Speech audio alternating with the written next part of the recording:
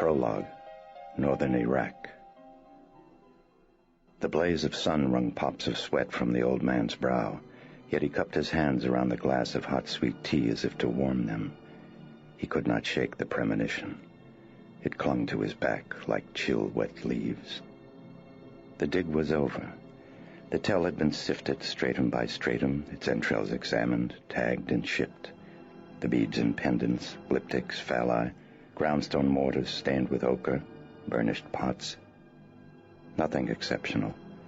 An Assyrian ivory toilet box. And man, the bones of man. The brittle remnants of cosmic torment that once made him wonder if matter was Lucifer upward groping back to his God. And yet now he knew better. The fragrance of licorice plant and tamarisk tugged his gaze to poppied hills, to reeded plains, to the ragged rock-strewn bolt of road that flung itself headlong into dread. Northwest was Mosul, east Erbil, south was Baghdad and Kirkuk, and the fiery furnace of Nebuchadnezzar. He shifted his legs underneath the table in front of the lonely roadside chaikana and stared at the grass stains on his boots and khaki pants. He sipped at his tea. The dig was over. What was beginning? He dusted the thought like a clay-fresh find, but he could not tag it. Someone wheezed from within the chaikana, the withered proprietor shuffling toward him, kicking up dust in Russian-made shoes that he wore like slippers, groaning backs pressed under his heels. The dark of his shadow slipped over the table. "Kaman Shay, Khawaja?" The man in khaki shook his head, staring down at the laceless, crusted shoes, kicked thick with debris of the pain of living. The stuff of the cosmos, he softly reflected. Matter, yet somehow finally spirit. Spirit and the shoes were to him but aspects of a stuff more fundamental, a stuff that was primal and totally other. The shadow shifted. The Kurd stood waiting like an ancient debt. The old man in khaki looked up into eyes that were damply bleached, as if the membrane of an eggshell had been pasted over the irises. Glaucoma. Once he could not have loved this man. He slipped out his wallet and probed for a coin among its tattered, crumpled tenants.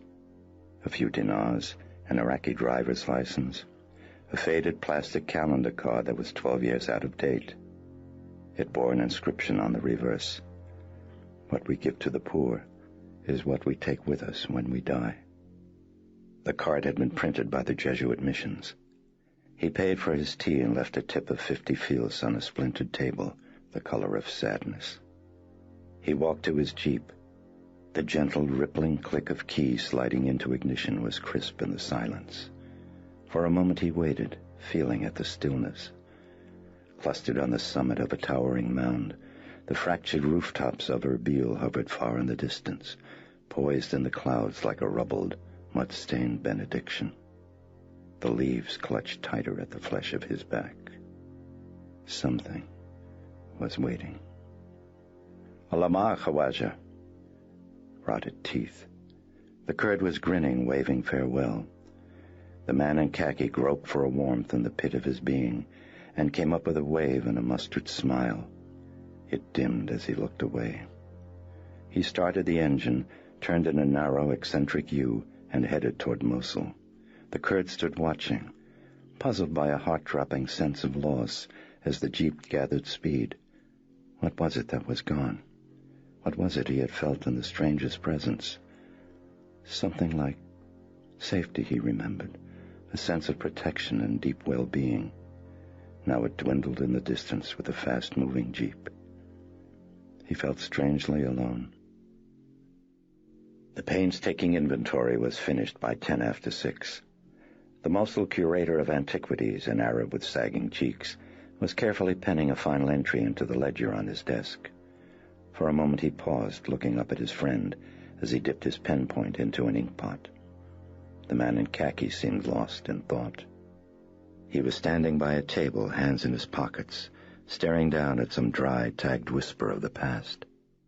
The curator observed him, curious, unmoving, then returned to the entry, writing in a firm, very small, neat script. Then at last he sighed, setting down the pen as he noted the time. The train to Baghdad left at 8. He blotted the page and offered tea.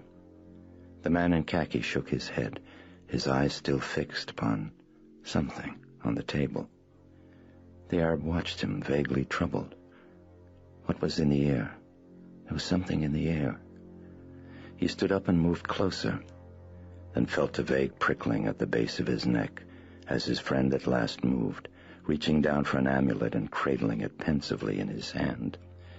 It was a green stone head of the demon Pazuzu, personification of the southwest wind.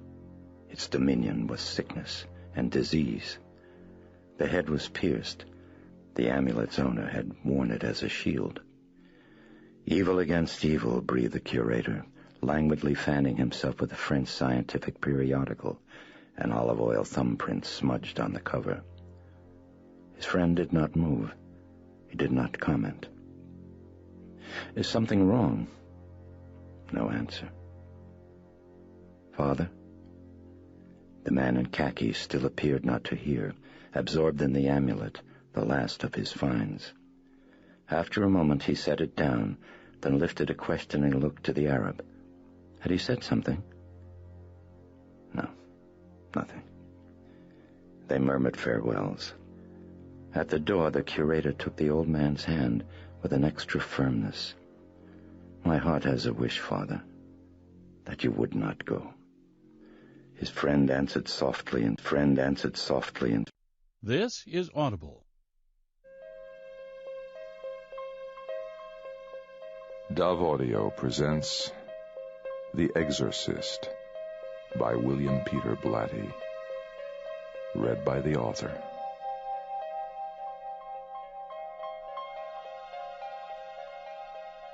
Prologue, Northern Iraq. The blaze of sun wrung pops of sweat from the old man's brow, yet he cupped his hands around the glass of hot sweet tea as if to warm them. He could not shake the premonition. It clung to his back like chill, wet leaves.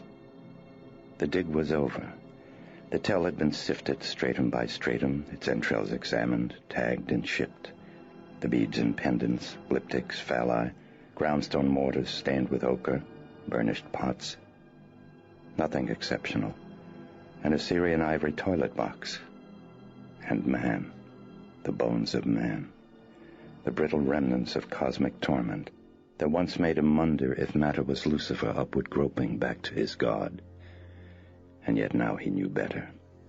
The fragrance of licorice plant and tamarisk tugged his gaze to poppied hills, to reeded plains, to the ragged rock-strewn bolt of road that flung itself headlong into dread. Northwest was Mosul, east Erbil, south was Baghdad and Kirkuk, and the fiery furnace of Nebuchadnezzar.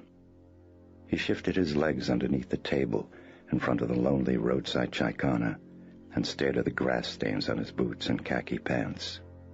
He sipped at his tea. The dig was over. What was beginning? He dusted the thought like a clay-fresh find, but he could not tag it. Someone wheezed from within the chaikana, the withered proprietor shuffling toward him, kicking up dust in Russian-made shoes that he wore like slippers, groaning backs pressed under his heels. The dark of his shadow slipped over the table. "Kaman Shay Khawaja?" The man in khaki shook his head, staring down at the laceless, crusted shoes, kicked thick with debris of the pain of living. The stuff of the cosmos, he softly reflected. Matter, yet somehow finally spirit. Spirit and the shoes were to him but aspects of a stuff more fundamental, a stuff that was primal and totally other. The shadow shifted. The Kurd stood waiting like an ancient debt. The old man in khaki looked up into eyes that were damply bleached, as if the membrane of an eggshell had been pasted over the irises. Glaucoma. Once he could not have loved this man. He slipped out his wallet and probed for a coin among its tattered, crumpled tenants. A few dinars, an Iraqi driver's license, a faded plastic calendar card that was 12 years out of date. It bore an inscription on the reverse. What we give to the poor is what we take with us when we die. The card had been printed by the Jesuit missions. He paid for his tea and left a tip of 50 fils on a splintered table, the color of sadness. He walked to his jeep. The gentle, rippling click of keys sliding into ignition was crisp in the silence. For a moment he waited, feeling at the stillness. Clustered on the summit of a towering mound, the fractured rooftops of Erbil hovered far in the distance, poised in the clouds like a rubbled, mud-stained benediction.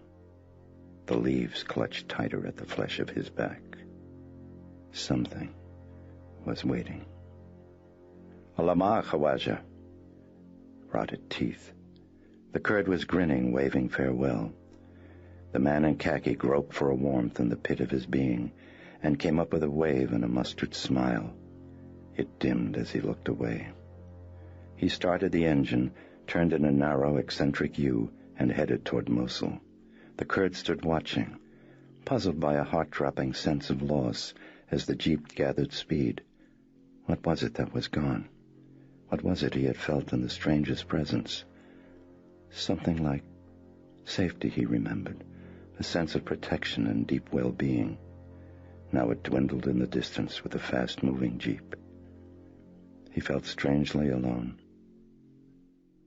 The painstaking inventory was finished by 10 after 6.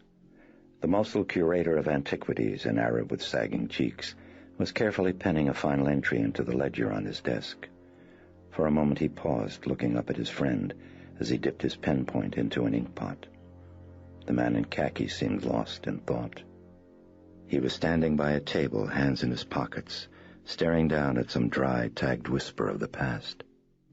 The curator observed him, curious, unmoving, then returned to the entry, writing in a firm, very small, neat script.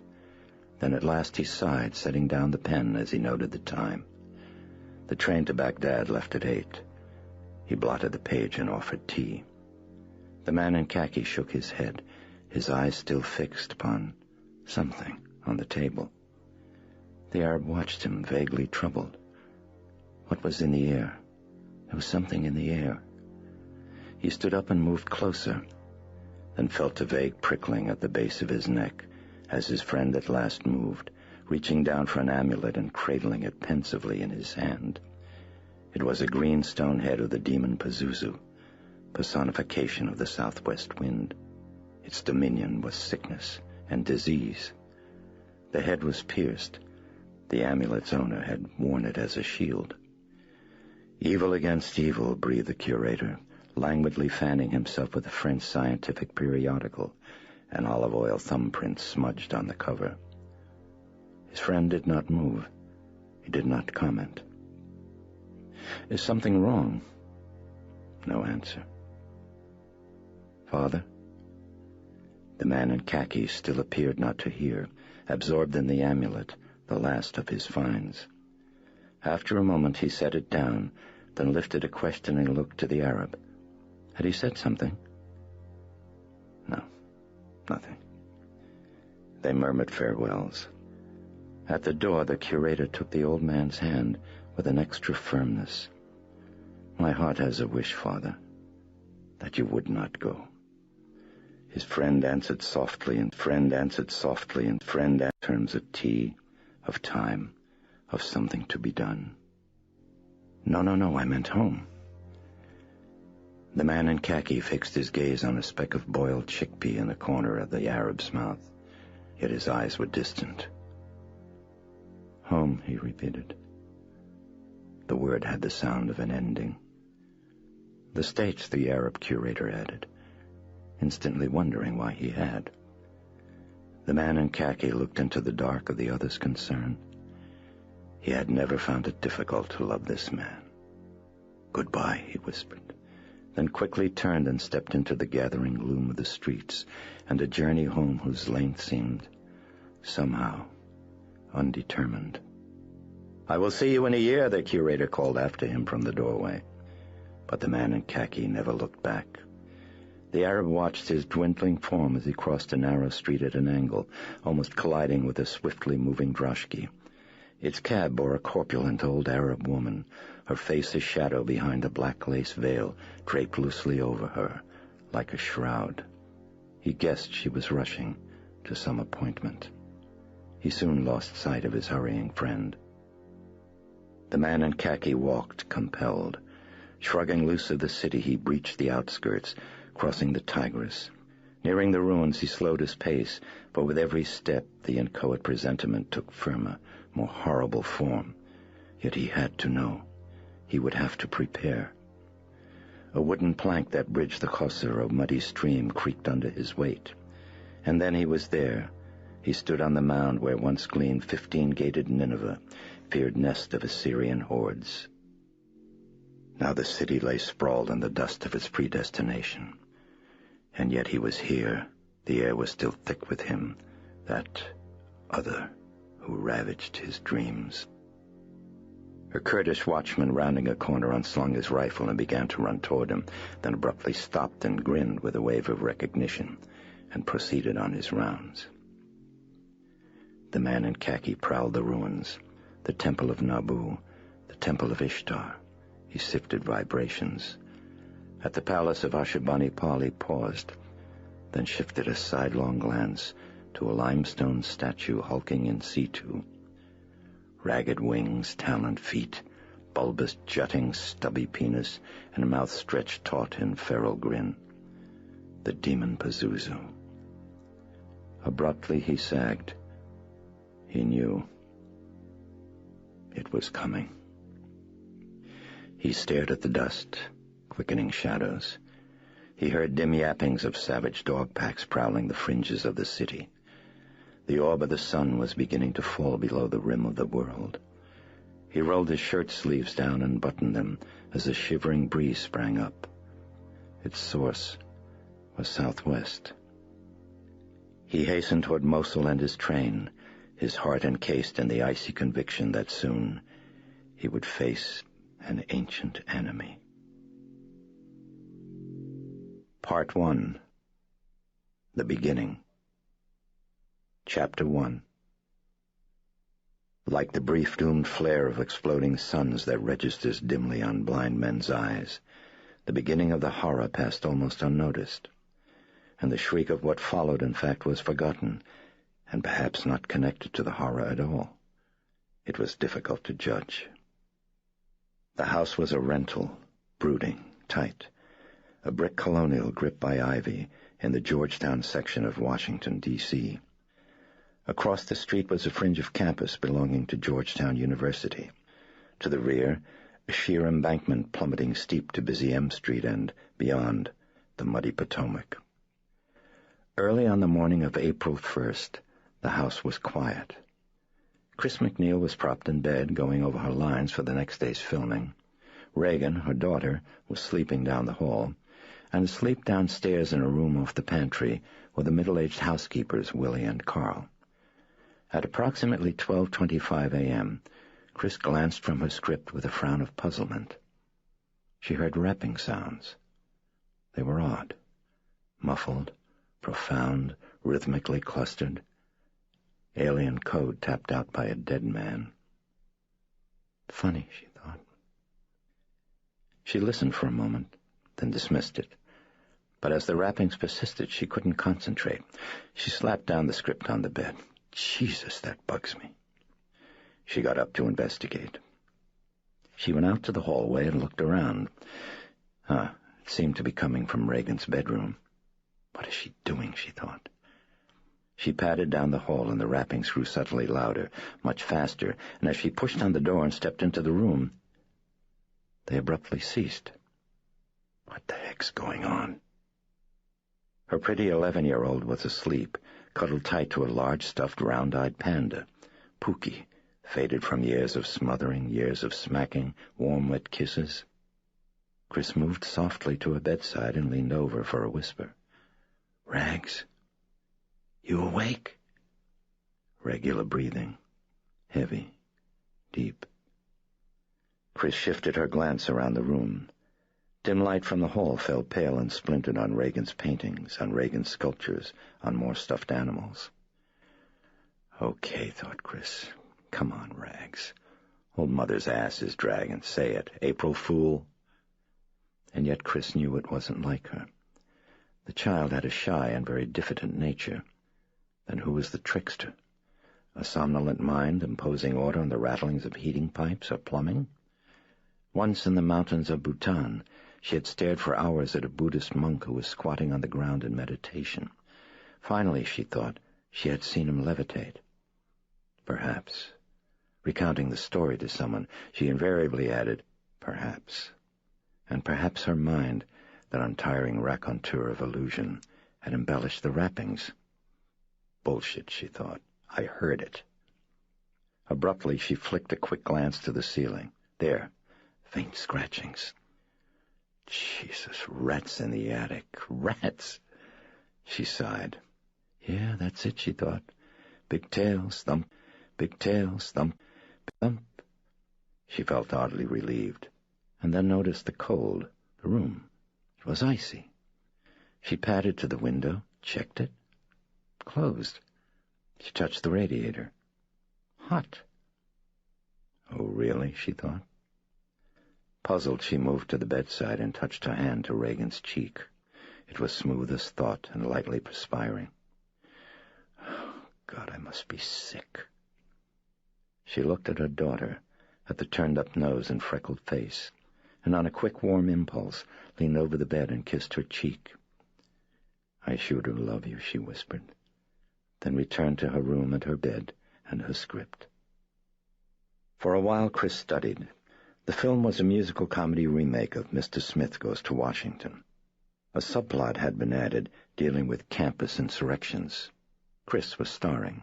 She played a psychology teacher who sided with the rebels, and she hated it. Oh, it's dumb, she thought. This scene is absolutely dumb. Her mind, though untutored, never mistook slogans for truth, and like a curious blue jay she would peck relentlessly through verbiage to find the glistening, hidden fact. And so the rebel cause to her was dumb. It didn't make sense. How come, she now wondered? Generation gap? That's a crock. I'm 32. It's just plain dumb.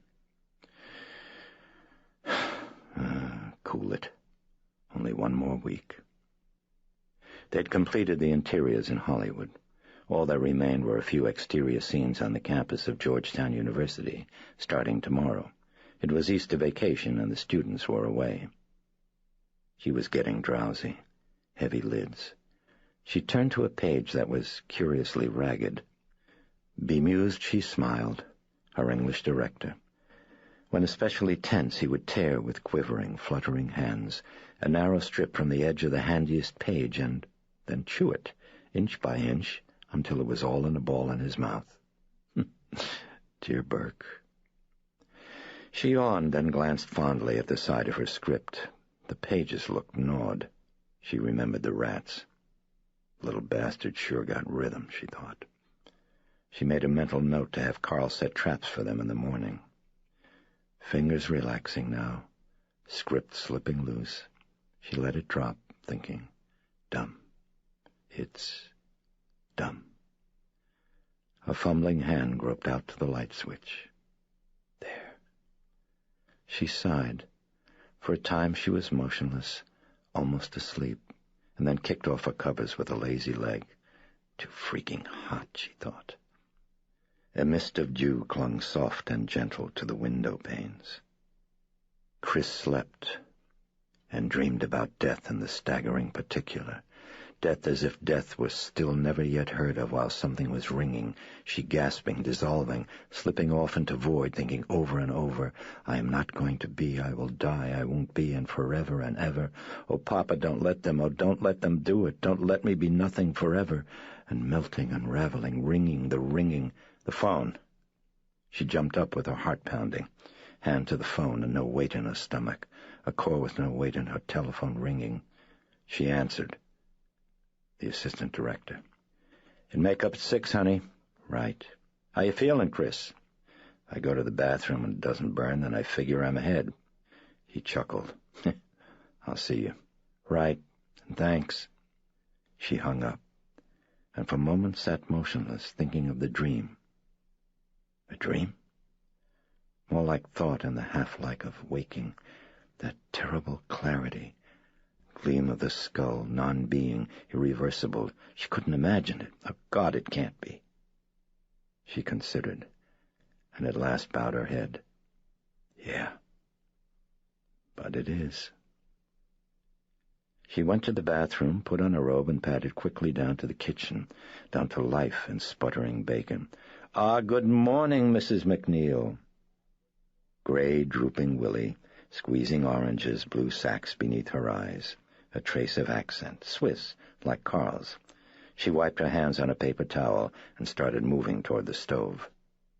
I'll get it, Willie. Chris, ever sensitive, had seen her weary look, and as Willie now grunted and turned back to the sink, the actress poured coffee, then moved to the breakfast nook and sat down, and warmly smiled as she looked at her plate. A blush-red rose. Reagan. Oh, that angel. Many a morning when Chris was working, Reagan would quietly slip out of bed, come down to the kitchen and place a flower, then grope her way crusty-eyed back to her sleep. Chris shook her head, rueful, recalling she had almost named her Goneril. Yes, sure. Right on. Get ready for the worst. Chris chuckled at the memory, sipped at her coffee.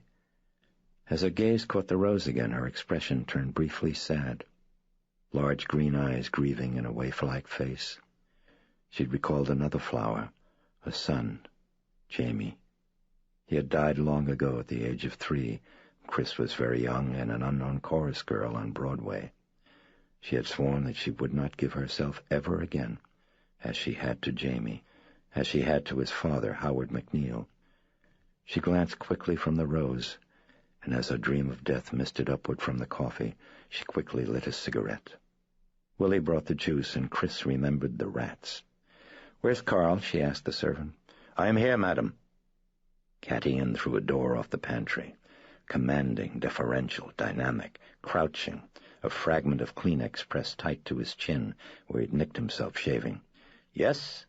Thickly muscled, he breathed by the table. Glittering eyes, hawk nose, bald head. "Hey, Carl, we got rats in the attic. You better get us some traps." "There are rats?" "I just said that." "But the attic is clean." "Well, okay, we've got tidy rats." "No, no rats." "Carl, I heard them last night," Chris said patiently, controlling. "Maybe plumbing," Carl probed. "Maybe boards. Maybe rats. Will you buy the damn traps? Quit arguing?" "Yes, madam." Bustling away. "I go now." "No, not now, Carl. The stores are all closed." "They are closed," chided Willie. I will chided Willie. See. He was gone. Chris and Willie traded glances, and then Willie shook her head, turning back to the bacon. Chris sipped at her coffee. Strange man. Like Willie, hard-working, very loyal, discreet. And yet something about him made her vaguely uneasy. What was it? His subtle air of arrogance? Defiance? No, something else. Something hard to pin down.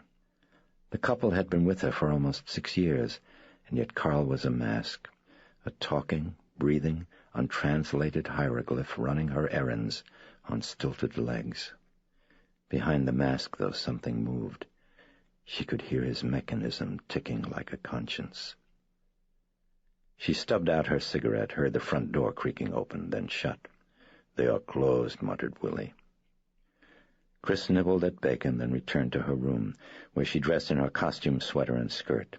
She glanced in a mirror and solemnly stared at her short red hair, which looked perpetually tousled, at the burst of freckles on the small scrubbed face, then crossed her eyes and grinned idiotically.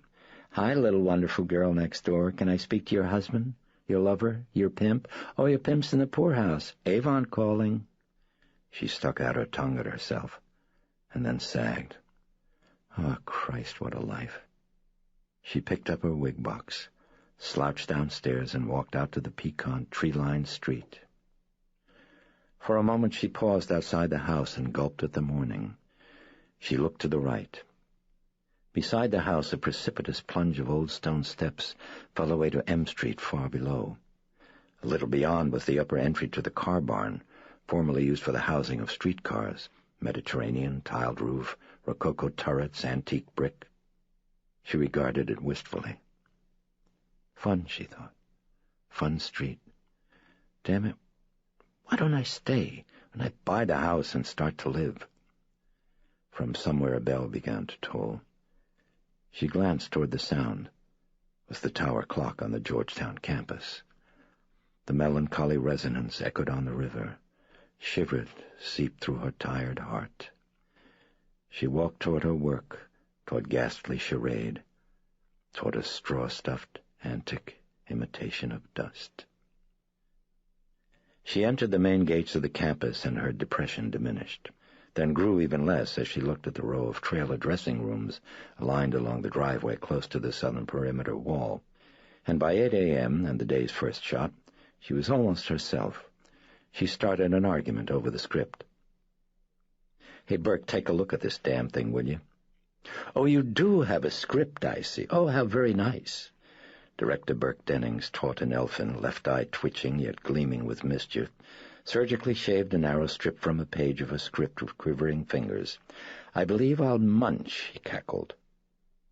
They were standing on the esplanade that fronted the administration building and were knotted in the center of actors, lights, technicians, extras, grips.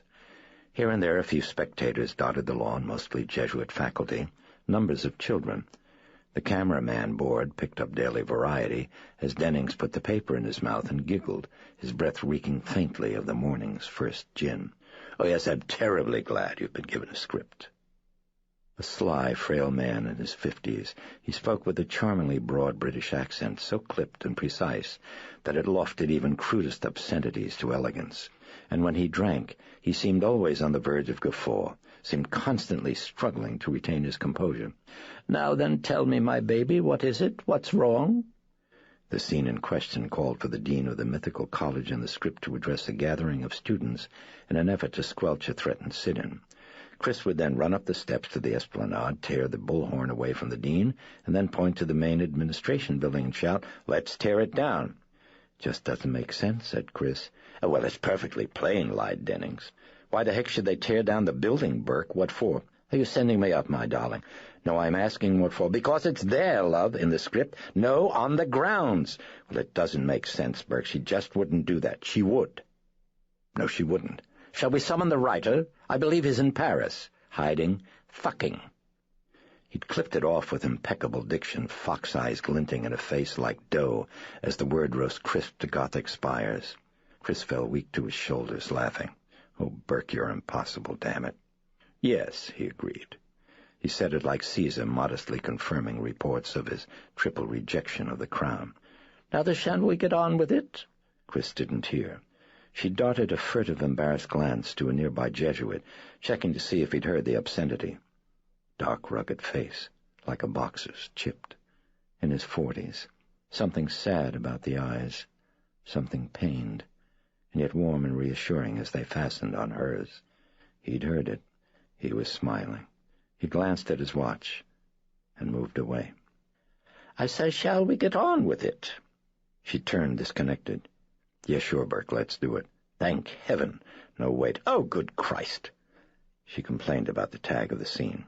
She felt that the high point was reached with her line as opposed to her running through the door of the building immediately afterward.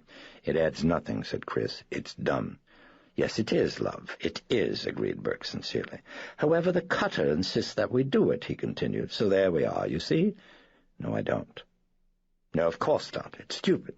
You see, since the following scene," he giggled, "begins with Jed coming at us through a door, the cutter feels certain of a nomination if the scene preceding ends with you moving off through a door." "That's dumb." "Well, of course it is. It's vomit. It's simply cunting, puking mad. Now then, why don't we shoot it and trust me to snip it from the final cut? It should make a rather tasty munch." Chris laughed and agreed. Burke glanced toward the cutter, who was known to be a temperamental egotist given to time-wasting argumentation, but he was busy with the cameraman. The director breathed a sigh of relief. Waiting on the lawn at the base of the steps while the lights were warming, Chris looked toward Dennings as he flung an obscenity at a hapless grip, and then visibly glowed. He seemed to revel in his eccentricity. Yet at a certain point in his drinking, Chris knew, he would suddenly explode into temper, and if it happened at 3 or 4 in the morning, he was likely to telephone people and likely to power and viciously abuse them over trifling provocations. Chris remembered his studio chief whose offense had consisted in remarking mildly at a screening that the cuffs of Denning's shirt looked slightly frayed, prompting Dennings to awaken him at approximately 3 a.m. to describe him as a, quote, cunting boor whose father was more than likely mad. And on the following day he would pretend to amnesia and subtly radiate with pleasure when those he defended described in detail what he had done, although, if it suited him, he would remember.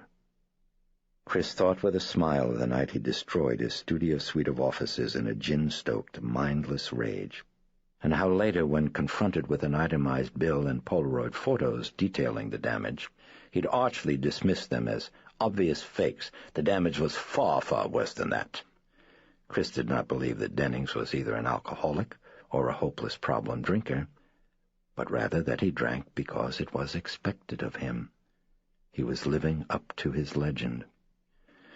Well, she thought, I guess it's a kind of immortality. She turned, looked over her shoulder at the Jesuit who had smiled. He was walking in the distance, despondent, head lowered, a lone black cloud in search of the rain. She had never liked priests, so assured, so secure, and yet this one. All ready, Chris? Yeah, Burke, I'm ready. Right, absolute quiet, the assistant director. Roll the film, ordered Burke. Speed, now action. Chris ran up the steps while extras cheered, and Dennings watched her, wondering what was on her mind. She'd given up the arguments far too quickly. He turned a significant look to the dialogue coach, who padded up to him dutifully and proffered his open script like an aging altar boy the missal to his priest at solemn mass. They worked with intermittent sun. By 4, the overcast of roiling clouds was thick in the sky, and the assistant director dismissed the company for the day. Chris walked homeward. She was tired. At the corner of 36th and O, she signed an autograph for an aging Italian grocer who had hailed her from the doorway of his shop. She wrote her name and warm best wishes on a brown paper bag. Waiting to cross, she glanced diagonally across the street to a Catholic church. Holy something or other, staffed by Jesuits. John F. Kennedy had married Jackie there, she had heard, had worshipped there. She tried to imagine it. John F. Kennedy among the votive lights and the pious wrinkled women. John F. Kennedy bowed in prayer, I believe. A détente with the Russians, I believe. Apollo 4 among the rattlings of the beads, I believe, the resurrection and the life ever. That, thought Chris. That's it. That is the grabber. She watched as a beer truck lumbered by with a clink of quivering, warm, wet promises. She crossed. As she walked down O and past the grade school auditorium, a priest rushed by from behind her, hands in the pockets of a nylon windbreaker. He was young, very tense, in need of a shave. Up ahead he took a right, turning into an easement that opened to a courtyard behind the church. Chris paused by the easement, watching him, curious. He seemed to be heading for a white-frame cottage. An old screen door creaked open, and still another priest emerged. He looked glum, very nervous. He nodded curtly toward the young man, and with lowered eyes he moved quickly toward a door that led into the church. Once again the cottage doors pushed open from within. Another priest. It looked... Oh, hey, it is. The one who was smiling when Burke said, fuck. Only now he looked grave, as he silently greeted the new arrival, his arm around his shoulder, and a gesture that was gentle and somehow parental. He led him inside, and the screen door closed with a slow, faint squeak. Chris stared at her shoes. She was puzzled. What's the drill, she wondered. Do Jesuits go to confession? Faint rumble of thunder. She looked up at the sky. Would it rain? The resurrection of the... Yeah, sure. Next Tuesday. Resurrection. Flashes of lightning crackled in the distance. Don't call us kids, she thought. We'll call you. She tugged up her coat collar and slowly moved on. She hoped it would pour. In a minute she was home. She made a dash for the bathroom, and after that she walked into the kitchen. Hi, Chris, how'd it go? Pretty blonde in her 20s sitting at the table. Sharon Spencer, fresh from Oregon. For the last 3 years she'd been tutor to Reagan and social secretary to Chris. Oh, the usual crock. Chris sauntered to the table and began to sip messages. Anything exciting, Sharon? Oh, well, do you want to have dinner next week at the White House? Oh, I don't know, Marty. What do you feel like doing? Eating candy and getting sick. Chris chuckled. Hey, where's Rags, by the way? Oh, downstairs in the playroom. What doing? Sculpting. She's making you a bird, I think. Yeah, it's for you. Yeah, I need one, Chris murmured. She moved to the stove and poured a cup of hot coffee. Were you kidding me about that dinner? She asked. Of course not, answered Sharon. It's Thursday. Big party? No, I gather it's just 5 or 6 people. You're kidding. No. Chris was pleased, but not really surprised. They courted her company. Cab drivers, poets, professors, kings. What was it about her they liked? Life? Chris sat at the table. How'd the lesson go, Sharon? Sharon lit a cigarette, frowning. Had a bad time with math again. Huh? Gee, that's funny. Yeah, I know, it's her favorite subject, said Sharon. Oh, well, this new math, sure. Christ, I couldn't make change for the bus if... Hi, Mom! She was bounding through the door, slim arms outstretched, red ponytail, soft, shining face, full of freckles. Hi, you stinkpot! Beaming, Chris caught her in a bear hug, squeezing, then kissed the girl's cheek with smacking ardor. She could not repress the full flood of her love. More kisses. Then she held Reagan out and probed her face with eager eyes. So what'd you do today, honey? Anything exciting? You know, stuff. So what kind of stuff? Oh, let me see. She had her knees against her mother, swaying gently back and forth. Well, I studied, of course. And I painted. Yeah, what'd you paint? Oh, well, flowers, you know, daisies, only pink. And that... Oh, yeah, this horse. Reagan suddenly grew excited, eyes widening. This man had a horse, you know, down by the river. We were walking, see, Mom, and along came this horse. Oh, Mom, he was beautiful. You should have seen him. And the man let me sit on him. Really, I mean practically a minute. Chris twinkled at Sharon with secret amusement. Himself, she asked, lifting an eyebrow. On moving to Washington for the shooting of the film, the blonde secretary, who was now virtually one of the family, had lived in the house, occupying an extra bedroom upstairs, until she'd met the horseman at a nearby stable. Sharon needed a place to be alone, Chris then decided, and had moved her to a suite in an expensive hotel and insisted on paying the bill.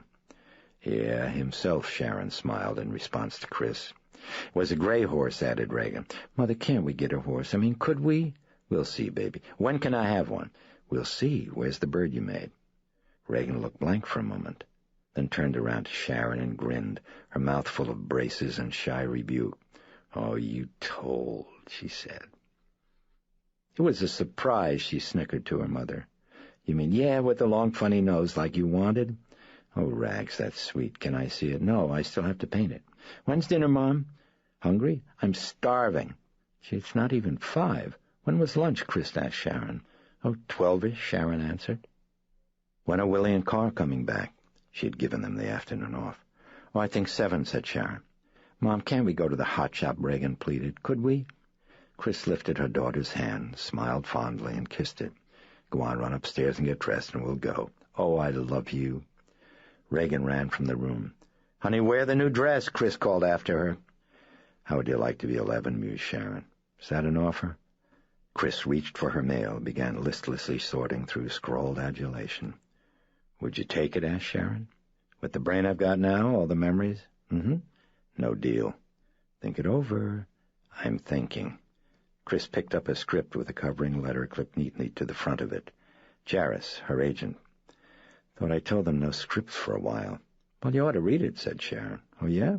Yes, I read it this morning. Pretty good? It's great. And I get to play an nun who discovers she's a lesbian, right? No, you get to play nothing. Shit, movies are better than ever. The hell are you talking about, Sharon? What's the grin for?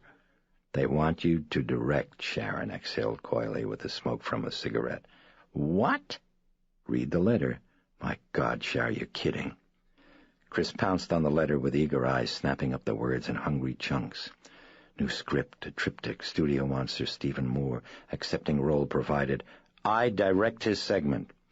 Chris flung up her arms, letting loose a hoarse, shrill cry of joy. Then with both her hands she cuddled the letter to her chest. Oh, Steve, you angel, you remembered. Filming in Africa, drunk, in camp chairs, watching the blood-hush end of day.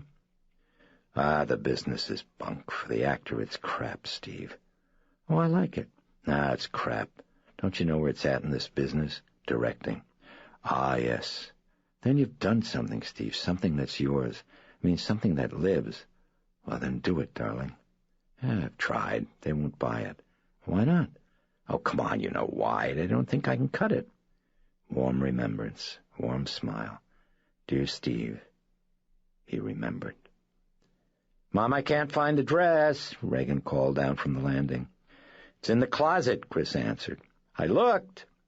I'll be up in a second. For a moment, Chris examined the script, then gradually wilted. So it'll probably turn out to be crap. Oh, come on now, said Sharon. I really think it's good. Oh, you thought Psycho needed a laugh track. Sharon laughed. Mommy, I'm coming. Chris got up slowly. Got a date, Cher? Mm-hmm. Chris motioned at the mail. You go on, then. We can catch all this stuff in the morning. Sharon got up. Oh, no, wait, Chris amended, remembering something. There's a letter's got to go out tonight. Okay. The secretary reached for her dictation pad. Mother! A whine of impatience. Wait till I come down, Chris told Sharon. She started to leave the kitchen, but stopped as Sharon eyed her watch. Gee, it's time for me to meditate, Chris, she said. Chris looked at her narrowly, with muted exasperation. In the last 6 months, she had watched her secretary suddenly turn seeker after serenity. It had started in Los Angeles with self-hypnosis, which then yielded to Buddhistic chanting. During the last few weeks that Sharon was quartered in the room upstairs, the house had reeked of incense and lifeless dronings of Nam Myoho Renge Kyo. See, you just keep on chanting that, Chris. Just that, and you get your wish. You get everything you want. Were heard at unlikely and untimely hours, usually when Chris was studying her lines.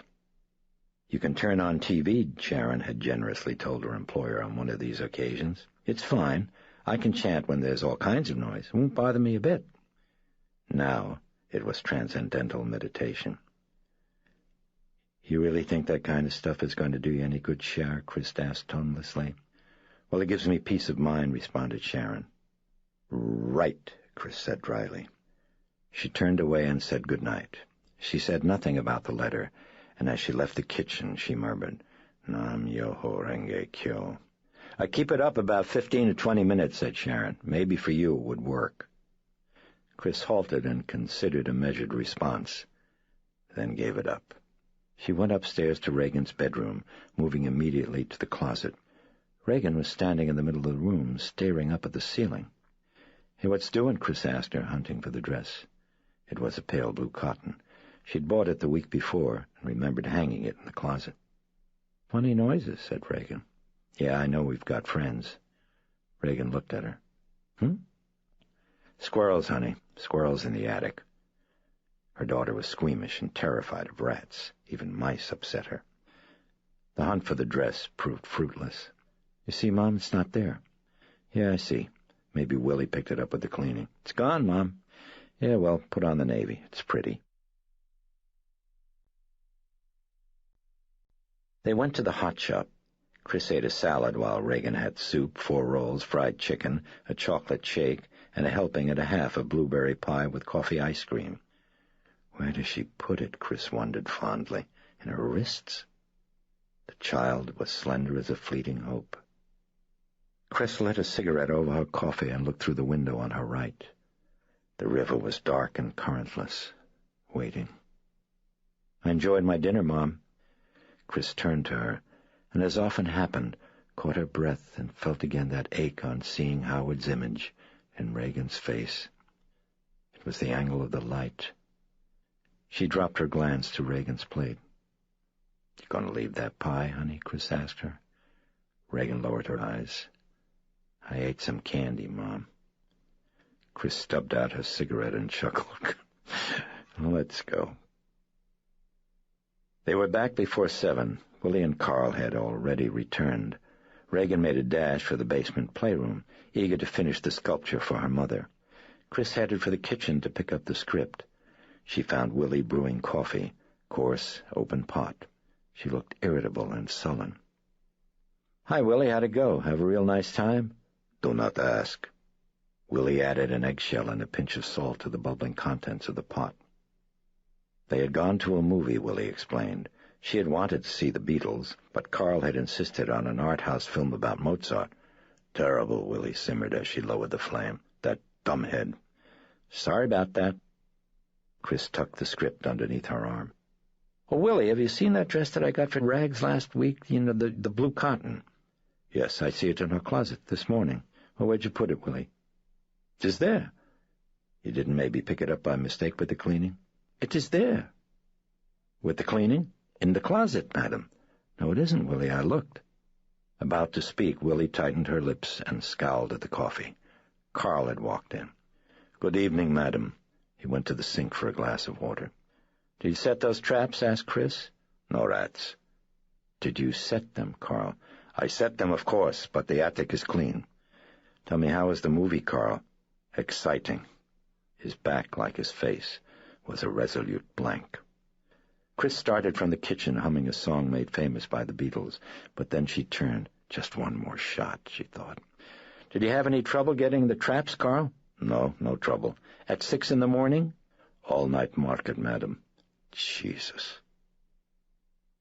Chris took a long and luxurious bath, and when she went to the closet in her bedroom for her robe, she discovered Reagan's missing dress. It lay crumpled in a heap on the floor of the closet. Chris picked it up. "What's it doing in here?" she thought. The tags were still on it. For a moment Chris thought back, then remembered that the day that she'd purchased the dress, she had also bought 2 or 3 items for herself. Must have put them all together. Chris carried the dress into Reagan's bedroom, put it on a hanger, and slipped it on the rack. She glanced at Reagan's wardrobe. Nice, she thought. Nice clothes. "Yeah, Rags, look here. Not there at the daddy who never writes." As she turned from the closet, she stubbed her toe against the base of a bureau. "Oh, Jesus, that smarts." As she lifted her foot and massaged her toe, she noticed that the bureau was out of position by about 3 feet. "No wonder I bumped it. Willie must have vacuumed," she decided. She went down to the study with the script from her agent. Unlike the massive double living room with its large bay windows in view, the study had a feeling of whispered density, of secrets between rich uncles. Raised brick fireplace, oak paneling, criss-crossed beams of a wood that implied it had once been a drawbridge. The room's few hints of a time that was present were the added bar, a few bright pillows, and a leopard-skin rug that belonged to Chris and was spread on the pine-wood floor by the fire, where she now stretched out with her head and shoulders propped on the front of a downy sofa. She took another look at the letter from her agent. Faith, Hope, and Charity was the title. 3 distinct segments, each with a different cast and director. Hers would be Hope. She liked that idea. And she liked the title. Possibly dull, she thought, but refined. They'll probably change it to something like Rock Around the Virtues. The doorbell chimed. Bert Dennings. A lonely man, he dropped by often. Chris smiled ruefully, shaking her head, as she heard him rasp an obscenity at Carl, whom he seemed to detest and continually baited. "Yes, hello, where's a drink?" he demanded crossly, entering the room and moving to the bar with eyes averted, hands in the pockets of his wrinkled raincoat. He sat on a bar stool, irritable, shifty-eyed, vaguely disappointed. "You on the prowl again?" Chris asked. "What the hell do you mean?" "You've got that funny look." She had seen it before when they'd worked on a picture together in Lausanne. On their first night there at a state hotel overlooking Lake Geneva, Chris had had difficulty sleeping. At 5 a.m. she flounced out of bed and decided to dress and go down to the lobby in search of either coffee or some company. Waiting for an elevator out in the hall, she glanced through a window and saw the director walking stiffly along the lakeside, hands deep in the pockets of his coat against the glacial winter cold. By the time she reached the lobby, he was entering the hotel. "Not a hooker in sight," he snapped bitterly, passing her with his eyes cast down, and then entered the elevator and went up to bed. When she'd laughingly mentioned the incident later, the director had grown furious and accused her of promulgating gross hallucinations that people were likely to believe just because you're a star. He had also referred to her as simply cunting mad, but then pointed out soothingly, in an effort to assuage her feelings, that perhaps she had seen someone after all, and had simply mistaken him for Dennings. "After all," he'd pointed out at the time, "my great-great-grandmother happens to have been Swiss." Chris moved behind the bar now and reminded him of the incident. "Oh, now, don't be so silly," snapped Dennings. "It so happens that I've spent the entire evening at a bloody tea, a faculty tea." Chris leaned on the bar. "You were just at a tea?" "Oh, yes, go ahead, smirk." "You got smashed at a tea," said Chris dryly, "with some Jesuits?" No, the Jesuits were sober, darling." "They don't drink?" "Are you out of your cunting mind?" he shouted. "They swilled. Never seen such capacities nor my life." "Hey, come on, hold it down, Burke. Reagan." "Yes, Reagan. Reagan, of course," Dennings whispered. "Where the hell is my drink?" "Would you tell me what you were doing at a faculty tea?" "Bloody public relations, my darling. Something you should be doing." Chris handed him a gin on the rocks. "God, the way we've been mucking their grounds," the director muttered. "Pious," the glass to his lips. "Yes, go ahead, laugh. That's all you're good for, laughing and showing a bit of bum." "I'm just smiling, Burke." "Well, someone has to make a good show. And how many times did you say fuck at the tea, Burke?" "Darling, that's crude," he rebuked her gently. "Now tell me, how are you, my darling?" She answered with a despondent shrug. "Are you glum?" "Come on, tell me." "Oh, I don't know, Burke." "Tell your uncle." "Uncle. "Shit, I think I'll have a drink," she said, reaching for a glass. "Yes, it's good for the stomach." "Now then what?" She was slowly pouring vodka. "You ever think about dying?" "I beg your dying," she interrupted. "Did you ever think about it, Burke? I mean, what it means. I mean, really, what it means." Faintly edgy, he answered. "I don't know. No, I don't. No, I don't think about it at all. I just do it. The hell you bring that up for?" She shrugged. "I don't know." She plopped ice into her glass and eyed it thoughtfully. "Oh, yeah, I do know," she amended. I thought about it this morning, like a dream, waking up. I don't know, I mean, it just sort of hit me, what it means. I mean, the end, like I'd never even heard of it before." She shook her head. "Oh, Jesus, did that spook me, Burke? I felt like I was falling off the goddamn planet at 100 million miles an hour." "Oh, rubbish. Death's a comfort," Dennings sniffed. "Not for me, it isn't, Charlie." "Well, you live through your children." "Oh, come off it. My children aren't me." "Yes, thank heaven, one's entirely enough." "I mean, think about it, Burke. Not existing. Forever." "Oh, for heaven's sake, show your bum at the faculty tea next week. Perhaps those priests can give you comfort." He banged down his glass. "That's another." "You know, I didn't know they drank." "Well, you're stupid." His eyes had grown mean. Was he reaching the point of no return, Chris wondered. She had the feeling she had touched a nerve. Had she? "Do they go to confession?" she asked. "How would I know?" he suddenly bellowed. "Weren't you studying to—" "Where's the bloody drink?" "Want some coffee, Burke?" "Don't be fatuous. I want another drink." "Have some coffee. Come along, now, one for the road, the Lincoln Highway, Burke." "That's ugly, darling. I loathe an ugly drunk." "Come along, damn it, fill it." He shoved his glass across the bar, and she poured more gin. "I guess maybe I should ask a couple of them over," Chris murmured. "Ask who?" "Well, whoever." She shrugged. "You know, the big wheels, priests." "They'll never leave, darling. They're fucking plunderers," he rasped, and he gulped his gin. "Oh, yeah, he's starting to blow," thought Chris, and quickly changed the subject. She explained about the script and her chance to direct. "Oh, good," Dennings muttered. "Kind of scares me, Bert." "Oh, twaddle. My baby, the difficult thing about directing is making it seem as if the damn thing were difficult. I hadn't a clue my first time out. Here I am, you see. It's child's play." "Burke, to be honest with you, now that they've offered me my chance, I'm really not sure I could direct my grandmother across the street. You know, all that technical stuff. Come along, leave all that to the editor, the cameraman, and the script girl, darling. Get good ones and they'll see you through. What's important is handling the cast, and you'd be marvelous, just absolutely marvelous at that. You could not only tell them how to move and read a line, my baby, you could show them. Just remember Paul Newman and Rachel, and don't be so hysterical. She still looked doubtful. Well, about this technical stuff, she worried. Drunk or sober, Dennings was the best director in the business, and she wanted his advice. For instance, he asked her. For almost an hour she probed to the barricades of minutiae. The data were easily found in text, but reading tended to fray her patience. Instead she read people. Naturally inquisitive, she juiced them, wrung them out. But books were unringable.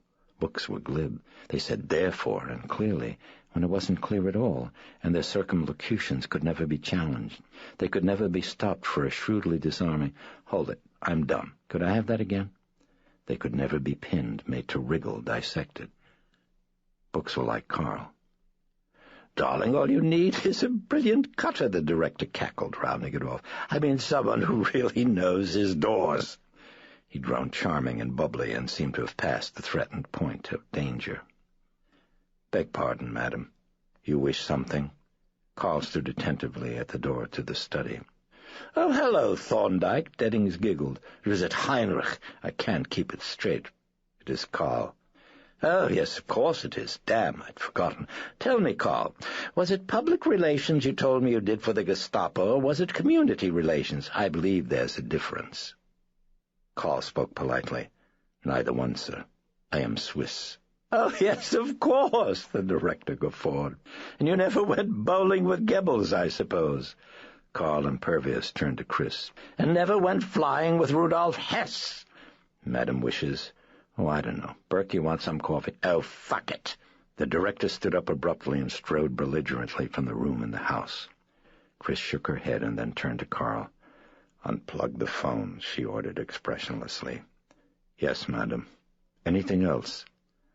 "Oh, maybe some Sanka. Where's Rags, Carl?" "Down in playroom, madam. I call her?" "Yeah, it's bedtime." "Oh, no, wait a second, Carl. Never mind. I'd better go see the bird. Just get me the Sanka, please." "Yes, madam. And for the umpty-eighth time, I apologize for Burke." "I pay no attention." "I know. That's what bugs him." Chris walked to the entry hall of the house, pulled open the door to the basement staircase, and started downstairs. "Hiya, Stinky. What you doing down there? You got the bird?" "Oh, yeah, come on down. It's all finished." The playroom was paneled and brightly decorated.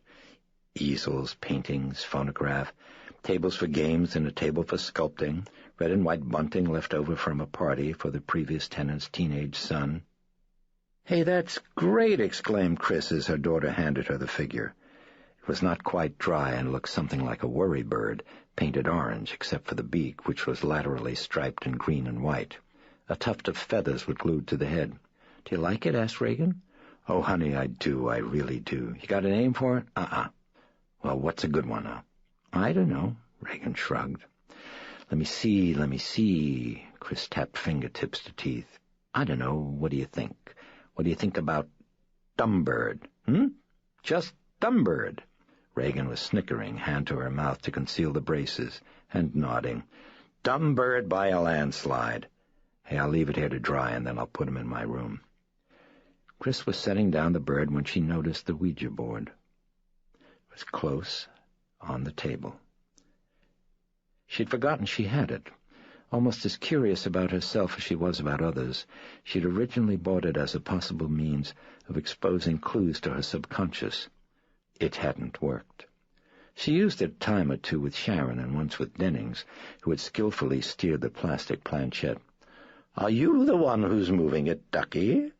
So that all of the messages were obscene, and then afterwards blamed it on the fucking spirits. "You playing with the Ouija board, honey?" "Mm-hmm." "You know how?" "Oh, well, sure. Here, I'll show you." Reagan was moving to sit by the board. "Well, I think you need 2 people, honey." "Oh, no, you don't, Mom. I do it all the time." Chris was pulling up a chair. "Well, let's both play, okay?" hesitation. Well, okay. Regan had her fingertips positioned on the white planchette, and as Chris reached out to position hers, the planchette made a swift, sudden move to the position on the board marked No. Chris smiled at her slyly. Mother, I'd rather do it myself. Is that it? You don't want me to play? Oh, no, I do. Captain Howdy said no. Captain who? Captain Howdy. Honey, who is Captain Howdy? Oh, you know, I make questions and he does the answers. Oh, really? Oh, yeah, he's nice. Chris tried not to frown as she felt a dim and sudden concern. The child had loved her father deeply, yet never had reacted visibly to her parents' divorce. Chris didn't like it. Maybe she cried in her room, she didn't know. But Chris was fearful she was repressing, and that her emotions might one day erupt in some harmful form. A fantasy playmate. It didn't sound healthy. And why Howdy? For Howard, her father? Pretty close, thought Chris. So how come you couldn't even come up with a name for a dumb bird, and then you hit me with something like Captain Howdy? Why do you call him Captain Howdy, honey? Well, 'cause that's his name, of course, Regan snickered. Well, says who? Well, him. Oh, of course. And what else does he say to you, Regan? Yes, stuff. What stuff? Regan shrugged. Just stuff. Well, for instance. Okay, I'll show you. I'll ask him some questions. Yes, you do that. Her fingertips on the planchette, Regan stared at the board with eyes drawn tight in concentration. Captain Howdy, don't you think my mom is pretty? A second. 5, 10, 20. Captain Howdy? More seconds. Chris was surprised. She'd expected her daughter to slide the planchette to the section marked yes. Oh, for Pete's sake, what now, she thought. An unconscious hostility? No, that's crazy. Captain Howdy, that's really not very polite, chided Regan. Honey, maybe he's sleeping. Do you think, Mom? I think you should be sleeping. Already? Come on, babe, up to bed. Chris stood up. He's a poop, muttered Regan, then followed her mother up the stairs. Chris tucked her into bed and then sat on the bedside. Honey, Sunday's no work. You want to do something? Well, what? When they'd first come to Washington, Chris had made an effort to find playmates for Regan. She'd uncovered only one, a 12-year-old girl named Judy. But Judy's family was away for Easter, and Chris was concerned now that Regan might be lonely. Well, I don't know, Chris replied. Something. You want to go see the sights? Hey, the cherry blossoms, maybe. That's right, they're out early. You want to go see them, honey? Oh, yeah, Mom. And tomorrow night, a movie. How's that? Oh, I love you. Regan gave her a hug, and Chris hugged her back with an extra fervor, whispering, Oh, Rags, honey, I love you. You can bring Mr. Dennings if you like. Chris pulled back for an appraisal. Mr. Dennings? Well, I mean, it's okay. No, it's not okay. Honey, why would I want to bring Mr. Dennings? Oh, well, do you like him? Oh, well, sure I like him, honey. Don't you? Regan made no answer. Baby, what's going on? You're going to marry him, Mommy, aren't you? It wasn't a question, but a sullen statement. Chris exploded into a laugh.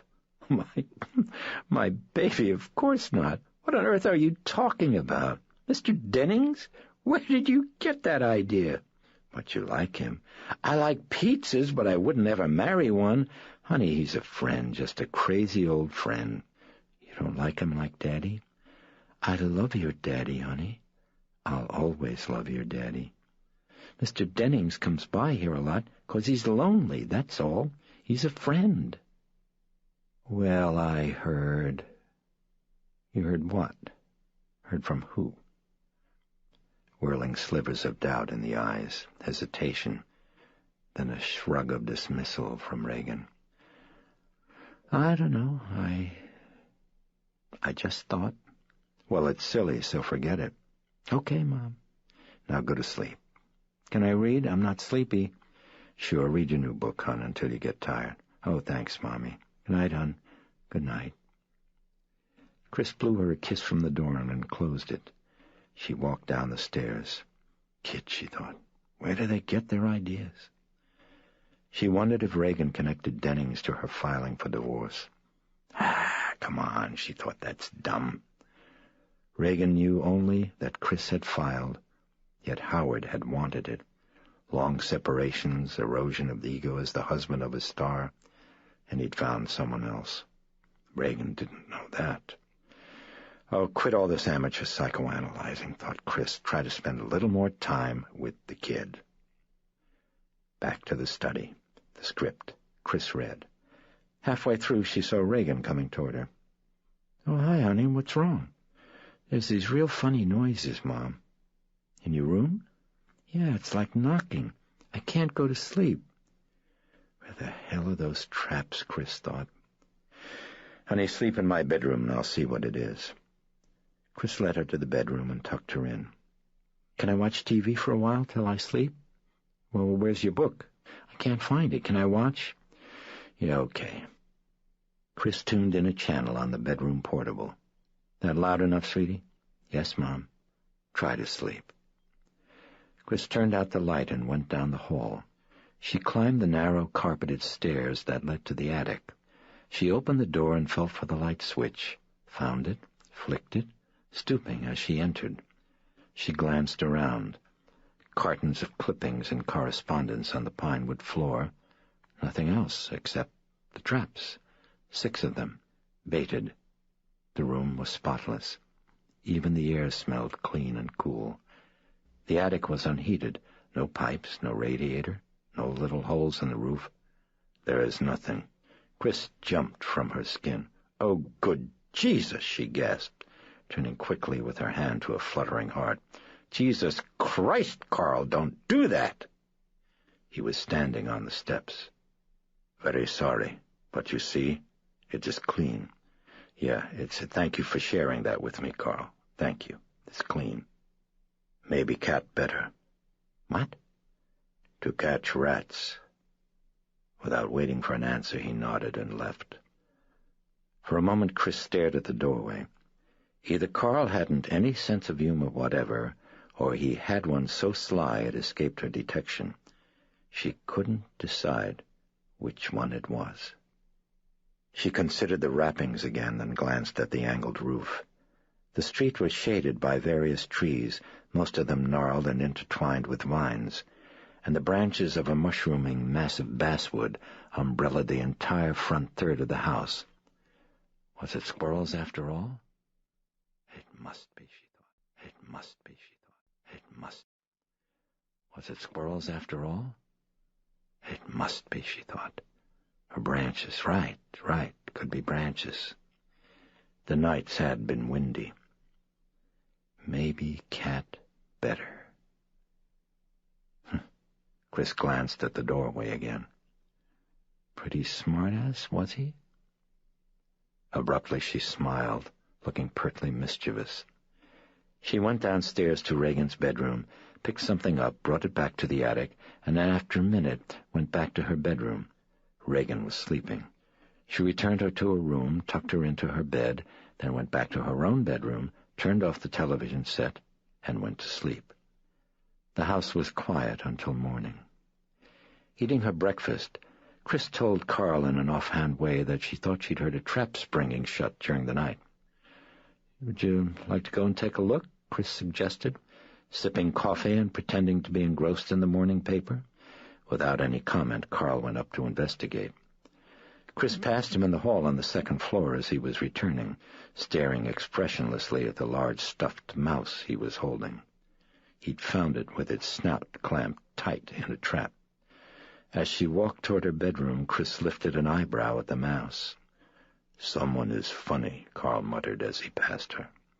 He returned the stuffed animal to Reagan's bedroom. Sure a lot of things going on, Chris murmured, shaking her head as she entered her bedroom. She slipped off her robe and prepared to go to work. Yeah, maybe cat better, old buddy. Much better. Whenever she grinned, Her entire face appeared to crinkle. The filming went smoothly that day. Later in the morning, Sharon came by the set, and during breaks between scenes in her portable dressing room, she and Chris handled items of business, a letter to her agent, she would think about the script, okay to the White House, a wire to Howard reminding him to telephone on Reagan's birthday, a call to her business manager asking if she could afford to take off a year, and plans for a dinner party April 23rd. Early in the evening, Chris took Reagan out to a movie, and the following day they drove around to points of interest in Chris's Jaguar XKE. The Lincoln Memorial, the Capitol, the Cherry Blossom Lagoon, a bite to eat, then across the river to Arlington Cemetery and the tomb of the unknown soldier. Reagan turned solemn, and later, at the grave of John F. Kennedy, seemed to grow distant and a little sad. She stared at the eternal flame for a time, then mutely reached for Chris's hand. "Mom, why do people have to die?" The question pierced her mother's soul. "Oh, Rags, you too," she thought. "You too? Oh, no." And yet what could she tell her? Lies? She couldn't. She looked at her daughter's upturned face, eyes misting with tears. Had she sensed her own thoughts? She had done it so often before. "Honey, people get tired," she answered Reagan tenderly. "Mom, why does God let them?" For a moment Chris stared. She was puzzled, disturbed. An atheist, she had never taught Reagan religion. She thought it dishonest. "Who's been telling you about God?" she asked. "Sharon." "Oh, Sharon." She would have to speak to her, Chris thought. "Mom, why does God let us get tired?" Looking down at those sensitive eyes and that pain, Chris surrendered. Couldn't tell her what she believed. Well, after a while, God gets lonesome for us, Rags. He wants us back. Reagan folded herself into silence. She stayed quiet during the drive home, and her mood persisted all the rest of the day and through Monday. On Tuesday, Reagan's birthday, it seemed to break. Chris took her along to the filming, and when the shooting day was over, the cast and crew sang Happy Birthday and brought out a cake. Always a kind and gentle man when sober. Dennings had the lights rewarmed and filmed her as she cut it. He called it a screen test, and afterward promised to make her a star. Reagan seemed quite gay. But after dinner and the opening of presents, the mood seemed to fade. No word from Howard. Chris placed a call to him in Rome, was told by a clerk at his hotel that he hadn't been there for several days and couldn't be reached. He was somewhere on a yacht. Chris made excuses. Reagan nodded, subdued, and shook her head to her mother's suggestion that they go to the hot shop for a shake. Without a word, she went downstairs to the basement playroom, where she remained until time for bed. The following morning, when Chris opened her eyes, she found Reagan in bed with her, half awake. "Well, what in the... What are you doing here?" Chris chuckled. My bed was shaking. "You nut." Chris kissed her and pulled up her covers. "Go to sleep, honey. It's still early." What looked like morning was the beginning of endless night. Chapter 2. He stood at the edge of the lonely subway platform, listening for the rumble of a train that would still the ache that was always with him, like his pulse, heard only in silence. He shifted his bag to the other hand and stared down the tunnel. Points of light. They stretched into dark like guides to hopelessness. A cough. He glanced to the left. The gray stubbled derelict numb on the ground in the pool of his urine was sitting up. With yellowed eyes he stared at the priest with a chipped, sad face. The priest looked away. He would come. He would whine. "Could you help an old altar boy, Father, would you?" The vomit-flaked hand pressing down on the shoulder, the fumbling for the middle, the reeking of the breath of 1,000 confessions with the wine and the garlic, the stale mortal sins belching out all together and smothering. The priest heard the derelict rising. "Oh, don't come," he thought. Heard his step. "Oh, my God, let me be."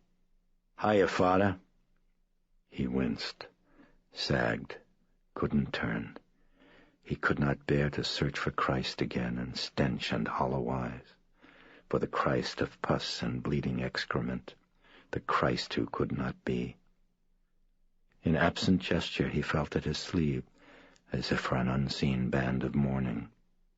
He dimly remembered another Christ. "Hey, Father!" The hum of an incoming train, the sounds of stumbling. He looked to the tramp. He was staggering, fainting. With a blind, sudden rush, the priest was to him, caught him, dragged him to the bench against the wall. "I'm a Catholic," the derelict mumbled. "I'm a Catholic." The priest eased him down, stretched him out, saw his train. He quickly pulled $1 from out of his wallet and placed it in the pocket of the derelict's jacket. Then decided he would lose it. He plucked out the $1 and stuffed it into a urine-damp trouser pocket. Then he picked up his bag and boarded the train. He sat in a corner and pretended to sleep. At the end of the line, he walked to Fordham University. The $1 had been meant for his cab. When he reached the residence hall for visitors, he signed his name on the register. Damien Karras, he wrote. Then examined it. Something was wrong. Wearily he remembered and added the letters S.J. He took a room in Weigel Hall and after an hour was able to sleep. The following day he attended a meeting of the American Psychiatric Association.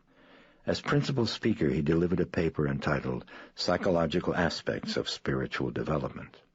At the end of the day, he enjoyed a few drinks and a bite to eat with some other psychiatrists. They paid. He left them early. He would have to see his mother. He walked to the crumbling brownstone apartment building on Manhattan's East 21st Street. Pausing by the steps that led up to the door, he eyed the children on the stoop, unkempt, ill-clothed, no place to go. He remembered evictions, humiliations, walking home with his 7th-grade sweetheart and encountering his mother as she hopefully rummaged through a garbage can on the corner. He climbed the steps and opened the door, as if it were a tender wound. An odor like cooking, like rotted sweetness.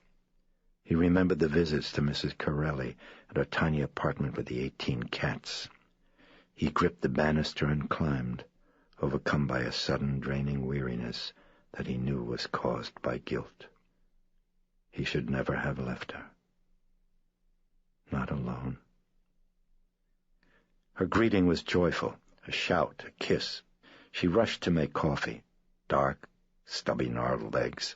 He sat in the kitchen and listened to her talk, the dingy walls and soiled floor seeping into his bones.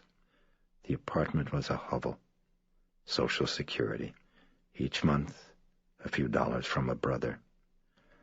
She sat at the table, spoke of Mrs. This, Uncle That, still in immigrant accents. He avoided those eyes that were wells of sorrow, eyes that spent days staring out of a window. He should never have left her. He wrote a few letters for her later. She could neither read nor write any English. Then he spent time repairing the tuner on a crackling plastic radio. Her world, the news, Mayor Lindsay. He went to the bathroom. Yellowing newspaper spread on the tile, stains of rust in the tub and the sink, on the floor an old corset, seeds of vocation. From these he had fled into love. Now the love had grown cold. In the night he heard it whistling through the chambers of his heart like a lost crying wind. At 11:15 he kissed her goodbye, promised to return just as soon as he could. He left with the radio tuned to the news. Once back in his room in Weigel Hall, he gave some thought to writing a letter to the Jesuit head of the Maryland province. He'd covered the ground with him once before, a request for a transfer to the New York province in order to be closer to his mother, a request for a teaching post and relief from his duties, and requesting the latter he'd cited as a reason, unfitness for the work. The Maryland provincial had taken it up with him during the course of his annual inspection tour of Georgetown University, a function that closely paralleled that of an Army Inspector General in the granting of confidential hearings to those who had grievances or complaints. On the point of Damien Karras's mother, the provincial had nodded and expressed his sympathy, but the question of the priest's unfitness he thought contradictory on its face. But Karras had pursued it. "Well, it's more than psychiatry, Tom," he'd said. "You know that. Some of their problems come down to vocation, to the meaning of their lives. Hell, it isn't always sex that's involved, it's their faith, and I just can't cut it, Tom. It's too much. I need out. I'm having problems of my own. I mean doubts. Oh, what thinking man doesn't, Damien?" A harried man with many appointments, the provincial had not pressed him for the reasons for his doubt, for which Karras was grateful. He knew that his answers would have sounded insane.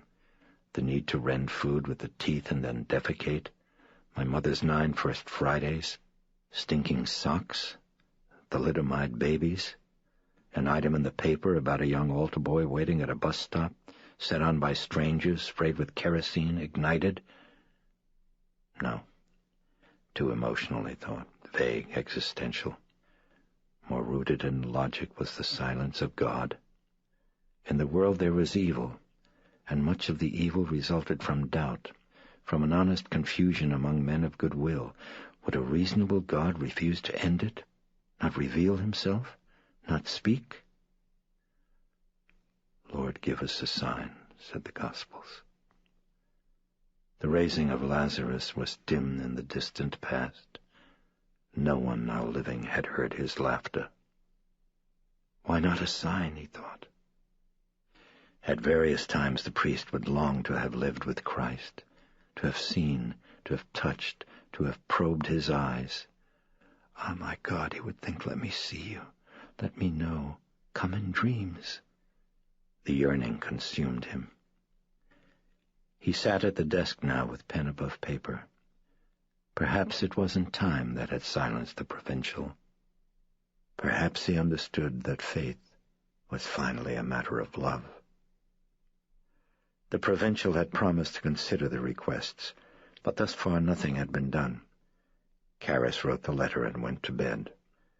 He sluggishly awakened at 5 a.m. and went to the chapel in Weigel Hall, secured a host, then returned to his room and said Mass. Et clamor meus a te veniat, he prayed with murmured anguish. Let my cry come unto thee. He lifted the host in consecration with an aching remembrance of the joy it once gave him, felt once again, as he did each morning, the pang of an unexpected glimpse from afar and unnoticed of a long-lost love. He broke the host above the chalice. Peace I leave you, my peace I give you. He tucked the host inside his mouth and swallowed the papery taste of despair. When the Mass was over, he polished the chalice and carefully placed it in his bag. He rushed for the 7:10 train back to Washington, carrying pain in a black valise. Chapter 3. Early on the morning of April 11th, Chris made a telephone call to her doctor in Los Angeles and asked him for a referral to a local psychiatrist for Reagan. "Oh," said the doctor, "what's wrong?" Chris explained. Beginning on the day after Reagan's birthday, and following Howard's failure to call, she had noticed a sudden and dramatic change in her daughter's behavior and disposition. Insomnia, quarrelsome, fits of temper, kicked things, threw things, screamed, wouldn't eat. In addition, her energy seemed abnormal. She was constantly moving, touching, turning, tapping, running and jumping about, doing poorly with schoolwork, fantasy playmate, eccentric attention-getting tactics. Well, such as what? The physician inquired. Chris started with the rappings. Since the night she'd investigated the attic, she'd heard them again on 2 occasions. In both of these instances, she'd noticed Reagan was present in the room, and the rappings would cease at the moment Chris entered. Secondly, she told him, Reagan would lose things in the room. A dress, her toothbrush, books, her shoes. She complained about somebody moving her furniture. Finally, on the morning following the dinner at the White House, Chris saw Carl in Reagan's bedroom, pulling a bureau back into a place from a spot that was halfway across the room. When Chris had inquired what he was doing, he repeated his former, "Someone is funny," and refused to elaborate any further. But shortly thereafter, Chris had found Reagan in the kitchen complaining that someone had moved all her furniture during the night when she was sleeping. This was the incident, Chris explained, that had finally crystallized her suspicions. It was clearly her daughter who was doing it all. "You mean somnambulism?" asked the doctor. "She's doing it in her sleep?" No, Mark, she's doing it when she's awake, to get attention." Chris mentioned the matter of the shaking bed, which had happened twice more and was always followed by Reagan's insistence that she sleep with her mother. "Oh, well, that could be physical," the internist ventured. "No, Mark, I didn't say the bed is shaking. I said that she says that it's shaking." "Well, do you know that it isn't shaking?" "Well, no." "Well, it might be clonic spasms," the doctor murmured. "Who? Is there any temperature?" "No. Listen, what do you think?" she asked. "Should I take her to a shrink or what?" "Chris, you mentioned her schoolwork. How's she doing with her math?" "Why'd you ask?" "Well, how's she doing?" he persisted. "Oh, just rotten. I mean suddenly rotten." The doctor grunted. "Why'd you ask?" Chris repeated. "Well, it's part of the syndrome." "Syndrome of what?" "Nothing serious. I'd rather not guess about it over the phone. You got a pencil?" He wanted to give her the name of a Washington internist. "Mark, can't you come out here and check her yourself?" She thought of Jamie. A lingering infection. Chris's doctor at that time had prescribed a new broad-spectrum antibiotic. Refilling a prescription at a local drugstore, the pharmacist was wary. "I don't want to alarm you, ma'am, but this...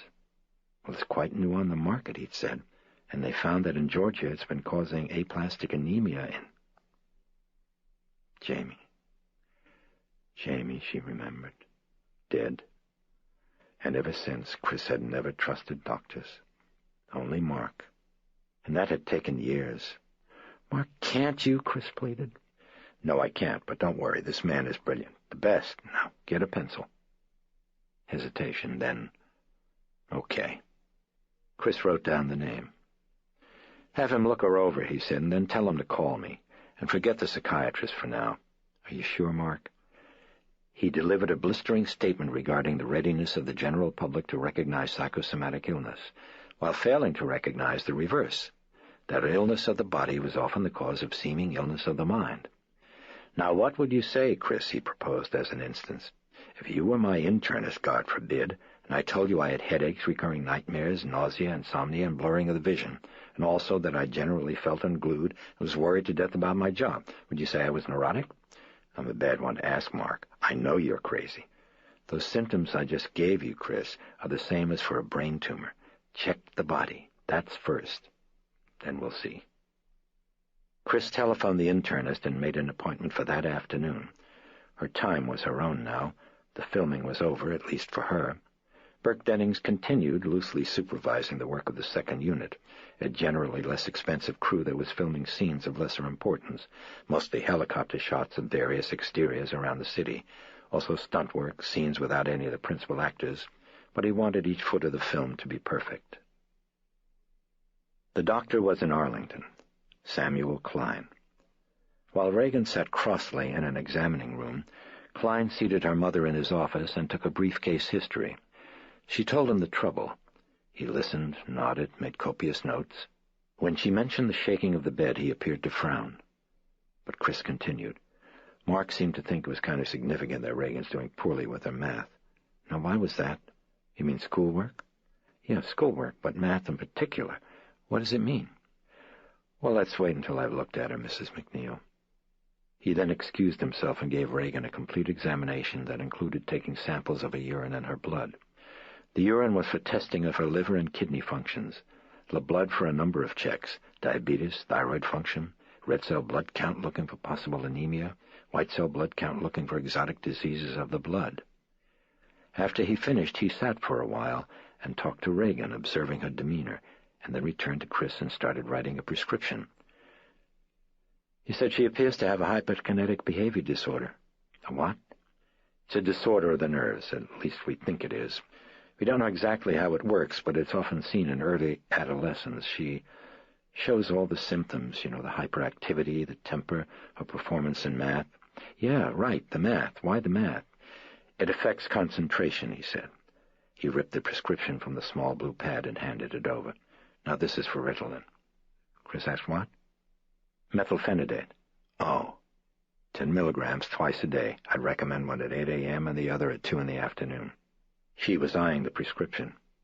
What is it, Doctor? Tranquilizer? No, a stimulant. Stimulant? She's hiring a kite right now. Her condition isn't quite what it seems, explained Klein. It's a form of overcompensation, an overreaction to depression. Depression? Klein nodded. Depression, Chris murmured. She was thoughtful. Well, you mentioned her father, said Klein. Chris looked up. Chris looked up. Chris looked up. Do you think I should take her to see a psychiatrist? Oh, no. I'd wait and see what happens with the Ritalin. I really think that's the answer. Wait 2 or 3 weeks. So you think it's all nerves? I suspect so. And those lies she's been telling? This will stop it? His answer puzzled her. He asked her if she'd ever known Reagan to swear or use obscenities. Oh, never, Chris answered. Well, you see, that's quite similar to things like her lying. Uncharacteristics from what you tell me, but in certain disorders of the nerves it can... Wait a minute, hold it. Where do you ever get the notion she uses obscenities? Chris asked him. I mean, is that what you were saying, or did I misunderstand you? For a moment the doctor eyed her rather curiously, considered, then cautiously ventured, Yes, I'd say that she uses obscenities. You weren't aware of it? I'm still not aware of it. What are you talking about? Well, she let loose quite a string while I was examining her, Mrs. McNeil. You're kidding me. Like what? He looked evasive. Well, I'd say her vocabulary is rather extensive. Well, what, for instance? I mean, give me an example. He shrugged. You mean shit or fuck? He relaxed. Yes, she used those words, he said. And what else did she say? I mean, specifically. Well, specifically, Mrs. McNeil, she advised me to keep my goddamn fingers away from her cunt. Chris gasped with shock. She used those words? Well, it isn't unusual, Mrs. McNeil, and I really wouldn't worry about it at all. It's a part of the syndrome. Chris was shaking her head, looking down at her shoes. It's just hard to believe. Look, I doubt that she even understood what she was saying, the doctor soothed her. Yeah, I guess, murmured Chris. Yeah, maybe not. Try the Ritalin, he advised her, and we'll see what develops. I'd like to take a look at her again in 2 weeks. He consulted a calendar pad on his desk. Let's see, Wednesday the 27th, would that be convenient? Yes, sure, she murmured, getting up from the chair. She crumpled the prescription in a pocket of her coat. Yeah, 27th would be fine. I'm quite a big fan of yours, Klein said, smiling as he opened the door leading into the hall. Chris paused in the doorway, preoccupied, a fingertip pressed to her lip. She glanced to the doctor.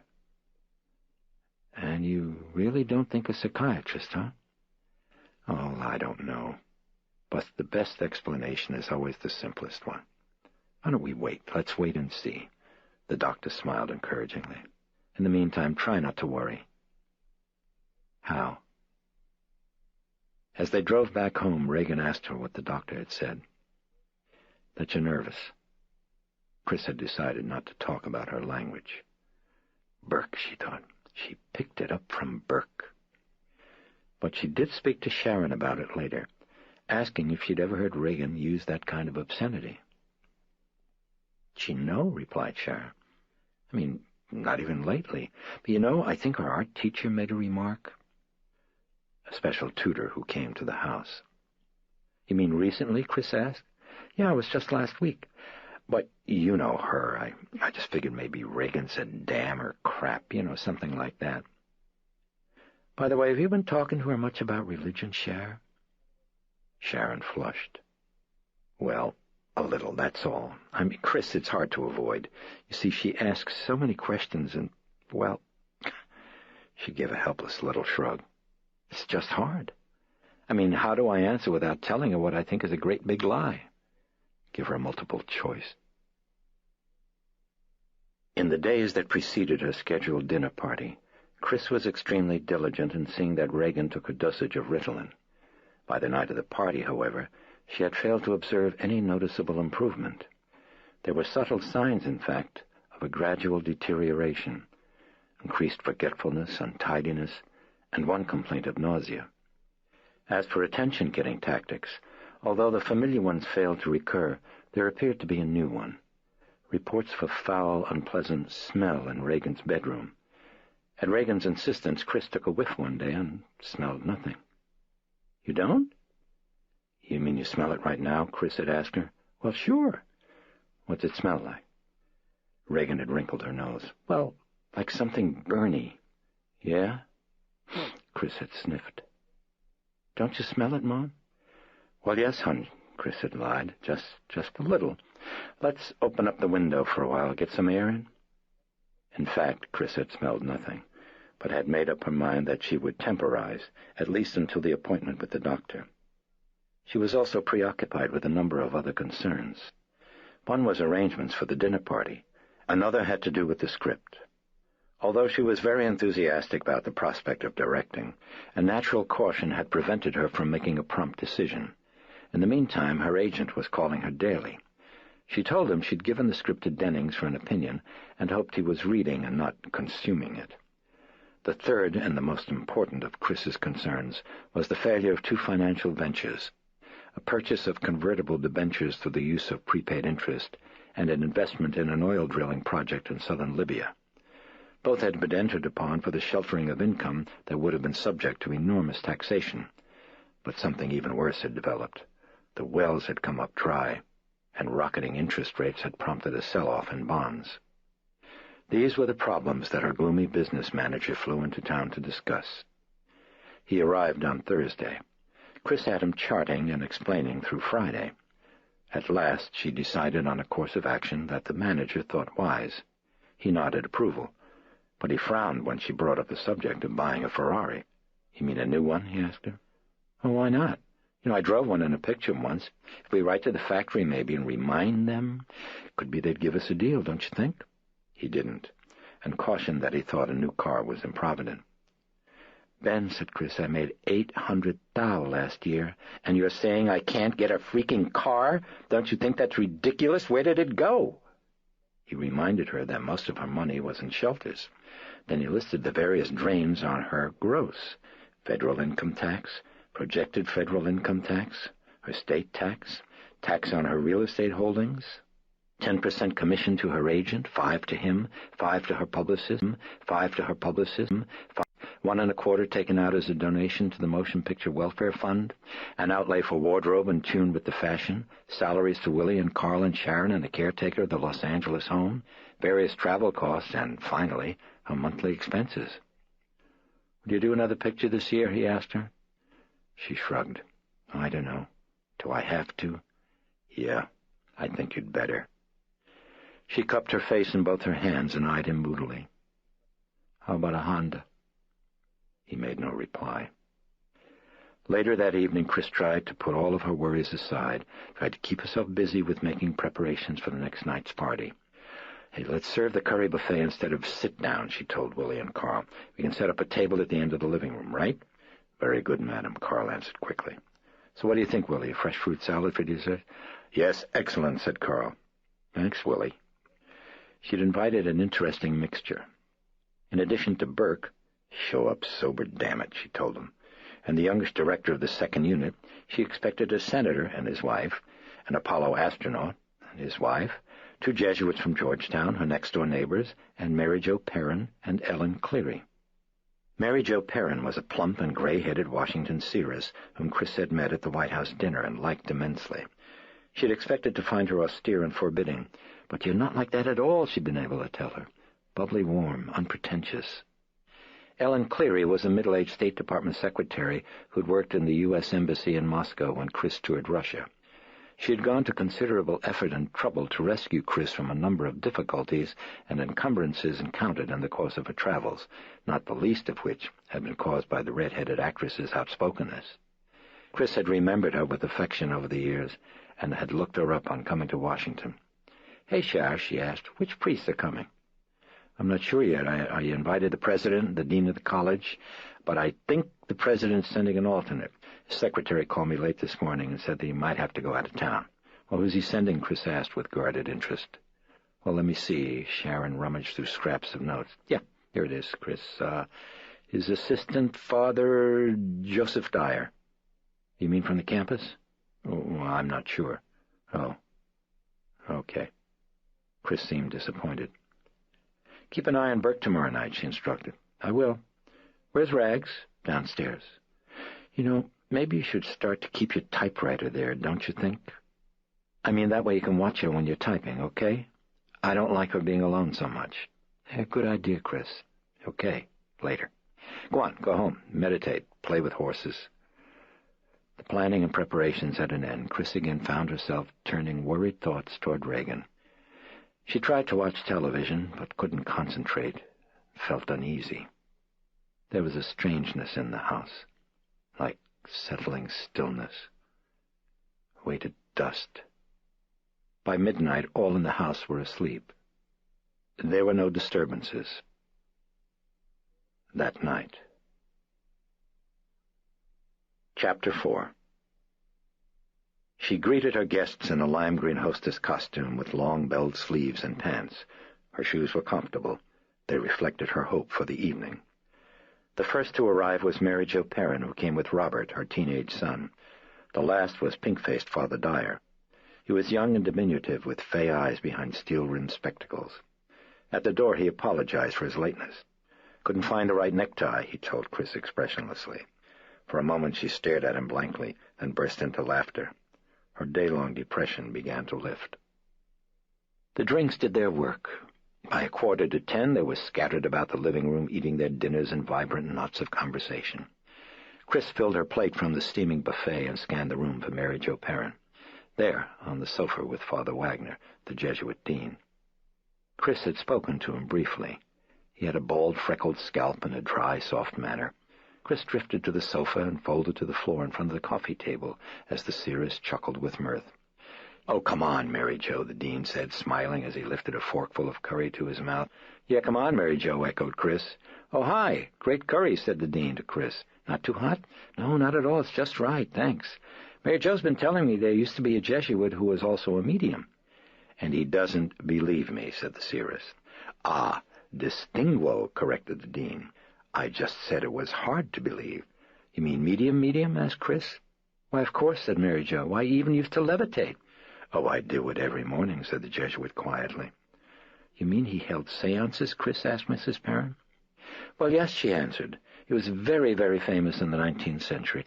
In fact, he was probably the only spiritualist of his time who wasn't ever clearly convicted of fraud. "As I said, he wasn't a Jesuit," commented the dean. "Oh, my, but he was." She laughed. "When he turned 22, he joined the Jesuits and promised not to work anymore as a medium. But they threw him out of France." She laughed even harder. "Right after a seance that he held at the Tuileries. Do you know what he did? In the middle of the seance, he told the Empress she was about to be touched by the hands of a spirit child who was about to fully materialize. And when they suddenly turned all the lights on," she started to guffaw, "they caught him sitting with his naked foot on the Empress's arm. How can you imagine?" The dean was smiling as he set down his plate. "Don't come looking for discounts anymore on indulgences, Mary Jo." "Oh, come on, Father, every family's got one black sheep. We were pushing our quota with the Medici Pope," said the dean. "You know, I had an experience once," began Chris, but the dean interrupted. "Are you making this a matter of confession?" Chris smiled and said, "No, I'm not a Catholic." "Oh, well, neither are the Jesuits," Mrs. Perrin chuckled. "Dominican slander?" retorted the dean. Then to Chris he said, "I'm sorry, my dear, you were saying?" "Well, just that I thought I saw somebody levitate once in Bhutan." She recounted the story. "Do you think that's possible?" she ended. "I mean, really, seriously." "Who knows?" the dean shrugged. "Who knows what gravity is, or matter when it comes to that?"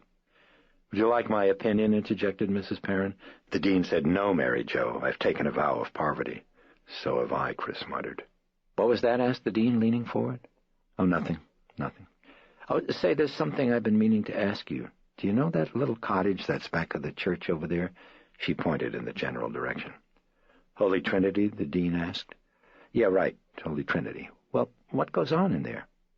"Oh, well, that's where they say Black Mass," said Mrs. Perrin.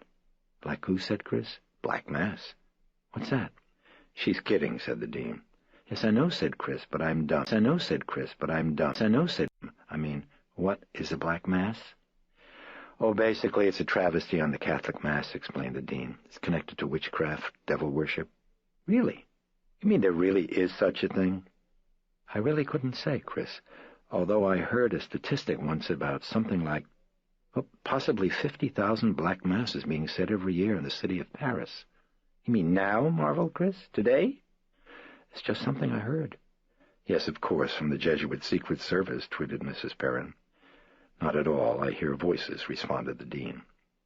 "You know, back in L.A., mentioned Chris, you hear an awful lot of stories about witch cults being around. I've often wondered if it's true." "Well, as I said, I wouldn't know," said the dean. "But I'll tell you who might, Joe Dyer. Hey, where's Joe?" The dean looked around. "Oh, over there," he said, nodding toward the other priest who was standing at the buffet with his back to them. He was heaping a second helping onto his plate. "Hey, Joe?" The young priest turned, his face impassive. "You called, great dean?" The other Jesuit beckoned with his fingers. "All right, just a second," answered Dyer, and resumed his attack on the curry and salad. "That's the only leprechaun in the priesthood," said the dean with an edge of fondness. He sipped at his wine. "They had a couple of cases of desecration in Holy Trinity last week, and Joe said something about one of them reminding him of some things that they used to do at Black Mass, so I expect he knows something about the subject." "Well, what happened at the church?" asked Mary Jo Perrin. "Oh, it's really too disgusting," said the dean. "Come on, we're all through with our dinners." No, please, it's too much," he demurred. "Come on." "You mean you can't read my mind, Mary Jo?" the dean asked her. "Oh, I could," she responded, "but I really don't think I'm worthy to enter that holy of holies." She chuckled. "Well, it really is sick," began the dean. He described the desecrations. In the first of the incident, the elderly sacristan of the church had discovered a mound of human excrement on the altar cloth directly before the tabernacle. "Oh, that really is sick," Mrs. Perrin grimaced. "Well, the other's even worse," remarked the dean, then employed indirection and one or two euphemisms to explain how a massive phallus sculpted in clay had been found firmly glued to a statue of Christ on the left side altar. "That's sick enough," he concluded. Chris noticed that Mary Jo seemed genuinely disturbed as she said, "Oh, that's enough now. Yes, I'm sorry that I asked. Let's change the subject, please." "No, I'm fascinated," said Chris. "Yes, of course, I'm a fascinating human." It was Father Dyer speaking.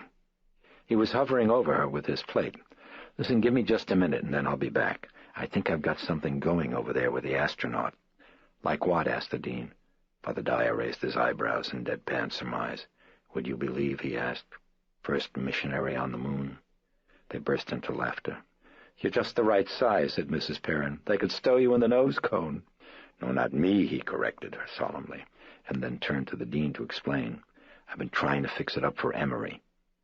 "That's our disciplinarian on campus," Dyer explained in an aside to the women. "Nobody's up there, and that's what he likes, you see.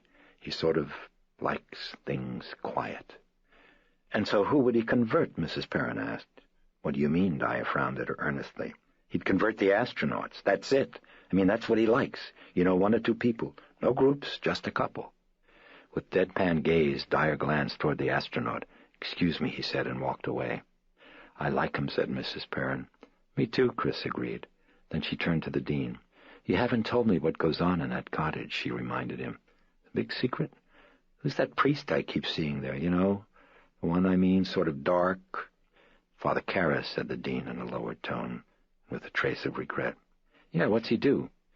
"He's a counselor, Chris." The dean put down his wine glass and turned it by the stem. Had a pretty rough knock last night, poor guy. Oh, what? Asked Chris with a sudden concern. Well, his mother passed away.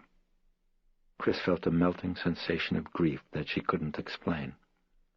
Oh, I'm sorry, she said. He seems to be taking it pretty hard, resumed the Jesuit. She was living by herself, and I guess she was dead for a couple of days before they found her. Oh, how awful, Mrs. Perrin murmured. Who found her? Chris asked solemnly. The superintendent of her apartment building. I guess they wouldn't have found her even now, except, well, the next-door neighbors complained about her radio going all the time. That's sad, Chris murmured. Excuse me, please, madam. Chris looked up at Carl. He held a tray filled with glasses and liqueurs. Sure, set it down right here, Carl, okay? That'll be fine. Chris liked to serve the liqueurs to her guests herself. It added an intimacy, she felt, that might otherwise be lacking. Well, let's see now. I'll start with you, she told the dean and Mrs. Perrin, and she served them. Then she moved about the room, taking orders and fetching for each of her guests. And by the time she had made the rounds, the various clusters had shifted to new combinations, except for Dyer and the astronaut, who seemed to be getting thicker. No, I'm really not a priest, Chris heard Dyer say solemnly, his arm on the astronaut's chuckle-heaved shoulder. I'm actually a terribly avant-garde rabbi. And not long after, she overheard Dyer inquiring of the astronaut, What is space? And when the astronaut shrugged and said he really didn't know, Father Dyer had fixed him with an earnest frown and said, You should. Chris was standing with Ellen Cleary afterward, reminiscing about Moscow, when she heard a familiar strident voice ringing angrily through from the kitchen. Oh, Jesus, thought Chris. Burke! He was shrieking obscenities at someone. Chris excused herself and went quickly to the kitchen, where Dennings was railing viciously at Carl, while Sharon made futile attempts to hush him. Burke! Exclaimed Chris. Knock it off! The director ignored her, continuing to rage. The corners of his mouth flecked foaming with saliva, while Carl leaned mutely against the sink with folded arms and stolid expression, his eyes fixed unwaveringly on Dennings. Carl, Chris snapped, will you get out of here? Get out! Can't you see how he is? But the Swiss would not budge until Chris began actually to shove him toward the door. Nazi pig! Dennings screamed at his back. And then he turned genially to Chris and rubbed his hands together. Now then, what's dessert? He asked mildly. Dessert? Chris thumped at her brow with the heel of her hand. Well, I'm hungry, Dennings whined. Chris turned to Sharon. Feed him. I've got to get Reagan up to bed. And Bert, for Christ's sake, she asked the director, will you behave yourself? There are priests out there. She pointed. He creased his brow as his eyes grew intense with a sudden and apparently genuine interest. Oh, you noticed that too? He asked without guile. Chris left the kitchen and went down to check Reagan in the basement playroom, where her daughter had spent the entire day. She found her playing with the Ouija board. She seemed sullen, abstracted, remote. Well, at least she isn't feisty, Chris reflected, and hopeful of diverting her. She'd brought her to the living room and began to introduce her to her guests. Oh, isn't she darling, said the wife of the senator. Reagan was strangely well-behaved, except for a moment with Mrs. Perrin, when she would neither speak nor accept her hand. But the seeress made a joke of it. She knows I'm fake. She winked at Chris. But then, with a curious air of scrutiny, she reached forward and gripped Reagan's hand with a gentle pressure, as if checking her pulse. Reagan quickly shook her off and glared malevolently. Oh, dear, she must be tired, Mrs. Perrin said casually. Yet she continued to watch Reagan with a probing fixity, an anxiety unexplained. She's been feeling kind of sick, Chris murmured in apology. She looked down at Reagan. Haven't you, honey? Reagan did not answer. She kept her eyes on the floor. There was no one left for Reagan to meet except the senator and Robert, Mrs. Perrin's son, and Chris thought it best to pass them up. She took Reagan up to bed and tucked her in. Do you think you can sleep? Chris asked. I don't know, Reagan answered dreamily. She turned on her side and was staring at the wall with a distant expression. Would you like me to read to you for a while?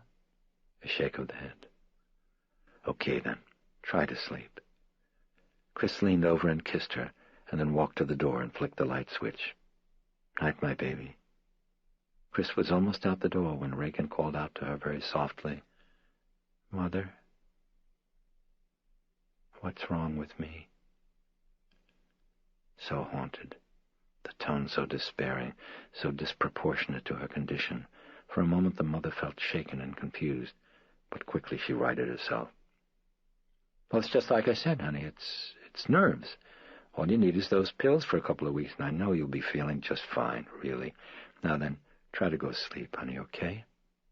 No response. Chris waited. "Okay," she repeated. "Okay," whispered Reagan. Chris abruptly noticed goose pimples rising on her forearm. She rubbed it. Good Christ, she thought, it gets cold in this room. Where's the draft coming in from? Chris moved to the window and checked along the edges, found nothing, then turned to Reagan. "You warm enough, baby?" No answer. Chris moved to the bedside. "Reagan, you asleep?" Eyes closed, deep breathing. Chris tiptoed from the room. From the hall she heard singing, and as she walked down the stairs, she saw with pleasure that the young Father Dyer was playing the piano near the living-room picture window, and was leading a group that had gathered around him in cheerful song. As she entered the living room, they had just finished "Till We Meet Again." Chris started forward to join the group, but was quickly intercepted by the senator and his wife, who had their coats across their arms. They seemed edgy. "You're leaving so soon?" Chris asked them. "Oh, I'm really so sorry, and my dear, we've had a marvelous evening," the senator refused. "But poor Martha's got a headache." "Oh, I am so sorry, but I do feel terrible," moaned the senator's wife. "Will you excuse us, Chris? It's been such a lovely party." "Well, I'm really sorry you have to go," said Chris. "Hope you feel better." She accompanied them to the door, and she could hear Father Dyer in the background asking, "Does anyone else know the words to 'I'll Bet You're Sorry Now, Tokyo Rose'?" She bade them good night. On her way out to the living room, Sharon stepped quietly out from the study. "Where's Burke?" Chris asked her. "In there," Sharon answered with a nod to the study. "He's sleeping it off. Say, what did the senators say to you? Anything?" "What do you mean?" asked Chris. "They just left." "Oh, well, I guess it's as well," said Sharon. "Sharon, what do you mean?" "Oh, Burke," sighed Sharon. In a guarded tone, she described an encounter between the senator and the director. "Dennings had remarked to him in passing," said Sharon, "that there appeared to be an alien pubic hair floating round in my gin." Then he turned to the senator and added in a tone that was vaguely accusatory, "Never seen it before in my life. Have you?" Chris giggled as Sharon went on to describe how the senator's embarrassed reaction had triggered one of Dennings' chaotic rages in which he'd expressed his boundless gratitude for the existence of politicians, since without them one couldn't distinguish who the statesman were, you see. When the senator had moved away in a huff, the director turned to Sharon and said proudly, "There, you see, I didn't curse. Now then, don't you think I handled that rather demurely?" Chris couldn't help laughing. "Oh, well, let him sleep. But you'd better stay in there in case he wakes up. Would you mind, Sharon?" "Oh, not at all, no." Sharon entered the study. In the living room, Mary Jo Perrin sat alone and thoughtful in a corner chair. She looked edgy and disturbed. Chris started to join her, but changed her mind when one of the neighbors drifted over to the corner. Chris headed for the piano instead. Dyer broke off his playing of chords and looked up to greet her. "Yes, young lady, and what can we do for you today? We're running a special on novenas." Chris chuckled with the others. "Well, I thought I'd get the scoop on what goes on at Black Mass," she said. "Father Wagner said you were the expert." The group at the piano fell silent with interest.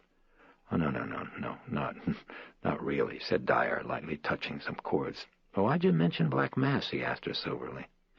"Oh, well, some of us were talking before about, well, you know, those things they found at Holy Trinity." "Oh, you mean the desecrations," Dyer interrupted. "Hey, somebody give us a clue what's going on," demanded the astronaut. "Me too," said Ellen Cleary. "I'm lost." "Well, they found some desecrations at the church down the street," explained Dyer. "Well, like what?" asked the astronaut. "Forget it," Dyer advised him. "Let's just say obscenities, okay?" "Father Wagner says you told him it was like at Black Mass," prompted Chris. "And I wondered what goes on at those things." I really don't know all that much, honestly, he protested. In fact, most of what I know is what I've heard from another Jeb. Jeb? What's a Jeb? Chris asked. Oh, that's short for Jesuit. Father Karras is the expert on all this stuff. Chris was suddenly alert. Oh, you mean the Dark Priest at Holy Trinity? Oh, you know him? Asked Dyer. No, I just heard him mention, that's all. Well, I think he did a paper on it once, said Dyer. You know, just from the psychiatric side. What do you mean? Asked Chris. What do you mean? What do you mean? What do you mean? What do you mean? I mean, he's a psychiatrist? Oh, sure, yes. Oh, I'm sorry. I just assumed that you knew. Listen, somebody tell me something, the astronaut demanded again impatiently. What does go on at Black Mass? Let's just say perversions, Dyer shrugged. Obscenities, blasphemies. It's an evil parody of the Mass, where instead of God they worship Satan, and they sometimes offered human sacrifice. Ellen Cleary shook her head and walked away. It's getting a little too creepy for me, she smiled thinly. Chris paid her no notice. The dean joined the group unobtrusively.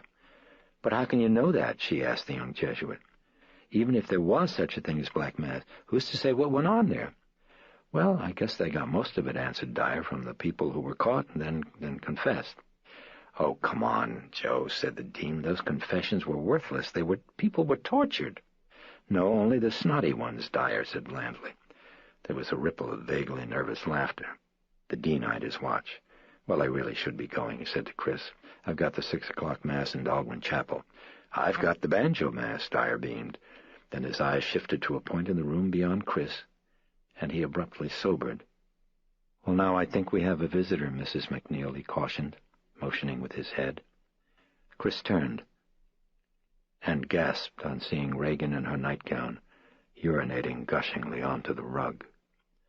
Staring fixedly at the astronaut, she intoned in a lifeless voice, You're going to die up there. Oh, my God, cried Chris in pain, rushing to her daughter. Oh, God, oh, my baby, oh, come on, come with me. She took Regan by the arms and led her quickly away with a tremulous apology over her shoulder to the ashen astronaut. I'm so sorry. She's been sick. She must be walking in her sleep. She didn't know what she was saying. Gee, maybe we should go, she heard Dyer say to someone. No, stay, Chris protested, turning around for a moment. Please stay. It's okay. I'll be back in just a minute. Chris paused by the kitchen, instructing Willie to see to the rug before the stain became indelible. And then she walked Regan upstairs to her bathroom, bathed her, and changed her nightgown. Honey, why did you say that? Chris asked her repeatedly. But Regan appeared not to understand. She mumbled non sequiturs. Her eyes were vacant and clouded. Chris tucked her into bed, and almost immediately Regan appeared to fall asleep. For a time Chris waited, listening to her breathing. Then she left the room. At the bottom of the stairs, she encountered Sharon and the young director of the 2nd unit, assisting Dennings out of the study. They had called a cab and were going to shepherd him back to his suite at the Sheraton Park Hotel. Take it easy, Chris advised as they left the house with Dennings between them. Barely conscious, the director muttered, "Fuck it," and slipped into fog in the waiting cab. Chris returned to the living room where the guests who still remained expressed their sympathy as she gave them a brief account of Regan's illness. When she mentioned the rappings and the other attention-getting phenomena, Mrs. Perrin stared at her intently. Once Chris looked at her, expecting her to comment, but Perrin said nothing, and Chris continued. "Does she walk in her sleep quite a bit?" asked Dyer. "No, tonight's the first time. At least the first time I know of, so I guess it's this hyperactivity thing. I mean, don't you think?" "I really wouldn't know," said the priest. "I've heard sleepwalking's common at puberty, except that—" Here Dyer shrugged and broke it off. I don't know. Guess you'd better ask your doctor." Throughout the remainder of the discussion, Mrs. Perrin sat quietly watching the dance of the flames in the living room fireplace.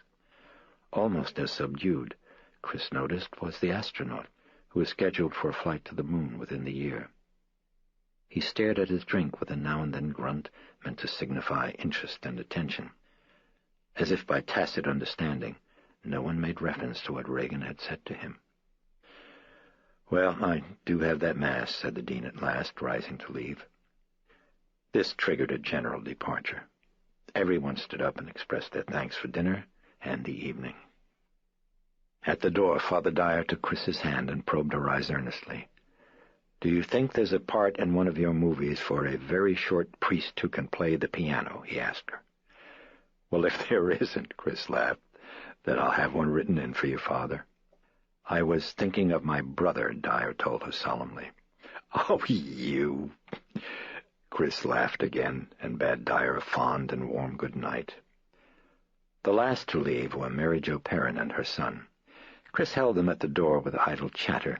She had the feeling that Mary Jo had something on her mind that she was holding back. To delay her departure, Chris asked her opinion on Reagan's continued use of the Ouija board and her Captain Howdy fixation. You think there's any harm in it?" she asked. Expecting an airily perfunctory dismissal, Chris was surprised when Mrs. Perrin frowned and looked down at the doorstep. She seemed to be thinking, and still in this posture, she stepped outside and joined her son, who was waiting on the stoop. When at last Perrin lifted her head, her eyes were in shadow. "I would take it away from her," she said quietly. She handed ignition keys to her son. "Bobby, start up the motor," she instructed. "It's cold." He took the keys, told Chris that he'd loved her in all of her films, and then walked shyly away toward an old battered Mustang parked down the street. Mrs. Perrin's eyes were still in shadow. "I don't know what you think of me," she said, speaking slowly. "Many people associate me with spiritualism, but that's wrong. Yes, I think I have a gift," she continued quietly. "But it isn't occult. In fact, to me it seems natural, perfectly natural. Being a Catholic, I believe that we all have a foot in two worlds. The one that we're conscious of is time. But now and then a freak like me gets a flash from the other foot, and that one, I think, is somewhere in eternity. Well, eternity has no time. There the future is present. So now and again, when I feel that other foot, I believe I get to see the future. I do. And who knows? Maybe not. Maybe all of it's coincidence." She shrugged. "But I still think I do. And if that's so, why, I still say it's natural, you see. But the occult." She paused, picking words. "The occult is something different. I've stayed away from that. I think dabbling with that can be dangerous, and that includes fooling around with a Ouija board." Until now, Chris had thought her a woman of eminent sense, and yet something in her manner now was deeply disturbing. She felt a creeping foreboding that she tried to dispel. "Come on now, Mary Jo," Chris smiled. "Don't you know how those Ouija boards work? It isn't anything at all but a person's subconscious, that's all." "Yes, perhaps," Perrin answered quietly. "Perhaps. It could all be suggestion. But in story after story that I've heard about seances, Ouija boards, all of that, they always seem to point to the opening of a door of some sort. No, not to the spirit world, perhaps. You don't believe in that. Perhaps, then, a door in what you call the subconscious. I don't know. All I know is that things seem to happen. And, my dear, there are lunatic asylums all over the world filled with people who dabbled in the occult." "Are you kidding?" There was momentary silence. Then again the soft voice began droning out of darkness. "There was a family in Bavaria, Chris, in 1921. I don't remember the name, but they were a family of 11. You could check it in the newspapers, I suppose. Just a short time following an attempt at a seance, they went out of their minds, all of them, all 11. They went on a burning spree in their house, and when they'd finished with the furniture, they started on the 3-month-old baby of one of the younger daughters, and that is when the neighbors broke in and stopped them. The entire family," she ended, "was put in an asylum." "Oh, boy," breathed Chris, as she thought of Captain Howdy. He had now assumed a menacing coloration. Mental illness, was that it? Something. "I knew I should take her to see a psychiatrist," she said. "Oh, for heaven's sake," said Mrs. Perrin, stepping into the light. "You never mind about me. You just listen to your doctor." There was attempted reassurance in her voice that was not convincing. "I'm great at the future," Mrs. Perrin smiled. "But in the present, I'm absolutely helpless." She was fumbling in her purse. "Now then, where are my glasses? There, you see, I've mislaid them. Oh, sorry. Here they are, right here." She had found them in a pocket of her coat. "Lovely home," she remarked as she put on the glasses and glanced up at the upper facade of the house. "Gives a feeling of warmth." "God almighty, I'm relieved," said Chris. "For a second there, I thought you were going to tell me it's haunted." Mrs. Perrin glanced down to her. "Why would I tell you a thing like that?" Chris was thinking of a friend, a noted actress in Beverly Hills, who had sold her home because of her insistence that it was inhabited by a poltergeist. "I don't know." She grinned wanly. "On account of who you are, I guess." "I was kidding." "It's a very fine house," Mrs. Perrin reassured her in an even tone. "I've been here before, you know, many times." "Have you really?" "Yes, an admiral had it, a friend of mine. I get a letter from him now and then. They've shipped him to sea again, poor dear. I don't know if it's really him that I miss or this house." She smiled. "But then, maybe you'll invite me back." "Mary Jo, I'd love to have you back. I mean it. You're a fascinating person." "Well, at least I'm the nervous person, you know." "Ah, come on. Listen, call me. Really, please. Will you call me next week?" "Yes, I would like to hear how your daughter's coming on." "You got the number, Mary Jo?" "Yes, it's at home in my book." What was off, wondered Chris. There was something in Perrin's tone that was slightly off-center. "Well, good night," said Mrs. Perrin, "and thanks again for a marvelous evening." And before Chris could answer her, she was walking rapidly down the street. For a moment Chris watched her, and then closed the front door. A heavy lassitude overcame her. Quite a night, she thought. Some night. Some night. She went to the living room and stood over Willie, who was kneeling by the urine stain. Willie was brushing up the nap of the rug. "White vinegar I put on," muttered Willie. "Twice, 2 times. "Coming out, Will?" "Maybe now," answered Willie. "I do not know. We will see." "No, you really can't tell until the damn thing dries." "Yeah, that's brilliant there, Punchy," thought Chris. "That's really a brilliant observation. Judas Priest, kid. Go to bed." "Well, leave it alone for now, Willie. Get to sleep." No, I finish." "Okay, then. Thanks, Willie. Good night." "Good night, madam." Chris started up the stairs with weary steps.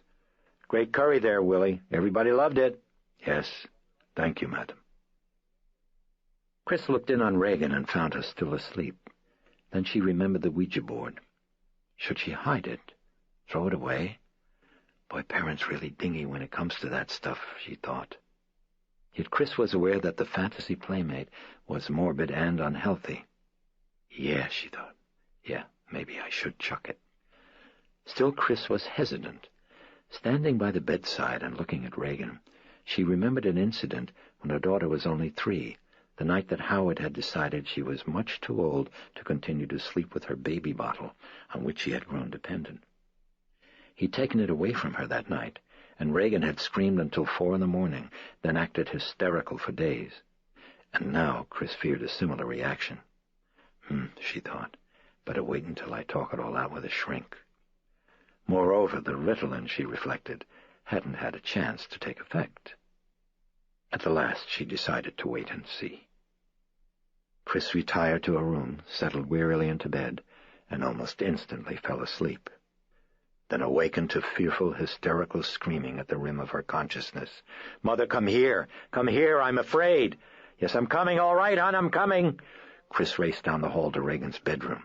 Sounds of whimpering, crying, sounds like bed springs. "Oh, my baby, what's wrong?" Chris exclaimed as she reached out and flicked on the lights. Good Christ almighty! Reagan lay taut on her back, face stained with tears and contorted with terror as she gripped at the sides of her narrow bed. "Mother, why is it shaking? Make it stop. Oh, I'm scared. Make it stop. Mother, please make it stop!" The mattress of the bed was quivering violently back and forth. quivering violently back and forth.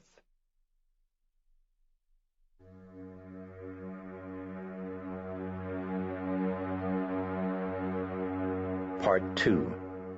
The Edge. Chapter 1.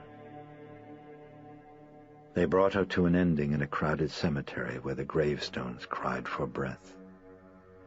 The mass had been lonely as her life. Her brothers from Brooklyn, the grocer on the corner who had extended her credit, watching them lower her into the dark of a world without windows, Damien Karras sobbed with a grief he had long misplaced. "Ah, Dimmy, Dimmy," an uncle with an arm around his shoulder. "Never mind, she's in heaven now, Dimmy. She's happy." "Oh, God, let it be," thought Karras. "Oh, God, oh, God, please be." They waited in the car while he lingered by the grave. He couldn't bear the thought of her being alone. Driving to Pennsylvania Station, he listened to his uncles speak of their illnesses in broken immigrant accents. "Emphysema, gotta quit smoking. I almost died last year, you know that?" Spasms of rage fought to break from his lips, but he pressed them back and felt ashamed. He looked out the window. They were passing by the home relief station, where on Saturday mornings in the dead of winter she would pick up the milk and the sacks of potatoes while he lay in his bed. The Central Park Zoo, where she left him in summer while she begged by the fountain in front of the plaza. Passing the hotel, Karras burst into sobs, and that choked back the memories, wiped at the wetness of stinging regrets. He wondered why love had waited for this distance, waited for the moment when he need not touch, when the limits of contact and human surrender had dwindled to the size of a printed mass card tucked in his wallet. In memoriam. He knew. This grief was old. He arrived at Georgetown in time for dinner, but had no appetite. He paced inside his cottage. Jesuit friends came by with condolences, stayed briefly, promised prayers. Shortly after 10, Joe Dyer appeared with a bottle of scotch. He displayed it proudly. "Kevis real." "Where'd you get the money for it? Out of the poor box?" "Don't be an asshole," said Dyer. "That would be breaking my vow of poverty." "Where did you get it then?" "I stole it." Karras smiled and shook his head as he fetched a glass and a pewter coffee mug. He rinsed them out in his tiny bathroom sink and said, "I believe you." "Ah, greater faith I have never seen," said Dyer.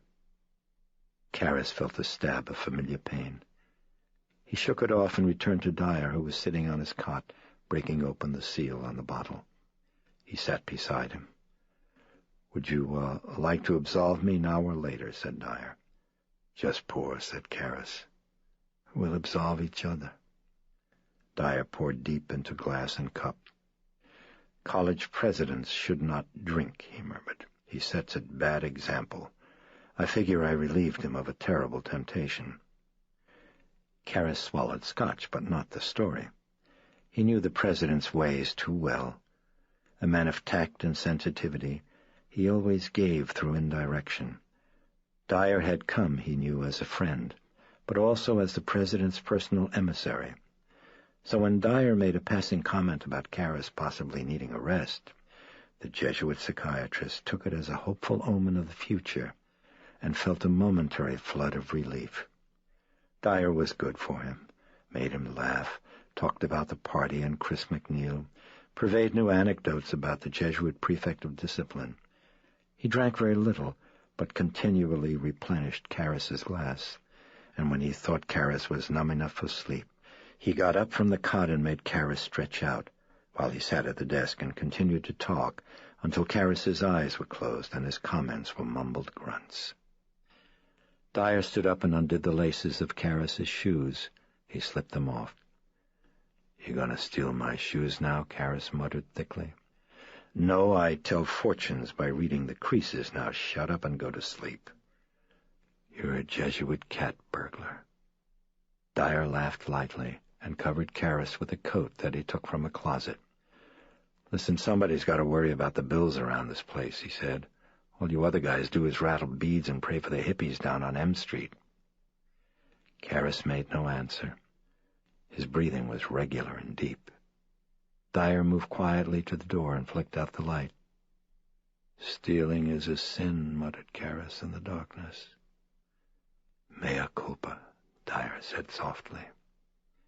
For a time he waited, then at last decided that Karras was asleep. He left the cottage. In the middle of the night, Karras awakened in tears. He had dreamed of his mother. Standing at a window high in Manhattan, he'd seen her emerging from a subway kiosk across the street. She stood at the curb with a brown paper shopping bag, searching for him. He waved, but she didn't see him. She wandered the street, buses, trucks, unfriendly crowds. She was growing frightened. She returned to the subway and began to descend. Karras grew frantic and ran to the street, began to weep as he called her name, as he couldn't find her, as he pictured her helpless and bewildered in the maze of tunnels beneath the ground. He waited for his sobbing to subside, and then fumbled for the scotch. He sat on the cot and drank in darkness. Wet came the tears. They would not cease.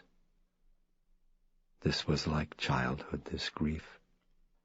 He remembered a telephone call from his uncle. "Dimmy, the edema has affected her brain. She won't let a doctor come anywhere near her. Just keeps screaming things. Even talks to the goddamn radio. I figure she gotta go to Bellevue, Dimmy. Regular hospital, they're not gonna put up with that. I just figure a couple of months, she's good as new. Then we take her out again, okay? Listen, Dimmy, I tell you, true, we already done it. They give her a shot, and then they take her in the ambulance this morning. We didn't want to bother you, Dimmy, except there's a hearing, and you got to sign the papers." "What? Private hospital? Who's got the money for that, Dimmy? You?" He didn't remember falling asleep. He awakened a torpor with memory of loss draining blood from his stomach. He reeled to the bathroom, showered, shaved, dressed in a cassock. It was 5:35. He unlocked the door to Holy Trinity, put on his vestments, and offered up Mass at the left side altar. "Memento etiam," he prayed with bleak despair. "Remember thy servant, Mary Karras." In the tabernacle door he saw the face of the nurse at Bellevue receiving, heard again the screams from the isolation room. "You her son?" "Yes, I'm Damien Karras." "Well, I wouldn't go in there. She's pitching a fit."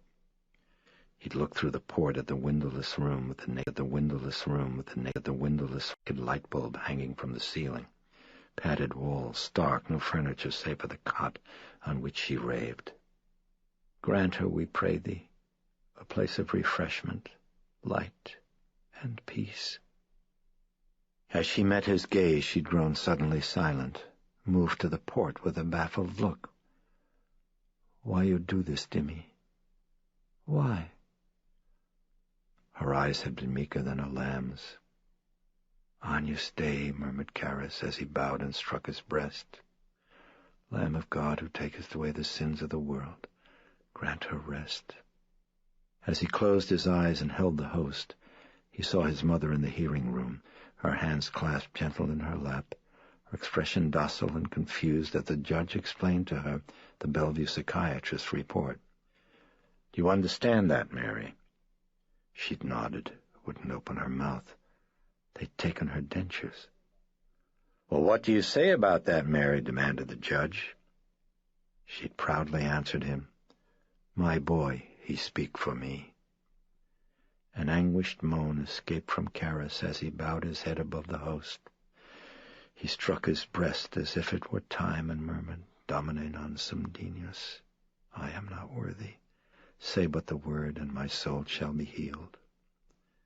Against all reason, against all knowledge, he prayed that there was someone to hear his prayer.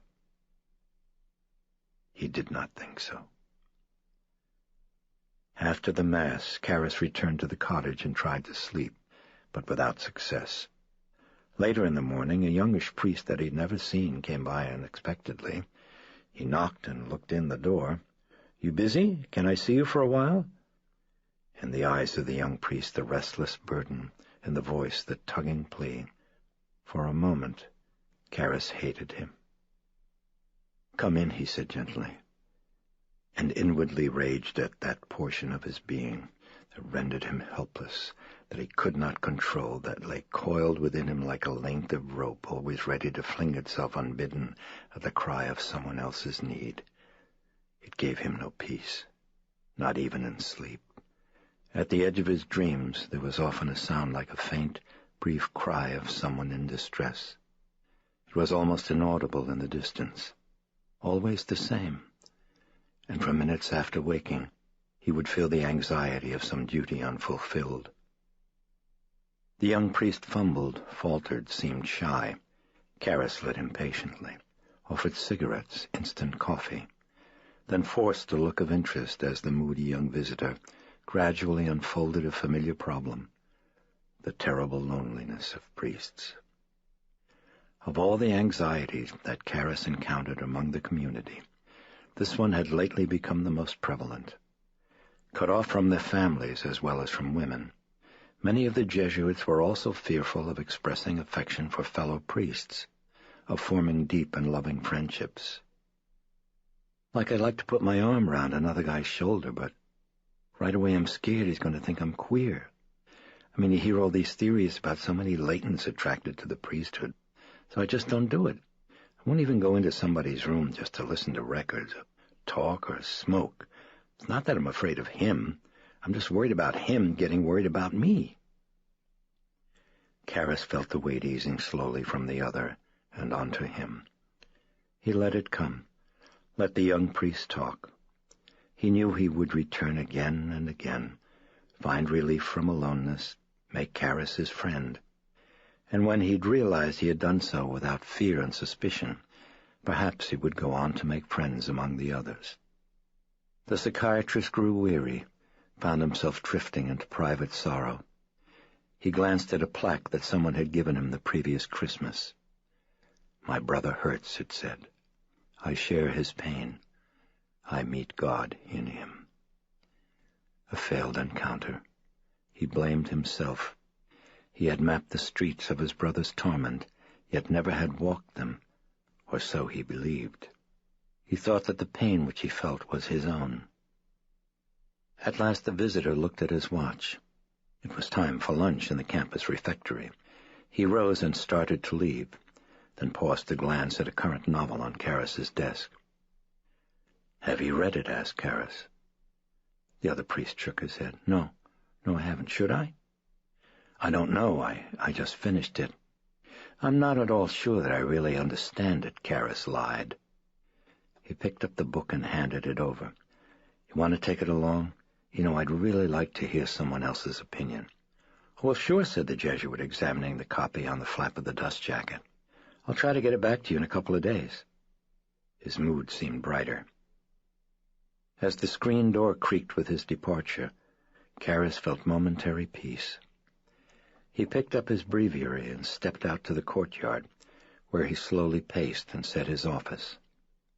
In the afternoon he had still another visitor, the elderly pastor of Holy Trinity, who took a chair by the desk and offered condolences on the passing of Karis's mother. "Said a couple of masses for her, Damien, and one for you," he wheezed with the barest trace of a brogue. "Oh, that was thoughtful of you, Father. Thank you very much." "How old was she?" 70. "Ah, it's a good old age." Karis fixed his gaze on an altar card that the pastor had carried in with him. One of 3 employed in the Mass, it was covered in plastic and inscribed with a portion of the prayers that was said by the priest. The psychiatrist wondered what he was doing with it. "Well, Damien, we've had another one of those things here today in the church, and another desecration." A statue of the Virgin at the back of the church had been painted like a harlot, the pastor told him. Then he handed the altar card to Karis. "And this one, the morning after you'd gone, to New York. Was it Saturday?" "Yes, Saturday, right, yes." "Well, take a look at that. I just had a talk with the sergeant of police, and, well, look at this card, would you, Damien?" As Karras examined it, the pastor explained that someone had slipped in a typewritten sheet between the original card and its cover. The ersatz text, though containing some strikeovers and various typographical errors, was in basically fluent and intelligible Latin, and described in vivid, erotic detail an imagined homosexual encounter involving the Blessed Virgin Mary and Mary Magdalene. That's enough now. You don't have to read it all," said the pastor, snapping back the card, as if fearing that it might be an occasion of sin. "Now, that's excellent Latin, Damien. I mean, it's got style. A church Latin style. Well, the sergeant says he talked to some fellow, a psychologist, I think, and he says that the person's been doing this all. Well, he could be a priest, you know, a very sick priest. Do you think?" The psychiatrist considered for a while. Then he nodded. Yes, it could. Acting out a rebellion, perhaps, in a state of complete somnambulism. I don't know. It could be, yes, maybe so. Can you think of any candidates, Damien? I don't get you, Father. Well, now, sooner or later they come and see you, wouldn't you say? I mean, the sick ones, if there are any from the campus. Do you know any like that? I mean, with that kind of illness, you know. No, I don't. I didn't think you'd tell me. Well, I wouldn't know anyway, Father. Somnambulism is a way of resolving any number of possible conflict situations, and the usual form of resolution is symbolic. So, I really wouldn't know. And if it is a somnambulist, he's probably got a complete posterior amnesia about what he's done, so that even he wouldn't have a clue. What if you were to tell him? The pastor asked cagily. He plucked at an earlobe, a habitual gesture Karras had noticed whenever he thought he was being wily. I really don't know, repeated the psychiatrist. No, I really didn't think that you'd tell me. The pastor rose and moved for the door. You know what you're like, you people. Like priests. As Karras laughed gently, the pastor returned and dropped the altar card on his desk. I suppose you should study this thing, he mumbled. Something might come to you. The pastor moved for the door. Did they check it for fingerprints? Asked Karras. The pastor stopped and turned slightly. Oh, I doubt it. After all, it's not a criminal we're after now, is it? More likely it's only a demented parishioner. What do you think of that, Damien? Do you think that it could be someone in the parish? You know, I think so. It wasn't a priest at all. It was someone among the parishioners. He was pulling at his earlobe again. Don't you think? I really wouldn't know, Karras said again. No, I didn't think you'd tell me. Later that day, Father Karras was relieved of his duties as counselor and assigned to the Georgetown University Medical School as lecturer in psychiatry. His orders were to rest. Chapter 2. Regan lay on her back on Klein's examining table, arms and legs bowed outward. Taking her foot in both his hands, the doctor flexed it toward her ankle. For moments he held it there in tension, then suddenly released it. The foot relaxed into normal position. He repeated the procedure several times, but without any variance in the result. He seemed satisfied. When Regan abruptly sat up and spat in his face, he instructed a nurse to remain in the room and return to his office to talk to Chris. It was April 26th. He'd been out of the city both Sunday and Monday, and Chris hadn't reached him until this morning to relate the happening at the party and the subsequent shaking of the bed. It was actually moving, the doctor had said. Yeah, it was moving. How long? I don't know. Maybe 10, maybe 15 seconds. I mean, that's all I saw. Then she sort of went stiff, and she went to bed, or I don't know. Maybe she'd wet it before. But all of a sudden she was dead asleep, and she never woke up till the next afternoon. Dr. Klein entered thoughtfully. Well, what is it? Chris asked in an anxious tone. When she'd first arrived, he'd reported his suspicion that the shaking of the bed had been caused by a seizure of clonic contractions and alternating tensing and relaxing of the muscles. The chronic form of such a condition, he'd told her, was clonus, and usually indicated a lesion in the brain. Well, the test was negative, he told her, and described the procedure, explaining that in clonus, the alternate flexing and releasing of the foot would have triggered a run of clonic contractions. As he sat at his desk, he still seemed worried, however. Has she ever had a fall, he asked her. You mean like on the head? Well, yeah. No, not that I know of. Childhood measles? Oh, the usual. Measles and mumps and chickenpox. Sleepwalking history? No, not until now. What do you mean? She was walking in her sleep at the party? Well, yeah. She still doesn't know what she did that night. And there's other stuff, too, that she doesn't remember. You mean lately? Sunday. Reagan's still sleeping. An overseas telephone call from Howard. How's Rags? Thanks a lot for the call on our birthday.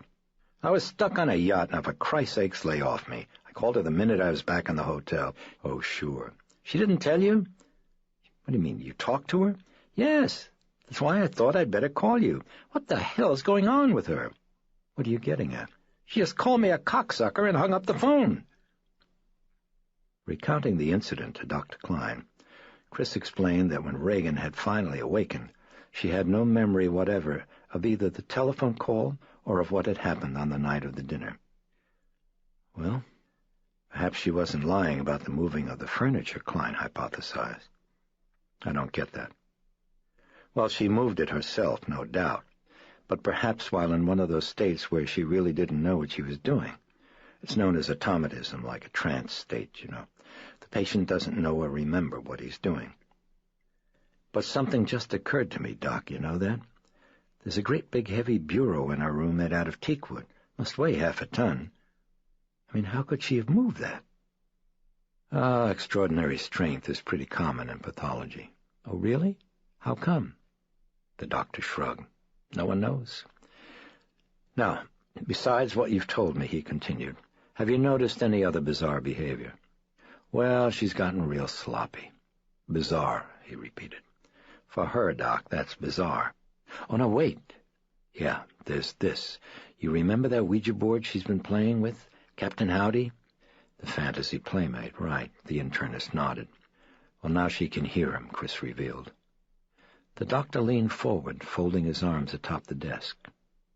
As Chris continued, his eyes were alert and had narrowed to dart points of speculation. Yesterday morning, said Chris, I could hear her talking to Howdy in her bedroom. I mean, she'd talk and then seem to wait, as if she were playing with the Ouija board. When I peeked inside the room, though, there wasn't any Ouija board. There wasn't any Ouija board. There, just Rags. And she was nodding her head, Doc, just like she was agreeing with what he was saying. Did she see him? Oh, I don't think so. She sort of had her head to the side, the way she does when she listens to records. The doctor nodded thoughtfully. Yes, I see. Any other phenomena like that? Does she see things, smell things? Smell, Chris remembered. Right. She keeps smelling something bad in her bedroom. Something burning? Asked the doctor. Hey, that's right, Chris exclaimed. How do you know that? It's sometimes the symptom of a type of disturbance in the chemico-electrical activity of the brain. In the case of your daughter, in the temporal lobe, you see. He put a hand to the front of his skull. Up here, in the forward part of the brain. Now, it's rare, but it does cause bizarre hallucinations, and usually just before a convulsion. I suppose that's why it's taken for schizophrenia so often. But it isn't schizophrenia. It's produced by a lesion in the temporal lobe. Now, test for clonus isn't conclusive, Mrs. McNeil, so I think I'd like to give her an EEG. What's that? Electroencephalograph. It will show us the pattern of her brain waves. That's usually a pretty good indication of abnormal functioning. But you think that's it, huh? Temporal lobe? Well, she does have the syndrome, Mrs. McNeil. For example, the untidiness, the pugnacity, behavior that's socially embarrassing, the automatism as well. And, of course, the seizures that made the bed shake. Usually that's followed by either wetting the bed or vomiting or both, and then sleeping very deeply. You want to test her right now? Asked Chris. Yes, I think we should do it immediately, but she's going to need sedation. If she moves or jerks, it will void the results. So, may I give her, say, 25 milligrams of Librium? Jesus, do what you have to, she told him, shaken. She accompanied him to the examining room, and when Reagan saw him readying the hypodermic, she screamed and filled the air with a torrent of obscenities. "Oh, honey, it's to help you," Chris pleaded in distress. She held Reagan still while Dr. Klein gave the injection. "I'll be back," the doctor said, nodding, and while a nurse wheeled the EEG apparatus into the room, he left to attend another patient. When he returned a short time later, the Librium still had not taken effect. Klein seemed surprised. "That was quite a strong dose," he remarked to Chris. He injected another 25 milligrams, left, came back, found Reagan tractable and docile.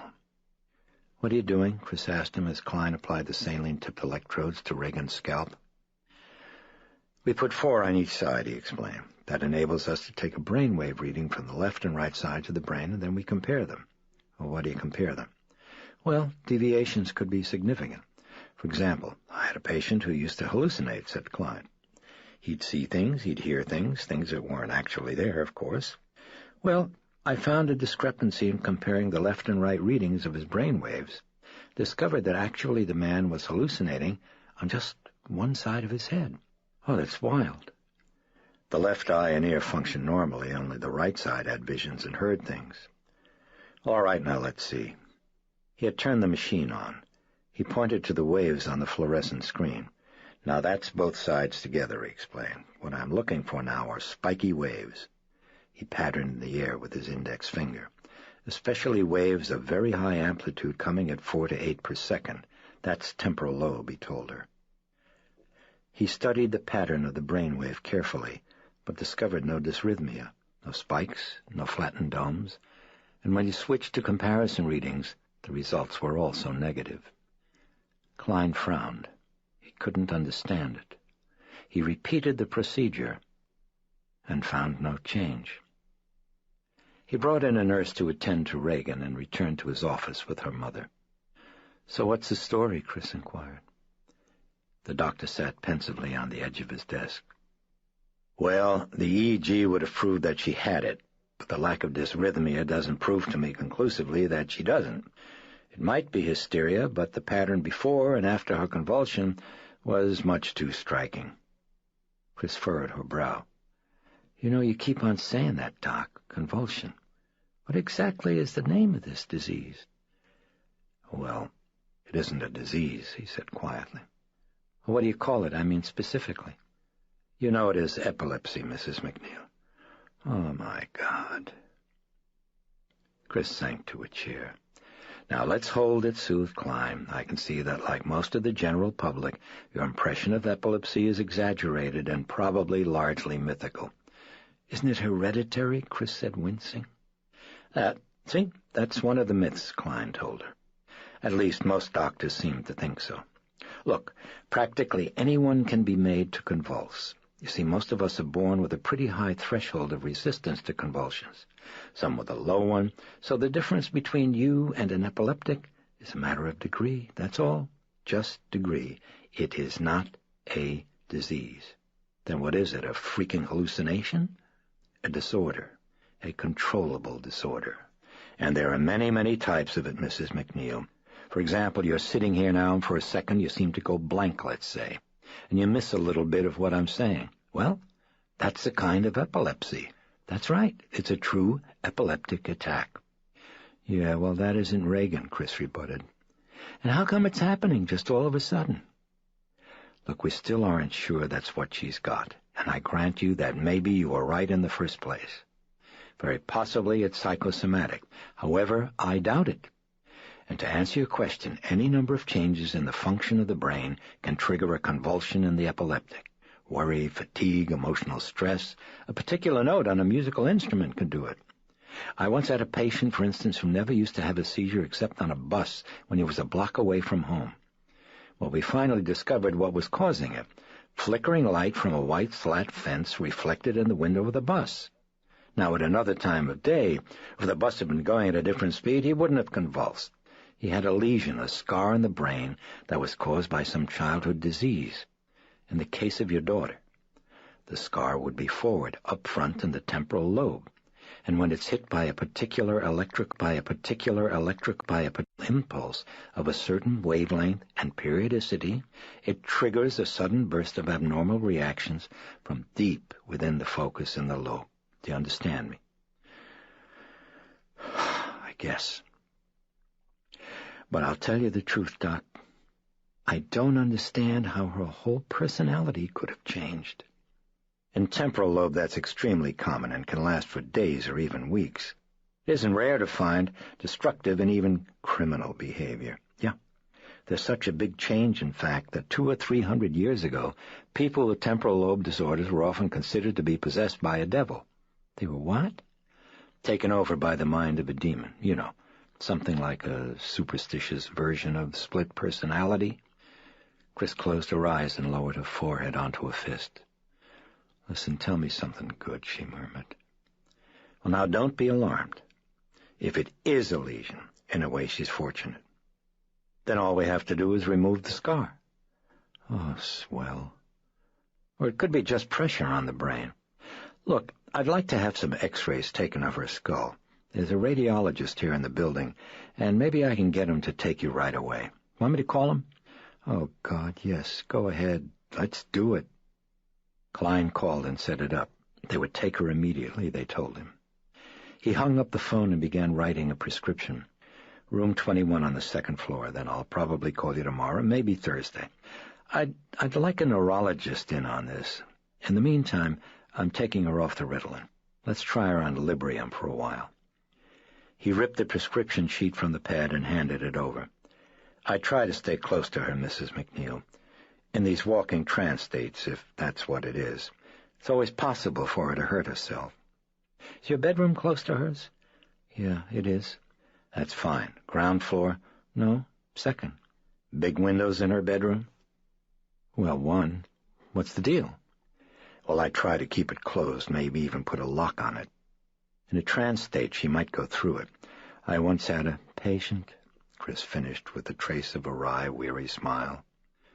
He grinned. "I guess I do have a lot of them, don't I?" "Couple." She propped her face on her hand and leaned thoughtfully forward.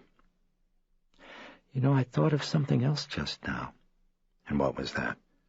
"Well, like after a fit, you were saying, she'd right away fall dead asleep, like on Saturday night. I mean, didn't you said that, right?" "Well, yes," Klein nodded. "That's right." "Well, then, how come those other times she said that her bed was shaking, she was always wide awake?" "You didn't tell me that." "Well, yeah, it's so. She looked just fine. She'd just come to my room and asked to get in bed with me." "Any bedwetting, vomiting?" Chris shook her head. "She was fine." Klein frowned and gently chewed on his lip for a moment. "Well, let's look at those x-rays," he finally told her. Feeling drained and numb, Chris shepherded Reagan to the radiologist, stayed at her side while the x-rays were taken, and took her home. She'd been strangely mute since the second injection, and Chris made an effort now to engage her. Honey, you want to play Monopoly or something?" Reagan shook her head and then stared at her mother with unfocused eyes that seemed to be retracted into infinite remoteness. "I'm feeling sleepy," she said in a voice that belonged to the eyes. Then turning, she climbed up the stairs to her bedroom. Must be the Librium, Chris reflected as she watched her. Then at last she sighed and went into the kitchen. She poured some coffee and sat down at the breakfast nook table with Sharon. "How'd it go?" Sharon asked. "Oh, Christ." Chris fluttered the prescription slip onto the table. "Better call and get that filled," she said, and then explained what the doctor had told her. "If I'm busy or out, keep a real good eye on her, would you, Shar? Dawning. Sudden. "That reminds me," said Chris. She got up from the table and went up to Reagan's bedroom, found her under the covers and apparently asleep. Chris moved to the window and tightened the latch. She stared below. The window, facing out from the side of the house, directly overlooked the precipitous public staircase that plunged to M Street far below. Boy, she thought, I better call a locksmith right away. Chris returned to the kitchen and added the chore to the list from which Sharon sat working, gave Willie the dinner menu, and returned a call from her agent. "Yeah, Chris, what about the script?" he wanted to know. "Yeah, it's great, Ed. Let's do it," she told him. "When's it go?" "Well, your segment's in July, so you got to start preparing right away." "You mean now?" "Chris, I mean now. This isn't acting. You're involved in a lot of the pre-production. You've got to work with the set designer, the costume designer, the makeup artist, the producer. You have to pick a cameraman and a cutter and block out your shots. Come on, Chris, you know the drill." "Oh, shit. You got a problem?" "Yeah, I do. I've got a problem." "Oh. A real problem. What is it?" "Well, Reagan's pretty sick." "Oh, shit. I'm sorry. What's wrong?" "They don't know yet. I'm waiting for some tests." "Listen, Ed, I can't leave her." "So who says to leave her?" "No, you don't understand, Ed. I need to be at home with her. She needs my attention. Ed, it's too complicated. I can't explain it now, so why don't we just hold off for a while?" "Chris, we can't. They want to try for the music hall over Christmas, and I think that they're pushing it now. Oh, for Christ's sakes, Ed, they can wait 2 weeks. Now, come on. Look, you bugged me that you wanted direct, and now all of it—" "Right, Ed, I know," she interrupted. "Look, I really want it bad, so you'll just have to tell him that I need some more time. And if I do, we're going to blow it. Now, that's my opinion. Look, they don't want you anyway. That's not news. They're just doing this for more, and I think if they go back to him now and say she isn't too sure she wants to do it yet, he'll have an out. Now, Chris, come on, talk sense. Look, you do what you want. I don't care. There's no money in this thing unless it hits. But if you want it, I'm telling you. I ask for a delay, and I think we're going to blow it. Now, what should I tell him?" "Oh, boy," sighed Chris. "Yeah, it's not easy, I know." "No, it isn't, Ed." "Well, listen." She thought. Then she shook her head. "Ed, they'll just have to wait," she said wearily. "Your decision." "Okay, Ed. Let me know." "I will. I'll be calling. Take it easy." "You too, Ed. Goodbye."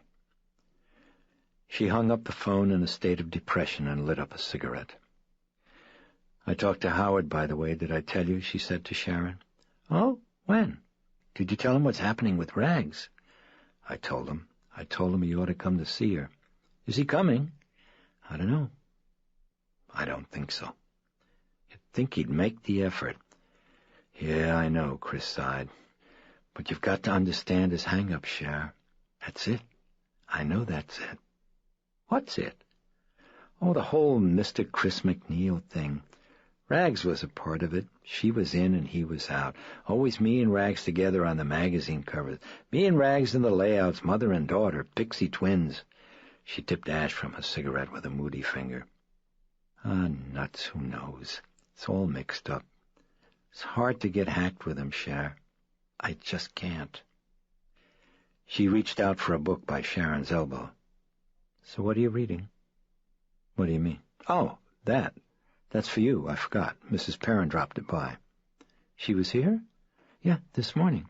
Said she's sorry she missed you and she's going out of town, but she'll call you as soon as she's back." Chris nodded and glanced at the title of the book, A Study of Devil Worship and Related Occult Phenomena. She opened it and found a penned note from Mary Jo Perrin. "Dear Chris, I happened by the Georgetown University Library and picked this up for you. It has some chapters about Black Mass. You should read it all, however. I think you'll find the other sections particularly interesting. See you soon. Mary Jo." "Sweet lady," said Chris. "Yes, she is," agreed Sharon. Chris riffled through the pages of the book. "What's the scoop on Black Mass? Pretty hairy?" "I don't know," answered Sharon. "I haven't read it." "No good for Serenity, Sharon?" Sharon stretched and yawned. "Oh, that stuff turns me off." "So what happened to your Jesus complex?" "Come on." Chris slid the book across the table to Sharon. Here, read it and tell me what happens. And get nightmares? What do you think you get paid for? Throwing up. I can do that myself, Chris muttered as she picked up the evening paper. All you have to do is stick your business manager's advice down your throat and you're vomiting blood for a week. Irritably, she put the paper aside. Would you turn on the radio, Sharon? Get the news. Sharon had dinner at the house with Chris and then left for a date. She forgot the book. Chris saw it on the table and thought about reading it, but finally she felt too weary. She left it on the table and walked upstairs. She looked in on Reagan, who still seemed to be asleep under the covers, and apparently sleeping through. She checked the window again. Leaving the room, Chris made sure to leave the door wide open, and then did the same with her own before getting into bed. She watched part of a movie on television, then slept. The following morning, the book about devil worship had vanished from the table. No one noticed. Chapter 3. The consulting neurologist pinned up the X-rays again and searched for indentations that would look as if the skull had been pounded like copper with a tiny hammer. Dr. Klein stood behind him with folded arms. They had both looked for lesions and collections of fluid, for a possible shifting of the pineal gland. Now they probed for Leichenschädel, the telltale depressions that would indicate chronic intracranial pressure. But they did not find it. The date was Thursday, April 28th. The consulting neurologist removed his glasses and carefully tucked them into the left breast pocket of his jacket. There's just nothing there, Sam. Nothing I can see. Klein frowned at the floor with a shake of the head. Doesn't figure. You want to run another series? No, I don't think so. I'll try an LP. Yes, good idea. In the meantime, I'd like you to see her. Well, how's today? Well, Telephone buzzer interrupted. Excuse me. Klein picked up the telephone. Yes? Mrs. McNeil's on the phone. Says it's urgent. On what line? She's on 12. He punched the extension button. Dr. Klein, Mrs. McNeil, what's the trouble? Her voice was distraught and on the brim of hysteria. Oh, God, Doc, it's Reagan. Can you come right away? Well, what's wrong? I don't know, Doc. I just can't describe it. For God's sake, come over. Come now. Right away. He disconnected and buzzed his receptionist. Susan, tell Dresner to take my appointments. He hung up the phone and started taking off his jacket. That's her. You want to come? It's only just across the bridge. Yeah, I've got an hour. Let's go. They were there within minutes, and at the door where Sharon greeted them, they heard moans and screams of terror from Reagan's bedroom. She looked frightened. I'm Sharon Spencer, she said. Come on, she's upstairs. She led them to the door of Reagan's bedroom, where she cracked it open and called in, Doctor's Chris. Chris immediately came to the door, her face contorted in a vice of fear. Oh, my God, come on in, she quavered. Come on in and take a look at what she's doing. This is Dr. In the middle of the introduction, Klein broke off as he stared at Reagan. Shrieking hysterically, she was flailing her arms as her body seemed to fling itself up horizontally into the air above her bed and then slam down savagely onto the mattress. It was happening rapidly and repeatedly. Oh, Mother, make him stop, she was screeching. Stop him! He's trying to kill me! Stop him! Kill me! Stop him! Kill me! Stop him, Mother! Oh, my baby, Chris whimpered as she jerked up a fist to her mouth and bit it. She turned a beseeching look to Klein. Doc, what is it? What's happening? He shook his head, his gaze fixed on Reagan, as the odd phenomenon continued. She would lift about a foot each time, and then fall with a wrenching of her breath, as if unseen hands had picked her up and thrown her down. Chris shaded her eyes with a trembling hand. Oh, Jesus, Jesus, she said hoarsely. Jesus, Doc, what is it? The up-and-down movement ceased abruptly, and the girl twisted feverishly from side to side with her eyes rolled upward into their sockets, so that only the whites were exposed. Oh, he's burning me, Reagan was moaning. Oh, I'm burning. Her legs began rapidly crossing and uncrossing. The doctors moved closer, one on each side of the bed. Still twisting and jerking, Reagan arched her head back, disclosing a swollen, bulging throat. she began to mutter something incomprehensible in an oddly guttural tone. "Now on my, now on my." Klein reached down to check her pulse. "Now let's see what the trouble is, dear," he said gently, and abruptly was reeling, stunned and staggering across the room from the force of a vicious backward swing of Reagan's arm as the girl sat up, her face contorted with a hideous rage. "The sow is mine," she bellowed in a coarse and powerful voice. "She is mine! Keep away from her! She is mine!" A yelping laugh gushed up from her throat, and then she fell on her back as if someone had pushed her. She pulled up her nightgown, exposing her genitals. "Fuck me! Fuck me!" she screamed at the doctors, and with both her hands began masturbating frantically. Moments later, Chris ran from the room with a stifled sob when Reagan put her fingers to her mouth and licked them. As Klein approached the bedside, Reagan seemed to hug herself, her hands caressing her arms. "Ah, yes, my pearl," she crooned in that strangely coarsened voice. Her eyes were closed as if in ecstasy. "My child, my flower, my pearl." Then again she was twisting from side to side, moaning meaningless syllables over and over, and abruptly sat up with eyes staring wide with helpless terror. She mewed like a cat, then barked, then neighed, and then, bending at the waist, started whirling her torso around in rapid, strenuous circles. She gasped for breath. "Oh, stop him," she wept. "Please stop him. It hurts. Make him stop. Make him stop. I can't breathe." Klein had seen enough. He fetched his medical bag to the window and quickly began to prepare an injection. The neurologist remained beside the bed and saw Reagan fall backward as if from a shove. Her eyes rolled upward into their sockets again, and rolling from side to side, she began to mutter rapidly in guttural tones. The neurologist leaned closer and tried to make it out. Then he saw Klein gently beckoning. He moved to him.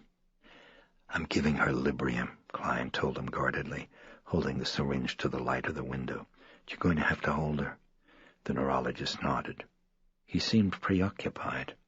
He inclined his head to the side, as if listening to the muttering from the bed. "What's she saying?" Klein whispered. "I don't know. Just gibberish. Nonsense syllables." Yet his own explanation seemed to leave him unsatisfied. "She says it as if it means something, though. It's got cadence." Klein nodded toward the bed, and they approached quietly from either side. As they came, she went rigid, as if in the stiffening grip of tetany, and the doctors looked at each other significantly, then looked again to Reagan as she started to arch her body upward into an impossible position, bending it backward like a bow until the brow of her head had touched her feet. She was screaming in pain. The doctors eyed each other with questioning surmise. Then Klein gave a signal to the neurologist. But before the consultant could seize her, Reagan fell limp in a faint and wet the bed. Klein leaned over and rolled up her eyelid. He checked her pulse. "She'll be out for a while," he murmured. "I think she convulsed. Don't you?" Yes, I think so." "Well, let's take some insurance," said Klein. Deftly, he administered the injection. "Well, what do you think?" Klein asked the consultant as he pressed a circle of sterile tape against the puncture. "Temporal lobe. Sure, maybe schizophrenia is a possibility, Sam. But the onset's much too sudden. She hasn't any history of it, right?" No, she hasn't." "Neurasthenia?" Klein shook his head. "Then hysteria, maybe," offered the consultant. "I've thought of that." "Sure, but she'd have to be a freak to get her body twisted up like she did voluntarily now, wouldn't you say?" He shook his head. "No, I think it's pathological, Sam. Her strength, the paranoia, the hallucinations. Schizophrenia, okay. Those symptoms it covers. But temporal lobe would also cover the convulsions. There's one thing that bothers me, though." He trailed off with a puzzled frown. "Oh, what's that?" "Well, I'm really not sure, but I thought I heard signs of dissociation. My pearl, my child, my flower, the sow. I had the feeling she was talking about herself. Is that your impression, too, or am I reading something into it?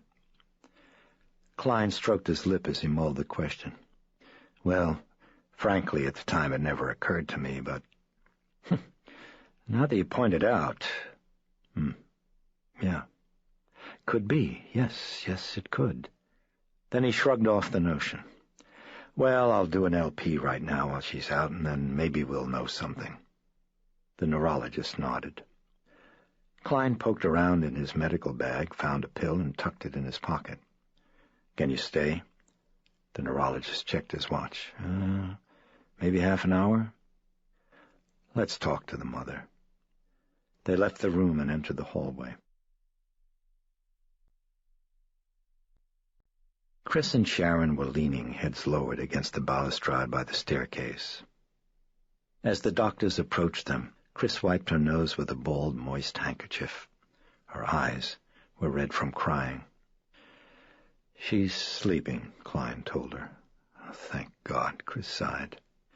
And she's heavily sedated. She'll probably sleep right through until tomorrow. That's good, Chris said weakly. Doc, I'm sorry about being such a baby. Oh, you're doing just fine, he assured her. It's a frightening ordeal. By the way, this is Dr. David. Hello, Chris said with a bleak smile. Dr. David's a neurologist. So, what do you think? She asked them both. Well, we still think it's temporal lobe, Klein answered, and Jesus, what in the hell are you talking about? Chris erupted. He's been acting like a psycho, like a split personality. What? She abruptly pulled herself together and lowered her forehead into a hand. I guess I'm all uptight. I'm sorry. She lifted a haggard look to Klein. You were saying? It was David who responded. There haven't been more than 100 authenticated cases of split personality, Mrs. McNeil. It's a rare condition. Now, I know the temptation is to leap to psychiatry, but any responsible psychiatrist would exhaust the somatic possibilities first. That's the safest procedure. Okay. So, what's next? A lumbar tap, answered David. A spinal? He nodded. What we missed in the X-rays and the EEG could turn up there. At the least, it would exhaust certain other possibilities. I'd like to do it now, right here, while she's sleeping. I'll give her a local, of course, but it's movement I'm trying to eliminate. How could she jump off the bed like that? Chris asked, her face squinting up in anxiety. Well, I think we discussed that before, said Klein. Pathological states can induce abnormal strength and accelerated motor performance. But you don't know why, said Chris. Well, it seems to have something to do with motivation, commented David. But that's all we know. Well, now what about spinal? Klein asked Chris. May we? She exhaled, sagging, staring at the floor. Go ahead, she murmured. Do whatever you have to. Just make her well. We'll try, said Klein. May I use your phone? Sure, come on. In the study. Oh, incidentally, said Klein, as she turned to lead them, she needs to have her bedding changed. I'll do it, said Sharon. She moved toward Reagan's bedroom. Can I make you some coffee? Asked Chris as the doctors followed down the stairs. I gave the housekeepers the afternoon off, so it'll have to be instant. They declined. I see you haven't fixed that window yet, noted Klein. No, we called, Chris told him. They're coming out tomorrow with the shutters, you know, the kind you can lock. He nodded approval. They entered the study where Klein called his office and instructed an assistant to deliver the necessary equipment and medication to the house. And set up the lab for spinal workup, Klein instructed. I'll run it myself right after the tap. When he'd finished the call, he turned to Chris and asked what had happened since he last saw Reagan. Well, Tuesday... Chris pondered. Tuesday there was nothing at all. She went straight up to bed and slept right through until late the next morning, and... No. Wait, she amended. No, she didn't. That's right. Willie mentioned that she'd heard her in the kitchen awfully early. I remember feeling glad she'd gotten her appetite back, but she went back to bed then, I guess, because she stayed there the rest of the day." "She was sleeping?" Klein asked her. "No, I think she was reading," Chris answered. "Well, I started feeling a little better about it all. I mean, it looked as if the Librium was just what she needed. She was sort of far away, I noticed, and that bothered me a little, but still, it was a pretty big improvement." "Well, last night again, nothing," Chris continued. "And this morning started." She inhaled deeply. "Boy, did it start." She shook her head. She'd been sitting in the kitchen, Chris told the doctors, when Regan ran screaming down the stairs into her mother, cowering defensively behind her chair as she clutched Chris's arms and explained in a terrified voice that Captain Howdy was chasing her, had been pinching her, punching her, shoving her, mouthing obscenities, threatening to kill her. "There he is!" she'd at last shrieked it, pointing to the kitchen door. Then she'd fallen to the floor, her body jerking in spasms as she gasped and wept that Howdy was kicking her. Then suddenly, Chris recounted, Regan had stood in the middle of the kitchen with arms extended and had begun to spin rapidly like a top, continuing the movements for several minutes until she'd fallen to the floor in exhaustion. And then, all of a sudden, Chris finished distressfully, I saw there was hate in her eyes, this hate, and she told me. She was choking up. She called me. Oh, Jesus.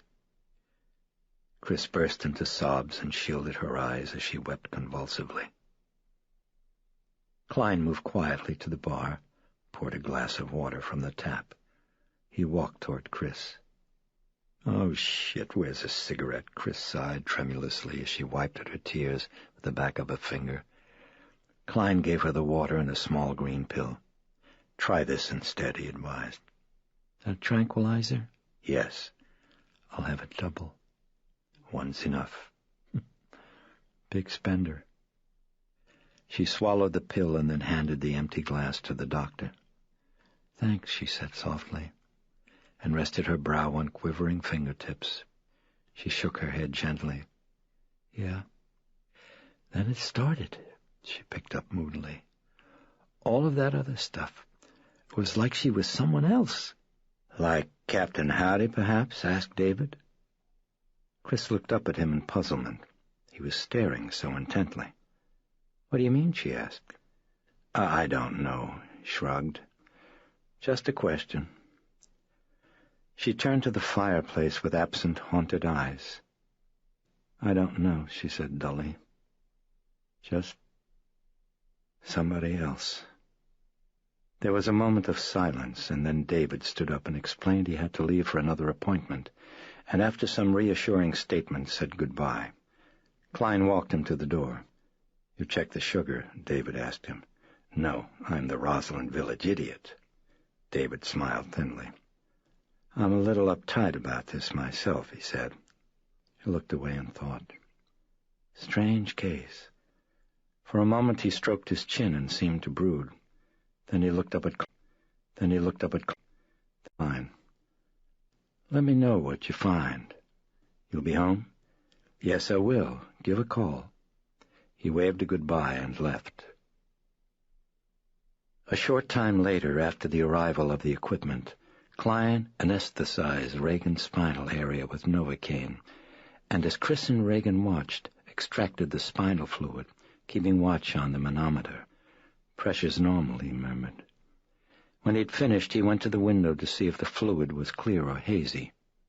It was clear. He carefully stowed the tubes of fluid in his bag. "I doubt that she will," Klein told the women, "but in case she awakens in the middle of the night and creates a disturbance, you might want a nurse here to give her a sedation." "Can I do it myself?" Chris asked worriedly. "Well, why not a nurse?"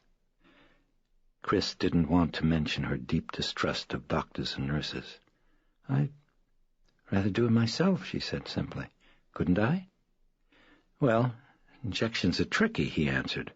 "An air bubble's very dangerous." "Oh, I know how to do it," interjected Sharon. "My mother ran a nursing home up in Oregon." "Oh, gee, would you do that, Cher? Would you stay here tonight?" Chris asked her. "Well, beyond tonight," interjected Klein. "She may need intravenous feeding, depending on how she comes along." "Could you teach me how to do it?" Chris asked him anxiously. He nodded. Yes, I could." He wrote a prescription for soluble thorazine and disposable syringes and gave it to Chris.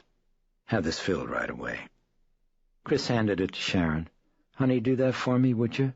Just call and they'll send it. I'd like to go with the doctor while he makes those tests. Do you mind?" she asked him. He noted the tightness around her eyes, the look of confusion and of helplessness. He nodded. "I know how you feel." He smiled at her gently. "Feel the same when I talk to mechanics about my car." They left the house at precisely 6:18 p.m.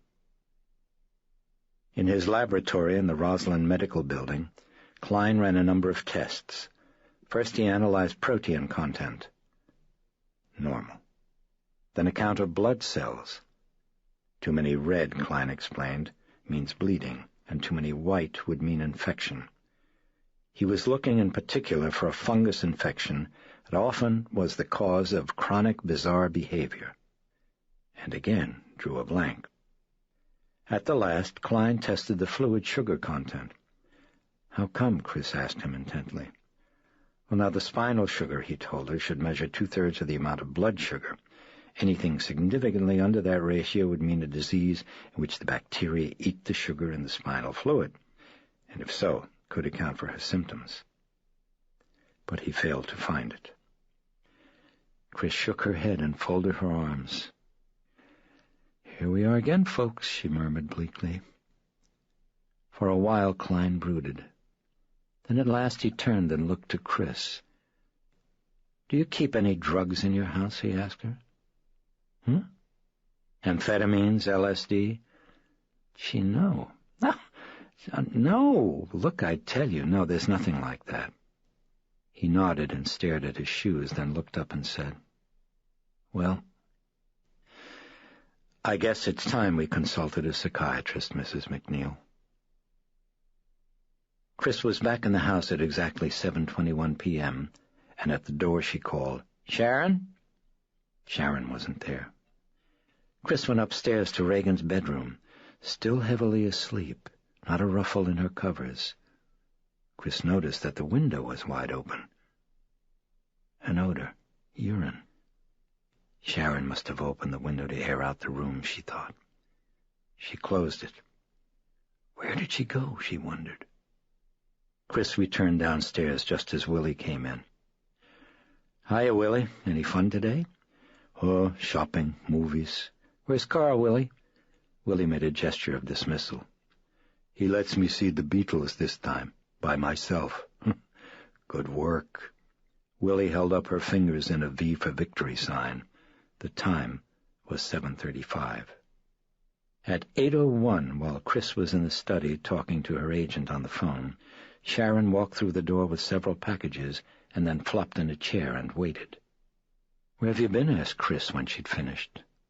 "Oh, didn't he tell you?" "Oh, didn't who tell me?" "Burke. Isn't he here? Where is he?"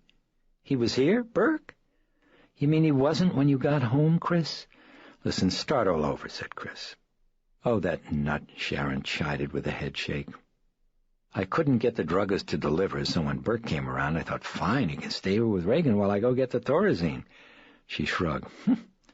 "Guess I should have known." "Yeah, you should have. So what'd you buy?" "Well, since I thought I had the time, I went and I bought a rubber drawer sheet for her bed." She displayed it. "Did you eat, Cher?" "No, I thought I'd fix a sandwich. Would you like one?" "Yeah, good idea. Let's go and eat." "What happened with the test?" Sharon asked as they walked slowly to the kitchen. "Not a thing. All negative." "I'm going to have to get her a shrink." After sandwiches and coffee, Sharon showed Chris how to give an injection. "Now, the two main things," she explained, "are to make sure that there aren't any air bubbles, and then you make sure that you haven't hit a vein. So you aspirate a little like this," she was demonstrating, "and see if there's blood in the syringe." For a time, Chris practiced the procedure on a grapefruit, and seemed to grow confident. Then at 9:28, the front doorbell rang. Willie answered. It was Carl. As he passed through the kitchen en route to his room, he nodded a good evening and remarked he'd forgotten to take his key. "I can't believe it," Chris said to Sharon. "That's the first time he's ever admitted a mistake." They passed the evening watching television in the study. At 11:46, Chris answered the phone. The young director of the second unit. He sounded grave. "Have you heard the news yet, Chris?" No, what?" "Well, it's bad." "What is it?" "Burke's dead, Chris." He'd been drunk. He had stumbled. He had fallen down the steep flight of steps beside the house, fallen far to the bottom, where a passing pedestrian on M Street watched as he tumbled into night without end. A broken neck. This bloody, crumpled scene. His last. As the telephone fell from Chris's fingers, she was silently weeping, standing unsteadily. Sharon ran and caught her, supported her, hung up the phone and led her to the sofa. "Burke's dead," Chris sobbed. "Oh, my God," gasped Sharon. "What happened?" But Chris could not speak yet. She wept. Then later they talked. For hours. They talked. Chris drank, reminisced about Dennings, now laughed, now cried. "Oh, my God," she kept, "my God," she kept, "my God." Now laughed, now cried. "Oh, my God," she kept sighing. "Poor Burke, poor Burke." Her dream of death kept coming back to her. At a little past 5 in the morning, Chris was standing moodily behind the bar, her elbows propped, head lowered, eyes sad. She was waiting for Sharon to return from the kitchen with a tray of ice. She heard her coming. "I still can't believe it," Sharon was sighing as she entered the study.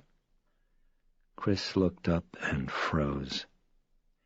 Gliding spider-like, rapidly, close behind Sharon, her body arched backward in a bow with her head almost touching her feet, was Reagan, her tongue flicking quickly in and out of her mouth while she hissed sibilantly, like a serpent. "Sharon," Chris said numbly, still staring at Reagan. Sharon stopped. So did Reagan. Sharon turned and saw nothing, and then screamed as she felt Reagan's tongue snaking out at her ankle. Chris whitened. "Call that doctor, Sharon, and get him out of bed. Get him now!" Wherever Sharon moved, Reagan would follow. Chapter 4. Friday, April 29th. While Chris waited in the hall outside the bedroom, Dr. Klein and a noted neuropsychiatrist were examining Reagan. The doctors observed for half an hour, flinging, whirling, tearing at the hair. Reagan occasionally grimaced and pressed her hands against her ears as if blotting out sudden, deafening noise. She bellowed obscenities, screamed in pain. Then at last she flung herself face downward onto the bed and tucked her legs up under her stomach. She moaned incoherently. The psychiatrist motioned Klein away from the bed. "Let's get her tranquilized," he whispered. "Maybe I can talk to her." The internist nodded and prepared an injection of 50 milligrams of Thorazine. When the doctors approached the bed, however, Reagan seemed to sense them and quickly turned over, and as the neuropsychiatrist attempted to hold her, she began to shriek in malevolent fury, bit him, fought him, held him off. It was only when Carl was called in to assist that they managed to keep her sufficiently rigid for Klein to administer the injection. The dosage proved inadequate. Another 50 milligrams was injected. They waited.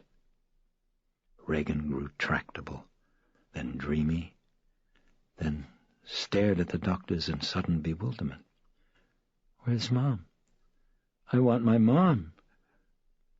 At a nod from the neuropsychiatrist, Klein left the room to go and get Chris. "Your mother will be here in just a second, dear," the psychiatrist told Reagan. He sat on the bed and stroked her head. There, it's all right, dear. I'm a doctor." "I want Mom," wept Reagan. "She's coming." "Do you hurt, dear?" Reagan nodded, the tears streaming down. Where do you hurt? Just every place, sobbed Reagan. I feel all achy. Oh, my baby. Mom! Chris ran to the bed and hugged her, kissed her, comforted and soothed. Then Chris herself began to weep. Oh, Rags, you're back. It's really you. Oh, Mommy hurt me, Reagan sniffled. Make him stop hurting me, please, okay? Chris looked puzzled for a moment, then glanced to the doctors with a pleading question in her eyes. She's heavily sedated, the psychiatrist said gently. You mean he cut her off? We'll see. Then he turned to Reagan. Can you tell me what's wrong, dear? I don't know, she answered. I don't know why he does it to me. Tears rolled down from her eyes. He was always my friend before. Who's that? Captain Howdy. And it's like somebody else is inside me, making me do things. Captain Howdy? I don't know. A person? She nodded. Who? I don't know. Well, all right, then. Let's try something, Reagan. A game. The psychiatrist was reaching in his pocket for a shining bauble attached to a silvery length of chain. Have you ever seen movies where someone gets hypnotized? Reagan nodded. Well, I'm a hypnotist. Oh, yes. I hypnotize people all the time. That's, of course, if they let me. Now, I think if I hypnotize you, Reagan, it will help you get well. Yes, that person inside you will come right out. Would you like to be hypnotized? See, your mother's right here, right beside you. Reagan looked questioningly to Chris. Go ahead, honey. Do it, Chris urged her. Try it. Reagan turned to the psychiatrist and nodded. Okay, she said softly, but only a little. The psychiatrist smiled and glanced abruptly to the sound of pottery breaking behind him. A delicate vase had fallen to the floor from the top of a bureau, where Dr. Klein was now resting his forearm. He looked at his arm and then down at the shards with an air of puzzlement, and then stooped to pick them up. Never mind, Doc. Willie'll get it, Chris told him. Would you close those shutters for me, Sam? The psychiatrist asked him. And pull the drapes? When the room was dark, the psychiatrist gripped the chain in his fingertips and began to swing the bauble back and forth with an easy movement. He shone a penlight on it. It glowed. He began to intone the hypnotic ritual. Now watch this, Reagan. Keep watching, and soon you'll feel your eyelids growing heavier and heavier. Within a very short time, she seemed to be in trance. Extremely suggestible, the psychiatrist murmured. Then he spoke to the girl. Are you comfortable, Reagan? Yes. Her voice was soft and whispery. How old are you, Reagan? 12. Is there someone inside you? Sometimes. When? Different times. It's a person? Yes. Who is it, dear? I don't know. Captain Howdy? I don't know. A man? I don't know. But he's there? Yes, sometimes. Now? I don't know. If I ask him to tell me, will you let him answer? No. Why not? I'm afraid. Of what? I don't know. If he talks to me, Reagan, I think he will leave you. Do you want him to leave you? Yes. Let him speak, then. Will you let him speak? A pause, and then, yes. I am speaking to the person inside of Reagan now, the psychiatrist said firmly. If you are there, you too are hypnotized and must answer all my questions. For a moment he paused to allow the suggestion to enter her bloodstream. Then he repeated it. If you are there, then you are hypnotized and must answer all my questions. Come forward and answer now. Are you there? Silence. Then something curious happened. Reagan's breath turned suddenly foul. It was thick like a current. The psychiatrist smelled it from 2 feet away. He shone the penlight on Reagan's face. Chris stifled a gasp. Her daughter's features were contorting into a malevolent mask, lips pulling tautly into opposite directions, tummified tongue lolling wolfish from her mouth. "Oh, my God," breathed Chris. "Are you the person in Reagan?" the psychiatrist asked. She nodded. "Who are you?" "No one my," she answered gutturally. "That's your name?" She nodded. "You're a man?" She said, "Say." "Did you answer?" "Say." "If that's yes, nod your head." She nodded. "Are you speaking in a foreign language?" "Say." "Where do you come from?" "Dog." "You say that you come from a dog?" "Dog morphmotion." The psychiatrist thought for a moment, then attempted another approach. "When I ask you questions now, you will answer by moving your head. A nod for yes and a shake for no. Do you understand that?" Reagan nodded. "Did your answers to my questions have meaning?" he asked her. "Yes." "Are you someone whom Reagan has known?" "No." "That she knows of?" "No." "Are you someone she's invented?" "No." "You're real?" This time the answer was yes. "Part of Reagan?" "No." "Were you ever a part of Reagan?" "No." "Do you like her?" "No." "Dislike her?" "Yes." "Do you hate her?" "Yes." "Over something she's done?" "Yes." "Do you blame her for her parents' divorce?" "No." "Has it something to do with her parents?" "No." "With a friend?" "No." "But you hate her?" "Yes." "Are you punishing Reagan?" "Yes." "You wish to harm her?" "Yes." "To kill her?" "Yes." "If she died, wouldn't you die too?" "No." This answer seemed to disquiet him, and he lowered his eyes in thought. The bed spring squeaked as he shifted his weight. In the smothering stillness, Reagan's breathing rasped as from a rotted, putrid bellows. Here, yet far, distantly sinister. The psychiatrist lifted his glance again to that hideous, twisted face. His eyes gleamed sharply with speculation. "Is there something she can do that would make you leave her?" "Yes." "Can you tell me what it is?" "Yes." "Will you tell me?" "No." "But—" Abruptly the psychiatrist gasped in startled pain as he realized with horrified incredulity that Reagan was squeezing his scrotum with a hand that had gripped him like an iron talon. Eyes wide staring, he struggled to free himself, but he couldn't. Sam, Jesus, help me," he croaked. Agony, bedlam. Chris looked up and then leaped for the light switch, Klein running forward, Reagan with her head back, cackling demonically, then howling like a wolf. Chris slapped at the light switch, turned, saw grainy flickering film of a slow-motion nightmare.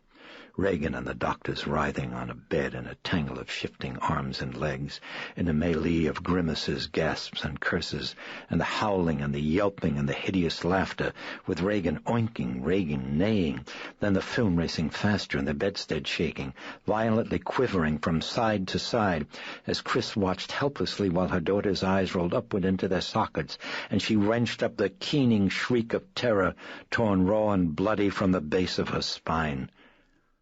Reagan crumpled and fell unconscious. Something unspeakable left the room. For a breathless moment no one moved.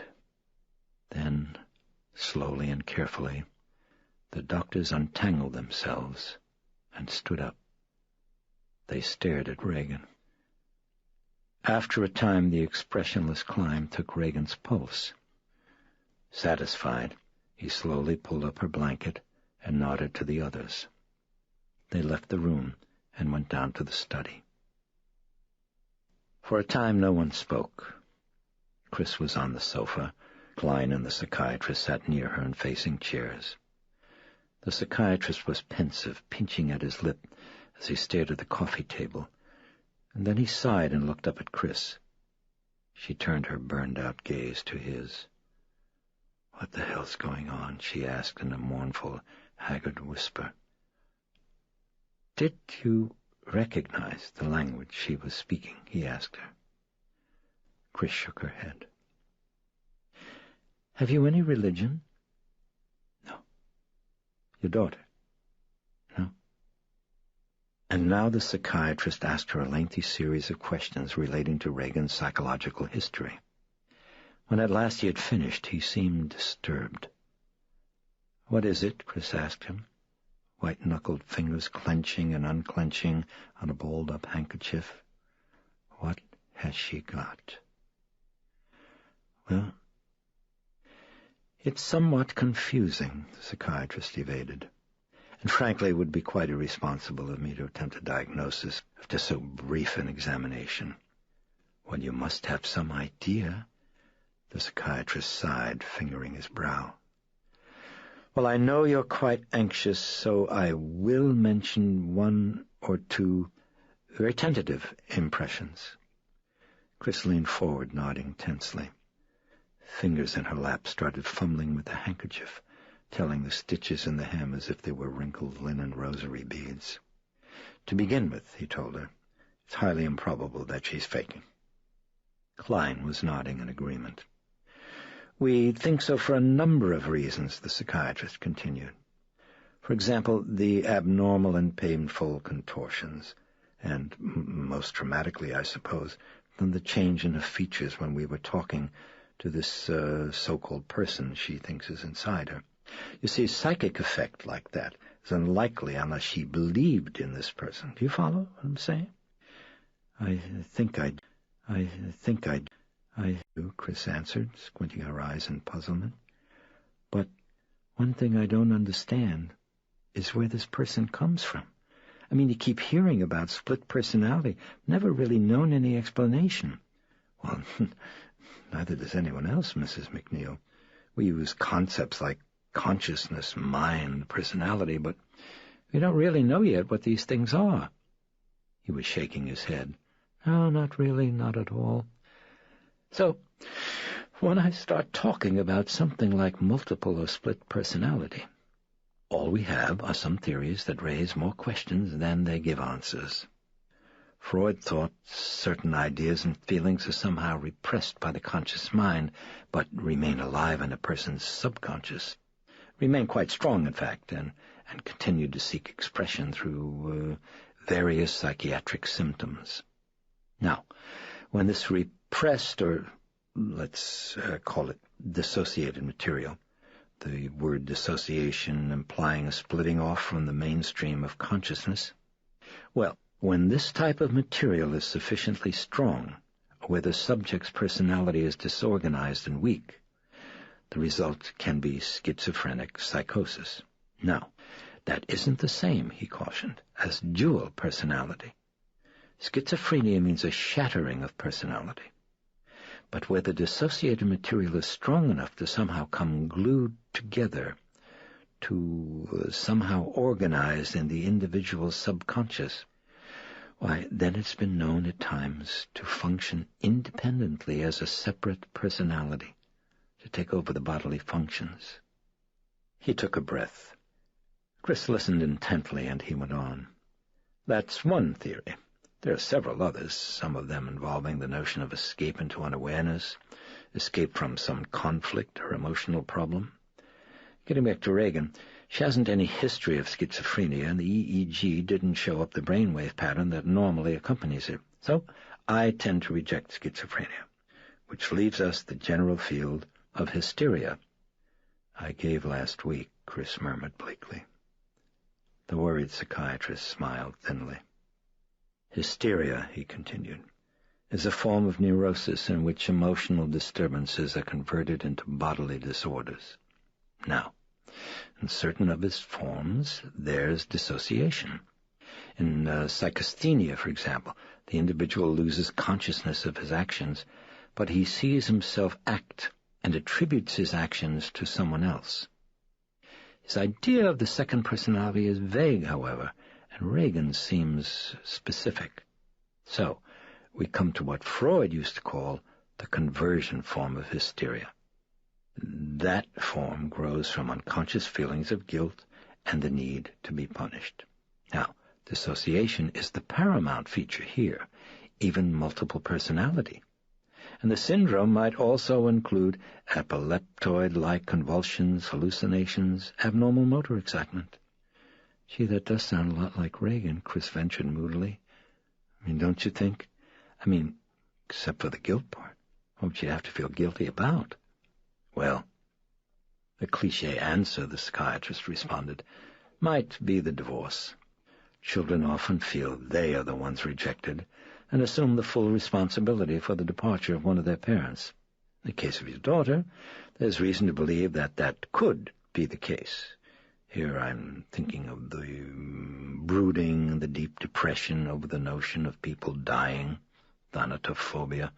In children, you'll find it accompanied by guilt formation that's related to family stress. Very often fear of the loss of a parent. It produces rage and intense frustration. In addition, the guilt in this type of hysteria needn't be known to the conscious mind. Could even be the guilt that we call free-floating, a general guilt that relates to nothing in particular, he concluded. Chris gave her head a shake. I'm confused, she murmured. I mean, where does this new personality come in? Well, again, it's a guess, the psychiatrist replied. Only a guess. But, assuming that it is conversion hysteria stemming from guilt, then the second personality is simply the agent who handles the punishing. If Reagan herself were to do it, you see, that would mean she would recognize her guilt. But she wants to escape that recognition. Therefore, a second personality. And that's what you think she's got? Well, as I said, I don't know, replied the psychiatrist, still evasive. He seemed to be choosing his words as he would moss-covered stones to cross a stream. It's extremely unusual for a child of Reagan's age to be able to pull together and organize the components of a new personality. And certain, other things are puzzling. Her performance of the Ouija board, for example, would indicate extreme suggestibility. And yet, apparently, I never really hypnotized her. He shrugged. Well, perhaps she resisted. But the really striking thing, he noted, is the new personality's apparent precocity. It isn't a 12-year-old at all. It's much, much older. And then there's the language she was speaking. He stared at the rug in front of the fireplace, thoughtfully tugging at his lower lip. There's a similar state, of course, but we don't know very much about it. A form of somnambulism where the subject suddenly manifests knowledge or skills he's never learned, and where the intention of the second personality is the destruction of the first. However, the word trailed away. Abruptly, the psychiatrist looked up at Chris. Well, it's terribly complicated, he told him. I've oversimplified outrageously. So, what's the bottom line? Chris asked. At the moment, he told her, a blank. She needs an intensive examination by a team of experts, 2 or 3 weeks of really concentrated study in a clinical atmosphere. Say, the Barringer Clinic in Dayton. Ideal. Chris looked away. It's a problem, Mrs. McNeil? No. No problem, she sighed. I just lost hope, that's all. I didn't get you. It's an inside tragedy. The psychiatrist telephoned the Barringer Clinic from Chris's study. They agreed to take Reagan the following day. The doctors left. Chris swallowed pain with remembrance of Dennings, with remembrance of death and the worm and the void and unspeakable loneliness and stillness, darkness, underneath the sod, with nothing moving, no motion. Briefly she wept. Too much, too much. Then she put it away and began to pack. She was standing in her bedroom selecting a camouflaging wig to wear in Dayton when Carl appeared. There was someone to see her, he told her. Who? Detective. And he wants to see me? Carl nodded. Then he handed her a business card. She looked it over blankly. William F. Kinderman, it announced, Lieutenant of Detectives. And tucked in the lower left-hand corner, like a poor relation, Homicide Division. It was printed in an ornate raised Tudor typeface that might have been selected by a dealer in antiques. She looked up from the card with a sniffing suspicion. Has he got something with him that might be a script, like a big manila envelope or something like that? There was no one in the world, Chris had come to discover, who didn't have a novel or a script or a notion for one or both tucked away in a drawer or a mental sock. She seemed to attract them as priests did drunks. But Carl shook his head. Chris immediately grew curious and walked down the stairs. Burke? Was it something to do with Burke? He was sagging in the entry hall, the brim of his limp and crumpled hat clutched tight with short, fat fingers, freshly manicured. Plump, in his middle 50s, jowly cheeks that gleamed of soap. Yet rumpled trousers, cuffed and baggy, mocked the sedulous care that he gave his body. A gray tweed coat hung loose and old-fashioned, and his moist brown eyes, which drooped at the corners, seemed to be staring at times gone by. As he waited, he wheezed asthmatically. Chris approached. The detective extended his hand with a weary and somewhat fatherly manner, and spoke in a hoarse, emphysematous whisper. "Oh, I'd know that face in any lineup, Miss McNeil." "Am I in one?" Chris asked him earnestly. She took his hand. "Oh, my goodness, oh no," he said, brushing at the notion with his hand as if swatting at a fly. He'd closed his eyes and inclined his head. The other hand rested lightly on his paunch. Chris was expecting a God forbid. No, it's strictly routine," he assured her. "Routine. Look, you're busy? Tomorrow. I'll come again tomorrow." He was turning away as if to leave, but Chris said anxiously, "What is it, Burke? Is it Burke Dennings?" The detective's drooping, careless ease had somehow tightened the springs of her tension. "Oh, a shame, what a shame," the detective breathed with lowered eyes and a shake of the head. "Was he killed?" Chris asked with a look of shock. "Is that why you're here? He was killed? Is that it?" No, it's routine," he repeated. "Routine. You know, a man so important, we just couldn't pass it. We couldn't," he pleaded with a helpless look.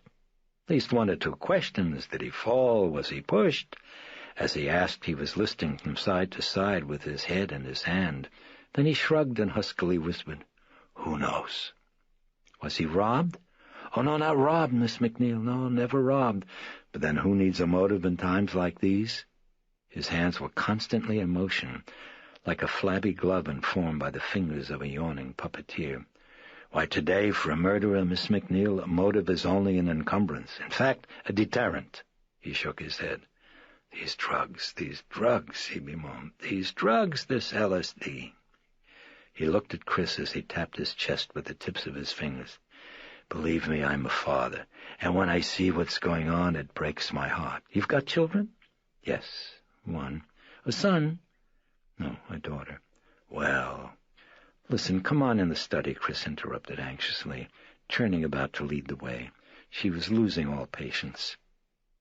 "Miss McNeil, I could trouble you for something?" She turned with the dim and weary expectation that he wanted her autograph for his children. It was never for themselves. It was always for their children. "Yeah, sure," she said. "My stomach." He gestured with a trace of a grimace. "Do you keep any Calso water, maybe. If it's trouble, never mind. I don't want to be any trouble. No. No trouble at all. Grab a chair in the study. She pointed, then turned and headed for the kitchen. I think there's a bottle in the fridge. No, I'll come to the kitchen, he told her, following. I hate to be a bother. You're not a bother. No, really, you're busy. I'll come. You've got children? He asked as they walked. No, that's right. Yes, a daughter. You told me. That's right. Just the one. Just the one. And how old? She just turned 12. Then you don't have to worry. No, not yet. Later on, though, watch out. He was shaking his head. Chris noticed that his walk was a modified waddle. When you see all the sickness day in and day out, he continued. Unbelievable, incredible, crazy. You know, I looked at my wife just a couple of days ago. Weeks ago, I forget. I said, Mary, the world, the entire world, is having a massive nervous breakdown. The whole world. He gestured globally. They had entered the kitchen where Carl was polishing the interior of the oven. He neither turned nor acknowledged their presence. This is really so embarrassing, the detective wheezed hoarsely as Chris was opening the refrigerator door. Yet his gaze was on Carl, brushing swiftly and questioningly over his back and his arms and his neck, like a small dark bird skimming over a lake. I meet a famous motion picture star, he continued, and I ask for some Calso water. Oh, boy. Chris had found the bottle and now was looking for an opener. Like some ice, she asked him. No, plain. It's fine. She was opening the bottle. Oh, you know that film you made called Angel, he said. I saw that film 6 times. If you were looking for the killer, Chris murmured as she poured out the bubbling Calso, arrest the producer and the cutter. Oh, no. It was excellent, really. I loved it. Sit down, Lieutenant. She was nodding at the table. Oh, thank you. He sat. No, the film was just lovely, he insisted. So touching. But just one thing, he ventured. One little tiny minuscule point. Oh, thank you. She'd set down the glass of Calso and sat on the other side of the table, hands clasped before her. One minor flaw, he resumed apologetically. Only minor. And please, believe me, I'm only a layman, you know? I'm just audience. What do I know? However, it seemed to me, a layman, that the musical score was getting in the way of certain scenes. It was a little too intrusive. He was earnest now, caught up. It kept on reminding me that this was a movie, you know? Like so many of these fancy camera angles lately, so distracting. Incidentally, the score, Miss McNeil, was that stolen, perhaps a little bit from Mendelssohn? Chris drummed her fingertips lightly on the table. Strange detective. Why was he constantly glancing to Carl? I wouldn't know, she said, but I'm glad you liked the picture. You better drink that, she told him, nodding to the Calso. Tends to get flat. Yes, of course, I'm so garrulous. You're busy, forgive me. He lifted the glass as if in toast and drained its contents, his little finger arching demurely away from the others. Good, that's good, he exhaled, contented, as he put aside the glass, his eye falling lightly on Regan's sculpture of the bird. It was now the centerpiece of the table, its beak floating mockingly and at length above the salt and pepper shakers. Quaint, he smiled. Nice. He looked up. The artist? My daughter, Chris told him. Oh, very nice. Look, Lieutenant, yes, I know, I'm a nuisance. Well, look, just a question or two and we're done. In fact, only one question. One, that's all, and I'll be going. He was glancing at his wristwatch as if he were anxious to get away to some appointment. Since poor Mr. Dennings, he labored breathily, had completed his filming in this area, we wondered if he might have been visiting someone on the night of the accident. Now, other than yourself, of course, did he have any friends in this area? Oh, he was here that night, Chris told him. Oh? Kinderman's eyebrows sickled upward. Near the time of the accident. Well, when was the accident, she asked him. 7:05, he told her. Yes, I think so. Well, that settles it then. He nodded, turning in his chair as if preparatory to rising. He was drunk, he was leaving, he fell down the steps. Yeah, that settles it, definitely. Finished. Listen, though, just for the sake of the record, you can tell me approximately what time he left the house? He was pawing at truth like a weary bachelor pinching vegetables at market. How did he ever make lieutenant, Chris wondered. I don't know, she replied. I didn't see him. I don't understand. Well, he came and left while I was out. I was over to the doctor's office in Roslyn. Ah, I see. He nodded. Of course, but then, how do you know he was here? Oh, well, Sharon said. Sharon? He interrupted. Sharon Spencer, right. She's my secretary. She was here when Burke dropped by. She came to see her, he asked. No, me. Ah, yes, of course, yes. Forgive me for interrupting. My daughter was sick, and Sharon left him here while she went to pick up some prescriptions. By the time I got home, though, Burke was gone. And what time was that, please? 7:15 or so, 7:30. And what time had you left? Maybe 6:15-ish. What time had Miss Spencer left? I don't know. And between the time Miss Spencer left and the time you returned, who was here in the house with Mr. Dennings besides your daughter? No one. No one? He left her alone? Chris nodded. No servants? No, Willie and Carl were. Who are they? Chris abruptly felt the earth shift under her feet. The nuzzling interview, she realized, was suddenly steely interrogation. Well, Carl's right there, she said. She motioned with her head, her glance fixed dully on the servant's back, still polishing the oven. And Willie's his wife, she resumed.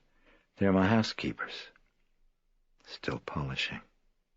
They'd taken the afternoon off, and when I got home they weren't back yet. Willie... Chris paused. Willie what? Oh, well, nothing. Chris shrugged as she tugged her gaze away from the manservant's brawny back. The oven was clean, she had noticed. Why was Carl still polishing it?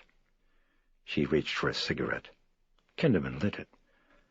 So then, only your daughter would know when Dennings left the house. Listen, it was really an accident. Of course, it's routine, Miss McNeil. I promise you it's routine. Mr. Dennings wasn't robbed, and he had no enemies, none that we know of, that is, in the district. Chris darted a momentary glance to Carl, but then shifted it quickly back to Kinderman. Had he noticed? Apparently not. He was fingering the sculpture. It's got a name, this kind of bird. I can't think of it. Something. He noticed Chris staring and looked vaguely embarrassed. Forgive me, you're busy. Well, listen, a minute and we're done. Now, your daughter, she would know when Mr. Dennings left? No, she wouldn't. She was heavily sedated. Oh, dear me, a shame. Kinderman's droopy eyelids seeped concern. It's serious? Yeah, I'm afraid it is. May I ask, he probed with a delicate gesture. She shook her head. We still don't know. Watch out for drafts, Kinderman cautioned firmly. Chris looked blank. A draft in the winter when a house is hot is a magic carpet for bacteria. My mother used to say that. Maybe that's folk myth, maybe, he shrugged. But a myth, to speak plainly, to me is like a menu in a fancy French restaurant. Glamorous, complicated camouflage for a fact you wouldn't otherwise swallow, like maybe the lima beans, he said earnestly. Chris relaxed. The shaggy dog, padding fuddled through cornfields, had returned. That's hers? That's her room? He was thumbing toward the ceiling. That great big window looking out on those steps? Chris nodded. Keep the window closed and she'll get better. Well, it's always closed and it's always shuttered, Chris said, as he dipped a pudgy hand in the inside pocket of his jacket. She'll get better, he repeated sententiously. Just remember, an ounce of prevention. Chris drummed her fingertips on the tabletop again. You're busy. All right. Well, we're finished. We're done. Just a note for the record, routine, it's all over. From the pocket of the jacket he'd extracted a crumpled mimeograph program of a high school production of Cyrano de Bergerac, and now groped in the pockets of his coat, where he netted a tooth-marked yellow stub of a No. 2 pencil, whose point had the look of having been sharpened with the blade of a scissors. He pressed the program flat on the table, brushing out the wrinkles. "Now, just a name or two. That's Spencer with a C?" "Yes, C." "A C," he repeated, writing the name in a margin of the program. "And the housekeepers, John and Willie?" No, it's Carl and Willie Engstrom. "Ah, Carl, right, that's Carl Engstrom." He scribbled the names in a dark, thick script. "Now, the times I remember," he told her huskily, turning the program in search of white space. "Times... Oh, no, wait, no, I forgot. Yes, the housekeepers. You said they got home at what time?" "I didn't say." "Carl, what time did you get in last night?" Chris called to him. The Swiss turned around, his face inscrutable. "Exactly 9:30, madam." "Yeah, right, that's right. You'd forgotten your key, I remember. I looked at the clock in the kitchen when you rang the doorbell." "You saw a good film?" the detective asked Carl. "I never go by reviews," he explained to Chris in a breathy aside. "It's what the people think, the audience." "Paul Schofield in Lear," Carl informed the detective. I saw that. That's excellent, marvelous." "Yes, at the Crest," Carl continued. "The 6 o'clock showing. Then immediately after, I take the bus from in front of the theater and—" "Please, that's not necessary," the detective protested with a gesture. "Please." "I don't mind, if you insist." "I get off at Wisconsin Avenue and M Street, 9:20 perhaps, and then I walk to the house." "Look, you didn't have to tell me," the detective told him. "But anyway, thank you. It was very considerate. You liked the film?" "It was excellent." "Yes, I thought so, too. Exceptional." "Well, now..." Kinderman turned back to Chris and to scribbling on the program. "I've wasted your time, but I have a job." He shrugged. "Well, only a moment and finished. Tragic, tragic," he breathed as he jotted down fragments and margins.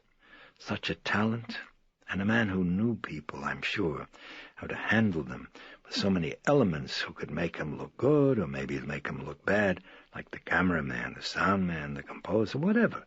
Please correct me if I'm wrong, but it seems to me nowadays a director of importance has also to be almost a Dale Carnegie. Am I wrong?" "Oh, well, Burke had a temper," Chris sighed. The detective repositioned the program. Well, maybe so with the big shots, people his size."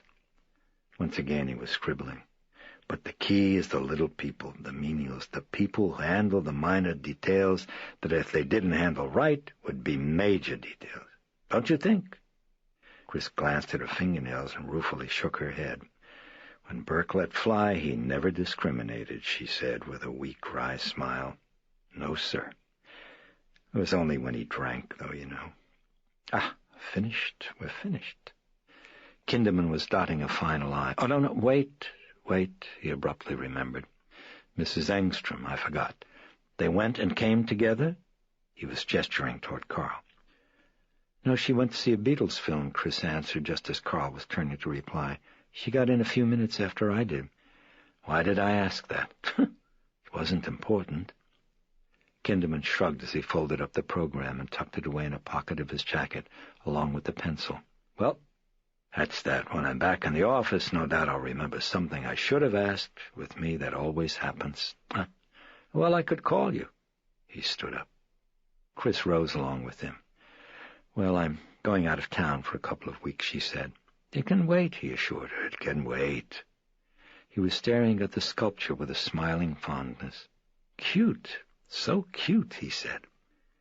He'd leaned over and picked it up and was rubbing his thumb along its beak. Chris bent over to pick up a thread on the kitchen floor. "Have you got a good doctor?" the detective asked her. "I mean for your daughter." He replaced the figure and began to leave. Glumly, Chris followed, winding the thread around her thumb. "I've sure got enough of them," she murmured. "Anyway, I'm checking her into a clinic that's supposed to be great at doing what you do, only with viruses." "Let's hope they're a great deal better, Mrs. McNeil." "It's out of town, this clinic?" "Yes, it is. It's a good one." "We'll see. Keep her out of the draft." They had reached the front door of the house. He put a hand on the doorknob. "Well, I would say that it's been a pleasure, but under the circumstances—" He bowed his head and shook it. "I'm sorry. Really, I'm terribly sorry." Chris folded her arms and looked down at the rug. She nodded briefly. Kinderman opened the door and stepped outside. As he turned to Chris, he was putting on his hat. "Well, good luck with your daughter." "Thanks." Chris smiled wanly. "Good luck with the world." He nodded with a gentle warmth and sadness, then waddled away. Chris watched as he listed toward a waiting squad car parked near the corner in front of a fire hydrant. He flung up a hand to his hat as a shearing wind sprang sharp from the south. The hem of his coat flapped. Chris closed the door. When he'd entered the passenger side of the squad car, Kinderman turned and looked back at the house. He thought he saw movement at Reagan's window, a quick, lithe figure flashing to the side and then out of view. He wasn't sure. He'd seen it peripherally as he turned, but he noted that the shutters were open. Odd. For a moment he waited.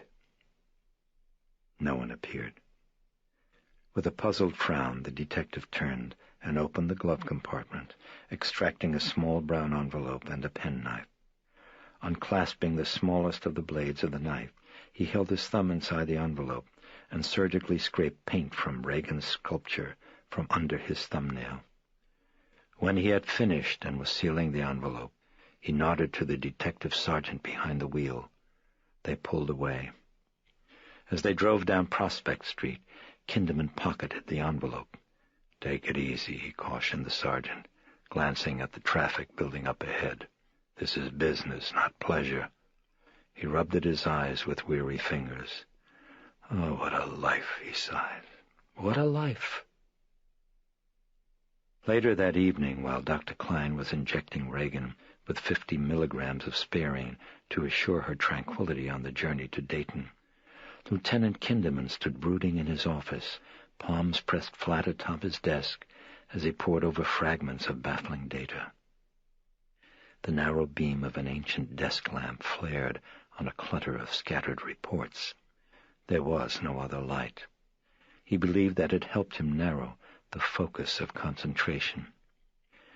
Kinderman's breathing labored heavy in the darkness as his glance flitted here, now there. Then he took a deep breath and shut his eyes. "Mental clearance, Sale," he instructed himself, as he did whenever he wished to tidy his brain for a fresh point of view. Absolutely everything must go. When he opened his eyes, he examined the pathologist's report on Dennings. Tearing of the spinal cord with fractured skull and neck, plus numerous contusions, lacerations, and abrasions. Stretching of the neck skin, ecchymosis of the neck skin, shearing of platysma, sternomastoids, splenius, trapezius, and various smaller muscles of the neck, with fracture of the spine and of the vertebrae, and shearing of both the anterior and posterior spinous ligaments. Kinderman looked out a window at the dark of the city. The Capitol dome light glowed. The Congress was working late. He shut his eyes again, recalling his conversation with the district pathologist at 11:55 on the night of Denning's death. It could have happened in the fall? No, it's very unlikely. The sternomastoids and the trapezius muscles alone are enough to prevent it. Then you've also got the various articulations of the cervical spine to be overcome, as well as the ligaments holding the bones together. Speaking plainly, however, is it possible? Well, of course he was drunk, and these muscles were doubtless somewhat relaxed. Perhaps if the force of the initial impact was sufficiently powerful, and falling maybe 20 or 30 feet before he hit. Yes, that. And if immediately after impact his head got stuck in something. In other words, if there were immediate interference with the normal rotation of the head and body as a unit, well, maybe, I'm telling you, just maybe you could get this result.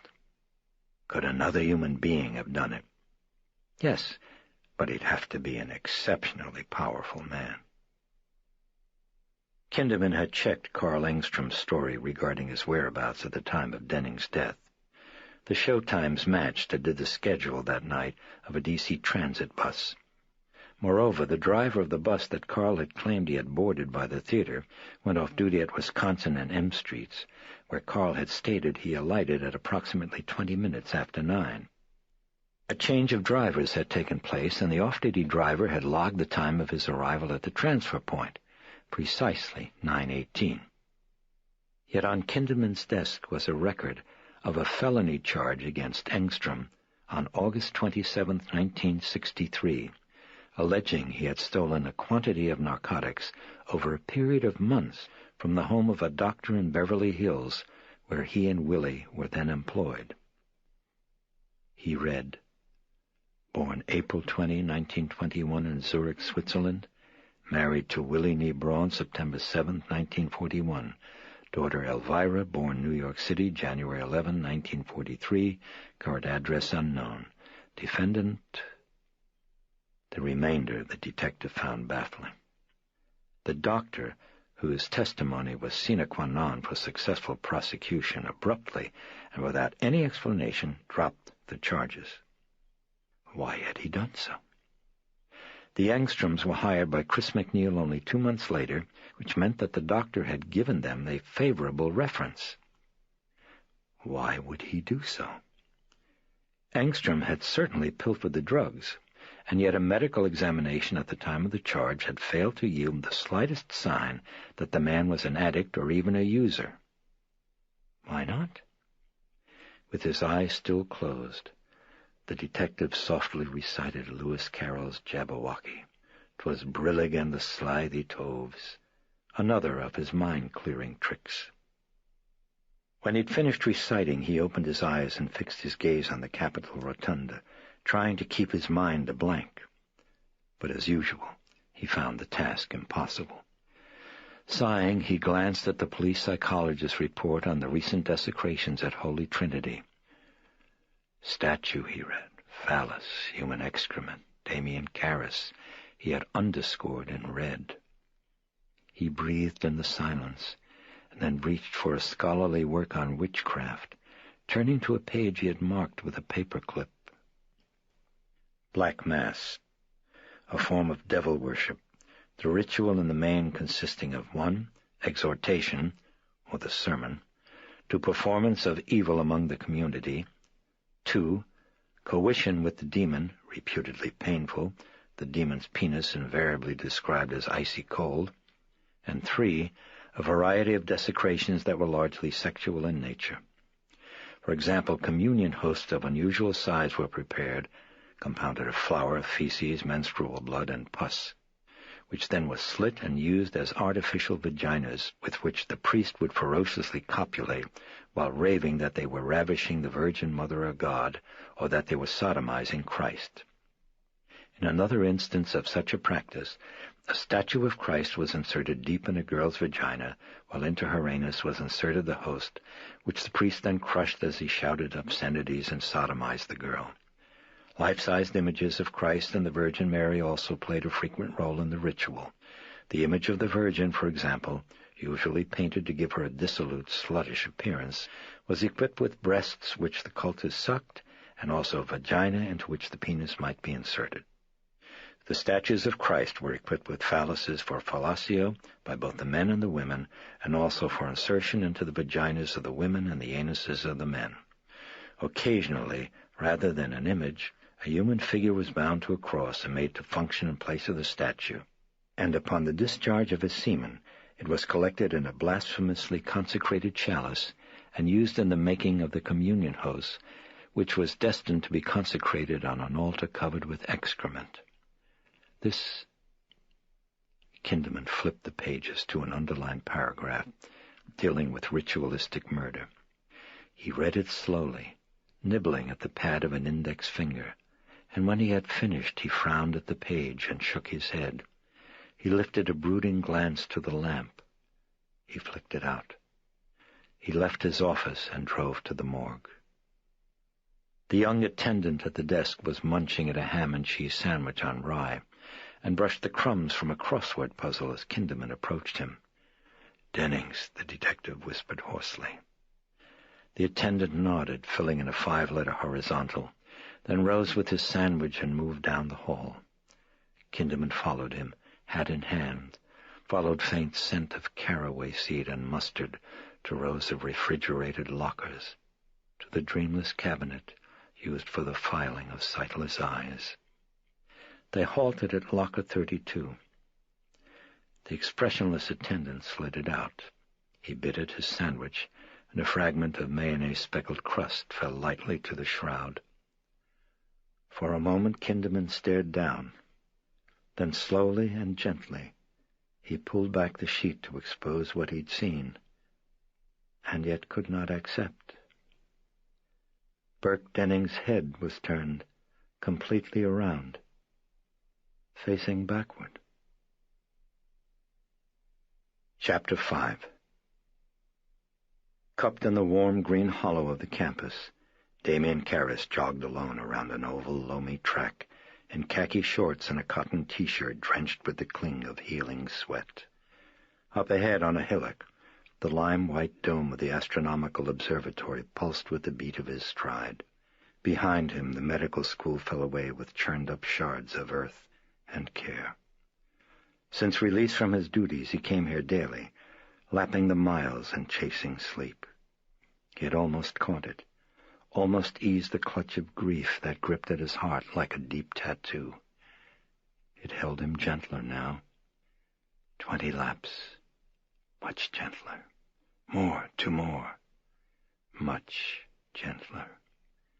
Powerful leg muscles, blooded and stinging, rippling with a longing, rippling leonine grace. Karras thumped around a turn when he noticed someone sitting on a bench to the side where he laid out his towel, sweater, and pants, a middle-aged man in a floppy overcoat and pulpy crushed felt hat. He seemed to be watching him. Was he? Yes. His head was turning as Karras passed. The priest accelerated, digging at the final lap with pounding strides that jarred the earth. Then he slowed to a panting, gulping walk as he passed the bench without a glance, both hands pressed light to his throbbing sides. The heave of his rock-muscled chest and shoulders stretched the T-shirt, distorting the stenciled word "philosophers" inscribed across the front in once black letters, now faded to a hint by repeated washings. The man in the overcoat stood up and began to approach him. "Father Karras?" the tenement called hoarsely. The priest turned around and nodded briefly, squinting at the sunlight, waiting for Kinderman to reach him, then beckoned him along as once again he began to move. "Do you mind? I'll cramp," he panted. "Yes, of course," the detective answered, nodding with a wincing lack of enthusiasm as he tucked his hands into his pockets. The walk from the parking lot had tired him. Have we met?" asked the Jesuit. "No, Father, no. But they said that you looked like a boxer, some priest at the residence hall. I forget." He was tugging out his wallet. "So bad with names." "And yours, please?" "William Kinderman, Father." He flashed his identification. "Homicide." "Really?" Karras scanned the badge and identification card with a shining boyish interest. Flushed and perspiring, his face had an eager look of innocence as he turned to the waddling detective. "What's this about?" "Hey, you know something, Father?" Kinderman answered, inspecting the Jesuit's rugged features. "It's true. You do look like a boxer. Excuse me, that scar, there, above, by your eye?" He was pointing. "Like Brando it looks in waterfronts. Just exactly Marlon Brando. They gave him a scar." He was illustrating, pulling at the corner of his eye. A scar that made his eye look a little bit closed, just a little, made him look a little dreamy all the time, always sad. "Well, that's you," said, pointing. "You're Brando. People tell you that, Father?" "No, they don't." "You ever box?" "Oh, a little." "You're from here in the district, Father?" "Yeah. No. New York." "Ah, Golden Gloves, am I right?" "You just made captain." Karras smiled. "Now what can I do for you?" "Walk a little slower, please. Emphysema." The detective was gesturing at his throat. Oh, I'm sorry. Karras slowed his pace. Never mind. Do you smoke? Yes, I do. You shouldn't. Well, now, tell me the problem. Ah, right, of course, I'm digressing. Incidentally, you're busy? The detective inquired. I'm not interrupting? Interrupting what? Asked Karras, bemused. Well, mental prayer, perhaps. You will make captain, Karras smiled cryptically. Pardon me, I missed something? Karras shook his head, but the smile lingered. I doubt that you ever miss a thing, he remarked. His sidelong glance toward Kinderman was sly and warmly twinkling. Kinderman halted and mounted a massive and hopeless effort at looking befuddled, but glancing at the Jesuit's crinkling eyes, he lowered his head and chuckled ruefully. Ah, well, of course, a psychiatrist. Who am I kidding? He shrugged. Look, it's habit with me, Father. Forgive me. Schmaltz. That's the Kinderman method. Pure schmaltz. Well, I'll stop. I'll tell you straight what it's all about. The desecrations, Karras said, nodding. So I wasted my schmaltz, the detective said quietly. Sorry. Never mind, Father. That I deserve. Yes, the things in the church, he confirmed. Correct. Only maybe something else besides, something serious. Murder? Yes, kick me again. I love it. I enjoy it. Well, homicide division, the Jesuit shrugged. Never mind, Marlon Brando, never mind. You know, people tell you for a priest you're a little bit smart-ass. Mea culpa, Karras murmured. Though he was smiling, he felt a regret that perhaps he'd diminished the man's self-esteem. He hadn't meant to. Now he felt glad of a chance to express a sincere perplexity. I don't get it, though, he added, taking care that he wrinkled his brow. What's the connection? Look, Father, could we keep this between us, confidential? You know, like a matter of confession, so to speak? Of course. Karras was eyeing the detective earnestly. What is it? You know that director who was doing the film here, Father? Burke Dennings? Well, I've seen him. You've seen him? The detective nodded. You're also familiar with how he died? Well, the papers, Karras shrugged again. Ah, that's just a part of it, said Kinderman. Oh? Only part of it. Part. Just a part. Listen, what do you know on the subject of witchcraft? What? Listen, patience. I'm leading up to something. Don't say what. Now, witchcraft, please. You're familiar? Yeah, a little. From the witching end, not the hunting. Oh, I once did a paper on it. Karras smiled. The psychiatric end. Oh, really? Wonderful. Great. Wonderful. That's a bonus. A plus. You could help me a lot. A lot more than I thought. Listen, Father. Now, witchcraft. He reached up and gripped at the Jesuit's arm as they rounded a turn and approached the bench. Now, me, I'm a layman and, plainly speaking, not well-educated. Not formally, no. But I read. Look, I know what they say about self-made men, that they're horrible examples of unskilled labor. But me, I'll speak plainly, I'm not ashamed, not at all. Abruptly, he arrested the flow, looked down, and shook his head. Schmaltz, it's a habit. I can't stop the schmaltz. Look, forgive me, you're busy. Yes, I'm praying. The Jesuit's soft delivery had been dry and expressionless. Kinderman halted for a moment and eyed him. You're serious? No.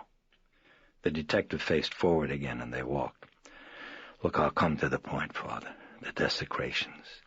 They remind you of anything to do with witchcraft. Maybe some rituals used in Black Mass. A+. And now, Dennings. You read how he died? In full. Well, I'll tell you, and please, confidential. Of course. The detective looked suddenly pained as he realized Karras had no intention of stopping at the bench. Do you mind? He asked wistfully. What? Could we stop, maybe sit? Oh, yeah, sure. They began to move back toward the bench. You won't cramp, Father. No, I'm fine. Are you sure? I'm fine. All right, if you insist. You were saying? In a second, please. Just 1 second. Kinderman settled his aching bulk on the bench with a sigh of content. "Ah, better, that's better," he said as the Jesuit picked up his towel and wiped his perspiring face. "Middle age, what a life. Burke Dennings? Ah, Burke Dennings. Yes." The detective was nodding down at his shoes. Then he glanced up at Karras. The priest was wiping the back of his neck. "Burke Dennings, good father, was found at the bottom of that long flight of steps at exactly 5 minutes after 7, with his head turned completely around and backward." Peppery shouts drifted muffled from the baseball diamond where the varsity team held practice. Karras stopped wiping and held the lieutenant's steady gaze. "It didn't happen in the fall," he said at last. "Sure, it's possible," Kinderman shrugged, "but unlikely," Karras brooded. "And so what comes to mind in the context of witchcraft, Father?" The Jesuit sat down slowly, looking pensive. "Well," he said finally, "supposedly demons broke the necks of witches that way. At least that's the myth. You know it's a myth?" "Oh, largely," he said, turning to Kinderman. "Although people did die that way, I suppose. Likely members of a coven who either defected or gave away secrets. That's just a guess. But I know it was a trademark of demonic assassins." Kinderman nodded. Exactly. I remembered the connection from a murder in London. That's now. I mean lately, just 4 or 5 years ago, Father. I remembered that I read it in the papers." Yes, I've read that too, but I think it turned out to be some sort of hoax." "That's what I thought. Am I wrong?" "No, that's right, Father, absolutely right. But in this case, at least, you can see some connection maybe with that and the things in the church. Maybe somebody crazy, Father, maybe someone with a spite against the church, some unconscious rebellion, perhaps." "Sick priest," murmured Karras. "That it?" "Listen, you're the psychiatrist, Father. You tell me." "Well, of course the desecrations are clearly pathological," Karras said thoughtfully, slipping on his sweater. "And if Dennings was murdered, well, I guess the killer's pathological too." "And perhaps had some knowledge of witchcraft?" Could be, the detective grunted. "So, who fits the bill, also lives in the neighborhood, and also has access in the night to a church?"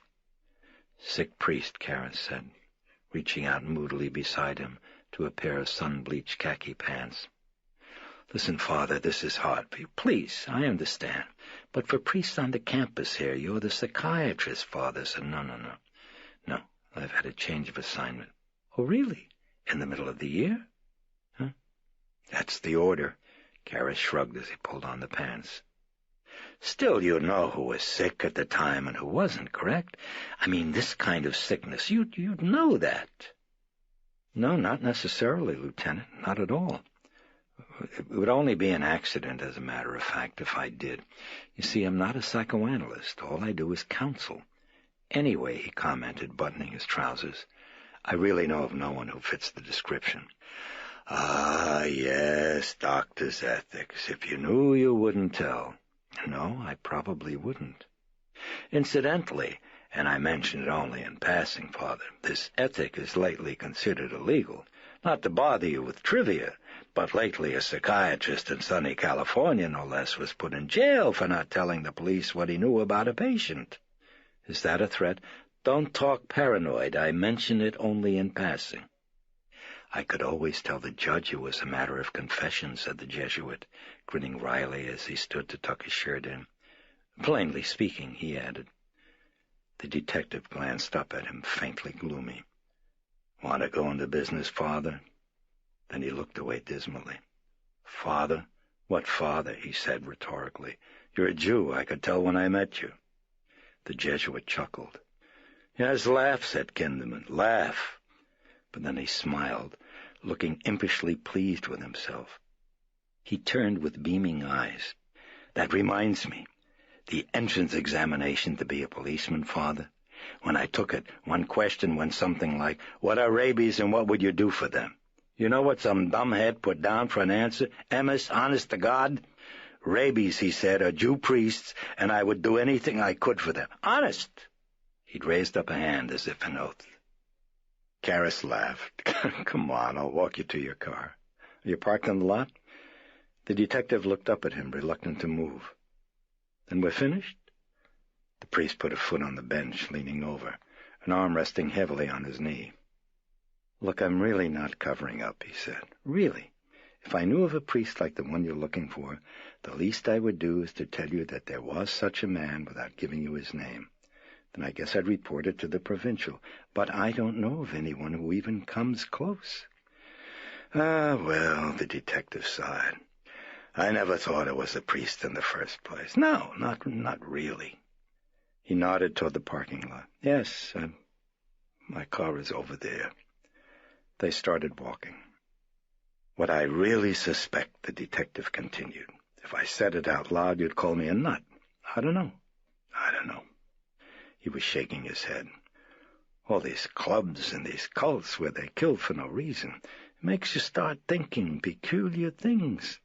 To keep up with the times these days, you have to be a little bit crazy. Karras nodded. What's that thing on your shirt? The detective asked him, motioning his head toward the Jesuit's chest. What thing? On the T-shirt, the detective clarified. The writing, philosophers, it says. Oh, I taught a few courses one year, said Karras, at Woodstock Seminary in Maryland. I played on the lower-class baseball team. They were called the philosophers. Ah, and the upper-class team? Theologians. Kinderman smiled and shook his head. Theologians 3, philosophers 2, he mused. Philosophers 3, theologians 2. Oh, of course. Of course. Strange things, the detective brooded.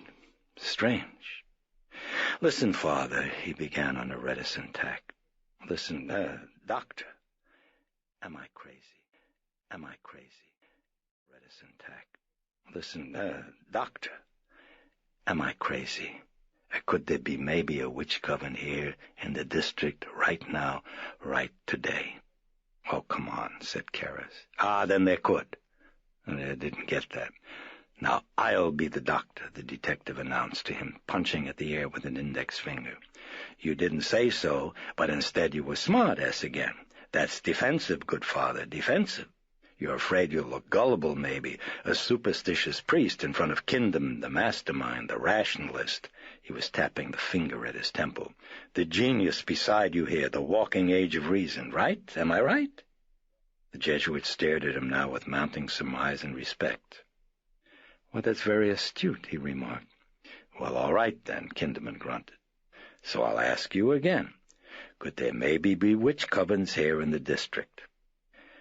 Well, I really wouldn't know, answered Karras thoughtfully, arms folded across his chest. But in parts of Europe they say Black Mass. Today? Yeah, today. You mean just like the old days, Father? Look, I read about those things, incidentally, the sects and the statues and who knows, whatever. Not meaning to disgust you, by the way, but they did all those things? It's for real? I don't know. Your opinion, then, Father Defensive. The Jesuit chuckled. All right, then. I think it's for real, or at least I suspect so. But most of my reasoning's based on pathology. Sure, Black Mass, but anyone doing those things is a very disturbed human being, and disturbed in a very special way. There's a clinical name for that kind of disturbance. In fact, it's called Satanism. It means people who can't have any sexual pleasure unless it's connected to a blasphemous action. Well, it's not that uncommon, not even today, and Black Mass was just used as the justification. Again, please forgive me, but the things with the statues of Jesus and Mary, what about them? They're true? Well, I think this might interest you as a policeman. His scholarly interest aroused and stirring, Karras's manner grew quietly animated. The records of the Paris police still carry the case of a couple of monks from a nearby monastery. It was... Let's see. He scratched his head as he tried to recall. Oh, yeah, the one at Crépy, I believe. Well, whatever. He shrugged. Close by. At any rate, the monks came into an inn and got rather belligerent about wanting a bed for 3. Well, the third they were carrying was a life-size statue of the Blessed Mother. Oh, boy, that's shocking, breathed the detective. That's shocking. But true, and has a fair indication that what you've been reading is based on fact. Well, the sex may be so. Maybe so. I can see. That's a whole other story altogether. Never mind. But the ritual murders now, Father. That's true? Now, come on. Huh. Using blood from the newborn babies? The detective was alluding to something else he had read in the book on witchcraft, describing how the unfrocked priest at Black Mass would at times slit the wrist of a newborn infant so that the blood poured into a chalice and later was consecrated and consumed in the form of communion. That's just like the stories they used to tell about the Jews, the detective continued, how they stole Christian babies and drank their blood. Look, forgive me, but your people told all those stories. If we did, forgive me. You're absolved, you're absolved. Something dark, something sad, passed across the priest's eyes, like the shadow of pain briefly remembered. He quickly fixed his eyes on the path just ahead. Well, I really don't know about ritual murder, said Karras. I don't. But a midwife in Switzerland once confessed to the murder of 30 or 40 babies for use at Black Mass. Oh, well, I don't know. Maybe she was tortured, he amended. Who knows? But she certainly told a convincing story. She said she'd hide a long, thin needle up her sleeve, so that when she was delivering the baby, she'd slip out the needle and stick it through the crown of the baby's head, and then hide the needle again. No marks, he said, glancing at Kinderman. The baby looked stillborn. You've heard of the prejudice European Catholics used to have against midwives? Well, that's how it started. Oh, that's frightening. This century hasn't got the lock on insanity. Anyway, wait a minute. Wait now. Forgive me, Father. These stories, they were told by some people who were tortured, correct? So they're basically not so reliable. They signed the confessions, and later the machas, they filled in the blanks. I mean, then there was nothing like habeas corpus, no writs of let my people go, so to speak. Am I right? Am I right? Yes, you're right. But then too many of the confessions were voluntary. So who would volunteer such things? Well, possibly people who are mentally disturbed. Aha, another reliable source. Well, of course, you're quite right, Lieutenant. I'm just playing devil's advocate. But one thing that sometimes we tend to forget is that people psychotic enough to confess to such things might conceivably be psychotic enough to have done them. For example, the myths about werewolves. So fine, they're ridiculous. No one can turn himself into a wolf. But what if a man was so disturbed that he not only thought that he was a werewolf, but he also acted like one? Oh, terrible. What is this, theory now, Father? Is this fact you're telling me? Well, there's William Stumpf, for example, or Peter, one or the other. I can't remember. Anyway, a German in the 16th century who thought he was a werewolf. He murdered maybe 20 or 30 young children. You mean he confessed this? Well, yes, but I think the confession was valid. How so? When they caught him, he was eating the brains of his 2 young daughters-in-law. From the practice field, crisp in the thin, clear April sunlight, came echoes of chatter and ball against bat. Come on, Mullins, let's shag it. Let's go, get the lid out. They had come to the parking lot, priest and detective. They walked now in silence. When they came to the squad car, Kinderman absently reached out toward the handle of the door. For a moment he paused and lifted a moody look to Karras. So what am I looking for, Father? He asked him. A madman, said Damien Karras softly. Perhaps someone on drugs. The detective thought it over, then silently nodded. He turned to the priest. You want a ride?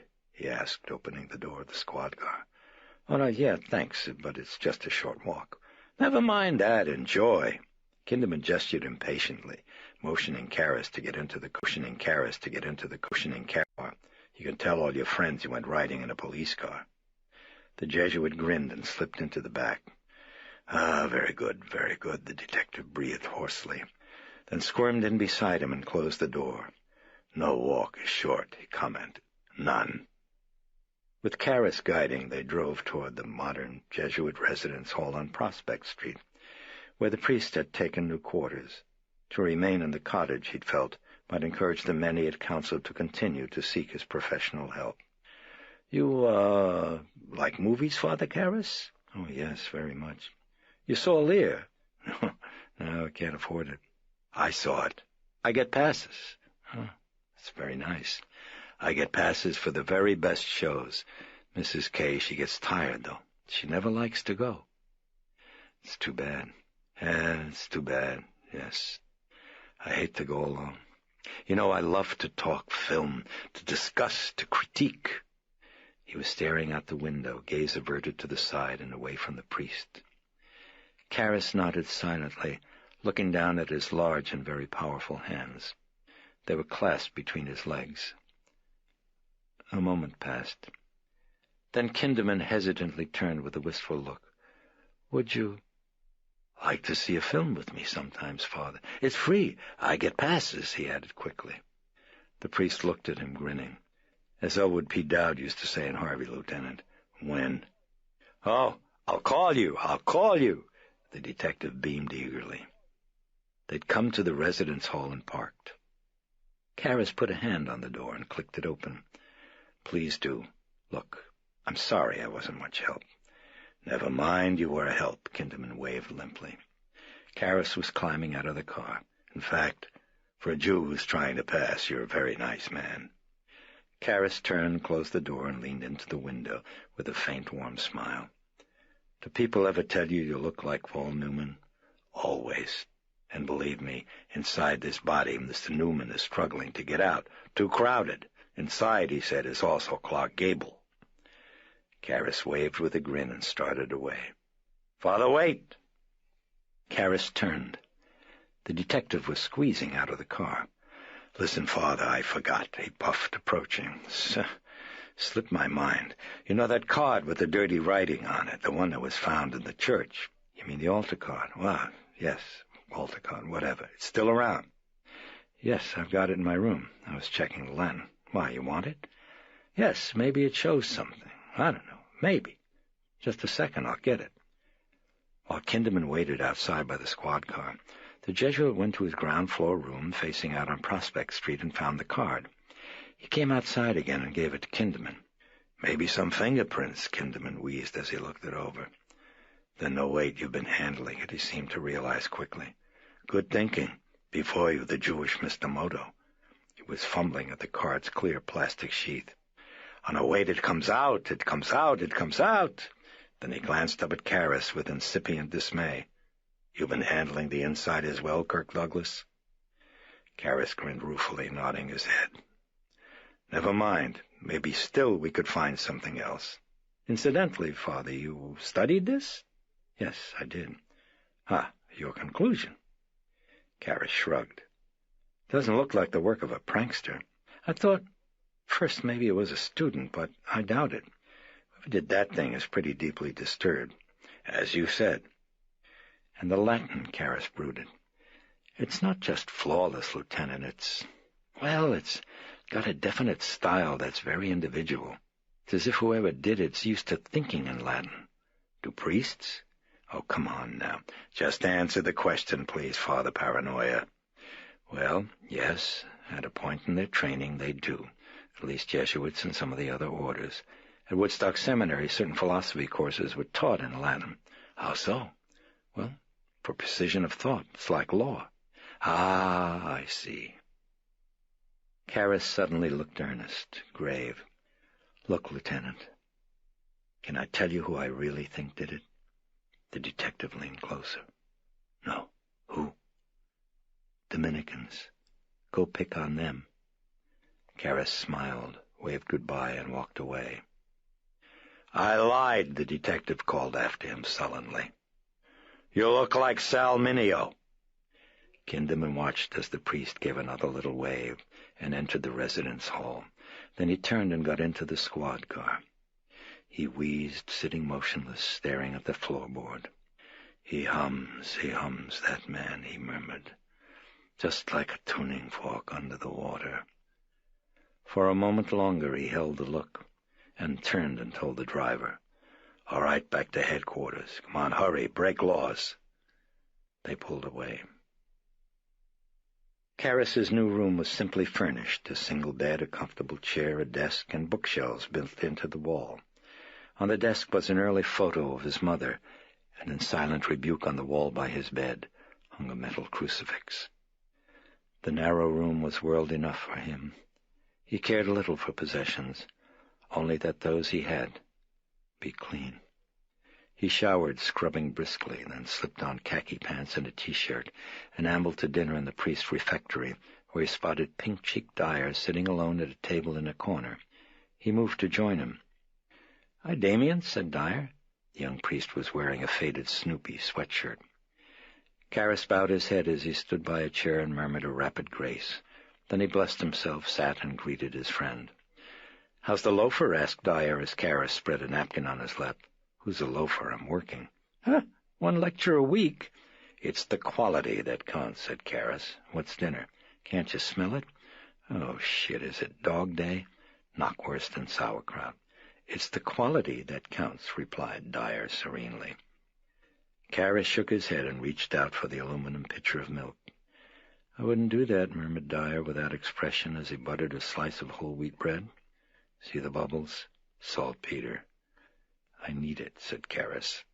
As he tipped up his glass to fill it with milk, he could hear someone joining them at the table. "Well, I finally read that book," said the newcomer brightly. Karras glanced up and felt aching dismay, felt the soft crushing weight, the soft press of lead, press of bone, as he recognized the priest who had come to him recently for counseling, the one who could not make friends. "Oh, and what did you think of it?" Karras asked. He set down the pitcher as if it were the booklet for a broken novena. The young priest talked, and half an hour later Dyer was table-hopping, spiking the refectory with laughter. Karras checked his watch. "Want to pick up a jacket?" he asked the young priest. "We can go across the street and take a look at the sunset." Soon they were leaning against the railing at the top of the steps down to M Street. End of day. The burnished rays of the setting sun flamed glory at the clouds of the western sky and shattered in rippling, crimson dapples on the darkening waters of the river. Once Karras met God in this sight, long ago. Like a lover forsaken, he still kept the rendezvous. "Sure sight," said the younger man. "Yes, it is," agreed Karras. "I try to get out here every night." The campus clock boomed out the hour. It was 7 p.m. At 7:23, Lieutenant Kinderman pondered a spectrographic analysis showing that the paint from Reagan's sculpture matched the scraping of paint from the desecrated statue of the Virgin Mary.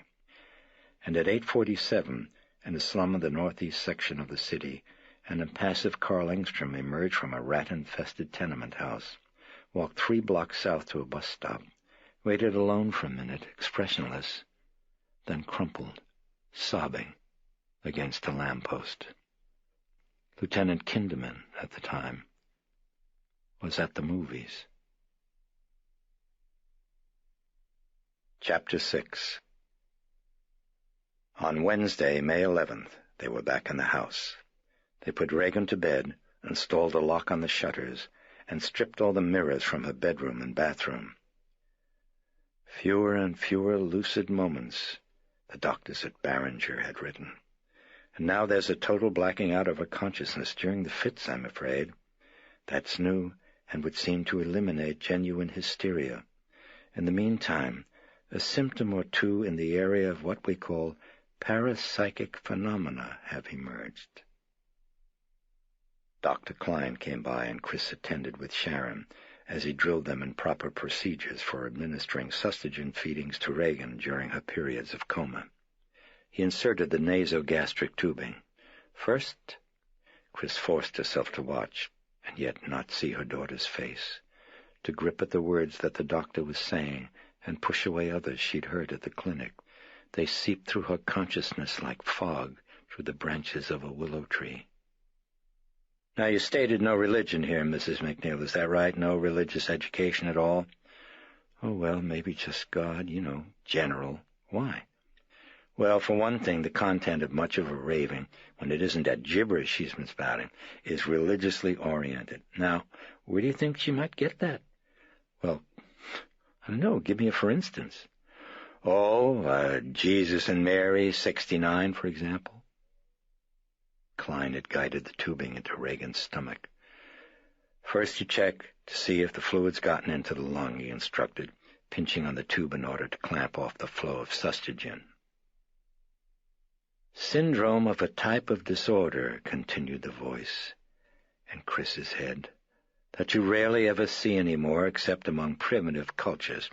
We call it somnambuliform possession.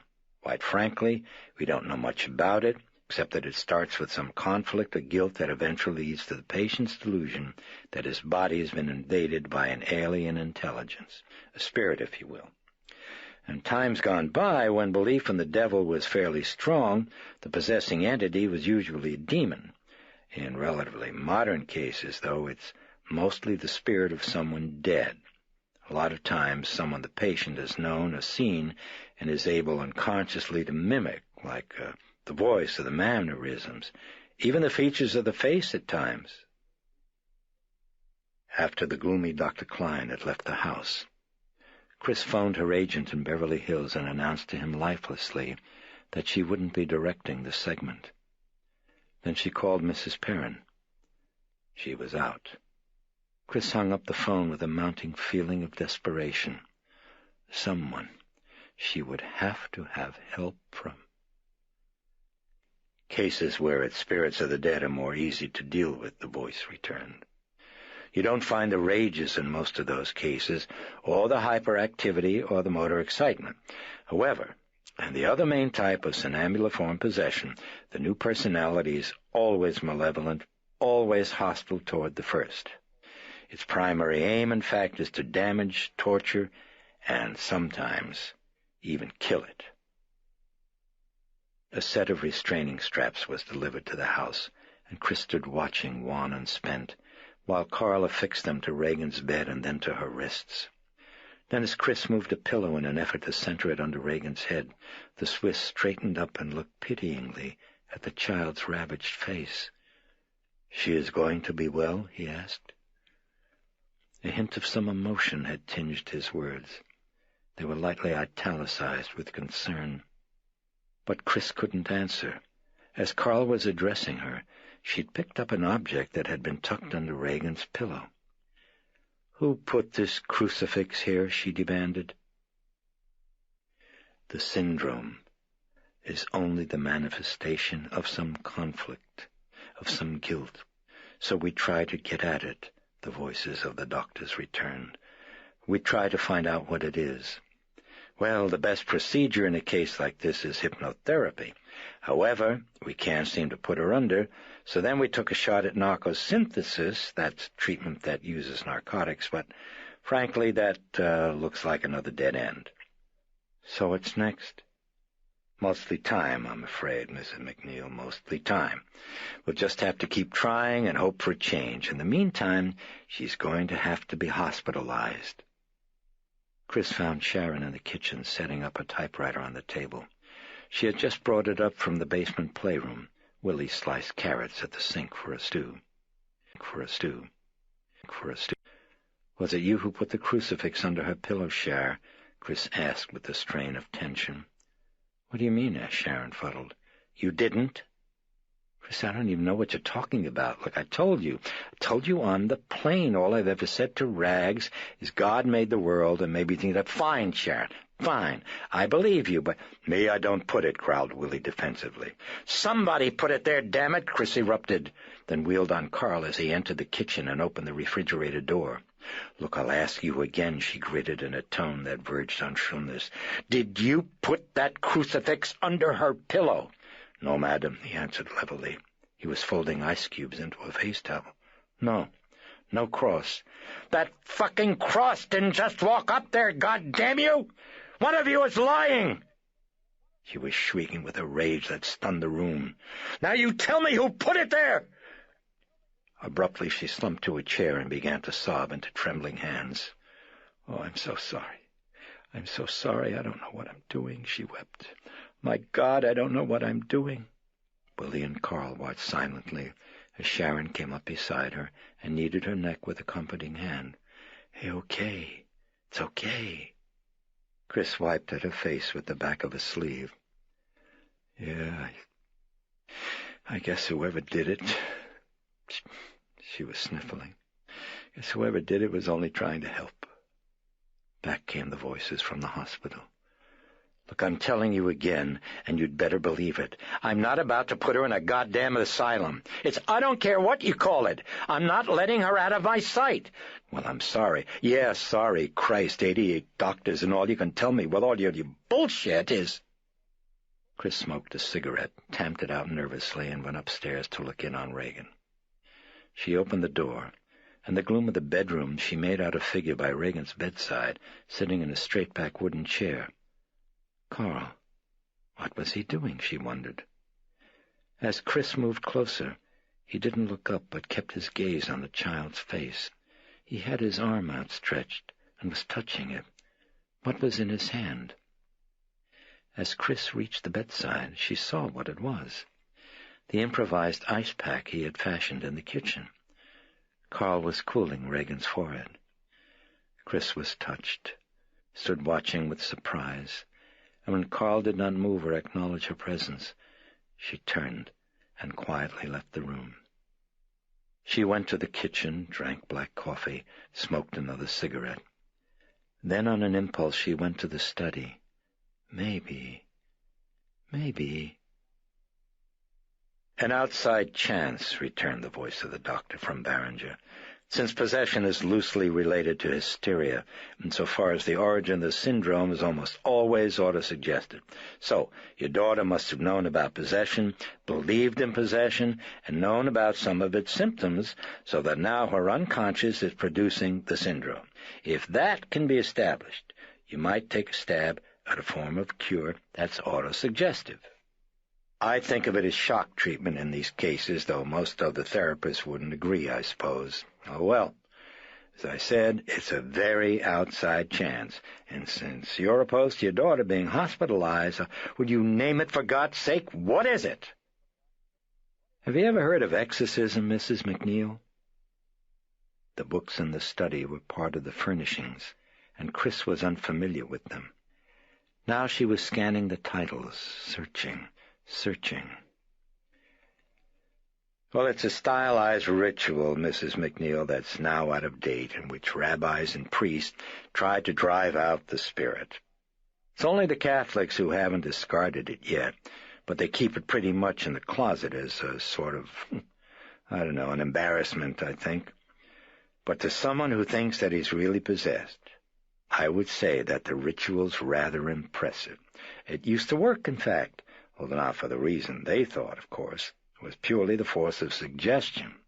The victim's belief in possession helped cause it, or at least the appearance of the syndrome, and in just the same way his belief in the power of the exorcism can make it disappear. It's, Well, I see you're frowning. Well, perhaps I should tell you about the Australian Aborigines. They're convinced that if some wizard thinks a death ray at them from a distance, why, they're definitely going to die, you see. And the fact is, Mrs. McNeil, they do. They just lie down and slowly die. And the only thing that saves them at times is a similar form of suggestion, a counteracting ray by another wizard. Are you telling me to take my daughter to a witch doctor? Yes, I suppose that I'm saying just that. As a desperate measure, maybe to a priest. Now, that's a rather bizarre little piece of advice, I know, even dangerous, in fact, unless we can definitely ascertain whether Regan knew anything at all about possession, and particularly exorcism, before this all came on. Do you think she might have read about it? No, I don't. Seen a movie about it sometime, something on television. No. Read the Gospels, perhaps, the New Testament? Why? Why the Gospels? Well, there are quite a few accounts of possession in them, of exorcisms by Christ. The descriptions of the symptoms, in fact, are the same as in possession today. Now, if you know, look, it's no good. Never mind, just forget it. Please. That's all I need is to have a father here that I called in a bunch of... Chris's index fingernail clicked slowly, from binding to binding. Nothing. No Bible, no New Testament, Not... Just a minute. Her eyes darted quickly back to a title on the bottom shelf, the volume on witchcraft that Mary Jo Perrin had sent her. Chris plucked it out from the shelf and turned to the table of contents, running her thumbnail down the... There. The title of a chapter pulsed like a heartthrob. States of Possession. Chris closed the book and her eyes at the same time, wondering. Maybe. Just maybe. She opened her eyes and walked slowly to the kitchen. Sharon was typing. Chris held up the book. "Did you read this, Cher?" Sharon kept typing, never glancing up. "Read what?" she answered. "This book on witchcraft." "Oh, no. Did you put it in the study?" "No, I never touched it." "Where's Willie?" "At the market." Chris nodded, considering, then went back upstairs to Reagan's bedroom. She showed Carl the book. "Did you put this in the study, Carl, on the bookshelf?" "No, madam." "Maybe Willie," Chris murmured as she stared at the book. Soft thrills of surmise rippled through her. Were the doctors at Barringer Clinic right? Was this it? Had Reagan plucked her disorder through autosuggestion from the pages of this book? Would she find her symptoms listed here? Something specific that Reagan was doing? Chris sat at the table, opened to the chapter on possession, and began to search, and to read.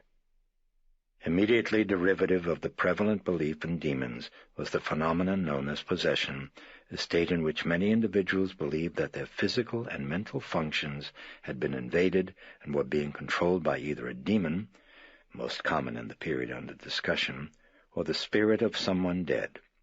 There is no period of history or quarter of the globe where this phenomenon has not been reported, and in fairly constant terms, and yet it is still to be adequately explained. Since Traugott Oesterreich's definitive study was published in 1921, very little has been added to the body of knowledge, the advances of psychiatry notwithstanding. Not fully explained? Chris frowned. She'd had a different impression from the doctors. She read on.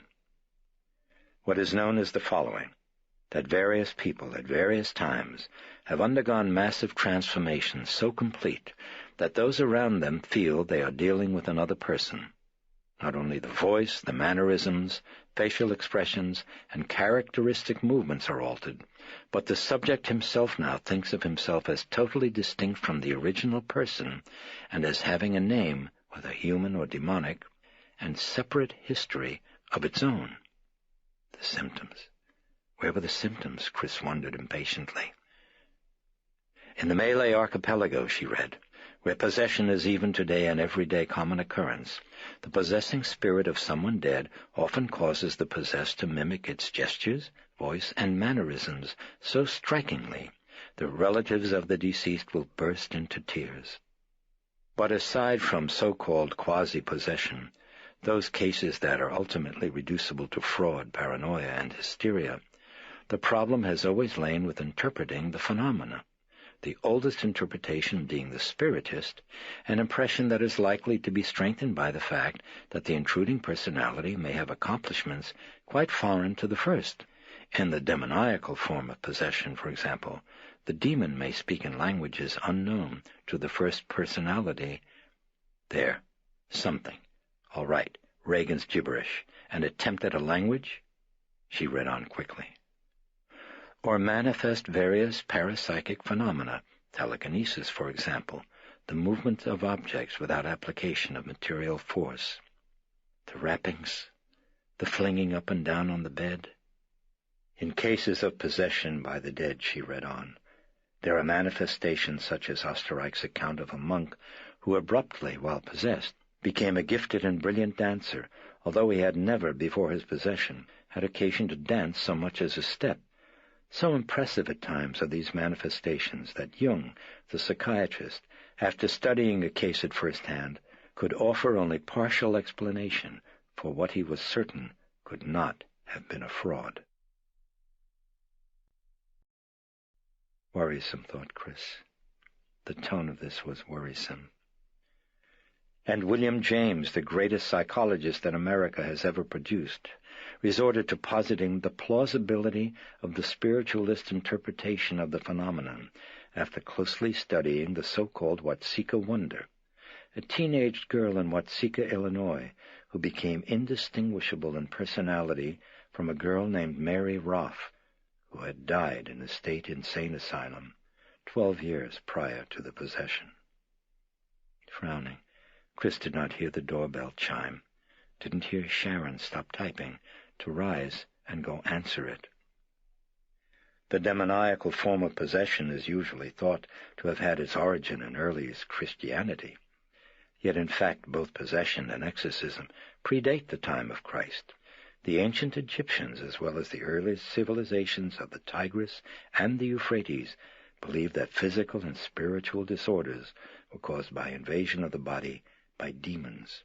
The following, for example, is the formula for exorcism against maladies of children in ancient Egypt. Go hence, thou who comest in darkness, whose nose is turned backwards, whose face is upside down. Hast thou come to kiss this child? I will not let thee. Chris? She kept reading, absorbed. Sharon busy. There's a homicide detective wants to see you. Oh, Christ, Sharon, tell him to... She stopped. No, hold it.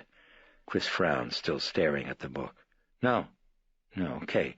Tell him to come in. Let him in. A sound of walking. A sound of waiting. What am I waiting for? Chris wondered. She sat on expectancy that was known yet undefined, like the vivid dream one can never remember. He came in with Sharon, his hat brim crumpled in his hand, wheezing and listing and deferential. "Ah, so sorry. You're busy. I'm a bother." "How's the world, Lieutenant?" Very bad. "How's your daughter?" "No change." "Ah, I'm sorry. I'm terribly sorry." He was hulking by the table now, his eyelids dripping concern. "Look, I wouldn't even bother. Your daughter, it's a worry. God knows, when my Ruthie was down with... No. Yes, Sheila. It was Sheila, my... Please sit down, Chris cut in. "Ah, yes, thank you," he exhaled, gratefully settling his bulk in a chair across the table from Sharon, who had now returned to a typing of letters. "I'm sorry. You were saying?" Chris asked the detective. "Well, my daughter, she... never mind." He dismissed it. "You're busy. I'll get started. I tell my life story. You could maybe make a film of it. Really. It's incredible. If you only knew half the things that used to happen in my crazy family, like my... One, all right, one. I'll tell one. Like my mother, every Friday she made us gefilte fish, right? Only all week long, the whole week, no one gets to take a bath on account of my mother has the carp in the bathtub. It's swimming back and forth, the whole week, because my mother said this cleaned out the poison in his system. You're prepared for this? Because it... never mind. That's enough. He sighed wearily, motioning his hand in a gesture of dismissal. But now and then, a laugh, just to keep us from crying. Chris watched him expressionlessly, waiting. "Ah, you're reading." He was glancing at the book on witchcraft. "Oh, for a film?" he inquired. Just reading." "It's good?" "I just started." "Oh, witchcraft," he murmured, his head angled, reading the title at the top of the pages. "So what's doing?" Chris asked him. Well, I'm sorry, really. I keep saying it, but you're busy, and I'll finish. As I said, I wouldn't bother you except what?" He looked suddenly grave and clasped his hands on the table. "Well, Mr. Dennings, Mrs. McNeil." "Well?" "Darn it," snapped Sharon with irritation as she ripped out a letter from the platen of the typewriter. She balled it up and tossed it at a wastepaper basket near Kinderman.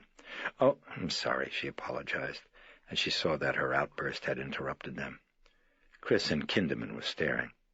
"You're, Miss Fenster?" Kinderman asked her. "Spencer," said Sharon, pulling back her chair in order to rise and retrieve the letter. Never mind, said Kinderman as he reached to the floor near his foot and picked up the crumpled page. Oh, thanks, said Sharon. Nothing. Excuse me, you're the secretary? Sharon, this is Kinderman, the detective reminded her. William Kinderman. Right. This is Sharon Spencer.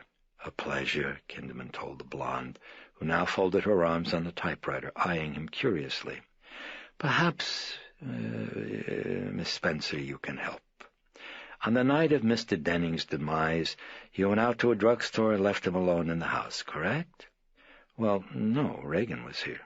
That's my daughter, Chris clarified. Kinderman continued to question Sharon. He came to see Mrs. McNeil? Yeah, that's right. He expected her shortly? Well, I told him I expected her back pretty soon. Very good. And you left at what time, please, you remember? Let's see, I was watching the news, so I guess... Oh, no, wait. Yeah, you're right, that's right. I remember being bothered because the pharmacist said the delivery boy had gone home. I remember I said, oh, come on now, or something about it being only 6:30. Then Burke came along just 10, I don't know, maybe 20 minutes after that. So a median, concluded the detective, would put him here at 6:45. And so what's this all about? Asked Chris, the nebulous tension in her mounting. Well, it raises a question, Mrs. McNeil, wheezed Kinderman, turning his head to gaze at her. To arrive in the house at, say, 6:45 and leave only 20 minutes later. Oh, well, that was Burke, said Chris, just like him. Was it also like Mr. Denning's, asked Kinderman, to frequent the bars on M Street? No, I thought not. I made a little check. And was it not also his custom to travel by taxi? He wouldn't call a cab from the house when he left? Yes, he would. Then one wonders, not so? How he came to be walking on the platform at the top of the steps. And one wonders why taxicab companies do not show a record of calls from this house on that night, added Kinderman, except for the one that picked up your Miss Spencer here at precisely 6:47. I don't know, answered Chris, her voice drained of color. And waiting. You knew that all along, gasped Sharon at Kinderman, perplexed. Yes, forgive me, the detective told her. However, the matter has now grown serious. Chris breathed shallowly, fixing the detective with a steady gaze. In what way, she asked. Her voice came thin from her throat. Kinderman leaned over hands still clasped on the table, the page of typescript balled between them. The report of the pathologist, Mrs. McNeil, seems to show that the chance that he died accidentally is still very possible. However, are you saying he was murdered? Chris tensed. Well, the position... I know this is painful. Go on, go ahead. The position of Denning's head and a certain shearing of the muscles of the neck. But, oh, God, Chris winced. Yes, it's painful, I'm sorry. Terribly sorry. But you see, this condition, we can skip the details. But it never could happen, you see, unless Mr. Dennings had fallen some distance before he hit the steps. For example, some 20 or 30 feet before he went rolling down to the bottom. So, a clear possibility, plainly speaking, is maybe... well, first, let me ask you. He turned now to a frowning Sharon. When you left, he was where, Mr. Dennings? With the child? No, he was down here in the study. He was fixing a drink. Might your daughter remember, Kinderman turned to Chris, if perhaps Mr. Dennings was in her room that night? Has she ever been alone with him? Chris recalled the question. Why do you ask, she said. Might your daughter remember? No, I told you before she was heavily sedated. Yes, you told me, that's true, I recall it. But perhaps she awakened, not so? And no chance. She was also sedated, he interrupted, when last we spoke? Oh, well, yeah, as a matter of fact, she was, Chris recalled. So what? I thought I saw her at her window that day. You're mistaken. Kinderman shrugged. Huh? Could be. I'm not sure. Listen, why are you asking all this? Chris demanded. Well, a clear possibility, as I was saying, is maybe the deceased was so drunk that he stumbled and fell from the window in your daughter's bedroom.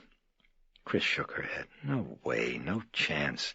In the first place, the window was always closed. In the second place, Burke was always drunk, but he never got sloppy. Never sloppy at all. That right, Cher? Yeah, that's right. Burke used to direct when he was smashed. Now, how could he stumble and fall out a window? Were you maybe expecting someone else here that night? He asked Chris. No? Have you friends who drop by without calling, maybe? Just Burke, Chris answered. Why? The detective lowered his head and shook it, frowning at the crumpled paper in his hands. Strange, strange, so baffling. He exhaled wearily. Baffling. Then he lifted his glance to Chris. The deceased comes to visit, stays only 20 minutes without even seeing you, and leaves all alone here a very sick girl. And speaking plainly, Mrs. McNeil, it's not likely he would fall from a window, as you say. Besides that, a fall wouldn't do to his neck what we found, except maybe a chance in 1,000. He nodded with his head at the book on witchcraft. You've read in that book about ritual murder? Some prescience chilling her. Chris shook her head. Maybe not in that book, he said. However, forgive me, I mention this only so maybe you'll think just a little bit harder. Poor Mr. Dennings was discovered with his neck wrenched around in the style of ritual murder by so-called demons, Mrs. McNeil. Chris went white. Some lunatic killed Mr. Dennings, the detective continued, eyeing Chris fixedly. At first I never told you to spare you the hurt. Besides, it could technically still be an accident. But me, I don't think so. My hunch, my opinion? I believe he was killed by a powerful man, point 1. And the fracturing of his skull, point 2.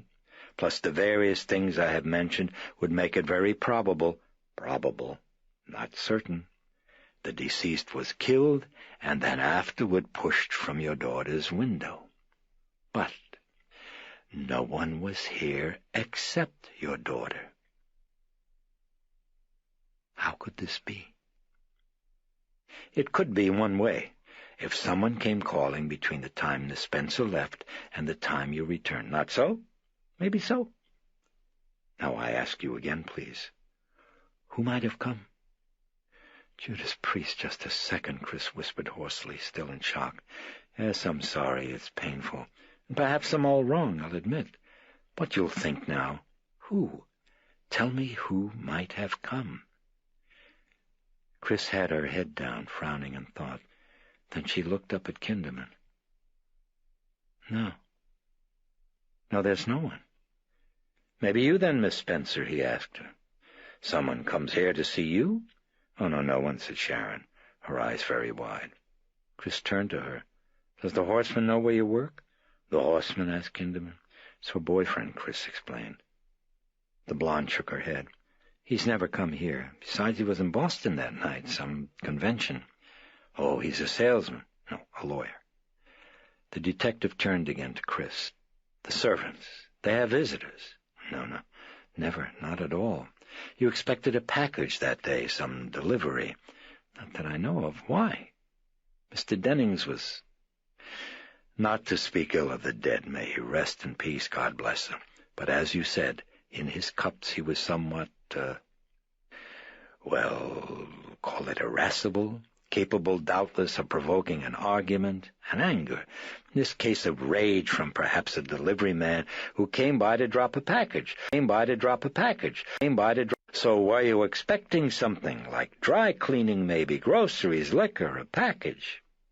I really wouldn't know, Chris told him. Carl handles all of that. Ah, I see. You want to ask him? The detective sighed and leaned back from the table, stuffing his hands in the pockets of his coat. He stared glumly at the witchcraft book. Never mind. It's remote. You've got a daughter very sick, and never mind. He made a gesture of dismissal and rose from the chair. Very nice to have met you, Miss Spencer. Same here, Sharon nodded remotely. Baffling, said Kinderman with a headshake. Strange. He was focused on some inner thought. Then he looked at Chris as she rose from her chair. Well, I'm sorry. I bothered you for nothing. Forgive me. Here, I'll walk you to the door, Chris told him, thoughtful. Don't bother. No, it's no bother. If you insist. Incidentally, he said as they moved from the kitchen, just a chance in a million, I know, but your daughter, you could possibly ask her if she saw Mr. Dennings in her room that night? Chris walked with folded arms. Look, you wouldn't have had a reason to be up there in the first place. I know that. I realize that's true. But if certain British doctors never asked, what's this fungus, we wouldn't today have penicillin, right? Please ask. You'll ask? When she's well enough. Yes, I'll ask. Couldn't hurt. In the meantime, they'd come to the front door, and Kinderman faltered, looking embarrassed. He put fingertips to his mouth in a hesitant gesture. Look, I really hate to ask you, however. Chris tensed for some new shock, the prescience tingling again in her bloodstream. What? For my daughter. You could maybe give an autograph. He'd reddened, and Chris almost laughed with relief at herself, at despair in the human condition. Of course. Where's a pencil, she said. Right here, he responded instantly, whipping out the stub of a chewed-up pencil from the pocket of his coat, while he dipped his other hand in a pocket of his jacket and slipped out a calling card. Oh, she would love it, he said as he handed them both to Chris. What's her name? Chris asked, pressing the card against the door and poising the pencil stub to write. There followed a weighty hesitation. She heard only wheezing. She glanced around. In Kinderman's eyes she saw some massive, terrible struggle. I lied, he said finally, his eyes at once desperate and defiant. It's for me. He fixed his gaze on the card and blushed. Write to William. William Kinderman. It's spelled on the back.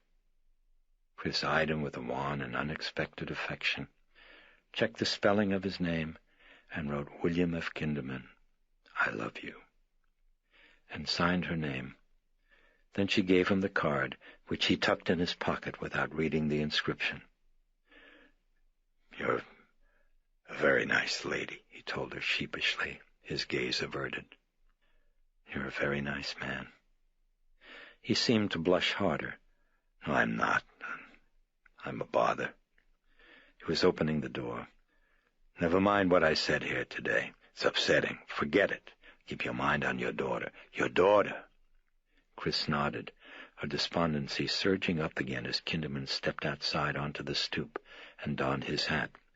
But you'll ask her, he reminded as he turned. I will, Chris whispered. I promise. I will. Well, goodbye, then. Take care. Once more Chris nodded, then added, You too. She closed the door softly, then instantly opened it again as he knocked. Oh, what a nuisance, I'm a nuisance. I forgot my pencil. He grimaced in apology. Chris eyed the stub in her hand, smiled faintly, and gave it to Kinderman. And another thing. He hesitated. It's pointless, I know. It's a bother, it's dumb, but I know I won't sleep thinking maybe there's a lunatic loose or a doper if every little point I don't cover, whatever.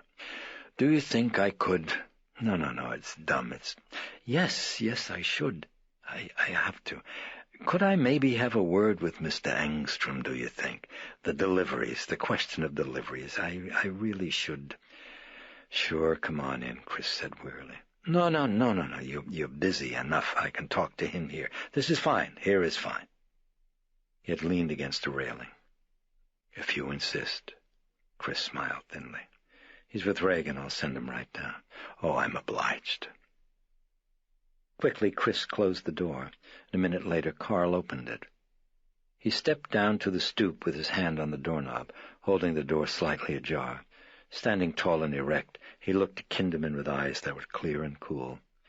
"Yes?" he asked, without expression. "You have the right to remain silent," Kinderman greeted him, steely gaze locked tight on Carl's.